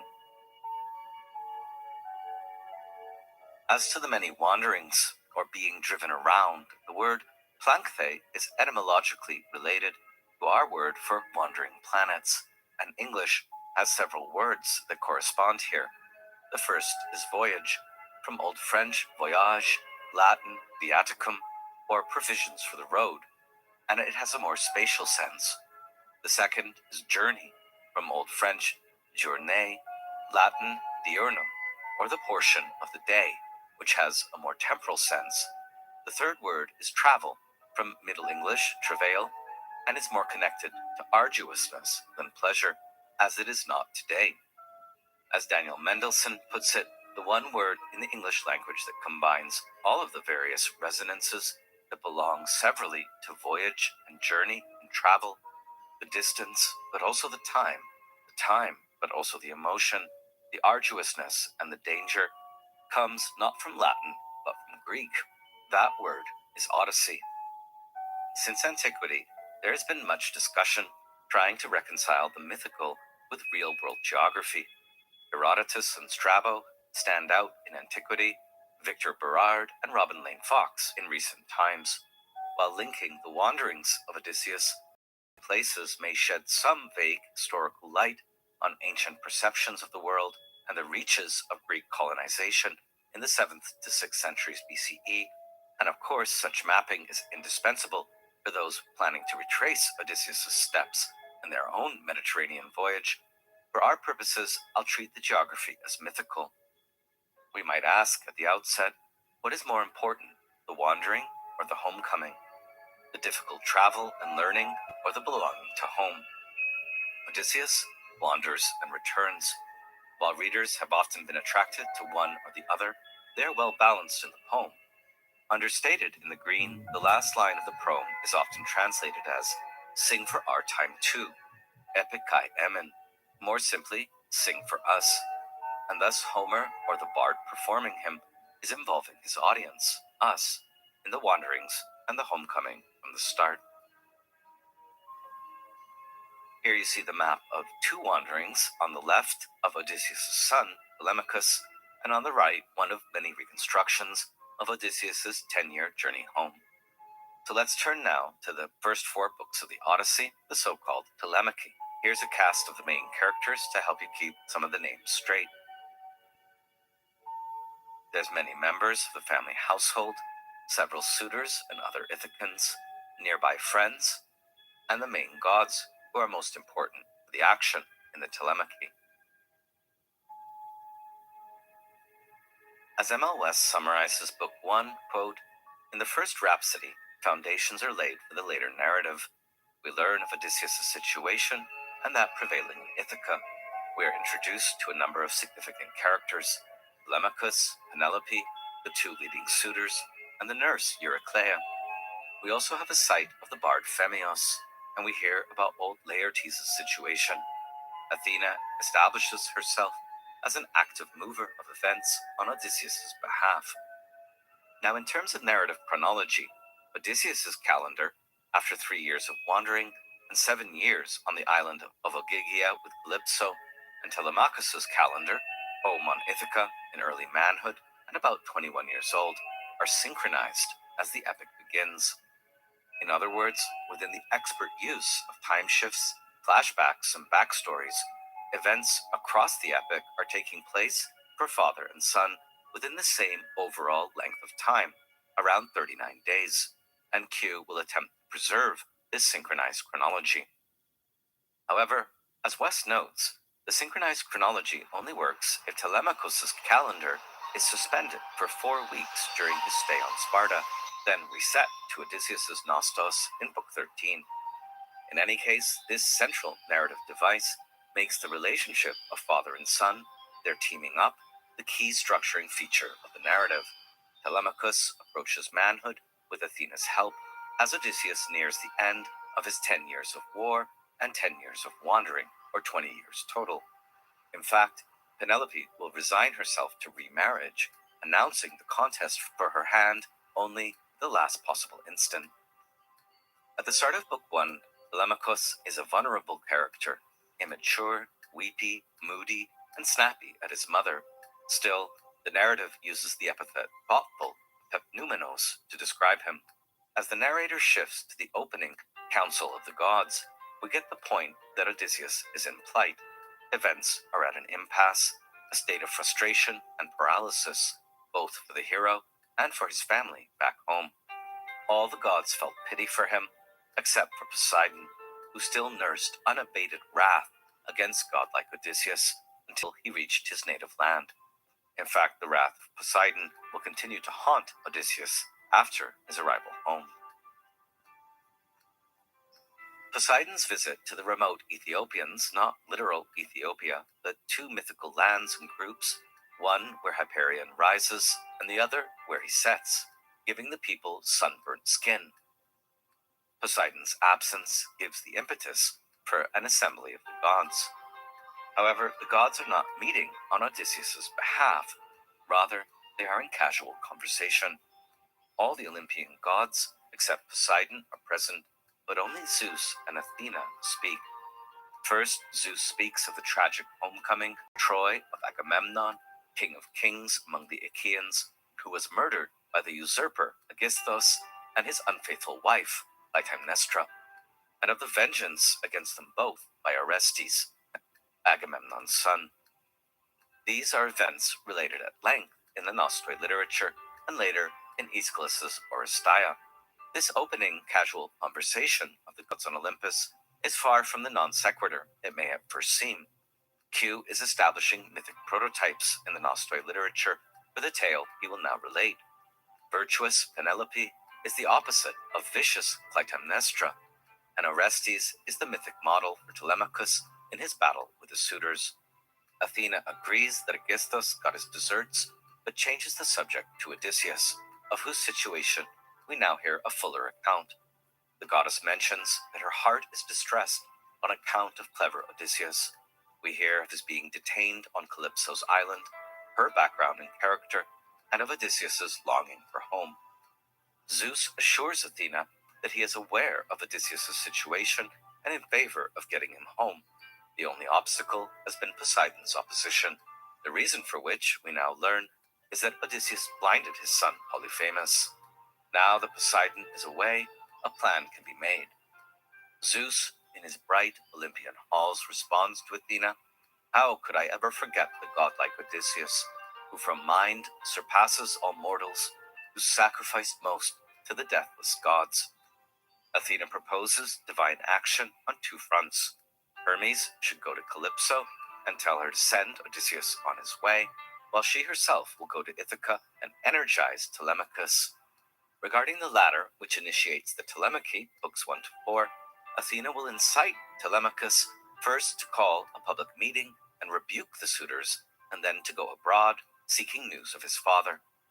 And it is through this visit to Ithaca that a hitherto passive Telemachus is switched on and becomes aware that he is an adult, begins to assert his position in the house, and from now on maintains a hostile attitude towards the suitors.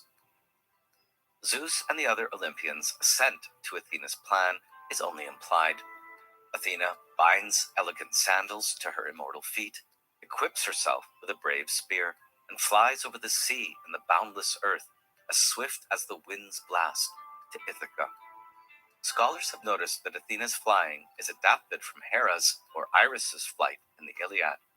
These scenic elements are later adapted yet again by Q when Hermes flies to Calypso's island, this time carrying his signature caduceus rather than a spear. Athena lands on Ithaca right before Odysseus's outer entrance, and as is common for the god's appearance among mortals in Greek culture, she takes the guise of a stranger, a xenos. Not too strange, however, since an old family friend, the Taphian leader Mentes.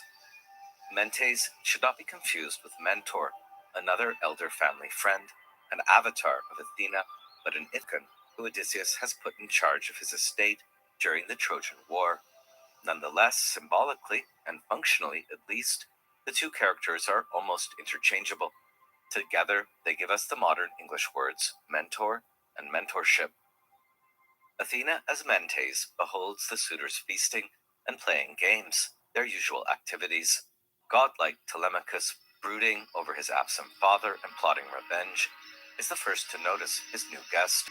He greets Mentes within the proper codes of hospitality, offering a shared meal as a preliminary to any sharing of identities or discussion of the purpose of a visit.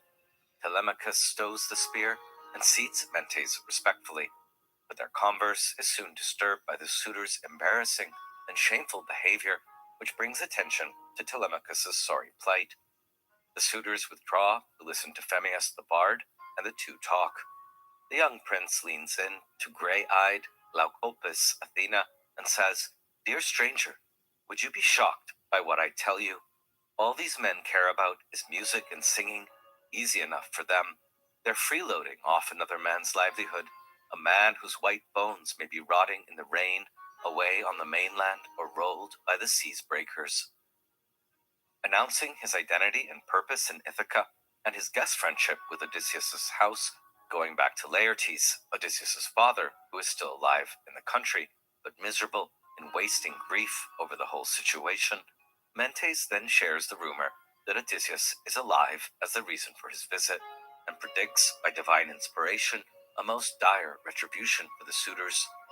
Asked to confirm his identity, Telemachus says he can't be wholly sure who his father is, but his mother tells him it's Odysseus, a standard complaint in those days. He goes on to explain his mother's dithering about a new marriage, and Athena Mentes gives him some fatherly advice. "But I urge you yourself to consider how you might drive out these suitors from your household. So pay attention now, mark carefully what I tell you." Initially, Athena's advice corresponds to 3 stages. First, he should call a public meeting tomorrow and tell the suitors to go back where they came from. If Penelope wants to remarry, she can go back to her father's house, Icarius, for him to arrange it. Second, he himself should go abroad to seek news of Odysseus, first to Pylos to visit Nestor, and then to Sparta to visit Menelaus and Helen. If he hears that he is alive, he is to hang on for a year in the hope that he will get home. If he learns that he has perished, he is to come home, raise a cenotaph, and find his mother a new husband. And third, after completing the first two tasks, which, as Athena or Q knows, will have produced no change in the situation, he should act like a man and start planning to emulate Orestes by killing the suitors in the palace, whether by guile or in open fight. This last never occurs, since Odysseus will arrive, but Telemachus does play a role in the fighting. Telemachus replies with deep gratitude for Mente's advice and offers him a bath and gifts, which for obvious reason of the disguise, Athena declines in haste. She promises to return for the standard gift exchange at a later time. At this point, something supernatural happens. Quote, "That said, the goddess, gray-eyed Athena, departed, flying up through the skylight. Into his heart she set courage and strength, and put him in mind of his father, even more than before. Reflecting on what had happened, his mind was in awe. This must be a god, he thought. Athena's epiphany enlivens Telemachus. From this moment, the boy understands that he must be under divine protection and chosen for a mission. Athena's spear, which he has stowed, appears to be forgotten by Q. Although emboldened, Telemachus continues to vacillate in his speeches between hope that Odysseus has survived and is on his way home, and despair that in fact he died long ago. But now, having just witnessed a god's epiphany, Telemachus with newfound confidence approaches the suitors with bold thoughts in his heart. They are listening to Phemius sing of the return of the Achaeans, an ironic choice given that they will all perish when the last Trojan hero returns. Q now introduces Penelope, the next major character of the tale. Icarios' daughter, prudent Penelope, enters from the second story of the house, her high, bright upper chamber. She descends the staircase with a devoted handmaiden on either side, holding up her shining veil in front of her face, and in tears address the godlike minstrel. She is upset by the subject and how it stirs her unforgettable grief for that much-loved being I picture with such longing, my husband of wide renown through Hellas and mid-Argos. Thoughtful Telemachus intervenes. As West puts it, he surprises his mother with his new assertiveness that the god's visit has given him. He says the bard should be allowed to sing on the topical theme he has chosen. Odysseus is far from being the only one who has perished. Penelope should go back to her room and resume her spinning and weaving. She goes without a word. The scene is nicely rounded off by Athena putting her to sleep. We can ask, a light remonstration on gender norms or what? As Wilson reads it, unable to stand up to the suitors by himself, Telemachus instead practices masculine self-assertion by putting down his mother, and this is a tactic he utilizes more than once. There is certainly a marked emotional distance between them. Perhaps Telemachus is aware that Penelope's remarriage may well result in his own disinheritance or death, making him a kind of proto-Hamlet figure. Meanwhile, the disrespectful suitors continue to feast, and Telemachus turns his attention to them, announcing his resolve, quote, "Get out of my house. Go find other feasts for yourself. Consume your own goods. Move around from house to house. But if this is what you regard as better, more profitable, to devour one man's livelihood without offering compensation, then gobble on. Zeus may yet grant him an occasion of reprisal in which all the suitors perish in his halls, an only slightly veiled murder threat. The suitors are stunned." Penelope's entrance and mourning over her lost husband and his denied nostos tells us a fair bit about her. She is beautiful, loyal, tearful, and misses her husband all the time. She values the beautiful, rich house in which she lives, and which she risks losing forever if she remarries. It's not clear if the suitors intend to divide up the property when Penelope departs with a new husband, or if one of them will become king of Ithaca by her side. Also, much courted Penelope resembles Helen. She's part of Helen's family in other myth, the woman to whom all Greek heroes came as suitors. And Penelope's house also echoes the besieged town of Troy when the Greeks were fighting to take Helen back home, as Wilson observes. Next, as Book 1 winds to a close and we transition to Book 2, we meet the wise old nurse, Eurycleia. Most famous for recognizing the scar on Odysseus' foot, which will happen much later on, she escorts Telemachus away from the suitors and to his well-appointed courtyard and chamber, somewhere at the corner of the family estate, for his nightly bedding down routine. Though herself of noble lineage, long ago she'd been bought by Laertes at a good price when she was still a young girl, 20 oxen no less. He, Laertes, respected her in his home no less than his loyal wife, but never made love to her for fear of his wife's anger. An interesting rationale here against adultery.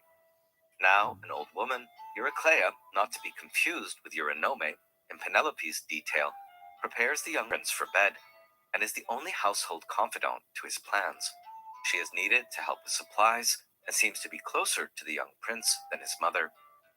As a good servant, her male equivalent, who we won't meet until later on, is Eumaeus, the swineherd. As Wilson observes, Eurycleia is an alternative mother figure for Telemachus and a preferable one, in that, being a slave, she always does exactly what he tells her to do. Book 1 ends with Telemachus in bed, brooding over the journey Athena had planned for him, a mild imitation of scenes in the Iliad where Achilles broods all night. The impression conjured is how well Telemachus is loved and cared for in small things by Eurycleia, as he is in great things by the ever-present Athena. Book 2 begins when dawn appeared, early risen and rosy-fingered. The goddess Dawn in Greek is Eos, Aurora in Latin. She appears 20 times in the epic, always rosy-fingered, always early. Here she shines on Telemachus, rising, getting dressed, and sallying forth, in appearance like a god. Her name in Greek is Rhododactylos Eos, a beautiful assonance like morning that with pink fingers spans across the horizon like a woman's fingers. Carrying a spear, the young prince calls for the public assembly forthwith and has a wondrous grace shed on him by Athena. It is suggested that this is the first public assembly summoned since Odysseus left, implying that political life has been more or less suspended. Egyptios, a wizened veteran, is the first to speak of one of his beloved sons who was lost to the war. The omniscient narrator mentions he was eaten by the Cyclops, but no one present knows that. Egyptios invites the young Telemachus to speak. Taking up Odysseus' old seat, a high status the elders readily acknowledge, Telemachus airs his grievances against the suitors and inspires respect, but he also breaks down in tears, at one point casting the scepter or talking stick from his trembling hand. We are shown that Odysseus is well regarded, and that if his return were to happen, it would be greeted with joy. On the other hand, suitors are able to make a fair case for themselves in view of promises or half-promises that Penelope has given them over several years. Antinous, the chief and nastiest of the suitors, reveals how Penelope has been weaving her shroud for Laertes for 3 years, promising to marry upon its completion. However, in the 3rd year, she was caught in the ruse of unweaving it at night. This is her metis, scheming or cunning. She has even sent encouraging messages to each suitor, they claim, but all the while her mind moves somewhere else.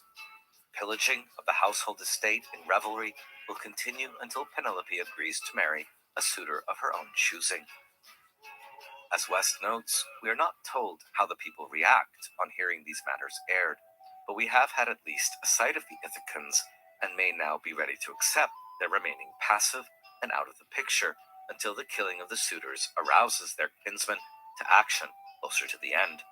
Dramatic, pathos-rousing back and forth between Telemachus and Antinous continues as Telemachus, calling on Zeus, god of assemblies, and Xenia, and Themis, often personified as a goddess of customary law, Nomos. At last, Zeus valorizes the young prince's claim and shows his unequivocal support by sending an omen. So Telemachus spoke, and for him far-seeing Zeus sent 2 eagles, flying down from a lofty mountain peak. For a while they glided, riding upon the wind stream, side by side, close together, wings wide outspread. When they arrived at the midpoint of the many-voiced assembly, then they circled over it. With but a whir of beating wings, they tore each other's cheeks and necks on both sides with their talons, looking down with death in their glance on the heads of the crowd, then sped off to the right above their homes and city. Halitherses, the reliable bird sign and omen interpreter, is quick to explain that this foreboding omen reveals with absolute certainty that Odysseus, now gone for over 20 years, 10 for war and 10 for wandering, is about to return, and that this will spell slaughter and death for all the suitors. Eurymachus, the sometimes conciliatory but two-faced suitor and second in command to Antinous, as it were, dismisses the seer's warning of disaster and repeats Antinous' call for Telemachus to make Penelope remarry. Otherwise, the suitors will stay put. The young prince abandons his appeal and announces his intention to travel to Pylos, Nestor, and Sparta, Menelaus, to seek news of his father. Mentor, in his own form here, rather than Athena's, as will occur later, speaks to reprove the Ithacans for sitting silent and failing to remonstrate with the suitors. The assembly disperses shortly after another suitor gets the last word. We might speculate that the assembly is hesitant to side with Odysseus' son against their own nobles, and that many present lost sons to the Trojan conscription. Whether they blame Odysseus, covet his estate, fear civil war, or simply desire to move on is unclear. What is clear is that Telemachus' legal recourse has fallen flat. No help will come from the Ithacans. Telemachus next withdraws to the seashore to pray to the deity who had earlier appeared to him, and the scholiast astutely notes that he prays to a deity he had not yet identified. Athena now appears in the form of Mentor, a supporter in the assembly and the ward of Odysseus. It is less likely that she takes over the body of the real Mentor, and more that she takes on his appearance. Athena uses her power to rally the demoralized Telemachus and acquire a ship with a crew of volunteers, aligned with the young prince and sympathetic to his cause. Telemachus returns home to arrange the provisions. Upon returning home, the young prince is greeted by Antinous with bonhomie, as if nothing had happened. Telemachus rejects him and restates his hostile intentions to punish all suitors. The suitors begin to worry and hatch their assassination plot. There are a cacophony of suitor voices as to possible outcomes. The idea that Penelope will return to her father with her dowry upon remarriage, leaving Telemachus as the rightful heir of his own estate, is unappealing. Much preferred would be that the suitors divide the wealth of his estate among themselves. The suitor who marries Penelope would acquire the house, possibly the kingship. Here we see that Telemachus' situation is more vulnerable and precarious than he may have realized. But the suitors have now put 2 and 2 together and understood that his legal claim is the only thing standing in the way of their shared interest. Next, Telemachus goes directly to Eurycleia, the old nurse, who is dismayed, rightly fearing death for Telemachus on the unharvested sea and trouble from the suitors during his absence. Telemachus assures her that the plan is under the guiding protection of a god, and swears her to silence and secrecy, even from his mother, for 10 days, who he says he does not want to worry with tears. Eurycleia arranges from the storehouses provisions of the best wine and barley meal. Meanwhile, Athena, in the form of Mentor, has borrowed a ship from Noemon, son of Phronius, or thoughtful, son of intelligence. Later, Noemon will wonder if it was Mentor or some god, and he'll mention that he just saw Mentor the other day, so how could he be away with Telemachus? The suitors are spirited to bed early by Athena, so that Telemachus can be brought into the dark night to board the ship. The expedition is launched with great attention to nautical details. Athena Mentor embarks as the divine sponsor of the enterprise and takes up her seat at the stern. Remarkably, Telemachus seems to know a thing or two about sailing and commands the men. And so Book 2 ends. All night and into the dawn, the vessel cut her course. Book 3 begins at dawn, when they came to Pylos, the well-built citadel of Neleus, where they find Nestor, his sons, and company in the act of sacrificing all black bulls to the black-haired earth-shaker, the god Poseidon. Here Athena advises Telemachus how to overcome his diffidence or shyness.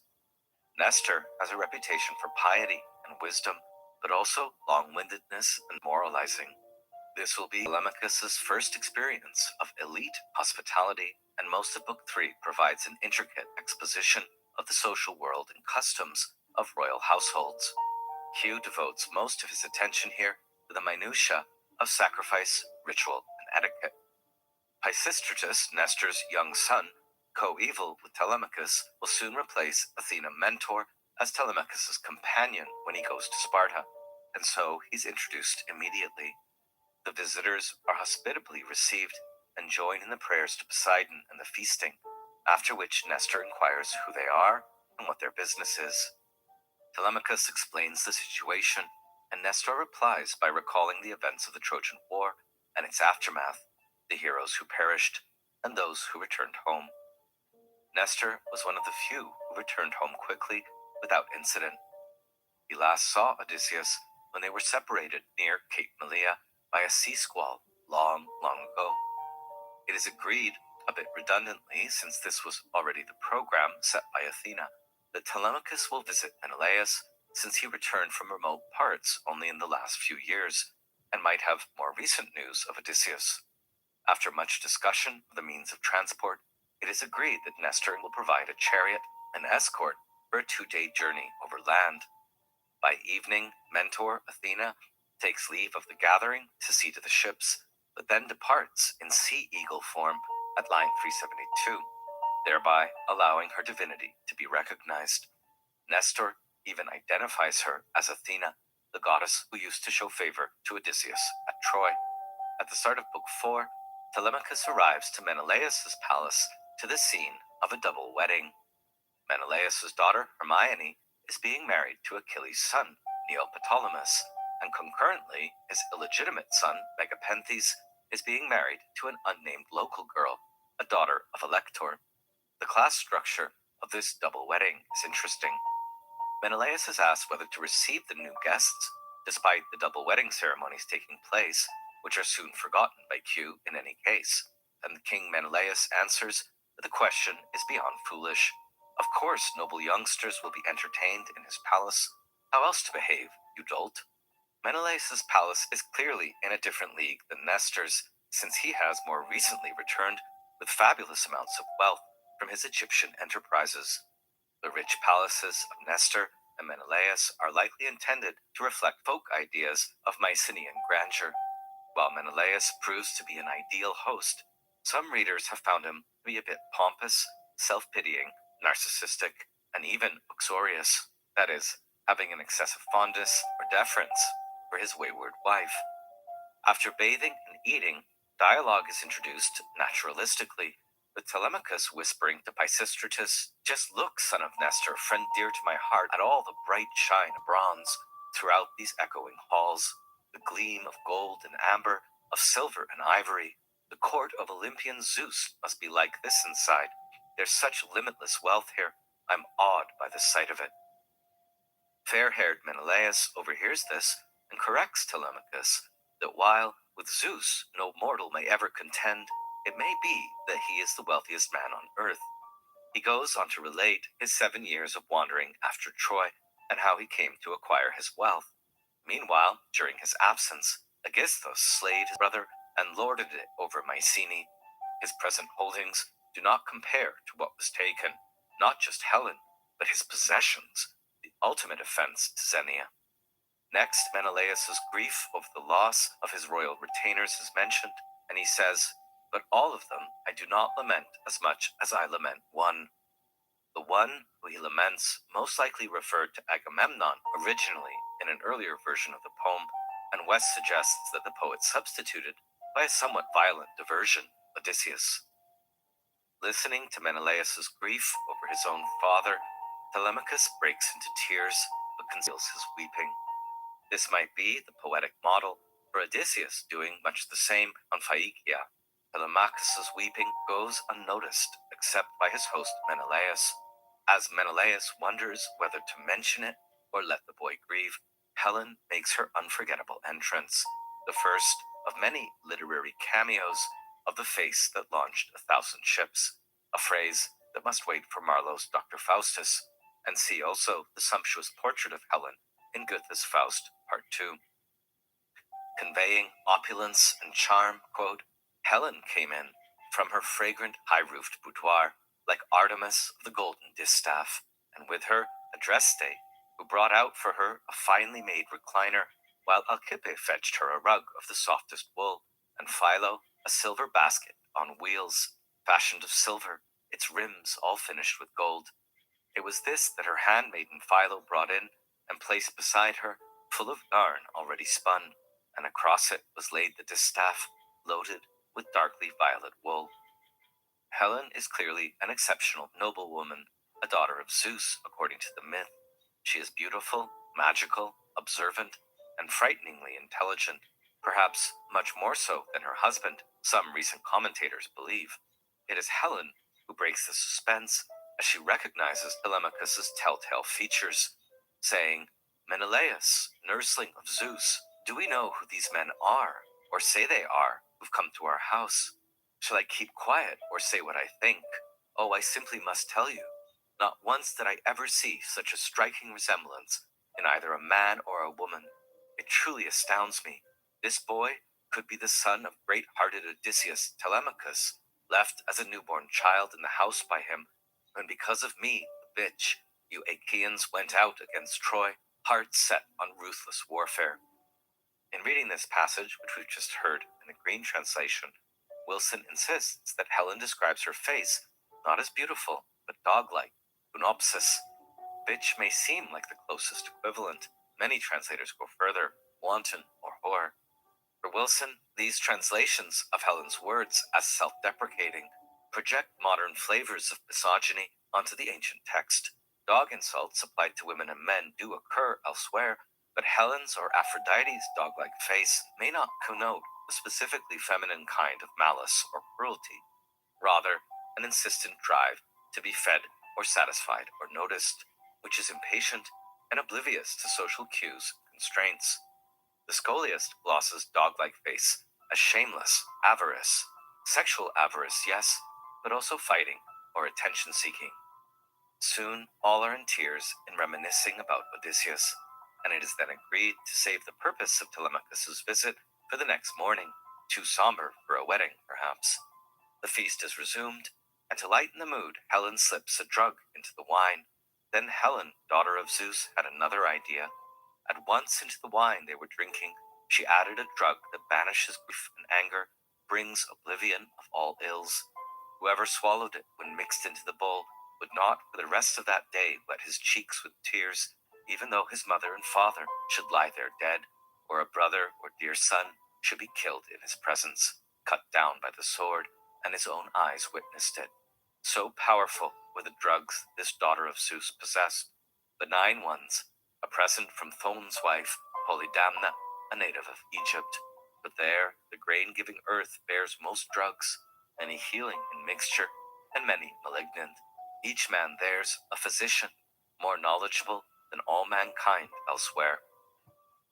So this is the first appearance of plant medicines or pharmaca, or strange concoctions in the Odyssey. It won't be the last. Helen's curious potion is called nepenthe. It is added into the mixing bowl with wine. As Robert Tyndall, citing Dale Pendell, points out, such a marvelous brew illustrates that ancient wine did not contain alcohol as its sole inebriant, but was ordinarily a variable infusion of herbal toxins in a venous liquid. Unguents, spices, and herbs, all with recognized psychotropic properties, could be added, allowing for a potency more fitting to ancient descriptions of wine's effects. In Pharmaconosis, Pendel goes on to speculate, based on Helen's Egyptian source for the recipe, and that Egyptian Thebes was famous for its poppy fields and opium trade. He speculates that nepenthe was probably a mixture, perhaps meconium in wine, opium in wine, with mandrake and henbane. Tropanes go well with opium. As Tyndall comments, such an episode is only one among many in the Odyssey where plants play mind-altering and magical roles, characteristic of native cultures with plant-based shamanic traditions. Telemachus's encounter with the semi-divine Helen's potion is only a mild example of the potent art compared to the shamanic showdown of magical plants that will take place in the island palace of Circe. More on that later. Helen's drugs appear to be effective at blunting post-traumatic stress, but not changing the subject. Helen and Menelaus go on to each relate fonder memories of Odysseus, an exploit of Odysseus at Troy that illustrates his cunning and shrewdness. Not mentioned here, in other myth, Odysseus was one of those who vied for Helen's hand and made all her suitors swear an oath that they would come to the victor's aid if she was ever abducted. We could say that Odysseus both started the Trojan War with his oath idea and ended it with the ruse of the Trojan horse. And Helen dote had scourged himself with blows and taken beggar disguise to enter Troy unrecognized, which prefigures his use of the beggar strategy in Ithaca. But Helen recognized, bathed, oiled, and clothed him. She claims that the sight of him, his heroic escape from Troy, inspired her, but my own spirit rejoiced, since my heart was set to return back home, and I groaned for the blindness that Aphrodite had inflicted in leading me there away from my dear country, abandoning my own child, my bedchamber, and my husband. Menelaus uxoriously contradicts Helen's doubtful allegiances at the time. Let's not have a row in front of the guests, we might infer, by relating another anecdote about the Trojan horse. It was Helen, in fact, driven by a god determined to grant the Trojans some glory, who imitated the voices of the wives of all the Argives stowed in the horse, a magical feat on her part. Only Odysseus kept them from answering, clasping the mouth of Anticlus with his great powerful hands. Evidently worn out after 2 days of travel, Telemachus abruptly asks for his bedtime, and the narrator pays close attention to the elaborate bedding down preparations. Then we get a glimpse into the strange, troubled, and possibly redeemed marriage. Long-haired Helen, resplendent among women, bedding down beside godlike Menelaus. The next morning, rosy-fingered dawn finds Menelaus of the Great War rising like a god and going directly to Telemachus to hear the reason for his journey. Telemachus informs him of the situation in Ithaca and asks for news of his father. This initiates one of the longest speeches in all of Homer, as Menelaus tells episodes from his own Nostoi. West suspects that Menelaus' tale, including the meeting with Proteus, are transferred wholesale from earlier versions of Odysseus' Eastern adventures. Indeed, the Proteus episode fits Odysseus quite a bit better. Menelaus next says to Telemachus, "As regards the business you're inquiring about, I shan't veer off into other subjects, nor will I mislead you. Of all that I heard from the forthright old man of the sea, not one word will I keep back or conceal from you." Stranded for 20 days on the island of Pharos off Egypt, due to insufficient sacrifices to the gods, and with his men nearing starvation and desperation, the daughter of mighty Proteus, the old man of the sea, Idothea, a prophetic sea nymph whose name means either the knowing goddess or goddess of many aspects, emerges from the sea in which his men are fishing and shows compassion for Menelaus, assisting in his deliverance. As West reads the myth, this is a common folktale motif of the helpful daughter of a dangerous king or ogre who gives a hero the means to get what he wants. The name that Q gives her, Idothea, is perhaps influenced by that of Leucothea, the marine deity who assists Odysseus later on. Idothea says to Menelaus, "There's a certain old man of the sea. He often comes here, immortal and truthful, Proteus of Egypt. He knows the depths of every sea, a servant of Poseidon. They say he's my father, that he begot me. Now, if you could somehow lie in wait and get hold of him, then he could tell you about your return, the details of your journey, all your long voyage homeward across the fish-rich sea. What's more, Zeus's nursling, if you wanted, he could relate what's been done in your halls, both good and evil, while you were away on your long and arduous journey. This sets the program, and Eidothea next gives instructions for how to ambush the old shape-shifting immortal, or Jinn, for it's hard for a mere mortal to overpower a god, she says. At midday, Proteus emerges to sleep in the hollow caves, surrounded by his seals, exhaling a pungent reek of the sea's far-reaching depths. Menelaus and 3 comrades are to wear the skins of 4 seals that are cast up by Eidothea, so that when Proteus counts the seals, nothing will be amiss. She also dabs their noses with divine ambrosia, so that the fetid stench of the flayed seals will not be too overwhelming. Eidothea says to Menelaus, then muster up every last drop of your strength and vigor, and hold him firm, though he'll struggle mightily to escape. He'll test you by turning into every creature that comes forth and moves on the earth, into water, into devouring fire, yet keep him pinned down. Hold on to him all the harder, and when at last he questions you in his own person, in that shape he had when you watched him settling down, then, hero, cease your violence and set the old man free. Ask him which of the gods it is that's angry with you and your homecoming, how you are to traverse the fish-rich sea. As Robert Tyndall reads this episode, which is the first major shamanic scene in the Odyssey, it demonstrates the possibilities of the intensified trajectory of magical consciousness, an initiatory ordeal whose goal is, traditionally enough, the attainment of hidden knowledge. Proteus is a master of animals figure, or potniatheron, as is Kirke.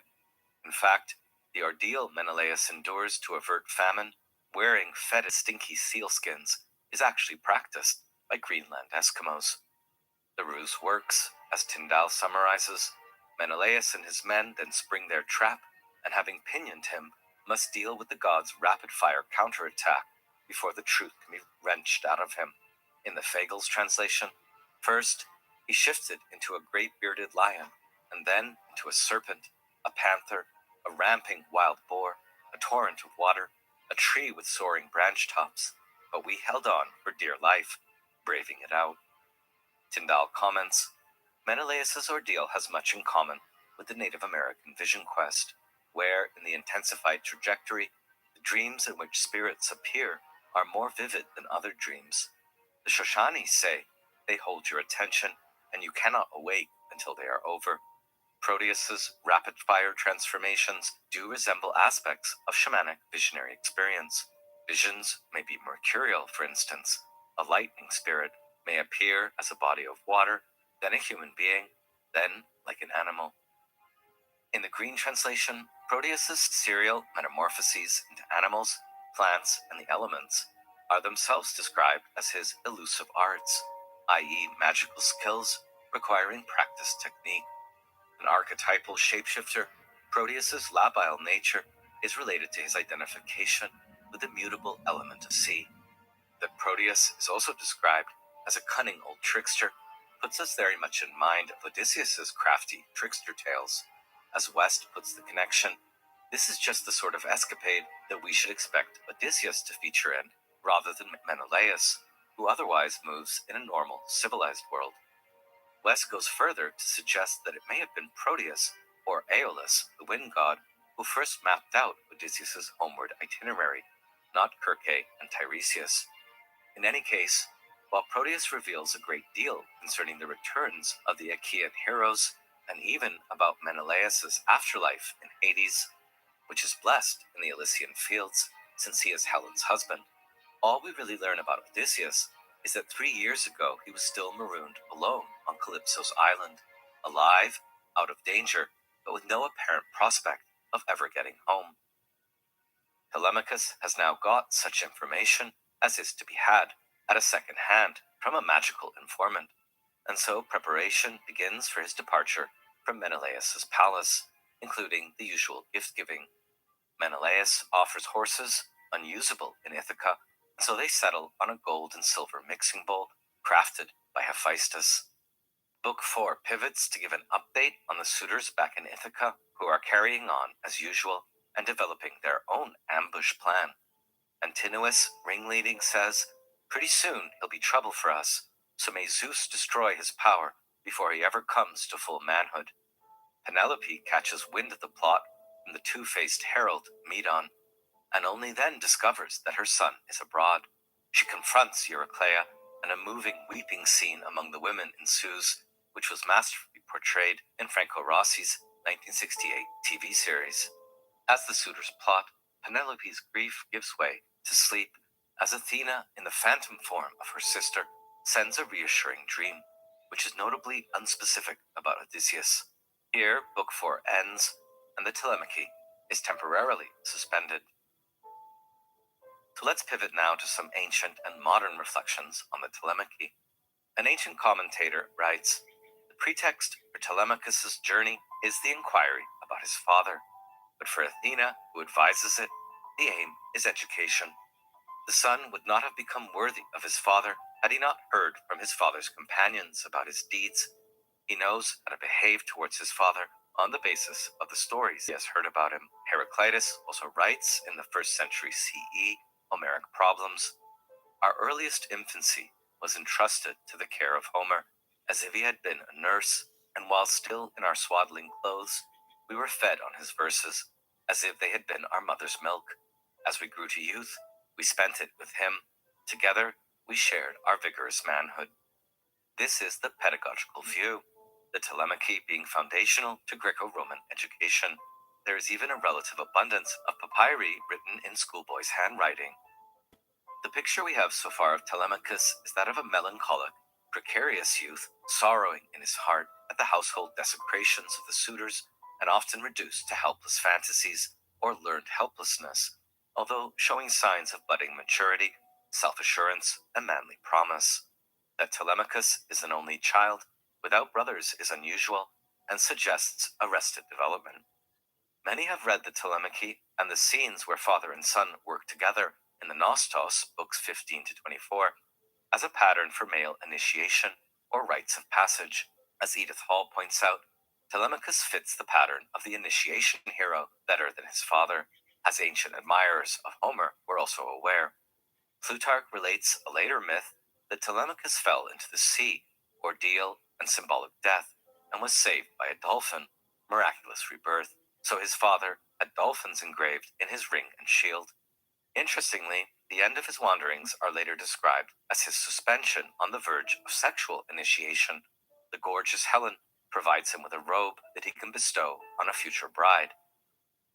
As to the modern reception of the Telemachy, the young prince's suitability for novelistic initiation explains why he became a star of the Bildungsroman novel, especially after Fenelon's 1699 Adventures of Telemachus. He has also inspired children's books. It's debatable whether or not he becomes a man, or if that's a good thing in his context, but Telemachus does mature within the social mores of the times. He starts out as a tearful adolescent and gradually becomes a confident public speaker, eventually a warrior. We also learn much about Penelope's character from the Telemachy. Her fidelity, not beyond reproach due to leading the suitors on, her cunning or metis, a 3-year ruse of weaving Laertes' shroud, and her emotional instabilities and desperation now that all her tricks are used up. Alongside the ancient educational view, Freudian psychoanalysis might tend to view the subject of the Telemachy as vaguely Oedipal. A shadowy, absent father, a fatherless son, too much enmeshed in the world of women, and an all too beautiful, protective mother, from whom, like in most all hero tales, the effeminate young hero must free himself to enter the world of the fathers. It may also be significant that, in the end, he almost strings his father's bow himself. From a Jungian perspective, the Telemachy is replete with archetypes. If Penelope or Euryclea represent the stifling or nurturing mother, Orestes or Odysseus is the unconscious self, and the suitors are the shadow. And the goddess Athena, as mentor or mentees, is the wise old man who goads the young hero into his individuation process, which unfolds as he enters the social world of his father, Nestor, Menelaus, and Helen. He even makes an age-appropriate friend in Pisistratus, and naturally, Telemachus's range of archetypal encounter is much more limited than his father's. For an engrossing contemporary autobiographical retelling of the Telemachy and the whole Odyssey, really, check out Daniel Mendelssohn's 2017 An Odyssey, a Father, a Son, and an Epic.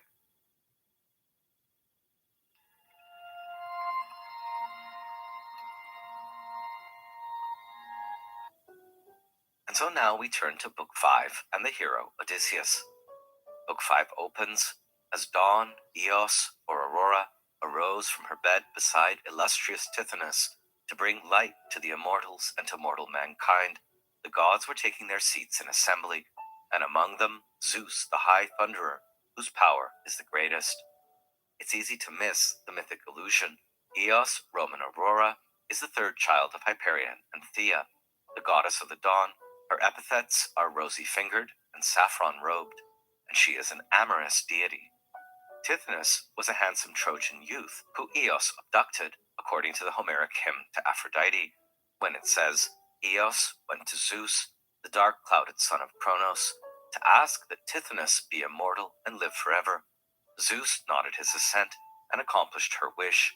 Poor goddess, she did not think to ask that her beloved avoid ruinous old age and retain perpetual youth. This is a fitting opening to the turn of Zeus's vast mind towards the affairs of Odysseus. Not unlike Tithonus, Odysseus is captured in the embrace of an amorous goddess, a definite anima figure, Calypso, who wants to make him her immortal husband. And also, like Tithonus, the years are passing and he is aging. The relationship of Odysseus and Calypso seems deliberately modeled on this opening mythic allusion. Next, a second divine council begins with Athena reminding Zeus of the plight of Odysseus, saying, Yet now he's stuck on an island, suffering sore affliction in the nymph Calypso's abode. She rests, he cannot return to his own country, for he hasn't to hand any oared ships or companions to carry him on his way across the broad back of the sea. Zeus chides Athena for suggesting that he has by now forgotten their earlier scheme, and the king of gods now grants permission to carry it out. Hermes, as messenger of the gods, is dispatched to the fair-haired nymph to request the release and return of steadfast-minded Odysseus, and Zeus even announces Odysseus's itinerary to Scheria and then to Ithaca. What Zeus does not review is the sheer range of Odysseus's travel prior to his arrival on Ogygia 7 years ago. So here you see a breakdown of the full 10-year itinerary. Pause here for a minute to take it in. The cast of characters is too vast to also list, so we'll encounter them as we go. We'll follow the time shifts in the narrative in due course, but continue now with Book 5. After the Divine Council, Hermes, the messenger of the god and god of travelers, and the guide slayer of Argos, equips himself with golden sandals and his caduceus, which puts to sleep and wakens and heals, and flies over the deep, boundless earth, over Pieria, the Muses' mountain, before surfing over the wine-dark sea, traversing its expansive waves. He eventually arrives from the violet deep for dry land, and made his way to the great cave where the fair-tressed nymph had her abode and found her at home. As West points out, this more effective flight scene is modeled on and repeats Athena's flight in Book 1, and for both scenes, Q seems to be remembering, on the one hand, Hera's flight from Olympus towards Athos and Lemnos in the Iliad, and on the other, Iris's journey to convey Zeus's instructions to Thetis. Hermes appears at 3 critical junctures in our text. First, he dispatches Odysseus from Calypso's realm. Second, he protects Odysseus from Circe's magic. And third, he acts as the Psychopompos, who guides the souls of the dead suitors into Hades. Elsewhere, he bears the same epithet as Odysseus, Polutropos, much turning, and he may even be Odysseus's great-grandfather. As West summarizes, Hermes finds the nymph at home, with Odysseus conveniently out.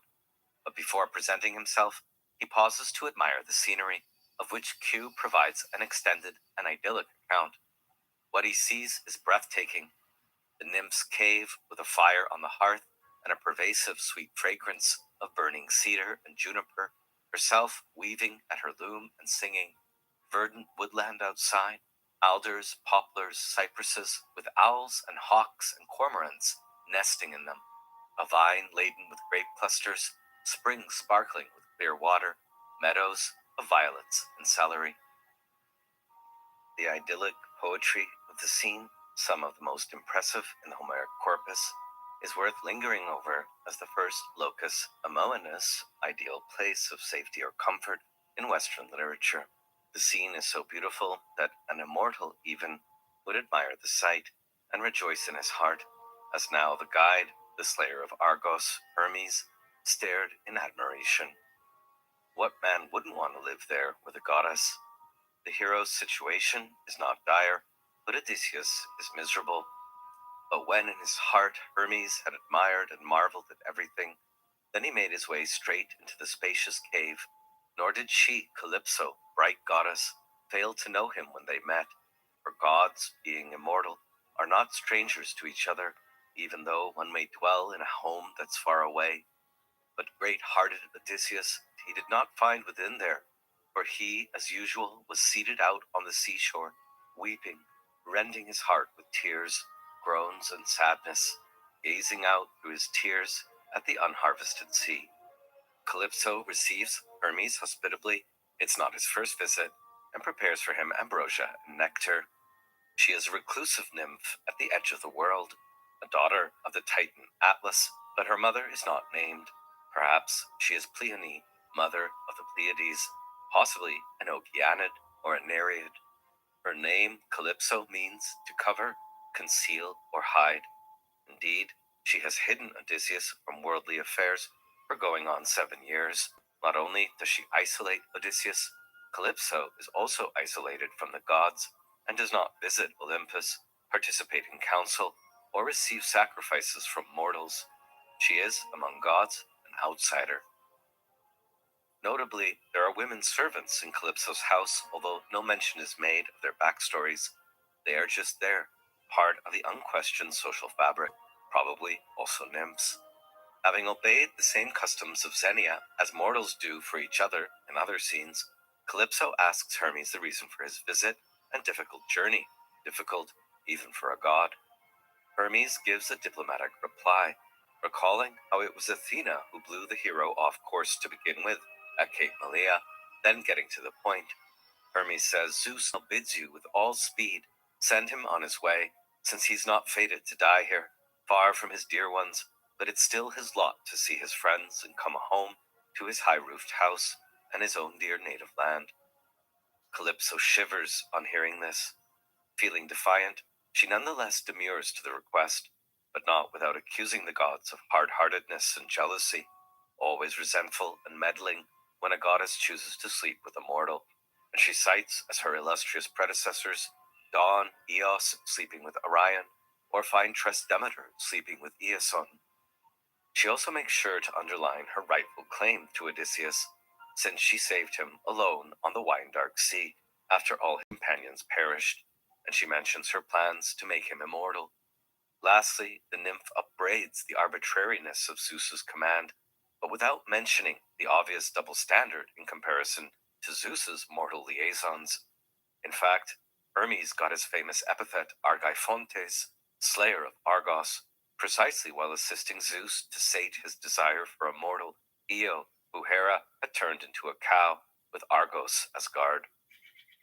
In any case, Calypso has no means of sending Odysseus on his way, her island being without ships, and so she concludes deftly, without defying Zeus directly, quote, "Still, I'll be glad to advise him.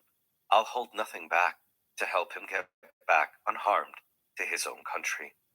Hermes departs with a warning that she better play along. Remember, it's Zeus who asks. She, the queenly nymph, went to great-hearted Odysseus after hearing the message Zeus had sent her. Him she found on the seashore sitting, nor were his eyes ever wiped dry of tears. Sweet life was draining from him as he yearned to be home, since the nymph no longer pleased him. Nights indeed he would sleep beside her perforce in the hollow caverns, the reluctant by the eager, but all day he'd stay seated there on the stony beach, rending his heart with tears and sighs and sorrows and wept as he gazed out over the unharvested deep. Notice that the reason the narrator gives for Odysseus' homesickness has little to do with desire for Penelope. Rather, the nymph no longer pleased him. Calypso does not gripe in her speech to Odysseus, but shows care for his well-being and her resignation to the dictate of Zeus. She will release him from his wasting life, and she will help him build a raft, actually a small boat, and provision it and send a tailwind, and do all she can to help him arrive. As Calypso shivered upon hearing the news from Hermes, now Odysseus shivers, a sea-traumatized response, since he fears a deceptive plot. Not even the great ships are assured of making the voyage intact. You suggest a raft? He makes the nymph swear a mighty oath by Styx that her change of intent is honest. She calls him a rogue, rascal, but by no means feeble-minded, swearing her intentions are good, her heart compassionate. This satisfies Odysseus, and they return to Calypso's cave. Interestingly, Odysseus is seated on the same seat that Hermes occupied. In fact, Hermes is his great-grandfather on his mother's side in some accounts, since Anticlea is the son of Autolycus, Hermes' mortal son in myth. There's even a story in Aeschylus that he is not Laertes' son, but Sisyphus's. Calypso feeds him mortal food. Presumably, if he decided to marry her and become immortal, not only a mortal consort or a coiton, he would be eating ambrosia and nectar instead. In their conversation, she restates her well wishes and good intentions, but inquires if his resolve is firm. She also warns him of the ordeals ahead and how Penelope cannot compete in figure or stature, form or beauty to the goddess who sits before him, offering him eternity. Odysseus' reply is strategic, since for any mortal to compete or contend with a god in anything would be dangerous to maintain. He repeats her point in a general way. Naturally, divine beauty cannot be compared to his mortal Penelope. Nonetheless, all that Odysseus yearns for with all his heart is native country, the day of my returning. Any extra trouble could be added to the rest. While we should take the depictions of Odysseus' sobbing and groaning with a grain of salt, few intends them sincerely. Calypso accepts his resolve without resentment, at most a hint of scorn. Relations between them are affectionate and intimate. As the sun sets, they repaired to the inmost recess of the hollow cavern and made love with pleasure, clasping each other close. Readers have been much puzzled why Odysseus would choose death and an aging wife over Calypso's fine offer of immortality, her superior body, and luxurious abode. In fact, Calypso's mind and understanding of Odysseus, a playful rogue she calls him, are also superior to Penelope's. His preference to see the smoke that rises from his own homeland has been much borrowed, but his motivation may be less nostalgic than it seems. Remember, the nymph no longer pleased him. But why? For Wilson, Book 5 marks the moment of Odysseus' momentous and defining existential choice. Quote, Odysseus longs to recover his own identity, not as a victim of shipwreck or a coddled plaything of a powerful goddess, but as a master of his home and household, as a father and as a husband. His decision is likely more about power and honor than romance. If Odysseus had stayed with Calypso, he would have been alive forever and never grown old, but he would have been forever subservient to a being more powerful than himself. He would have lost forever the possibility of being king of Ithaca, owner of the richest and most dominant household on his island.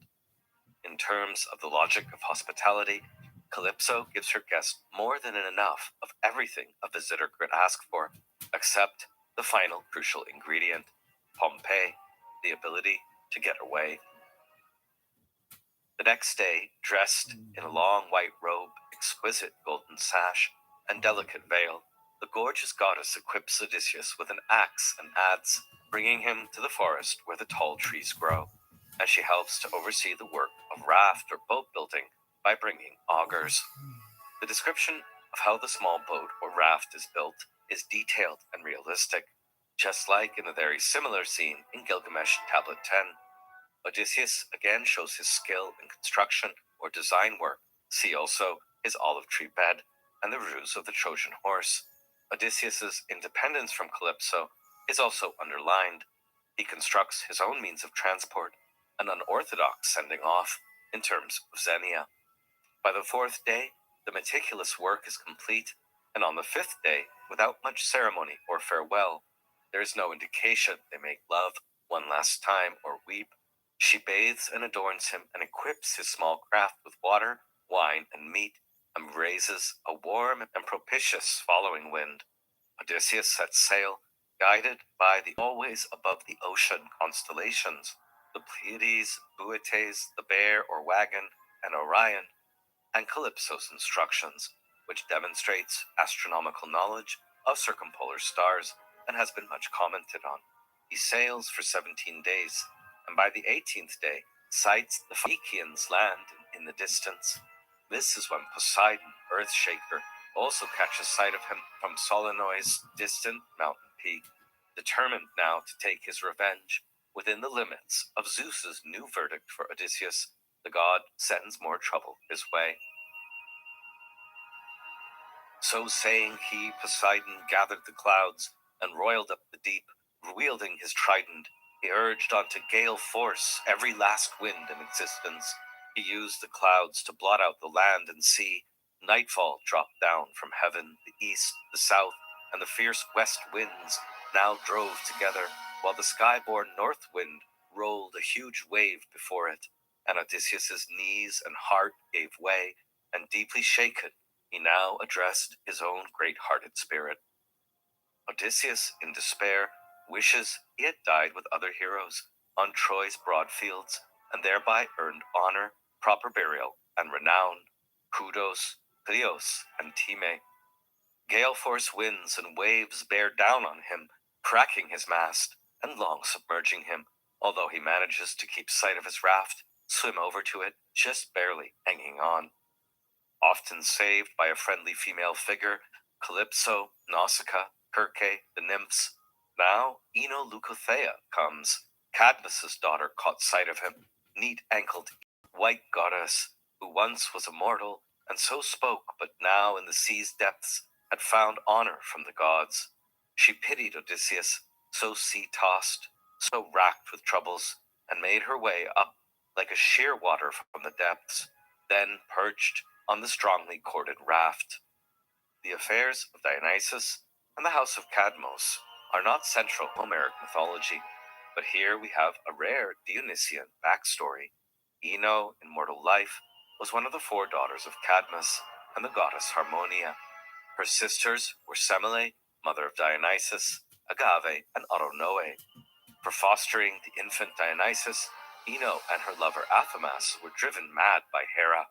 When Athamas slayed their child, Ino plunged into the sea with their other child, becoming, by Bacchic grace, divine Leucothea. She is, as Walter Otto will note, a mad goddess, nurse of Bacchus. Ino had nursed the infant Dionysus and wrapped the god in a purple veil, the same veil that she lent to Odysseus at the moment he was closest to death on the open sea. A ribbon or veil was also wrapped around the hips of initiates at Samothrace, and Odysseus was likely such an initiate. The veil or sash might even act indirectly on behalf of Aphrodite, also a goddess of ribbons and sea foam, in preserving Odysseus as he leaves Calypso and returns to Penelope. Despite the obscurity of this mythic backstory, the saving of Odysseus by Ino Leucothea, the maritime white goddess who ever comes to the aid of sailors in distress, is one of the most beloved and pondered over interludes in the epic. William Blake did a visionary painting based on it, The Sea of Space and Time. Commentators have pointed out how Odysseus, having rejected the immortality offer, must symbolically die at sea to be reborn into the world of mortals, first on Scheria among the Phaeacians, then in Ithaca at home. Acknowledging the malign and verging on irrational wrath of Poseidon against Odysseus, Leucothea promises his evasion of sheer destruction, advising Odysseus to abandon raft and wear her buoyant protective shawl instead. Having handed Odysseus her magical veil and instructed him how to return it afterwards, Ino Leucothea plunges into the wine-dark sea. For a second time, Odysseus addresses himself and his own great-hearted spirit, and predictably, he again suspects a scheme. Some immortal is once more weaving a snare, and decides to cling to the raft for as long as it holds. A futile resolution, since before he can blink, Poseidon conjures up a gigantic wave that shatters his boat, leaving him riding only a beam, as if it were a horse. He strips off the soaked, weighty garments Calypso gave him, ties Ino's veil around his body, and dives into the sea. Seeing this, Poseidon, thinking he has done his worst within the limits Zeus decreed, departs, but not before whipping up the waves one last time to visit further hardships on Odysseus. Once Poseidon is gone, Athena is free to somewhat calm the sea and protect the hero, although he is still adrift for 2 days and nights and not out of danger. Making his approach to the island, he is almost impaled by huge waves against sharp rocks.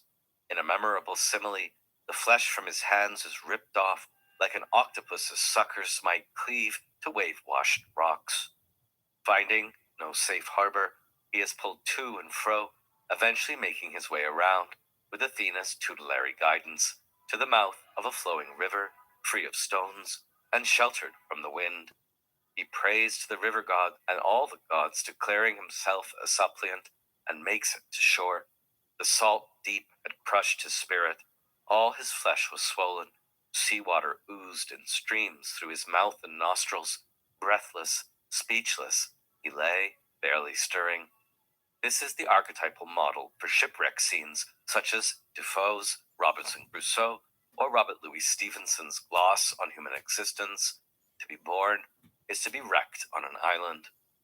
He wakes up enough to unwind Leucothea's veil from his body, return it to the seaward flowing river without looking, per the taboo, kiss the earth in thanks, and scramble naked into a thicket for cover.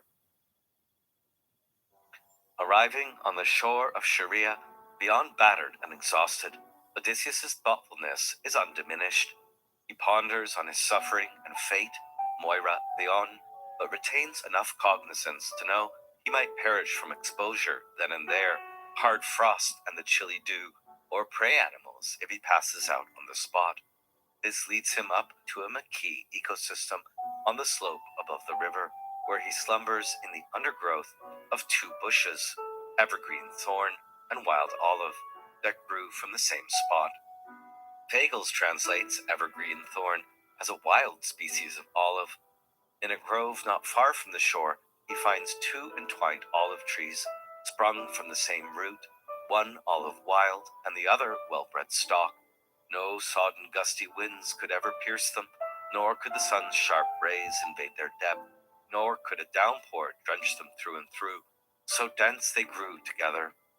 The gentle olive tree is sacred to Athena, but not the wild olive of Olympia, whose uncultivated condition the German philologist and scholar of Greek religion, Walter Burkert, associates with the realm of Poseidon. Beneath this frontier marker between the wild and the civilized, between the realm of Poseidon and Athena, Odysseus can bed down safe from wild beasts and allow Athena to shower sleep on his eyes. This is pushing the text a bit, but it's charming to consider in this scene a symbiosis of Odyssean intelligence with the natural world, the wild olive of Poseidon working in harmony with the cultivated olive of Athena at the critical moment of Odysseus' re-entry into the civilized world. Moving on to the meeting with Nausicaa, as West points out, the symbolism of the river becomes more practical. The river is essential for the meeting with Nausicaa, as that is where the palace washing is done. Odysseus returns Leucothea's mantilla to the waters as instructed, and looks for somewhere to rest, where he will not die of exposure, and falls into an exhausted sleep. At the start of Book 6, he will wake up a much more agreeable day, naked and destitute, salt-caked and starving, wild-eyed, his hands torn by sharp rocks, stranded on an unknown shore. He is not in an ostensibly promising position. If he appears like this in human society, he will not easily be identified as a deserving suppliant. West continues, Book Q Projecting himself as Athena, arranges for him to be found by a princess without flaw, tall, beautiful, brave, kind, level-headed, provident, discreet, who has the means to feed and clothe him immediately to hand, and who can then mediate his reception by her parents, a benevolent royal couple who are in a position to organize his swift and safe return to Ithaca. Odysseus has not set eyes on a male person since the loss of his crew 7 years before. He has known only female company and female helpers. Calypso and her maids, Leucothea, Athena, continues with Nausicaa and her attendants, and this makes us wonder if the wide-eyed, slender, virginal, athletic Nausicaa is a kind of mortal afterimage. Odysseus will not be tempted, but Q does indulge in a carefully calibrated flirtation between them. Notably, Odysseus's dalliances, consummated or not, are never presented as disloyalty to his wife Penelope. Before Odysseus wakes, Athena stages their chance encounter with utmost care, Q giving considerable attention to Nausicaa's attractiveness and noble virtues, a perfect potential wife. Athena enters the ornate bedroom in which there slept the girl, most like the immortals in form and appearance, Nausicaa, daughter of great-hearted Alcinous, with close by her 2 handmaidens, made beautiful by the Graces. Toying with Nausicaa's desire for marriage, impossible with Odysseus, Athena assumes the form of a friend of hers and coaxes dreaming Nausicaa to do the laundry at daybreak, since the washing troughs are close to where Odysseus is sleeping. Upon waking, Nausicaa ventures to her mother and father, who she calls Papa in Greek, Daddy dear, to request permission for an envoy to wash the clothes. Her father recognizes her desire for marriage at once, so she spoke, too embarrassed to mention lusty marriage to her father, but he understood all and responded, saying, I begrudge you neither the mules, child, nor anything else, so off you go. The servants will ready the wagon for you, the high one, with good wheels and fitted bodywork. Her mother is even more indulgent, and she equips Nausicaa with a picnic, including wine and a golden flask full of soft oil. The entourage arrives to the river spot. The laundry is quickly done, with picturesque details. The girls proceed to bathe, have their picnic, and play with their beach ball in bareheaded abandon. When the handmaids and Nausicaa had eaten their fill, they then threw off their veils and turned to playing ball, and white-armed Nausicaa was their leader as they sang, just as the archer Artemis roams across mountains, lofty Taygetos or Erymanthus, exulting in her pursuit of wild boar or of the swift-footed deer, and country nymphs, daughters of Zeus the aegis-bearer, join in sport with her, and Leto rejoices at the sight of Artemis, head and brow higher than all the others, and easily recognized, though each one is beautiful. So amidst all her handmaidens shone out this unwed maiden. As West points out, the likening of Nausicaa to Artemis dancing among mountain nymphs is highly effective. Helen was compared to Artemis, and Penelope will be, but the simile seems apter to Nausicaa, and Odysseus will also be struck by her resemblance to goddess. It is already well into the afternoon, and Odysseus is still asleep. Nausicaa and her party are nearly ready to pack up and go home. Before it is too late, Athena returns to engineer the hero's awakening. Nausicaa misthrows, the ball goes into the water, and the girls squeal. It is a wonderfully realistic image. Odysseus is woken by the hullabaloo. He at once feels his typical anxiety about what sort of people he has landed among, but the sounds that have woken him are like the voices of mountains or river nymphs, something he associates with Greece. He infers there are human habitations not far away, so he will get up to investigate. Odysseus' emergence from the thicket is impressive. God-like Odysseus came out from under the bushes, strong-handed.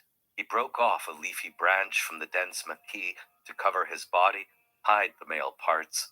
He came forth like some mountain-bred lion, confident in his strength, who, beaten by wind and rain, still advances, both his eyes ablaze, as in among cattle or sheep he hastens, or in pursuit of wild deer. His ravenous belly drives him to go after the flocks, even inside the close-walled farmstead. So Odysseus was set to mingle, though naked, among these fair-tressed young girls. Such need had come upon him. As Green mentions, the entire passage, simile and all, is designed to emphasize Odysseus's ultra-masculine appearance in erotic terms. A direct signifier is provided by the verb used here for mingle, mixesthai, and is also the regular verb in Homer for having sexual intercourse. What follows is comical. A terrifying sight they found him, all crusted with dried brine, and they scattered in panic around the jutting sand spits. Only Nausicaa stands her ground. Possibly, she notices the attempt to conceal the male parts indicates a lack of hostile intent or nobility. Odysseus ponders how to address her, clasp her knees, or stay put, while cajoling her with honey-sweet phrases. He rules out the former.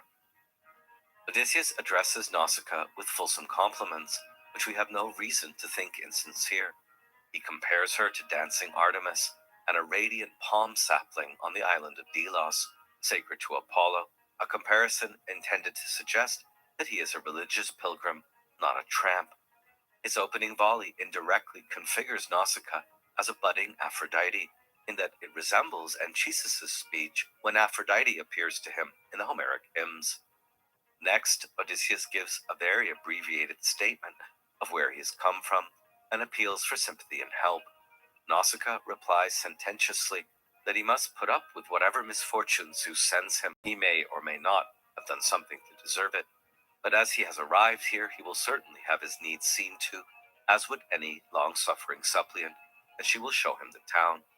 The people, by the way, are the Phaeacians, the anglicized pronunciation here of Phaeacians, a remote, peaceful, seafaring people who worship Poseidon above all, and she happens to be the daughter of their ruler, Alcinous.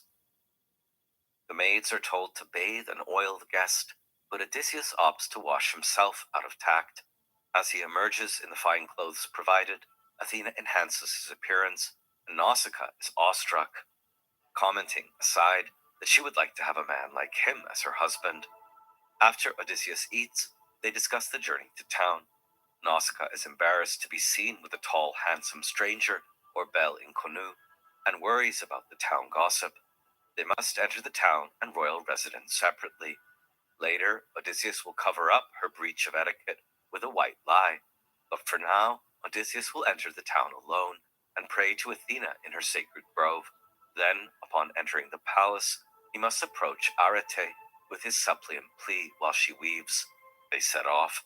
The idea that Odysseus must supplicate queen, not King Alcinous, and later descriptions of the people marveling at her wisdom are anomalous and may suggest she is a queen of unusually high status, even the authority on the island. At one point in their exchange, Odysseus says to Nausicaa, "Just show me the way into town and give me some rag to wear. Maybe you had a wrapper for the clothes you brought here, and may the gods grant you all that your heart desires, husband, home, and like-mindedness, a precious gift, for there's nothing greater or better ever than when two like-minded people are keeping house together, a man and his wife, much frustration for their ill-wishers, much joy for their friends, but they too know it the best." This is the closest statement we hear in the Odyssey as to what constitutes a good marriage. Every marriage is exposed to friends and enemies, ill-wishers and friends, but when two people are in accord, this spells frustration to ill-wishers and joy to friends. Even so, only the two who are in such domestic accord truly understand what they have. As Mendelssohn remarks, the Greek word for like-mindedness is homophrosyne. The homo root comes from the adjective homoios, which means the same. The phron root has to do with the intellect, the mind, homophronein, to think in the same way. Is this a controversial point or not? The happy or like-minded marriage is one that Odysseus will soon enjoy, and it stands in stark contrast to the bitter and bloody marriage to death that is often predicted for the suitors. This image of domestic fulfillment prefigures mythical aging marriages, like in Ovid's Philemon and Baucis. Some have read the point of the Odysseus-Nausicaa interlude as showing us Odysseus as he was when he married Penelope, a handsome young bridegroom with hyacinthine curls. Moving on to books 7 to 8, these two books set the scene of the Phaeacians' town and palace culture dedicated heavily on the keeping of happy slaves. Oddly, it appears that although they are free from piracy, the Phaeacians engage in it. We meet Eurymedusa, a highly valued slave captured through raiding. Throughout and in Book 6 with Nausicaa, Odysseus' identity is not announced. It is asked about by Alcinous and Arete only once. It is only at the start of Book 9 that he reveals who he is and tells his tale to King Alcinous and the palace nobles. While the narrator gives no indication of it, the incognito nature of Odysseus' appearance, action, and speech among the Phaeacians has led some readers to imagine he must be suffering from a species of amnesia, an interpretation employed in the 1954 film Ulysses. As Odysseus enters the town, Athena sheds a thick mist around him, ostensibly to hide him from xenophobic slurs, and this mist does not lift until he grasps Queen Arete's knees as her suppliant. She has a personified name, meaning excellence or virtue. Even so, during his guest reception, and in the games, feasts, baths, and songs to follow, his hosts delay for a full evening, and then another day, any requirement that he must announce his identity, and this is in accordance with Xenia. Despite warnings of xenophobia among the townfolk, perhaps smack-talking sailors, old sea dogs, or lower-class peasants, Odysseus is unaccosted, and the royalty proved to be guest-loving, philoxenoi, gentlefolk in the Fitzgerald, who greatly honor Zeus as protector of guests, Xenios. Odysseus will stay in Alcinous' palace for 2 nights and is conveyed home to Ithaca by the 3rd night. There is much to go over in books 7 to 8, and scholars have paid particular attention to the architectural and decorative features of Phaeacian culture, but my coverage will be cursory. Guided and informed by Athena in the disguise of a young girl, Odysseus admires and Q describes in detail the Phaeacians' impressive city economy and the threshold and interior of King Alcinous' palace. It is more radiant than Menelaus' palace in Sparta, and more interesting, since crafted by Hephaestus in cobalt, gold, silver, and bronze. It is guarded by 2 apotropaic dogs, who keep watch over the house of great-hearted Alcinous. On the inside, youths sculpted of gold are carrying torches on solid pedestals. Also, there are 50 industrious women house slaves grinding grain or weaving, an enormous courtyard, and a 4-acre orchard, vineyard, and vegetable garden that produce year-round due to the favorable climate and natural irrigation from 2 springs. Such were the gods' fine gifts in Alcinous' domain. As to the family's backstory, we learn from Athena, in the form of a teenager, that both king and queen are descendants of Nausithous, a mortal son of Poseidon. Alcinous is Nausithous' grandson, making him 1/4 divine, and Arete is his niece, the daughter of his Apollo-stricken brother, Rhexenor. The Phaeacians fled the Cyclopes land long ago. Odysseus' sudden appearance shocks his host, but the stranger is soon raised from the ground, seated on the shining chair of the king's son, and fed with due ceremony as one of Zeus's sacrosanct suppliants. Dinner is adjourned when Alcinous promises to convene the city's elders in order to ponder the stranger's conveyance. Interestingly, Alcinous wonders whether the stranger is mortal, determined by the weighty spinners, or clothes, or immortal, which would be unusual on Phaeacia, a new gambit of the gods contriving for them, since always until now they've appeared to us plainly manifest whenever we offer them our most lavish sacrifices, and they feast among us, sitting where we sit ourselves. This underlines the manifest relation of the gods to the Phaeacians, an absence of disguises and ruses, which was characteristic of an earlier golden age and which is still enjoyed on the far distant island of Scheria. Odysseus wisely insists that he is immortal, but reveals nothing about his identity and speaks only of his loathsome belly, which has led to readings of avarice, and his need for a suppliant solace and yearning for home all to general approval. Again, the codes of Xenia: meal first, talk later. When Odysseus, king and queen are alone, Arete recognizes the clothes he is wearing as from the palace, and they push further for him to give an account of himself, which Odysseus provides, but without revealing his identity. He recounts only the events that took place since his sojourn with Calypso, the last 20 days, but not the last 20 years. When the king upbraids his daughter for not bringing him to the palace sooner and directly, crafty Odysseus concocts his tactful, white, or noble lie to protect her reputation, falsely claiming the plan to enter town separately was his own. Oddly, since they still have no idea who the stranger is, Alcinous is so impressed that he wishes by Zeus, Apollo, and Athena that his daughter might marry a man like him, an ideal husband, with a mind so like my own. He is so enthused about Odysseus that in rash generosity and excess of Xenia, he virtually offers to make him a son-in-law with house and property, a naturalized citizen, should he choose to stay. But Q seems to have ruled out any sexual relationship between the grizzled veteran and the inexperienced girl. Primarily, this preserves his fidelity to Penelope. The affairs with goddesses he could not very well have refused, but perhaps Q also perceived the unsuitability of the match.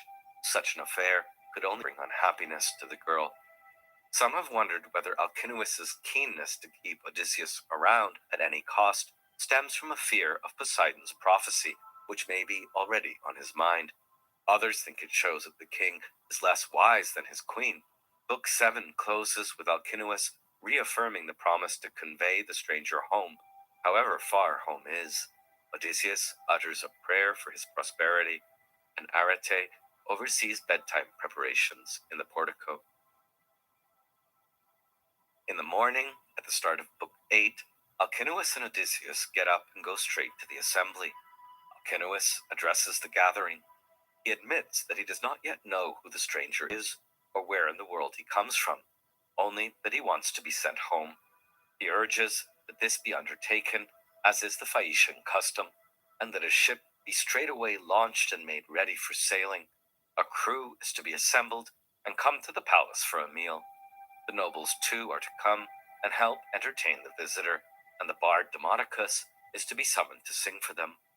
The assembly marvels at the sight of Laertes' sagacious son, and Athena again sheds wondrous grace over him, inspiring awe and respect, and also foreshadowing his impressive participation in the feasts and games through which the Phaeacians will make trial of him. A feast is prepared, and Demodocus is introduced with some personal information. He is a blind bard, but a gifted one. Q, who clearly knows from experience or observation how blind singers are treated, gives a realistic description of how he was settled in place, ready to note how the bard is well supplied with food and wine, as Q or Homer must have been. Bards, iodoi, from iodo to sing, like prophets, priests, or diviners, are often blind, as Homer was also said to be.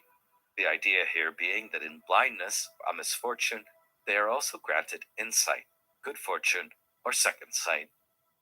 Bards are equipped with a forminx, lyre, or harp. They sing of the paths, oime, of men's fame, clia andron. As we read, now the herald returned, bringing the trusty minstrel, whom the muse loved dearly, but gave him both good and ill. She robbed him of eyesight, yet made him a sweet singer. The herald Pontinuus set him a silver-studded chair amid the feasters, leaned it against a tall pillar, hung the clear-toned lyre from a peg over his head, and instructed him how to find it with his hands. So far the herald. Beside him he placed a basket and fine table, along with a cup of wine to drink from when so minded. If Homer did write the Iliad or Q the Odyssey, he could not have been blind. To solve this conundrum, classical scholars have proposed various types of interaction of the poets or minstrels with literate scribes. Presently, Demodocus sings on the theme of a quarrel between Odysseus and Achilles. The story is said to have been celebrated at that time, but it is obscure to us and only elliptically summarized. The choice of theme certainly showcases the Iliad hero versus the Odyssey hero, perhaps how the Trojan War was won, brain or brawn. In any case, this theme the most famous minstrel chose, but Odysseus took his great purple mantle in his powerful hands and pulled it over his head to hide his handsome face, ashamed to be shedding tears before the Phaeacians. Every time the divine minstrel had a pause in his singing, Odysseus would wipe off the tears, lift the mantle from his head, and take the two-handled cup and pour a libation to the gods. But when he began again, the Phaeacian nobles would urge him to sing more, for they took pleasure in his lays. Then Odysseus would once more cover his head and sigh. His weeping escaped the notice of all the others. Only Alcinous was aware of it and took notice, since he sat beside him and could hear his heavy sighing. If composed later, this scene harkens back to Telemachus's concealed weeping on hearing of Odysseus's deeds in Menelaus's palace, and also in part to Penelope's emotional reaction to Phemios' singing in Book 1. The philosopher Martin Heidegger was fascinated by this scene of Odysseus's weeping, finding in it the basic opposition that structures the unveiling of truth in the concealment that shelters truth. On the one side, there is the festive carefreeness in listening to Demodocus's song, and on the other, the heavy cares or war-traumatized griefs which withdraw Odysseus into his weeping. Heidegger does not pry into why he weeps. In his 1943 Parmenides seminar, Heidegger cites the German Voss translation. To all other guests, he concealed his flowing tears. Taking issue even with Voss's Greek and translation of elanthane as he concealed, Heidegger points to the passive verb construction, not he concealed, but he was concealed, suggesting that the literal meaning in Greek is more like, but then, in relation to the other, he was concealed as the one shedding tears. For Heidegger, Odysseus is not actively concealing his weeping, rather, he is passively concealed by it. His grieving cuts him off from the others present. As in the Epicurean admonition, Odysseus lives in concealment, and yet his grieving indirectly discloses the truth, or aletheia, of who he is and what that means. Only his host Alcinous notices Odysseus's weeping. This recognition is important enough for Q to repeat the scene of Demodocus singing of Troy and Odysseus weeping that very evening, at which time it now leads to the firmer request that Odysseus finally disclose his identity. Notice, he is not forced to lie or spin tall tales about who he is on civilized Phaeacia. That will come later on Ithaca. In the first instance, as a good host, Alcinous does not draw attention to Odysseus's weeping, a private matter appearing in public, but turns attention to the uplifting athletic contests planned for the day, ostensibly in order to demonstrate the Phaeacians' skill at boxing and wrestling, jumping and running, and so that the stranger will give good report of the hardiness and athletic ability of Phaeacians on his return home. More of a crowd pleaser than the scene of the hero weeping, all the athletes have onomastic names that indicate sea-born physical attributes, or in some translations, the sport in which they excel. There is initially no question of Odysseus as spectator participating in the games, until Laodamas, one of Alcinous' sons, noticed the stranger's powerful physique and suggests he participate. Odysseus demurs, whereupon Euryalus, sea reach, riles him by saying that he does not, after all, look like an athlete, more like a merchant. Odysseus rebukes his incivility. Some people have more brains than bronze, in short, and declares that he is by no means incompetent in athletics. Without troubling to throw off his cloak, Odysseus seizes a discus, a bigger and heavier one than the Phaeacians have been using, and hurls it well beyond theirs, making them all duck as it flies past. Athena, taking the form of a Phaeacian official, hails him as the winner. Odysseus is having fun at this point, having temporarily forgotten his grief, as his host intended, and indulges in a bit of braggadocio. He promises to best any Phaeacian at any sport of their choosing, especially archery, in which he claims to be the best of all time, which foreshadows the archery contest with the suitors. And he also recalls his connections with the Trojan war heroes, again without revealing his identity.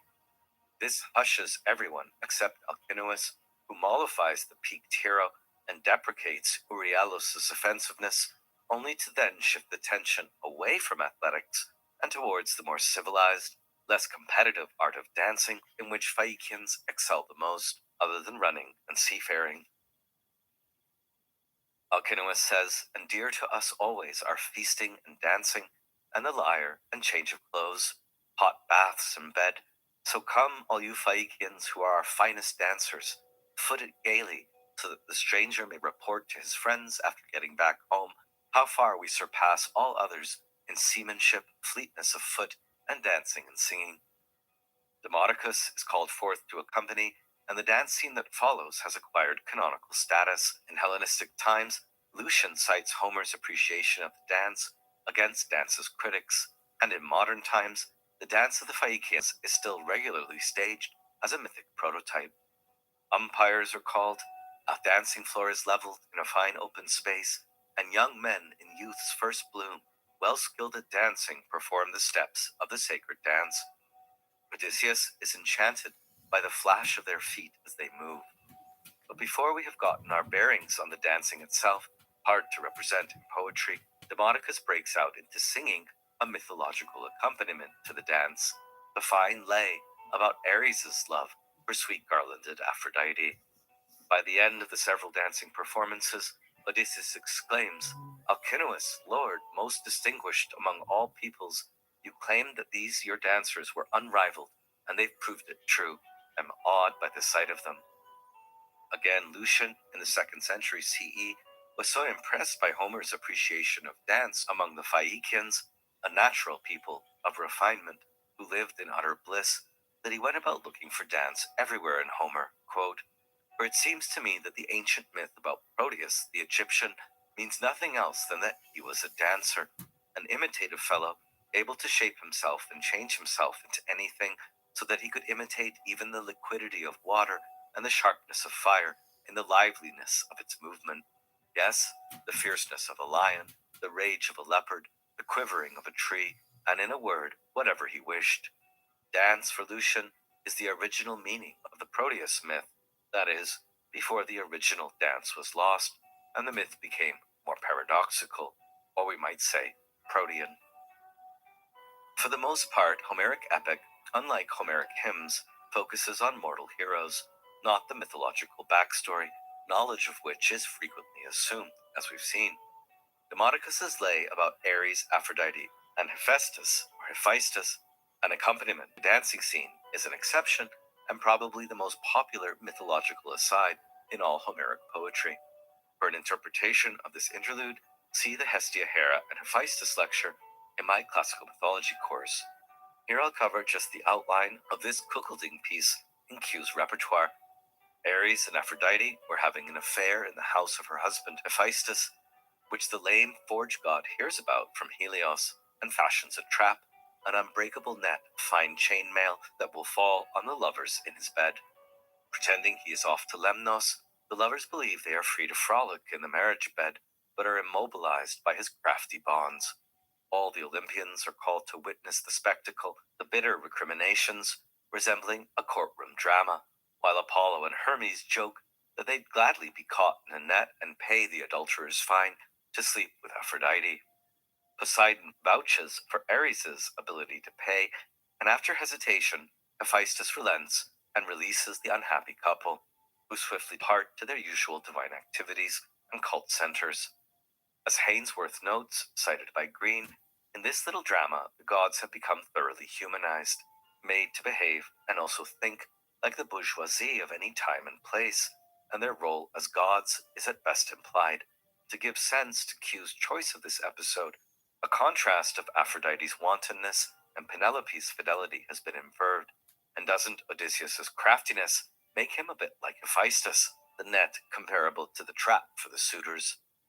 In fact, nothing in the scene suggests that Odysseus takes the song personally. Quote, Odysseus listened with great enjoyment, as did the others. As Wilson reads it, perhaps there is a kind of relief in imagining a situation so different from his own, a world in which an adulterous affair does not result in loss of status, loss of wealth, and loss of life.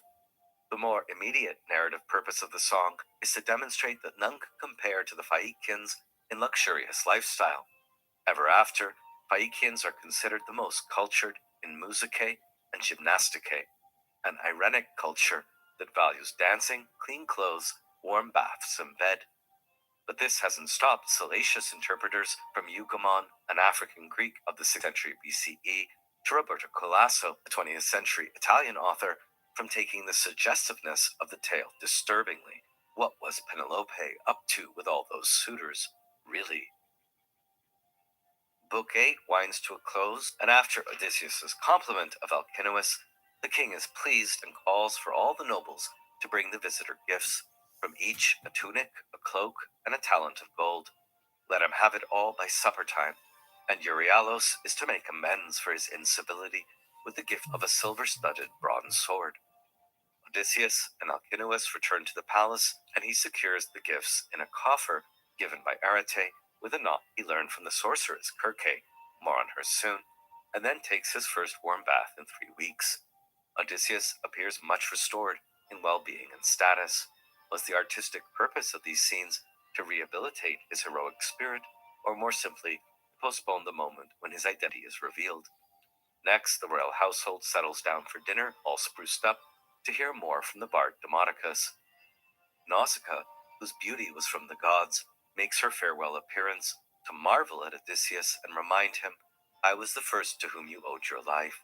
He responds by praying to Zeus and Hera, gods of the sacred marriage, for his own coming and for godlike Nausicaa too, presumably that she will be wed soon enough. Sitting down to listen to Demodocus, Odysseus himself ensures the bard receives a worthy portion of the feast and utters a homily.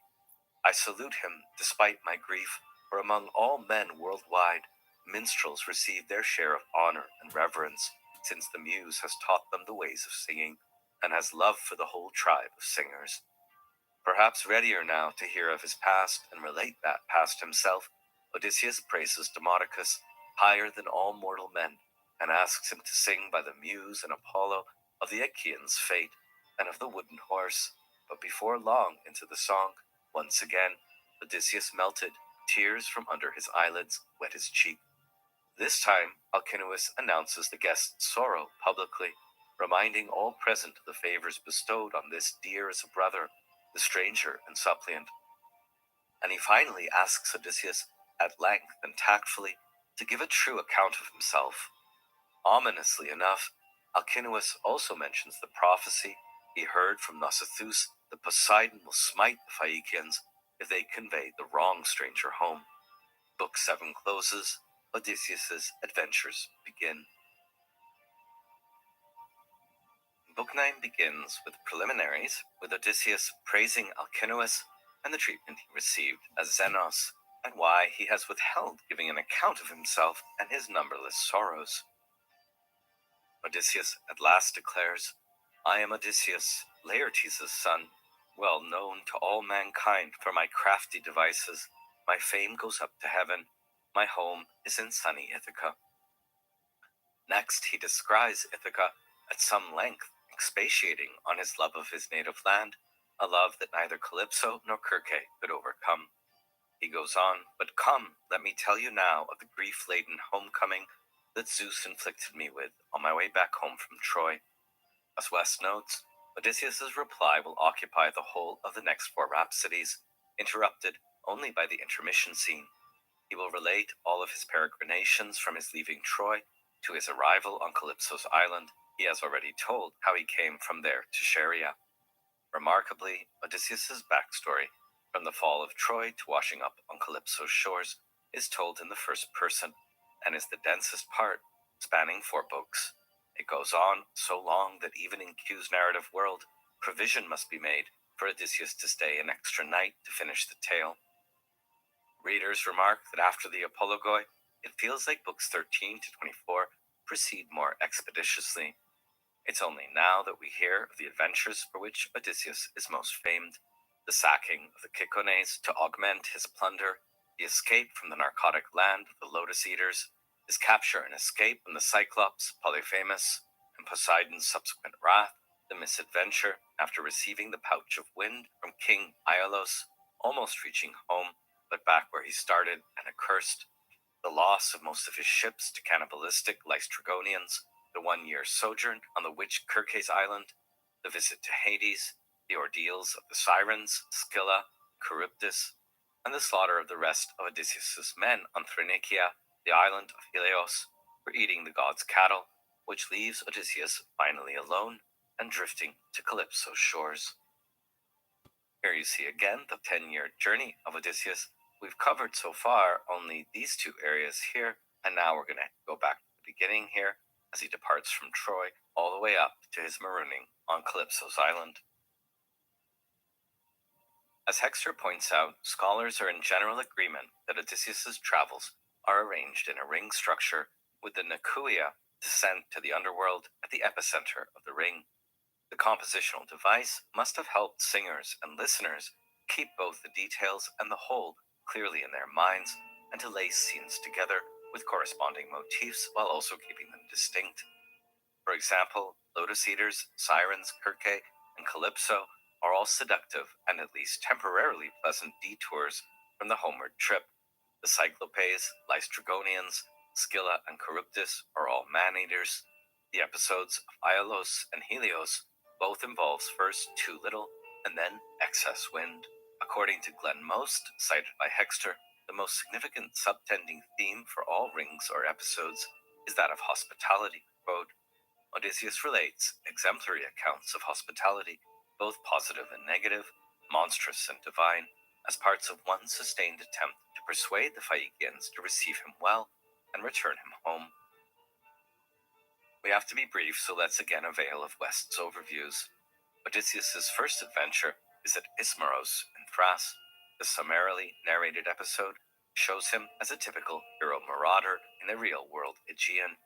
It serves a particular purpose in relation to the later narrative, for it is from Ismaros, as we shall learn presently, that he obtains the supplies of powerful wine that he will use to overcome Polyphemus.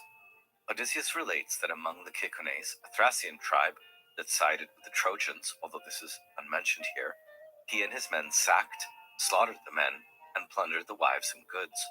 All was going well for the Achaeans until the Cicones regrouped and mounted an offensive, sending them back to sea and killing at least 6 men from each of Odysseus' 12 ships, 72 men lost. The brutality visited upon the Cicones is mentioned casually. The laws of Xenia clearly do not apply to piracy against political enemies. Odysseus' army makes no attempt at peaceful contact or later show any remorse. The Ciconian slave women they make off with are not mentioned again. Odysseus' crew is riding hot after sacking Troy. War is all they know. Shortly after, when Polyphemus asks Odysseus if he is a pirate, one of those who risk their lives at sea to bring disaster to other people, Odysseus' answer is notably equivocal. In fact, in his persona of nobody in that scene, Odysseus admits to being a pirate, and in this case, a lie can tell the truth. This is how Greek heroes behave, but we don't have to like it. Unrelated to the war crimes by modern standards visited on the Cicones, his fleet is blown off course after rounding Cape Malea, past Kythira, Aphrodite's Isle, and on for 10 days to somewhere in northern Egypt, the land of the Lotus Eaters, who feed off a flowery food. West notes that this episode is probably based on some rumor about a North African people who eat a certain flower,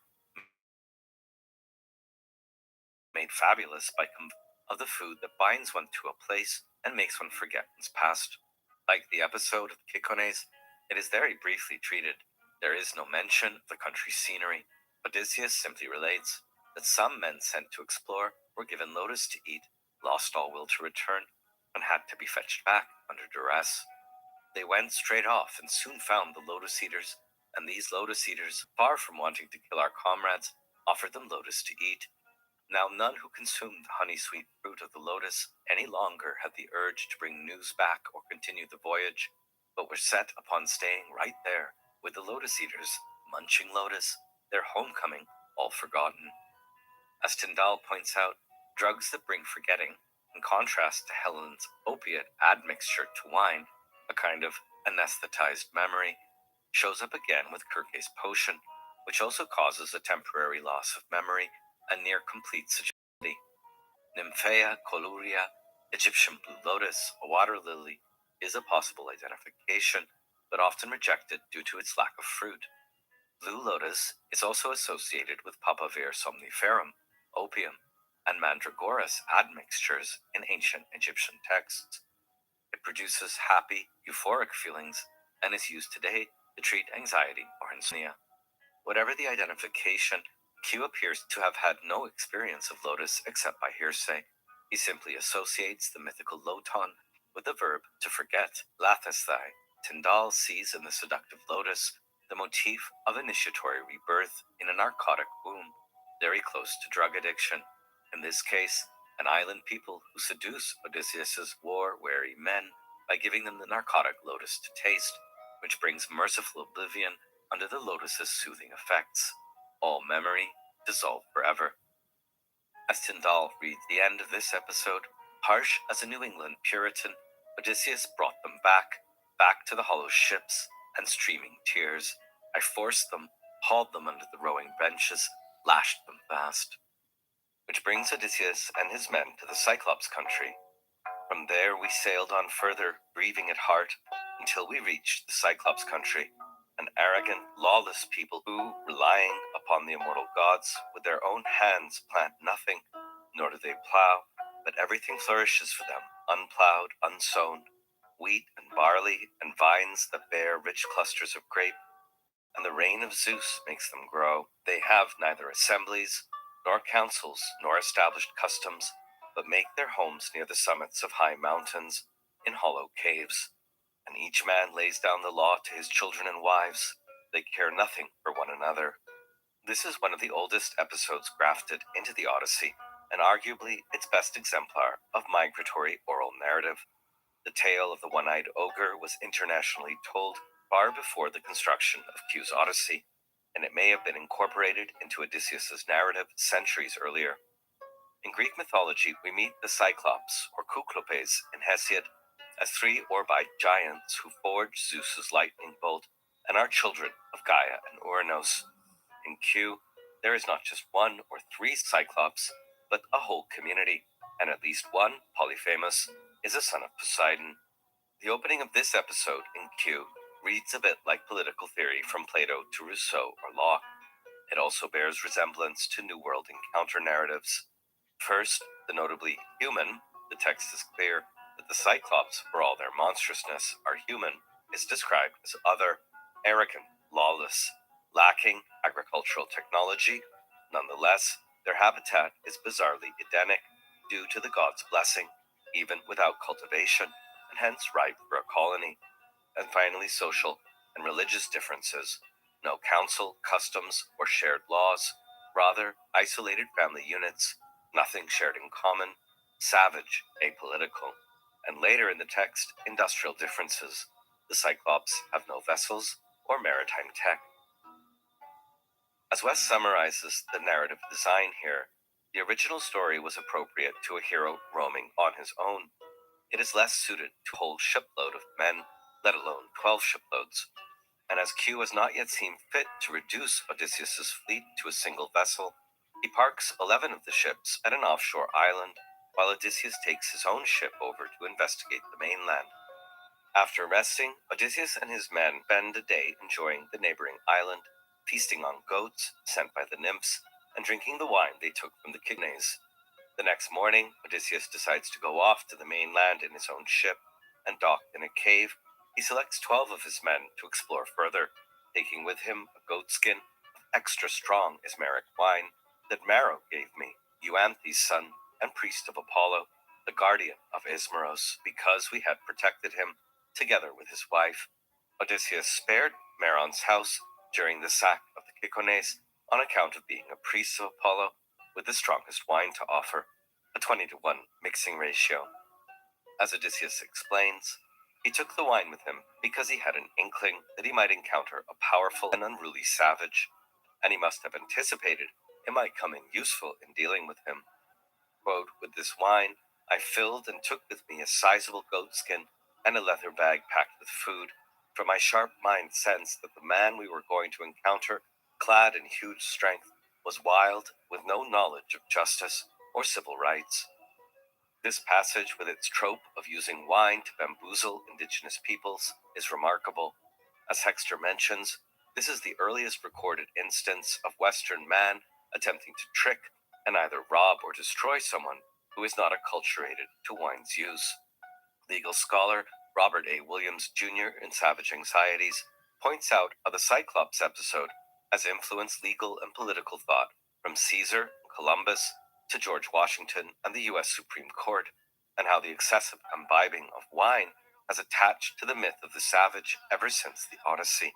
Compare here the figure of Caliban in Shakespeare's The Tempest. Wilson underlines that in fact, as we learn later, the Cyclops already knew how to make wine since they had grapes. It was just not as strong, or perhaps drug-laced, as the wine of Maro, expert priest of Apollo. For Tyndall, the Cyclops in the Odyssey are represented as if in a prophecy in eerily similar terms to the Turtle Island indigenous peoples during the age of New World conquest. Perhaps the conflict of Odysseus as wayfarer and the blinded Cyclops can even be read as capturing Western civilization's emerging violent rupture with its native self, and within the symbolic language of oral literature to presage dire consequences.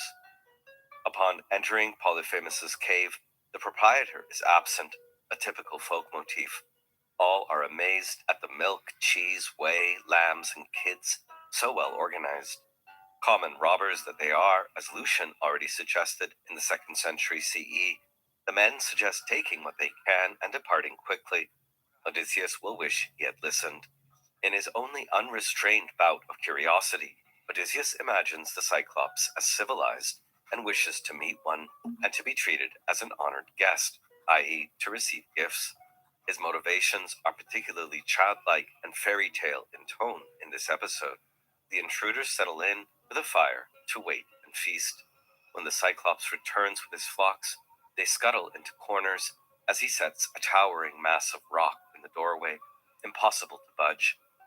Milks his flock, curdles the milk, and lights a fire, only then to discover the men cowering in corners. He asks the men who they are. Odysseus replies they are Achaeans, returning from Troy, and come as Zeus's suppliants and guests. Polyphemus has never heard of Agamemnon or the victory at Troy, meaningless to him. He replies blasphemously that the Cyclops pay no heed to Zeus's law, nor to the gods, and are mightier than they, although later we'll learn they do respect Lord Poseidon, and he asks after the whereabouts of their ship. Odysseus replies cannily that they are castaways, their ship all dashed to pieces. West notes wryly, there is no point in further dialogue. Without more ado, Polyphemus proceeds to seize a couple of men, dash their brains out, and devour them, washing them down with milk. He then lies down to sleep among his sheep. Cannibalism, a misleading and anachronistic term here, is the most Xenia-defiling behavior of all. Why? As Wilson mentions, Xenia is a networking tool that allows for the expansion of Greek power from the unit of the family to the city-state and then across the Mediterranean world. In an era before money, hotels, or public transportation, Xenia ensures that elite families can connect across vast distances in relative comfort without having to fear for their lives. Victor Alonso, cited in Williams, has even defined Xenia as the fundamental instrument and precept of international law. But in the land of the Cyclops, Odysseus has ventured far beyond the Greek world. Seeing his men devoured, Odysseus' immediate heroic instinct is to slay them, but he thinks better of it, realizing that they would then be trapped in the cave. They endure a wretched night. When dawn comes, Polyphemus goes through his morning routine, milking his sheep, killing 2 more men for breakfast, and departing with his flocks. Odysseus tries to think of a way of getting his own back. A huge staff lying about in the cave is smoothed, sharpened, fire-hardened, and hidden. When Polyphemus returns, he seals the entrance and again goes about his routine, eating 2 more men for supper, making the total 6. As Tyndall comments, things look bleak for Odysseus, rather as they did for the later conquistadors when their greed and arrogance got them in some tight spots. But Odysseus rises to the occasion when he comes forward and offers Polyphemus the wine of Apollo to, quote, top off the banquet of human flesh you've bolted down. Polyphemus seizes the bowl and tosses it off, declaring, our soil yields the Cyclops powerful, full-bodied wine, but this is nectar, ambrosia, this flows from heaven. The verbal sparring continues as drunk or drugged Polyphemus asks Odysseus for another, his name, and how to make this stuff. He promises guest gifts if he replies truthfully and keeps it flowing. Odysseus is portrayed as the cleverer and declares that his name is nobody.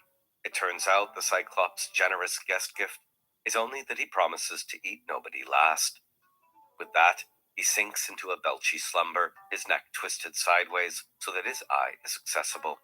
Odysseus and his men then go to work, lighting a fire to heat the tip of the spear they so meticulously fashioned to a red-hot glow, and then drilling out Polyphemus's eye, this time, curiously, with a well-developed metallurgical simile to describe the effect.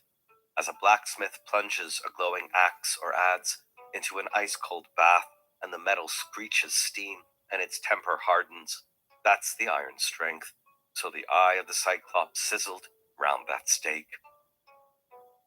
Tyndall interprets, it's easy for an audience to feel sympathy for Odysseus's plight and applaud his heroism here, yet one's sympathy diminishes upon recognizing a fundamental pattern in the Homeric encounter that was to repeat itself over and over again in the spreading clash between indigenous cultures, whether hierarchical and urban, like the Inca and Aztec empires, or egalitarian hunter-gatherer cultures, like the North American tribes, and the civilized Indians, armed with liquor, steel weaponry, deadly diseases, and abstract forms of information gathering and storage. As with the conquistadors, Odysseus and his crew had a blend of advanced magic and technology up their sleeves that Polyphemus could not imagine. Thus, we have the image of puny Odysseus with his cunning or metis heroically overcoming wildness. Yet, while technology allows even the dullest conquistador or corporate executive to remain safe while ravaging the natural world and its inhabitants, a terrible worm in an iron cocoon, Odysseus, for all his Machiavellian cunning, is still in the main indigenous himself. This is what makes his capacity to use the emerging new technologies in his desperate scramble for an edge over raw nature all the more engaging and heroic. As Auerbach put it, Odysseus is here a prefigure, or umbra, even, of Columbus's voyages of exploration. Responding to Polyphemus's distress, the neighboring Cyclops come to investigate, but leave when Polyphemus cries out, "Utis, friends! Nobody's killing me now by fraud and not by force." The trick here relies on wordplay, since what Polyphemus says is not anyone, metis, a double play on Odysseus' cunning, metis. The native Polyphemus is portrayed not only as blinded, but also stupid, a booby, as are the Cyclops. Why they speak Greek is not explored, although one etymology of the name Polyphemus is speaking many languages, or, more plausibly perhaps, spoken of in many languages. As Tyndall comments, such a narrative, while quaint and entertaining for us, would have had a much stronger resonance for the cultures of ancient Greece, who could celebrate Odysseus as a culture hero, a bringer of the fire of technique and linguistic agility to their inheritance. But for us moderns, Odysseus comes to represent something different: achieved individuality, separation from nature, and the drive to control nature, like an object or a monster to be subdued. During the night, Odysseus and his 6 remaining men devise a stratagem to escape by tying themselves underneath rams. When Polyphemus opens the exit by day, he speaks tenderly to his animals, inspecting each one carefully, but not underneath. Safely away from the cave, Odysseus now frees himself and his men, and they head back to their ship. After curbed jubilation, they sail away at once. When he judges he is at a safe distance, he shouts a taunting message to Polyphemus. The enraged Cyclops breaks off an enormous rock and hurls it in the direction of Odysseus' voice. Such is his mighty strength that it overshoots the ship, creating a wave that washes it back towards the shore. They row out again, twice as far as before, and despite his crew's attempt to dissuade him, Odysseus again shouts to Polyphemus, finally revealing his name. This allows the Cyclops to realize that an old prophecy that he was to lose his sight at the hands of Odysseus has been fulfilled. Polyphemus calls Odysseus back to receive a guest gift. We know from his earlier offering what sort of guest gifts are to be expected from him. He adds, "And so I can ask Poseidon to see to your homecoming," explaining that Poseidon is his father. Odysseus replies that he only wishes he could kill him. Not even Poseidon will be able to restore his eyesight. Polyphemus then prays to his father, calling upon him to see to it that Odysseus does not get home, or, if he is destined to, that he gets there belated, in poor condition, all his comrades lost, on a ship not his own, to find trouble in his own house. These will be the definitive terms for Odysseus's Nostos. So we might ask, if Odysseus had curbed his boastful desire to announce his identity, whether out of disgust, pride, or glory-seeking, but sailed away anonymously, would Polyphemus, no rocket scientist here, have remembered his name from the prophecy? It is Odysseus's outrage that brings about Polyphemus's prayer to Poseidon, and hence his own curse. At this point in his character arc, Odysseus has not learned self-control over curiosity or anger. He even violates Xenia, but he will learn more self-control later on. Polyphemus hurls another huge rock, much bigger than before, but the ship is now out of range. The rock, nonetheless, creates an eddy that helps Odysseus' ship arrive on the island, where the rest of the ships are beached. The fleet spends the rest of the day feasting on Polyphemus' sheep, and then sets sail the next day after praying to Zeus. While West and most all commentators have good reason to distrust Polyphemus' offer of reconciliation, we've seen what guest gifts mean to him. Tyndall explores a fanciful and original alternative take. What if Polyphemus, having realized this is the same Odysseus from prophecy, in fact had a change of heart? What if his plea for healing of his eye by praying to Poseidon in exchange for helping to get Odysseus home was sincere? As Tyndall comments, Polyphemus then reveals that Poseidon can heal his eye. He himself will heal me if he pleases. No other blessed god, no man could do the work. But this healing somehow hinges on Odysseus' returning to shore and joining the Cyclops in this ceremonial exchange. If we take the Cyclops' words seriously, restitution can be made on both sides. Good relations established, and Odysseus can perform a healing under the auspices of Poseidon. What an interesting, if far-fetched, suggestion. For Tyndall, Polyphemus is not trying to dupe Odysseus yet again with a transparent ploy, but has earnestly acquired recognition of the divinely woven web he has been caught in. The Cyclops now knows his guest was no mere roving sea pirate, but a person of deadly consequence who possesses a novel power, now stirring and beginning to circulate through the world. Odysseus considers the offer, but chooses contempt. According to Tyndall, it is more the refusal of reconciliation and healing than the act of blinding Polyphemus itself that seals Odysseus' fate and leads to the curse of Poseidon. It turns out this mythologum, the encounter of Odysseus and the Cyclops, delineates with a deft hand the entire tragic history of the encounter between indigenous and modern cultures, mutual incomprehension, horrific wounding, and lingering curses. While Tyndall's suggestion of a possible reconciliation is provocative in a post-colonial context, it does require quite an imaginative leap in dealing with the character of Polyphemus in the original text. The reach of this episode in political theory is vast.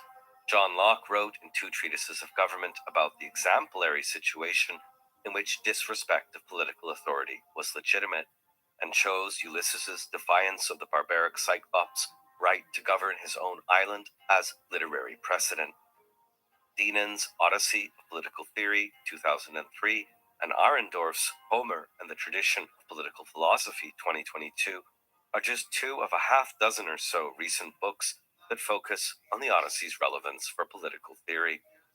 Charles Darwin took Captain Cook's description of the Cyclops-like New Zealand natives hurling stones at approaching ships and shouting, "Come on shore, we will kill you and eat you all," at face value as fact. Calling one's political opponents cyclopic, i.e. barbarous or victims of narrow-mindedness, as Kant used the term, is ubiquitous. Alternatively, the Cyclops become an image of sinister, AI-like surveillance or Big Brother. As Hall comments in post-colonial commentary, the stupid monster who became Big Brother has now been turned into a victim of racist oppression. In philosophy, as critical theory, Adorno and Horkheimer deployed the episode as an allegorical case study for the dark underbelly of Western reason. Odyssean rationality and cunning, bound to identity and home, Heimat, represses singularity and difference, abuses its power, while trespassing in the Cyclops' domain with the arrogance of a colonial master, and leads to the domination of nature. Sylvia Wynter takes the inversion further, proposing that Black readers should practice what she calls a Cyclopean poetics of reading, or counter-mythology, that turns the magical realism in this episode against itself. For Wynter, if you identify with Odysseus, you might well be conspiring in racist projection and suppression of otherness. Importantly, the Greek says that Polyphemus is a huge man, aner pelorios, which certainly supports readings which cast the Cyclops as a racialized other. Nonetheless, Hall notices that according to the Texas Penal Code, Article 942, deadly force to protect property, in a Texan court at least, the Cyclops likely has a watertight defense.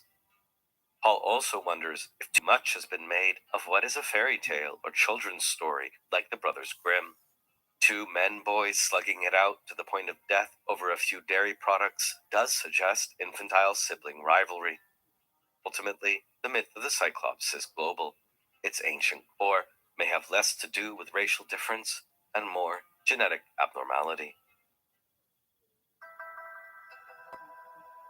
Next, to the Isle of Aeolia, then we came, where was dwelling Iolaus, Hippotas' son, much loved by the deathless gods, on a floating island. Encircling it was a rampart of unbreakable bronze. The rock ran up sheer and smooth. A mythical topos, the idea of the floating island fascinated the Greeks. Delos, an island sacred to Apollo, was once a floating island also, according to the myth.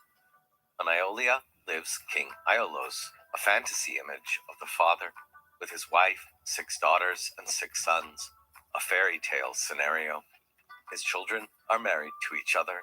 The picture painted is one of domestic harmony, sharing meals in common, daily feasting. Odysseus stays here for a month and tells Aiolos his whole story so far, presumably in order to receive from the king, a shaman-like controller of the winds, the boon of a magic wind pouch, not unlike Pandora's box, since once opened, it visits evil on Odysseus and his crew. Like the Kikones or Lotus Eaters, this episode is treated summarily, without dialogue. The pleasant sojourn is over in less than 30 lines, at which point Aiolos gives Odysseus the flayed hide of a 9-year-old ox, in which he'd imprisoned the paths of the blustering winds. Cronos' son had made him their steward, empowered to calm or arouse them, as he might choose. This story is probably influenced by real-life transactions, in which magicians sold knotted cloths and the like to sailors and others to control the winds with. Aiolos conjures the westerly wind, Zephyr, to carry the fleet home. However, it is not explained that the wind's efficacy is tied to the pouch remaining sealed. On the 10th day of sailing, Ithaca comes into sight, close enough indeed to see men tending their watchfires. But sleep finally overwhelms Odysseus, who had obstinately decided to try and stay awake during the entirety of the journey. Meanwhile, the men begin to argue over the booty and plunder. Through folly and evil advice, they decide to open the wind pouch in search of treasure, silver or gold. All the winds rushed out. A storm wind instantly seized them and bore them seaward, weeping, away from their native land. And I, waking, debated in my own blameless spirit whether to plunge overboard and perish in the deep, or to endure in silence, remain among the living. Notice that despite his protestation of being blameless in the incident, Odysseus may be culpable twice, for falling asleep and for cultivating mistrust. Odysseus is so despondent at the escape of the winds that, for the only time in his Homeric career, he contemplated what amounted to suicide.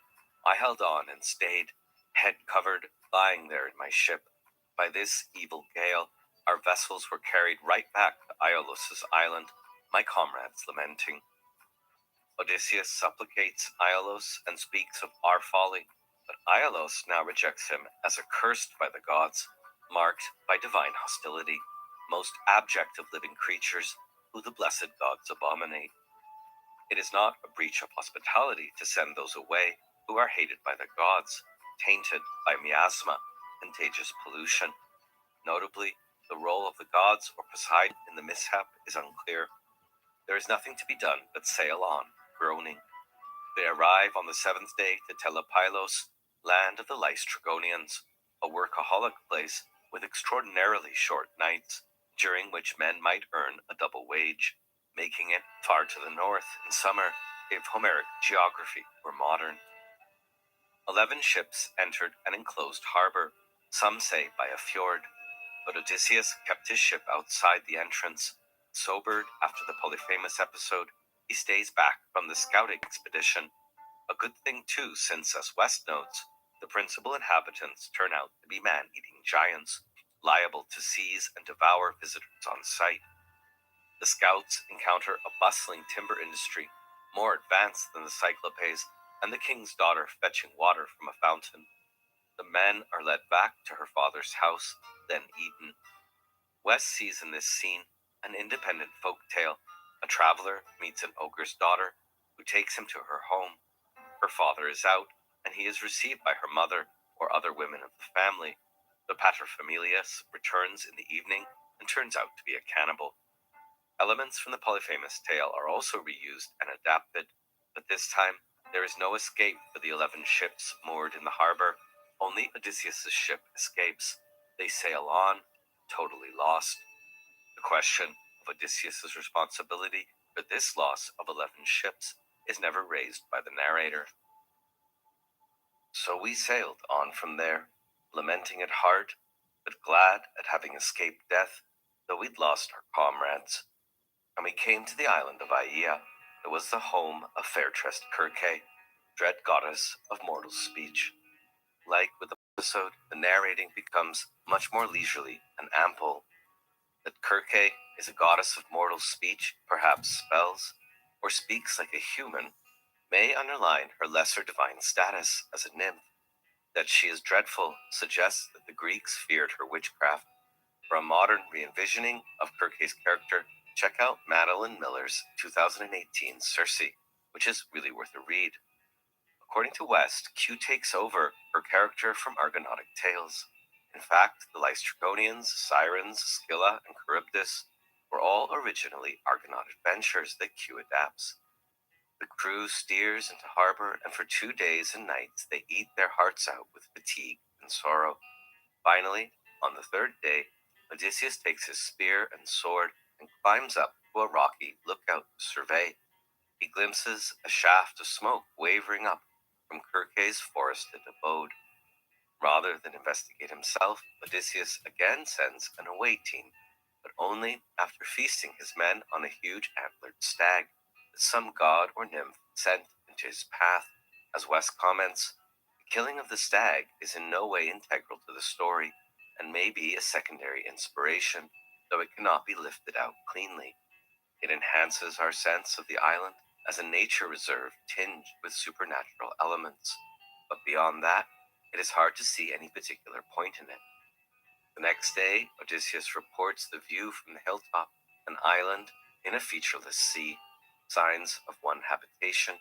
The men are dismayed at seeking out the natives, but there is no alternative.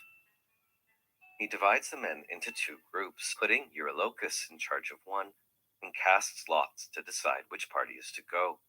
The lot casting procedure absolves him from the charge of shirking possible danger. Eurylochus, who will soon become a big problem, sets out into the forest with 22 followers, making the number of men left 46. They find Circe's house, and its immediate surroundings are described. The tame wolves and lions characterize Circe as a mistress of animals, or Potnia Theron. By hearing how she has tamed them, we are notified in advance of her pharmaca. They hear a lady singing inside the house as she plies her loom, and they feel it is safe to make their presence known. Polites takes the initiative, but Eurylochus hangs back. She at once threw open the shining doors, came out herself, and invited them in. They all, in their innocence, followed, except for Eurylochus. He, suspecting a trap, hung back. She escorted them in, sat them down on chairs and benches, offered them barley meal, cheese, and pale yellow honey mixed with Pramnian wine.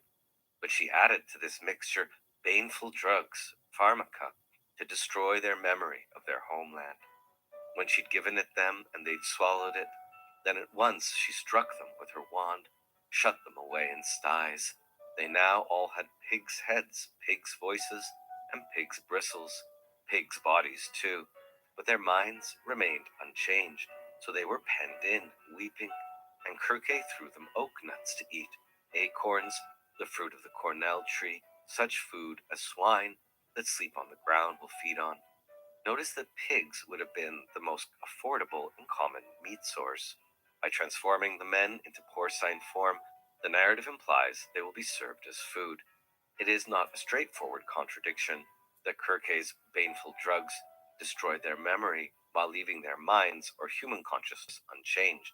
They know who they are and think like a human, but have no idea where they come from.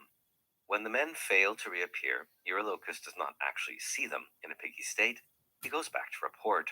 Odysseus arms himself with sword and bow and leaves Eurylochus and his men behind, too terrified to be of any use.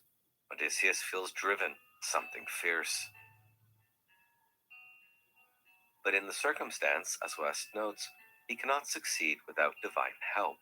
It comes not from Athena, but from Hermes, the only god, apparently, who ever visits Calypso's and Circe's remote islands. So saying, I went my way up from the ship and sea. I'd passed through the sacred glens and was near the great house of Circe, that expert in the use of countless drugs, when Hermes met me, god of the golden wand, on my way to the house, in the likeness of a young man, with the first down on his face, when the charm of youth is greatest. He took my hand and said, Where are you off to again, you hapless man, in the highlands, all alone, and ignorant of the country? Hermes goes on to explain the current piggy situation of Odysseus's men and how hopeless his approach is. Yet he offers a solution. But see now, I shall free you from harm and save you. Here, take this potent herb. Have it with you when you go to Circe's house. It'll keep the evil day from your head. Warning of Circe's malevolent wiles, Hermes plays the part of master to apprentice shaman, instructing Odysseus how he must draw his sword and pin her when she strikes with her wand. Then she, overcome by terror, will invite you to bed to make love together, which Odysseus must not refuse, although he has to elicit her oath that she will not weaken and unman him once naked. So saying, the slayer of Argos gave me the herb, pulling it out from the ground, and showed me its nature. At its root it was black, but its flower was white as milk. Molly is what the gods call it. It's hard for mortal men to dig up, but the gods can do whatever they've a mind to. For Tyndall, due to centuries of cultural drift, even in the age of Homer, the instructions encoded by the story may have been indecipherable, yet the essentially shamanic nature of the story is still easy to detect. Tyndall is not saying Odysseus or Menelaus in the Proteus episode is a shaman, only that the narrative elements are arguably shamanic. Tyndall asks, what plant could Circe have used to wreak such a profound transformation on Odysseus's men? According to Pendel, the Greeks knew mandrake well, sometimes calling it Circe's plant, and it would be a most suitable candidate for turning men into swine. As to the identity of the antidote, we read in Tyndall's footnote, Molly remains unidentified, and the precise medicinal context in which it was used unknown. The best candidate is Pergamum or Mala, Syrian rue, which is identified as Molly by the Roman physician Dioscorides. Ethnobotanist Dale Pendel also comments that its long and venerable reputation as an apotropaic certainly fits well with a plant that Homer might have known as a spellbreaker. In effect, Hermes has added the sacred moly plant to Odysseus's magical pharmacopoeia, which here leads to a shamanic showdown of magical plants. Circe's pharmaca versus Odysseus's or Hermes' moly. For Tyndall, we can even interpret Circe's dramatic wooing of Odysseus as shamanic, bearing as it does the deep archetypal stamp of the symbiotic relationship between plant, spirit ally, and shaman. Hermes departs to Olympus without waiting for a response from Odysseus, who proceeds to Circe's door. She invites him in, sits him down, and prepares one of her life-changing cocktails. He drinks it, but when she touches him with her wand, expecting him to turn into a pig, he remains in human form. No mention of Molly here. What follows is certainly the sexiest scene in the work. Quote, I drew the sharp sword from beside my thigh and charged at her as if I intended to kill her. Screaming loudly, she slipped underneath the sword, grabbed me by the knees, and wailed as she addressed her words to me. Come on, put your sword back in its sheath, then let us go to bed together, and through sexual intercourse, learn to trust each other. As Edith Hall points out, here we have a phallic symbol, physical contact, a beautiful woman being humiliated, and a sadomasochistic undercurrent. In the hero's unsheathing of his sword, the scene enacts the overlapping of sexual control and violence in the patriarchal world of the Odyssey. For Odysseus, Hermes' instructions have well provided for everything. After making her swear that she will do him no harm, he lets her take him to bed. Meanwhile, her servants, also nymphs, are preparing an elegant meal. Odysseus is then bathed, oiled, dressed in fine clothes, before being comfortably seated and served with food. But he will not eat until Circe releases his men from their piggy plight. Accommodating as ever, she fetches them in and restores them to their proper form. None the worse for the experience, indeed, somewhat improved. There is an emotional reunion. Even Circe herself is moved. Now, Circe's double-sidedness is on display throughout this episode. She is no gothic hag witch, as Stanford notes, more a luminous, daimonic creature. Her sinister magic stands in contrast to her luxurious abode and enchanting hospitality, and Odysseus stays a whole year. Her dual character may derive from the fact that, as a sister of Aeetes, she turns men into swine, and as the daughter of the sun, she delights them with every sensuous joy. For Tyndall, the encounter of Odysseus and Circe flowed into the storyteller's repertoire of the ancient Greeks from the shoals of time as distant as the early Paleolithic. First, this is an ethnographic tale about the resident divinity of magical plants, a showdown of shamans and plant sentiences. Second, Circe is a potnia theron, living in the wild, keeping and releasing the souls of animals and men.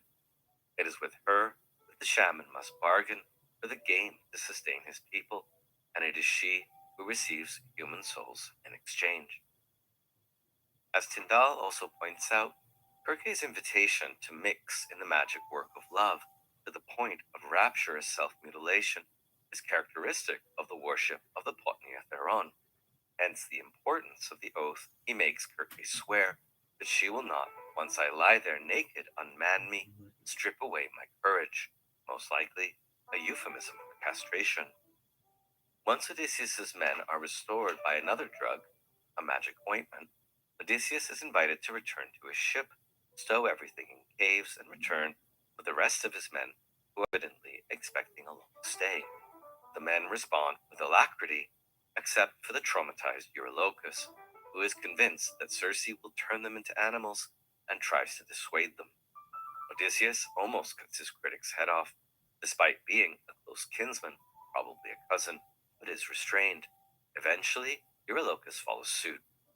Tyndall comments, reading the Fagel's translation, after Circe diagnoses Odysseus and his men as burnt-out husks, your spirits haggard, always brooding over your wanderings long and hard, your hearts never lifting with any joy, you've suffered far too much. She engulfs them in a timeless state of ease, where they sit day in, day out, feasting on sides of meat and draughts of heady wine. Finally, when the year has gone, and the seasons wheeled by, and the months waned, and the long days came round again. Odysseus's crew members arouse him with cries of, "Captain, this is madness. High time you thought of your home at last."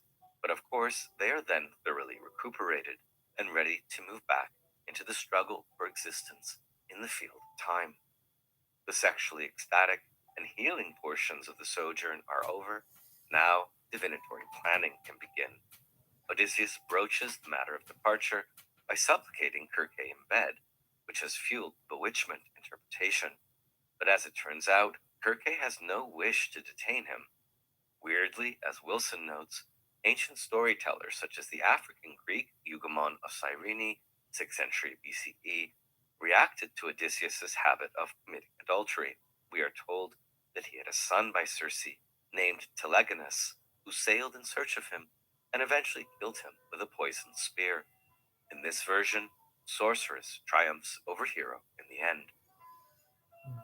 As Edith Hall points out, Circe's ability to shapeshift human victims expresses wide-ranging ontological and metaphysical anxiety about the instability of the self, the universe, matter and mind, empirical reality, and the world beyond. It is one among many precursors for Ovid's Metamorphosis, Lucian's transformation into a donkey in The Golden Ass, and Kafka's character Gregor Samsa, who turns into a beetle. It is Odysseus who now approaches in supplication and clasps Circe's knees in her sumptuous bed, requesting to leave, and she, bright among goddesses, replies, "Son of Laertes, scion of Zeus, resourceful Odysseus, you all need stay in my house no longer against your will, but there is another journey you must accomplish first. You must go to the realm of Hades and dread Persephone to consult the ghostly spirit of Theban Tiresias, blind seer, whose reasoning mind remains intact, since on him alone, when dead, Persephone bestowed full mental powers. The rest are only flitting shadows." So she spoke, but the spirit within Odysseus was shattered. "I wept as I sat on the bed, and my heart no longer had any desire to live, to behold the sunlight. And when I'd had my fill of weeping and agonizing, I found the words to reply with, and addressed her, saying, 'Circe, who will serve as our guide upon this journey? No one yet in a black ship has ever voyaged to Hades.' Circe gives him instructions both on how to get to Hades and what to do when he gets there, so as to engage with Tiresias. No rowing will be required. The wind, which Circe herself sends, will carry the ship on the right course. To find Hades, they must enter a mouth of Oceanus and sail up it. Circe describes the scene that will identify the landing place and specifies the rituals that Odysseus must perform there to propitiate the dead and Tiresias. The next morning, Odysseus gets men moving without noticing Elpenor's fatal accident. Drunk, he fell from the roof and broke his neck, and wisely, Odysseus does not disclose their present destination.